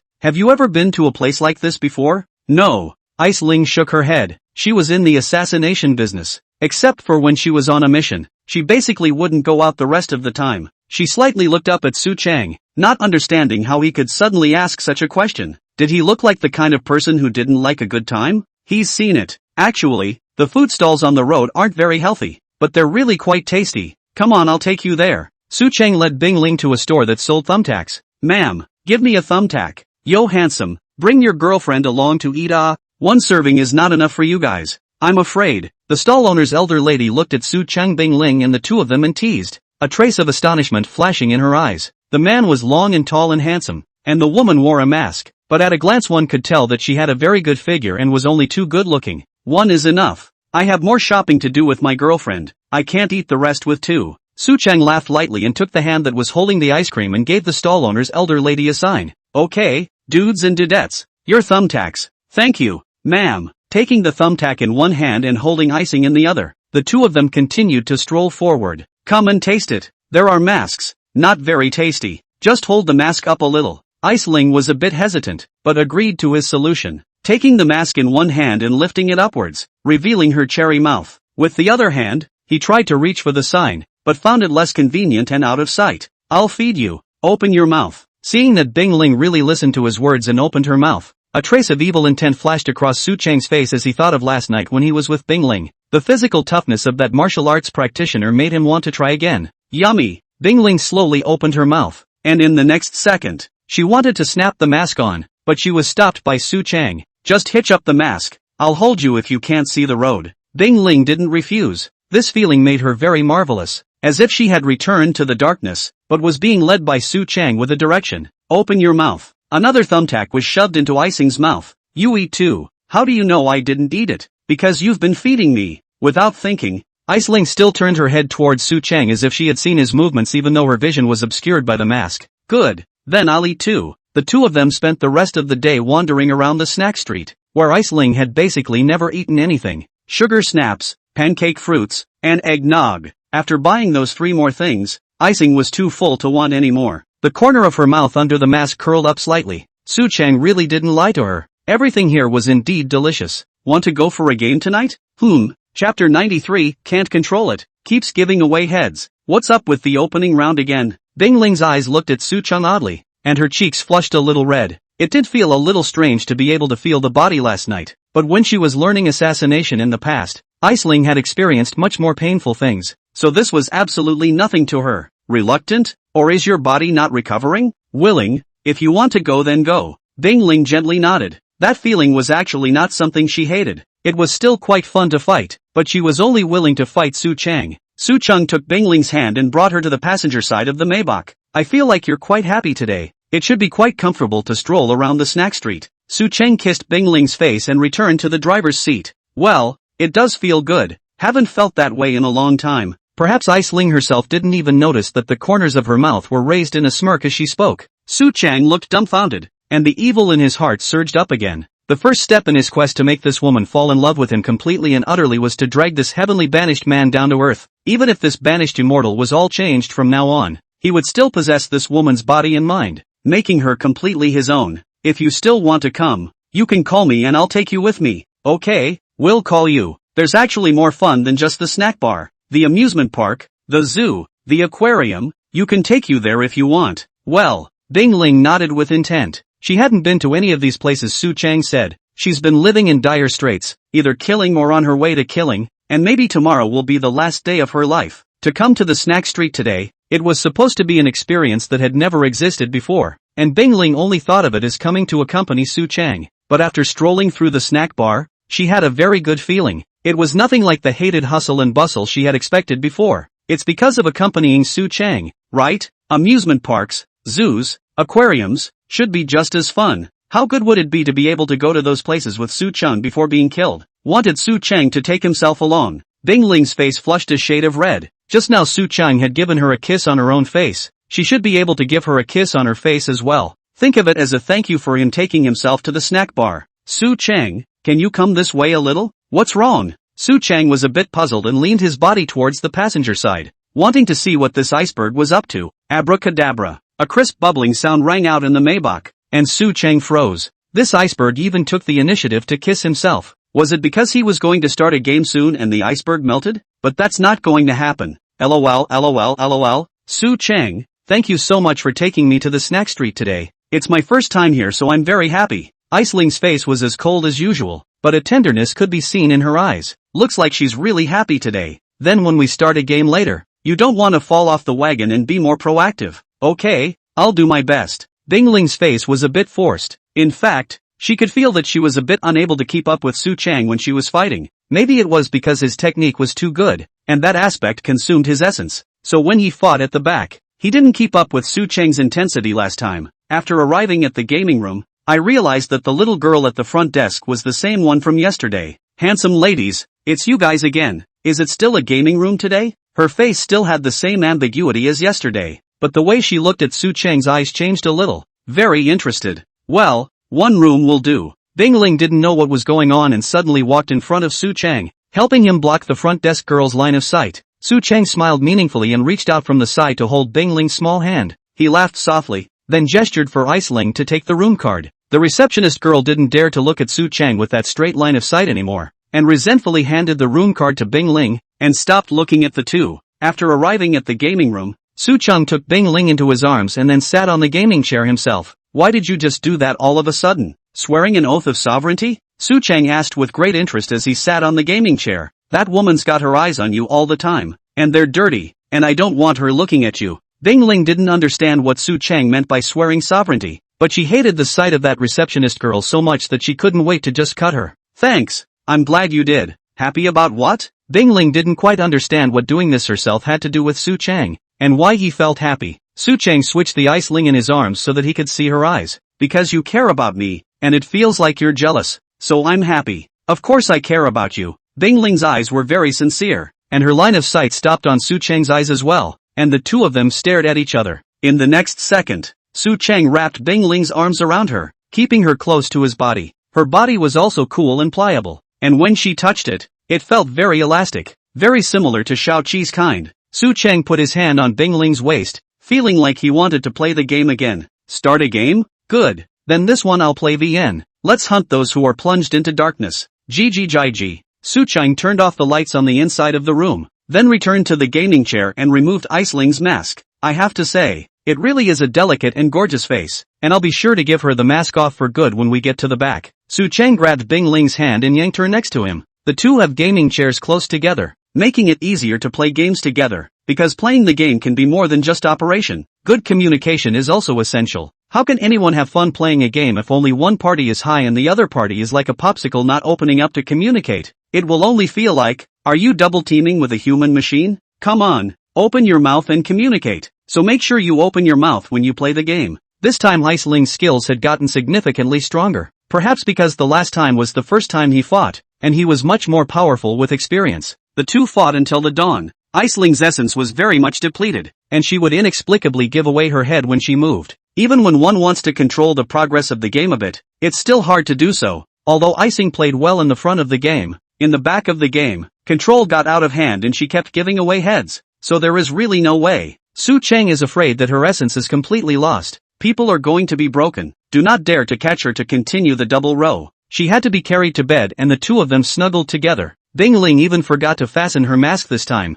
or Su Chang helped her fasten it on. Chapter 94. What do you want to do with that punishment? I want to. Maybe it was because the intensity of the matchups was just too high due to the high rank scores played last night. Bing Ling's sleep was very deep. Su Chang didn't react at all no matter how he moved her. Looking at this appearance, it was likely that she would sleep until late at night. Su Chang wickedly licked his lips. Last night when he fought until almost dawn in the early hours of the morning, Bing Ling was simply completely crazy. How he didn't expect to say random strange things and then do something more radical. Icing will then completely break the defense and give away heads in a completely uncontrollable manner, screwing up his own ability to play the game properly. Before leaving, he gave Bing Ling a big kiss, and she really still didn't react at all. Not off duty yet. Little sister. Yes, handsome. There's no way around it. The life of a laborer is hard. The receptionist girl had a bitter smile on her face, with heavy dark circles under her eyes. Little sister. This room, renew it for a year directly for me. Considering the fact that later on, he still has to often take Bing Ling out to play. Su Chang is also too lazy to rebook the room every time, and simply directly book a year's worth. Come if you have time, leave it here if you don't. Money is just a number with him anyway. 1 year. Handsome man, you are really rich and generous.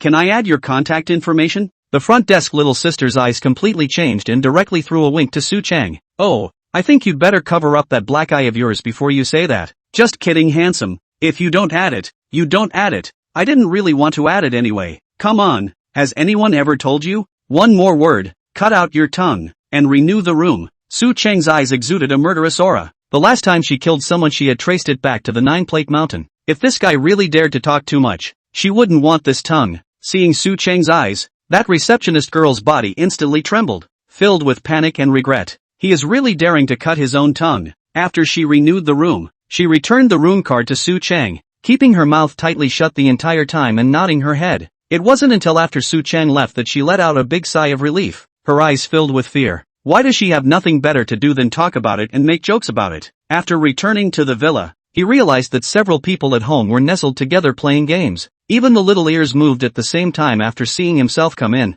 as if he wanted to get up, but didn't move, and in the end, surprisingly, none of them came to greet him. Su Chang was furious. Where could he not understand this? There must be a villain in the harem. If we don't take care of it soon, and the backyard catches fire, that will be a big problem. So who is this villain? Su Chang walked to the front of the trio without any concern and saw the game interface of the cell phone, which turned out to be playing the hottest game of the 21st century. Xiao Yun, why didn't you greet the young master just now? Is there a villain flirting with you? Or does Xiao Yun not like the young master anymore? Alas, sad. No, young master. Xiao Yun didn't dislike the young master. Nor did the villain fling. Luo Xiaoyun's face turned red and she felt her eyes spinning inside their sockets. She had fallen for it again. As soon as she heard the young master say that she didn't like him, she jumped out in fear to explain. Su Chang secretly laughed in his heart. This little maid was just too cute. Luckily he had one at home. What about you, Sheer? Why don't you come out to greet your brother? It seems that your feelings have faded. Su Chang was sitting next to Zhao Xier again.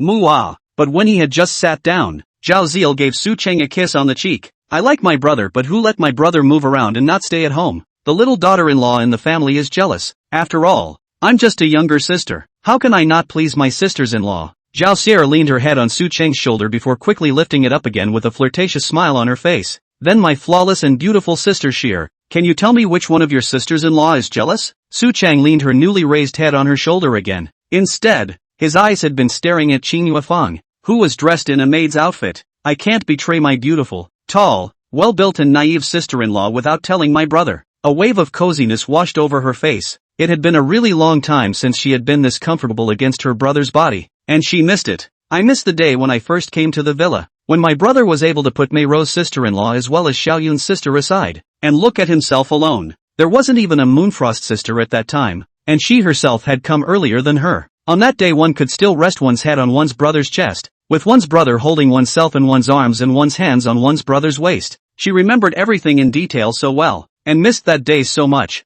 Zhao Ziel took a deep breath. The corner of Su Chang's mouth twitched. This niece really knew how to enlist people, unlike the little maid who was as silly as she was. Although both herself and Zhao Sierra knew that it was Qin Yefeng who had flirted with the idea, she still took out the attitude that she would be on her side. What a good sister. Is he all caged up? It seems that person is really powerful. After saying that, Su Chang gave Zhao Ziel a kiss on her face as well and rubbed her little head. Then he slowly walked over to Qin Yuefang's side and directly carried her into his arms. Little Frost child, my harem has been turned. Do you know who did it? No, I don't know. Qin Yuefang's voice is trembling. How Su Chang suddenly put himself on his lap, originally wearing a maid's outfit, sitting on the lap of the words, so close. He also buried his face all the way next to his shoulder, as if he could feel him breathing. Really hot. Frost doesn't know either? That can't be helped, but there's a punishment for not knowing. Jia. Ha, why do I have a punishment? Neither Hill nor Yin said anything about it, and neither did I. So how come I'm the only one who has a punishment? Qin Yuefang was anxious. Her breathing began to slowly accelerate, wanting to escape from Su Chang, but she couldn't move at all. She wasn't quite the same as the likes of Luo Xiaoyun, Qi Shanshan, and Xiao Lingxi. Qin Yueshuan belonged to the kind of tall, imperial sister. There was something else about sitting with her on her lap like this. Something else, something very weighty. Next to them, Zhao Sierra and Luo Xiaoyun both blushed. How could brother, young master, be so bold? There were two big living people next to them. The two women covered their eyes, leaving a slit, and fled in a hurry. Xiaoyun, don't go. Save me. Qin Yefeng turned her head to look at the fleeing Luo Xiaoyun. She was the only one who could save herself, but the other party simply ignored her and ran off in a vinegar slip. What's your hurry, Frosty? The two of them are naturally punished as well. Su Chang reached out and pinched Qin Yuefang's face, while his other hand was placed on her waist. She was then picked up in a princess hug, and the Mikado did feel great in her arms, with a great texture. What do you want with that punishment? Qin Yefeng asked cautiously. Her heart already had a premonition. Could it be that she was going to be that today? Think. Su Chang's footsteps suddenly stopped and he directly lowered his head to block Qin Yuefang's mouth. Qin Yefeng's hand circling Su Chang's neck also gradually loosened up, her strength fading away. After a while, Qin Yuefang completely lost her strength and both her hands drooped before Su Chang let her go. Chapter 95, Can you keep your voices down? My god, I am truly going crazy. Brother, sister Moonfrost, you guys, can't you keep your voices down? Zhao Ziel paced back and forth in her room, clenching her teeth in shame and grumbling through the wall. Her face flushed and she muttered. She was still an adult who hadn't experienced that kind of thing yet after all. Moving around and being forced to listen to corners here is simply driving her crazy. The biggest commotion before was when Sister Xiaoyun had been crying there, when it was still night. Now Sister Moonfrost isn't crying either, but she's screaming there, screaming with that voice. My god, the point is that it's still daytime. This really is. Moreover, it had been more than an hour since the time he had fled in a panic and returned to his room. Why hasn't? Just as she was about to complain again, she suddenly heard Sister Moonfrost yell out, and her voice seemed to stop.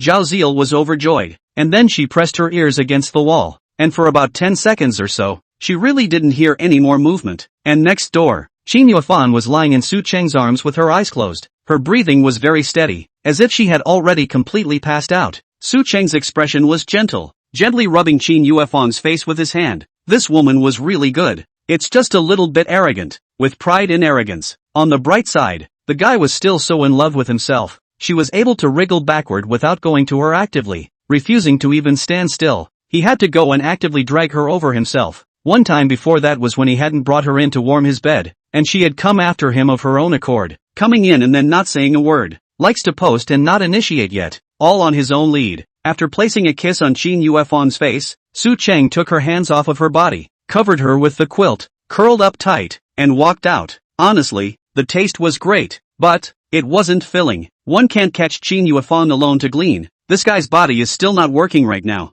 Inexperienced. Have to let her adapt more to get used to it. Yoon, what's going on? Young master. You. Why are you here? As soon as the little maid Luo Xiaoyun saw Su Cheng push the door in, she hurriedly covered her face with the quilt, only revealing a small head out. There was some confusion in her eyes, but with a hint of panic and fear. How is it so fast? Moonfrost's sister, this did not top it. Hey, little maid, I'm here to punish you. Punish me? Did I do something wrong again, young master? Hearing Su Cheng's words, Luo Xiaoyun's head poked out completely. She felt that she hadn't done anything wrong recently. Could it be that you haven't noticed? Jia. I'll tell you right now what you're doing wrong. Don't I, young master? The little maid didn't expect the young master to directly pounce on her and try to dodge, but she was directly grabbed. After staying in Luo Xiaoyun's room for another hour or so, Su Cheng took a shower in her room before leaving to prepare for Zhao Ziel's room. Brother. Zhao Ziel's face was a bit surprised, not expecting her brother to come to her room as well. She hugged Su Cheng, then buried her face directly in his embrace and inhaled a huge breath fiercely. Successfully replenished my brother's energy, which became happy. Ha, there doesn't seem to be any smell of Sister Moonfrost, and there's a strong fragrance. Did brother come after taking a bath? So happy. It seems like a long time since I've been alone with you, and I'm afraid you're lonely and paranoid, so I've come to keep you company. No brother, you're just spending time with your sisters-in-law. I wouldn't think much of it. Zhao Xier raised her head to look at Su Cheng, then gently shook her head and smiled sweetly. In fact, she had unfinished business behind her. Brother, who must have been spending time with his other sister-in-laws out there as well, just not bringing them to the house. After all, my brother hadn't slept in the house for 3 of the 5 days, and that wasn't even counting tonight. It's good that you don't think about it much. You know what kind of person brother is. There are quite a few women, so there really isn't much time for you. But when I come back, if I'm not there or something, you can all come to me. If I'm not home, you can also sleep with Little Cloud and Moonfrost. Hey, I know. When you didn't come back, Sister Moonfrost and Sister Xiaoyun both let me sleep with them. Zhao Xier kept rubbing her face against Su Cheng's chest,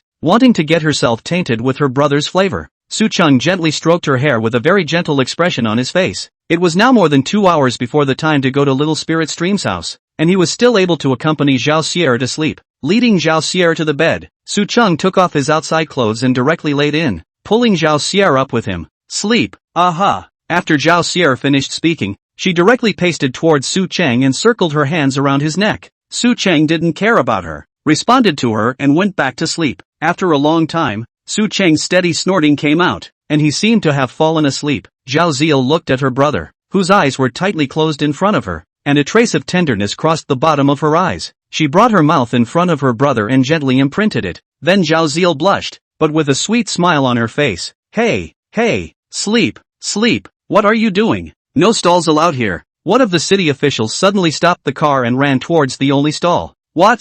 No stalls? On what grounds? Yi Chen was enraged. This stall was still the one he had bought back from someone else's hand for $2,000. I was going to make money on this food stand, and now I'm being told I can't set up a stand? Why can't we have a stall here? Who gave you the right to stop me from setting up a stall here? Yi Chen's eyes were extremely cold. If this city manager in front of him couldn't give a proper answer, then don't blame him, the former master of the Dragon King Hall, for not giving face. Yo ho, you're quite a grumpy man. Don't you realize that you're the only stall open in such a nice place? There are government regulations here that say you can't have a stall here, so if you want one, you'll have to go all the way over to the south exit of the road. What? Yi Chen's heart trembled slightly when he heard the words of this city manager. Stalls were not allowed here? However, he had clearly bought it from that man, spending the last $2,000 he had before. Now I only have $100 left on myself and this food stand. Wait, I bought this stall from someone else for $2,000. Can I have it here? Ha, you've been scammed then. I suggest you call the police, but there's not really much you can do by calling the police for this kind of thing. Anyway, you definitely can't have a stall here. So go.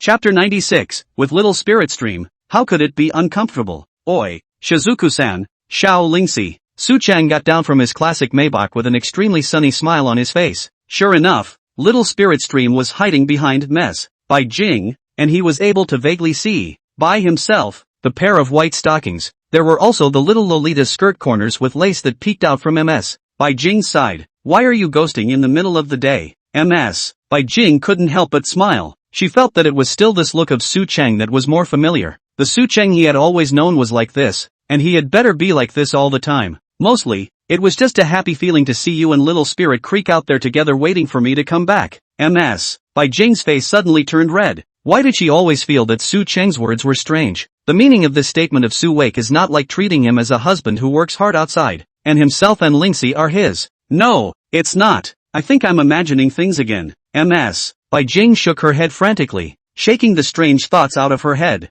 I'm glad you're happy, so let's go inside. MS. Bai Jing and little Lingxi behind her took the little bit of food in Su Cheng's hands and walked towards the house. Yeah. As she walked, Little Spirit Stream suddenly let out a scream. Su Cheng and MS. Bai Jing both looked at her with puzzled faces. Why were they inexplicably screaming again? What's wrong? It was Su Cheng who opened his mouth to ask what was going on, a searching look on his face. Why does Little Spirit Creek always make sudden grunting noises? No, nothing. It's just that there seemed to be a bug in the dish just now, but it's already flown away. Little Lingxi blinked her eyes, and her body all seemed to be shivering gently. Although it was Su Cheng who opened his mouth to ask her, she didn't turn her gaze to Su Cheng, but instead placed it on MS. Bai Jing's face. Little Spirit Creek is still mostly explained to MS. White silence. It's fine if it flies away. Lingxi, don't always suddenly just scream. It's easy to scare others. MS. Bai Jing's face held a light smile as she comforted little Lingxi. I know, Lingxi said with some aggression, but after MS.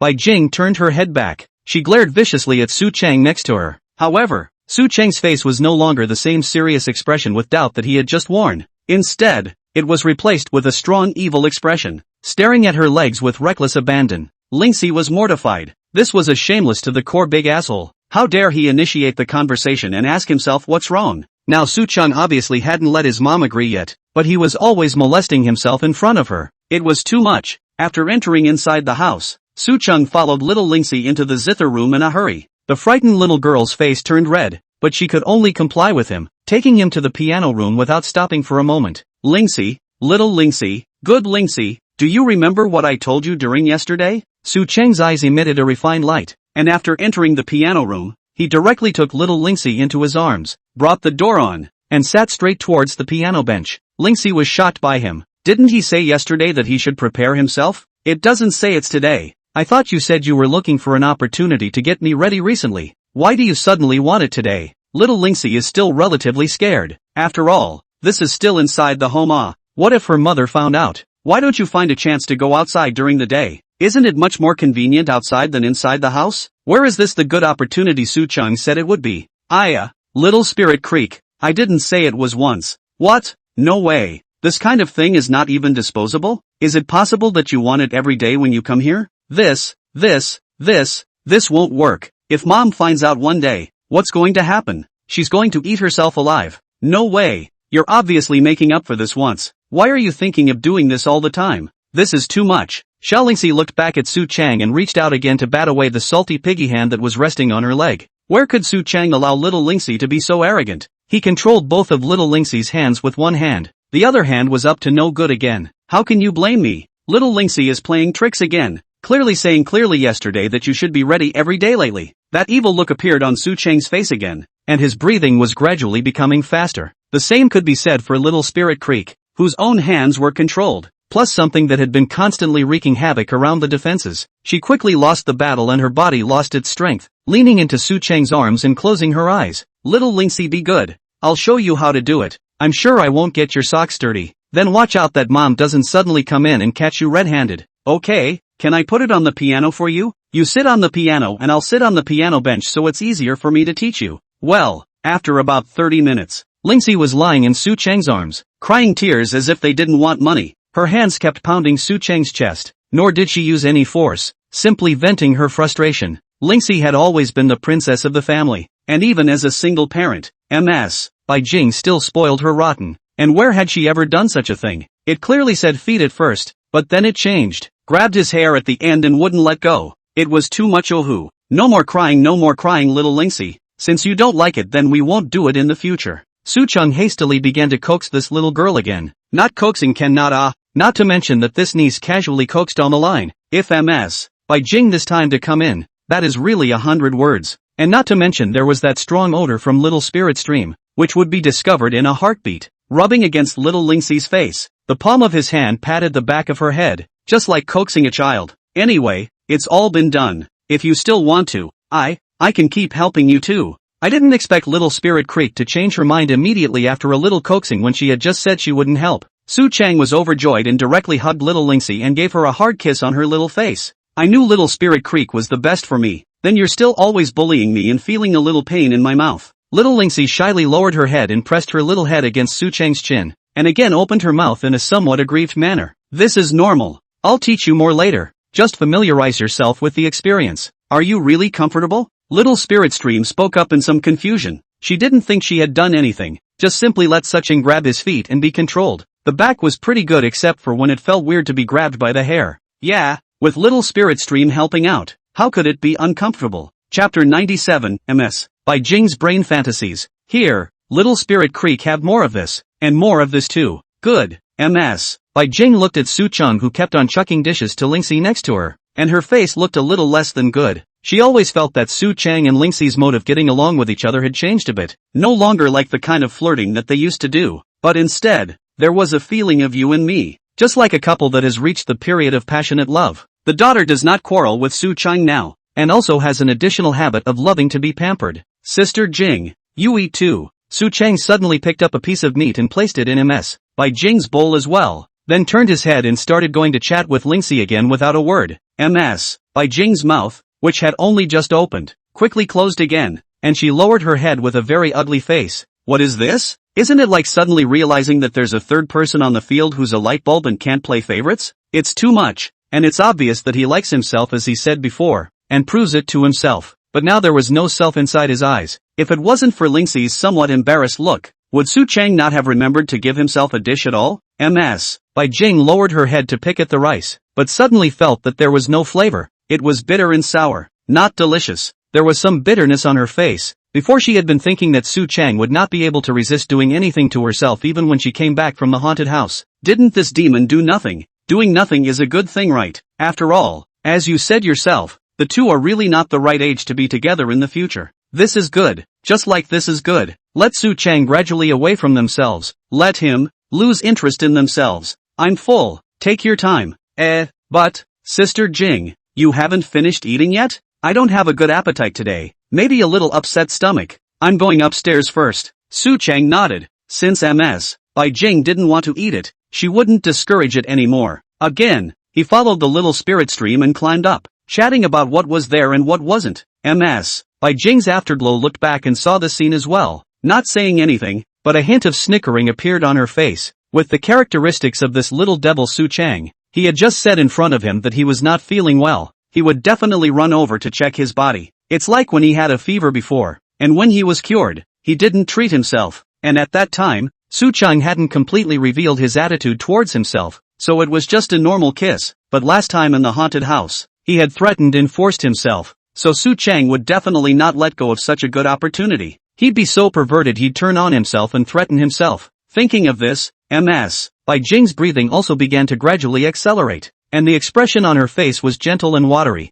with a strong hint of anticipation. Is this how you plan to irritate my mom? Lingxi glared at Su Chang and her face was a little tense. What if her mom wouldn't let her be with him? Don't worry, little Spirit Creek, I now know Ms. White Silence very well, and she won't come out again for a long time from now on. With a hint of an evil smile on his face, Su Chang left from his original seat and came to where Ms. Bai Jing was sitting before. Then he reached out his hand and directly picked up little Lingxi and placed her on his lap. What are you doing? Lingxi was shocked by his boldness. This dared to put himself directly on his lap? He really thought mom wouldn't come out. But what if? Don't be afraid. Don't you think it's more exciting? The two of us sitting where Ms. Bai Jing was just sitting. Maybe Ms. Bai Jing is being jealous alone up there, and the two of us are sneaking down there. Your bull ******* ting. Mom wouldn't be jealous for you. Lingxi retorted with a face of shame and indignation, and would also accidentally look upstairs for fear of being discovered by Ms. Bai Jing. Humph. This is all irrelevant.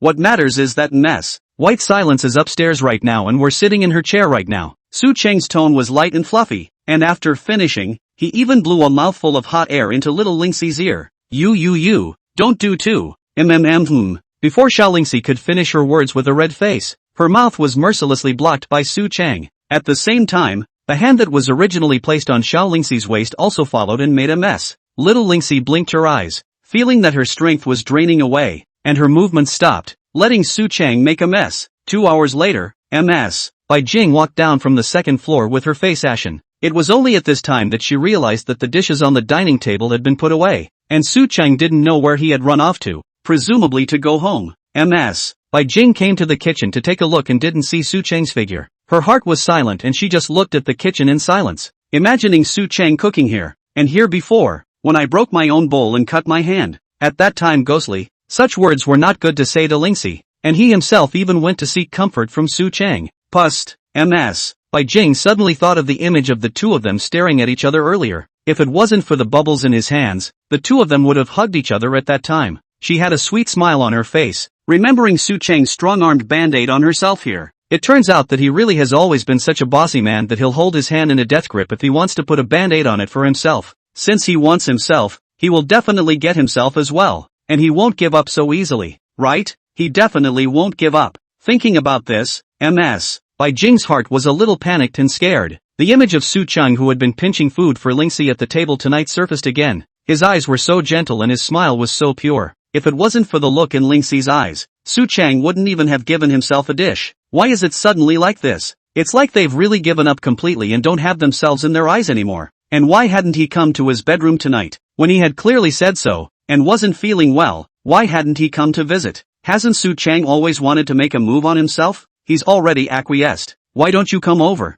Why don't you come over if you want to do it? Thinking of this, Ms. Bai Jing's right fist was clenched deathly tight. Her nails had completely sunk into her flesh, and her teeth were clenched fiercely. Hoo. She took a big breath, trying to ease her somewhat anxious mood, but it was completely overwhelming. Go to your room and sleep. Ms. Bai Jing stopped as she passed by Lingxi's room, a hint of coldness in her eyes as she reached out to try to push open the door, but the next moment it was pressed down by his own other hand, covering her mouth. She quickly returned to her bedroom. Crazy, Bai Jing, how can you attribute these things to your daughter? Lingxi didn't do anything wrong. Ms. Bai Jing frantically shook her head and threw away all these strange thoughts. She took a deep breath, then undressed and came to the bed. Ms. Bai Jing covered herself with the quilt, opened her phone, and clicked on Su Chang's friend circle. On it was also a photo of Su Chang's recent run. Very sunny and handsome. Her breathing gradually quickened as she zoomed in on the photo and gazed up at every detail in it. Hands are starting to move too.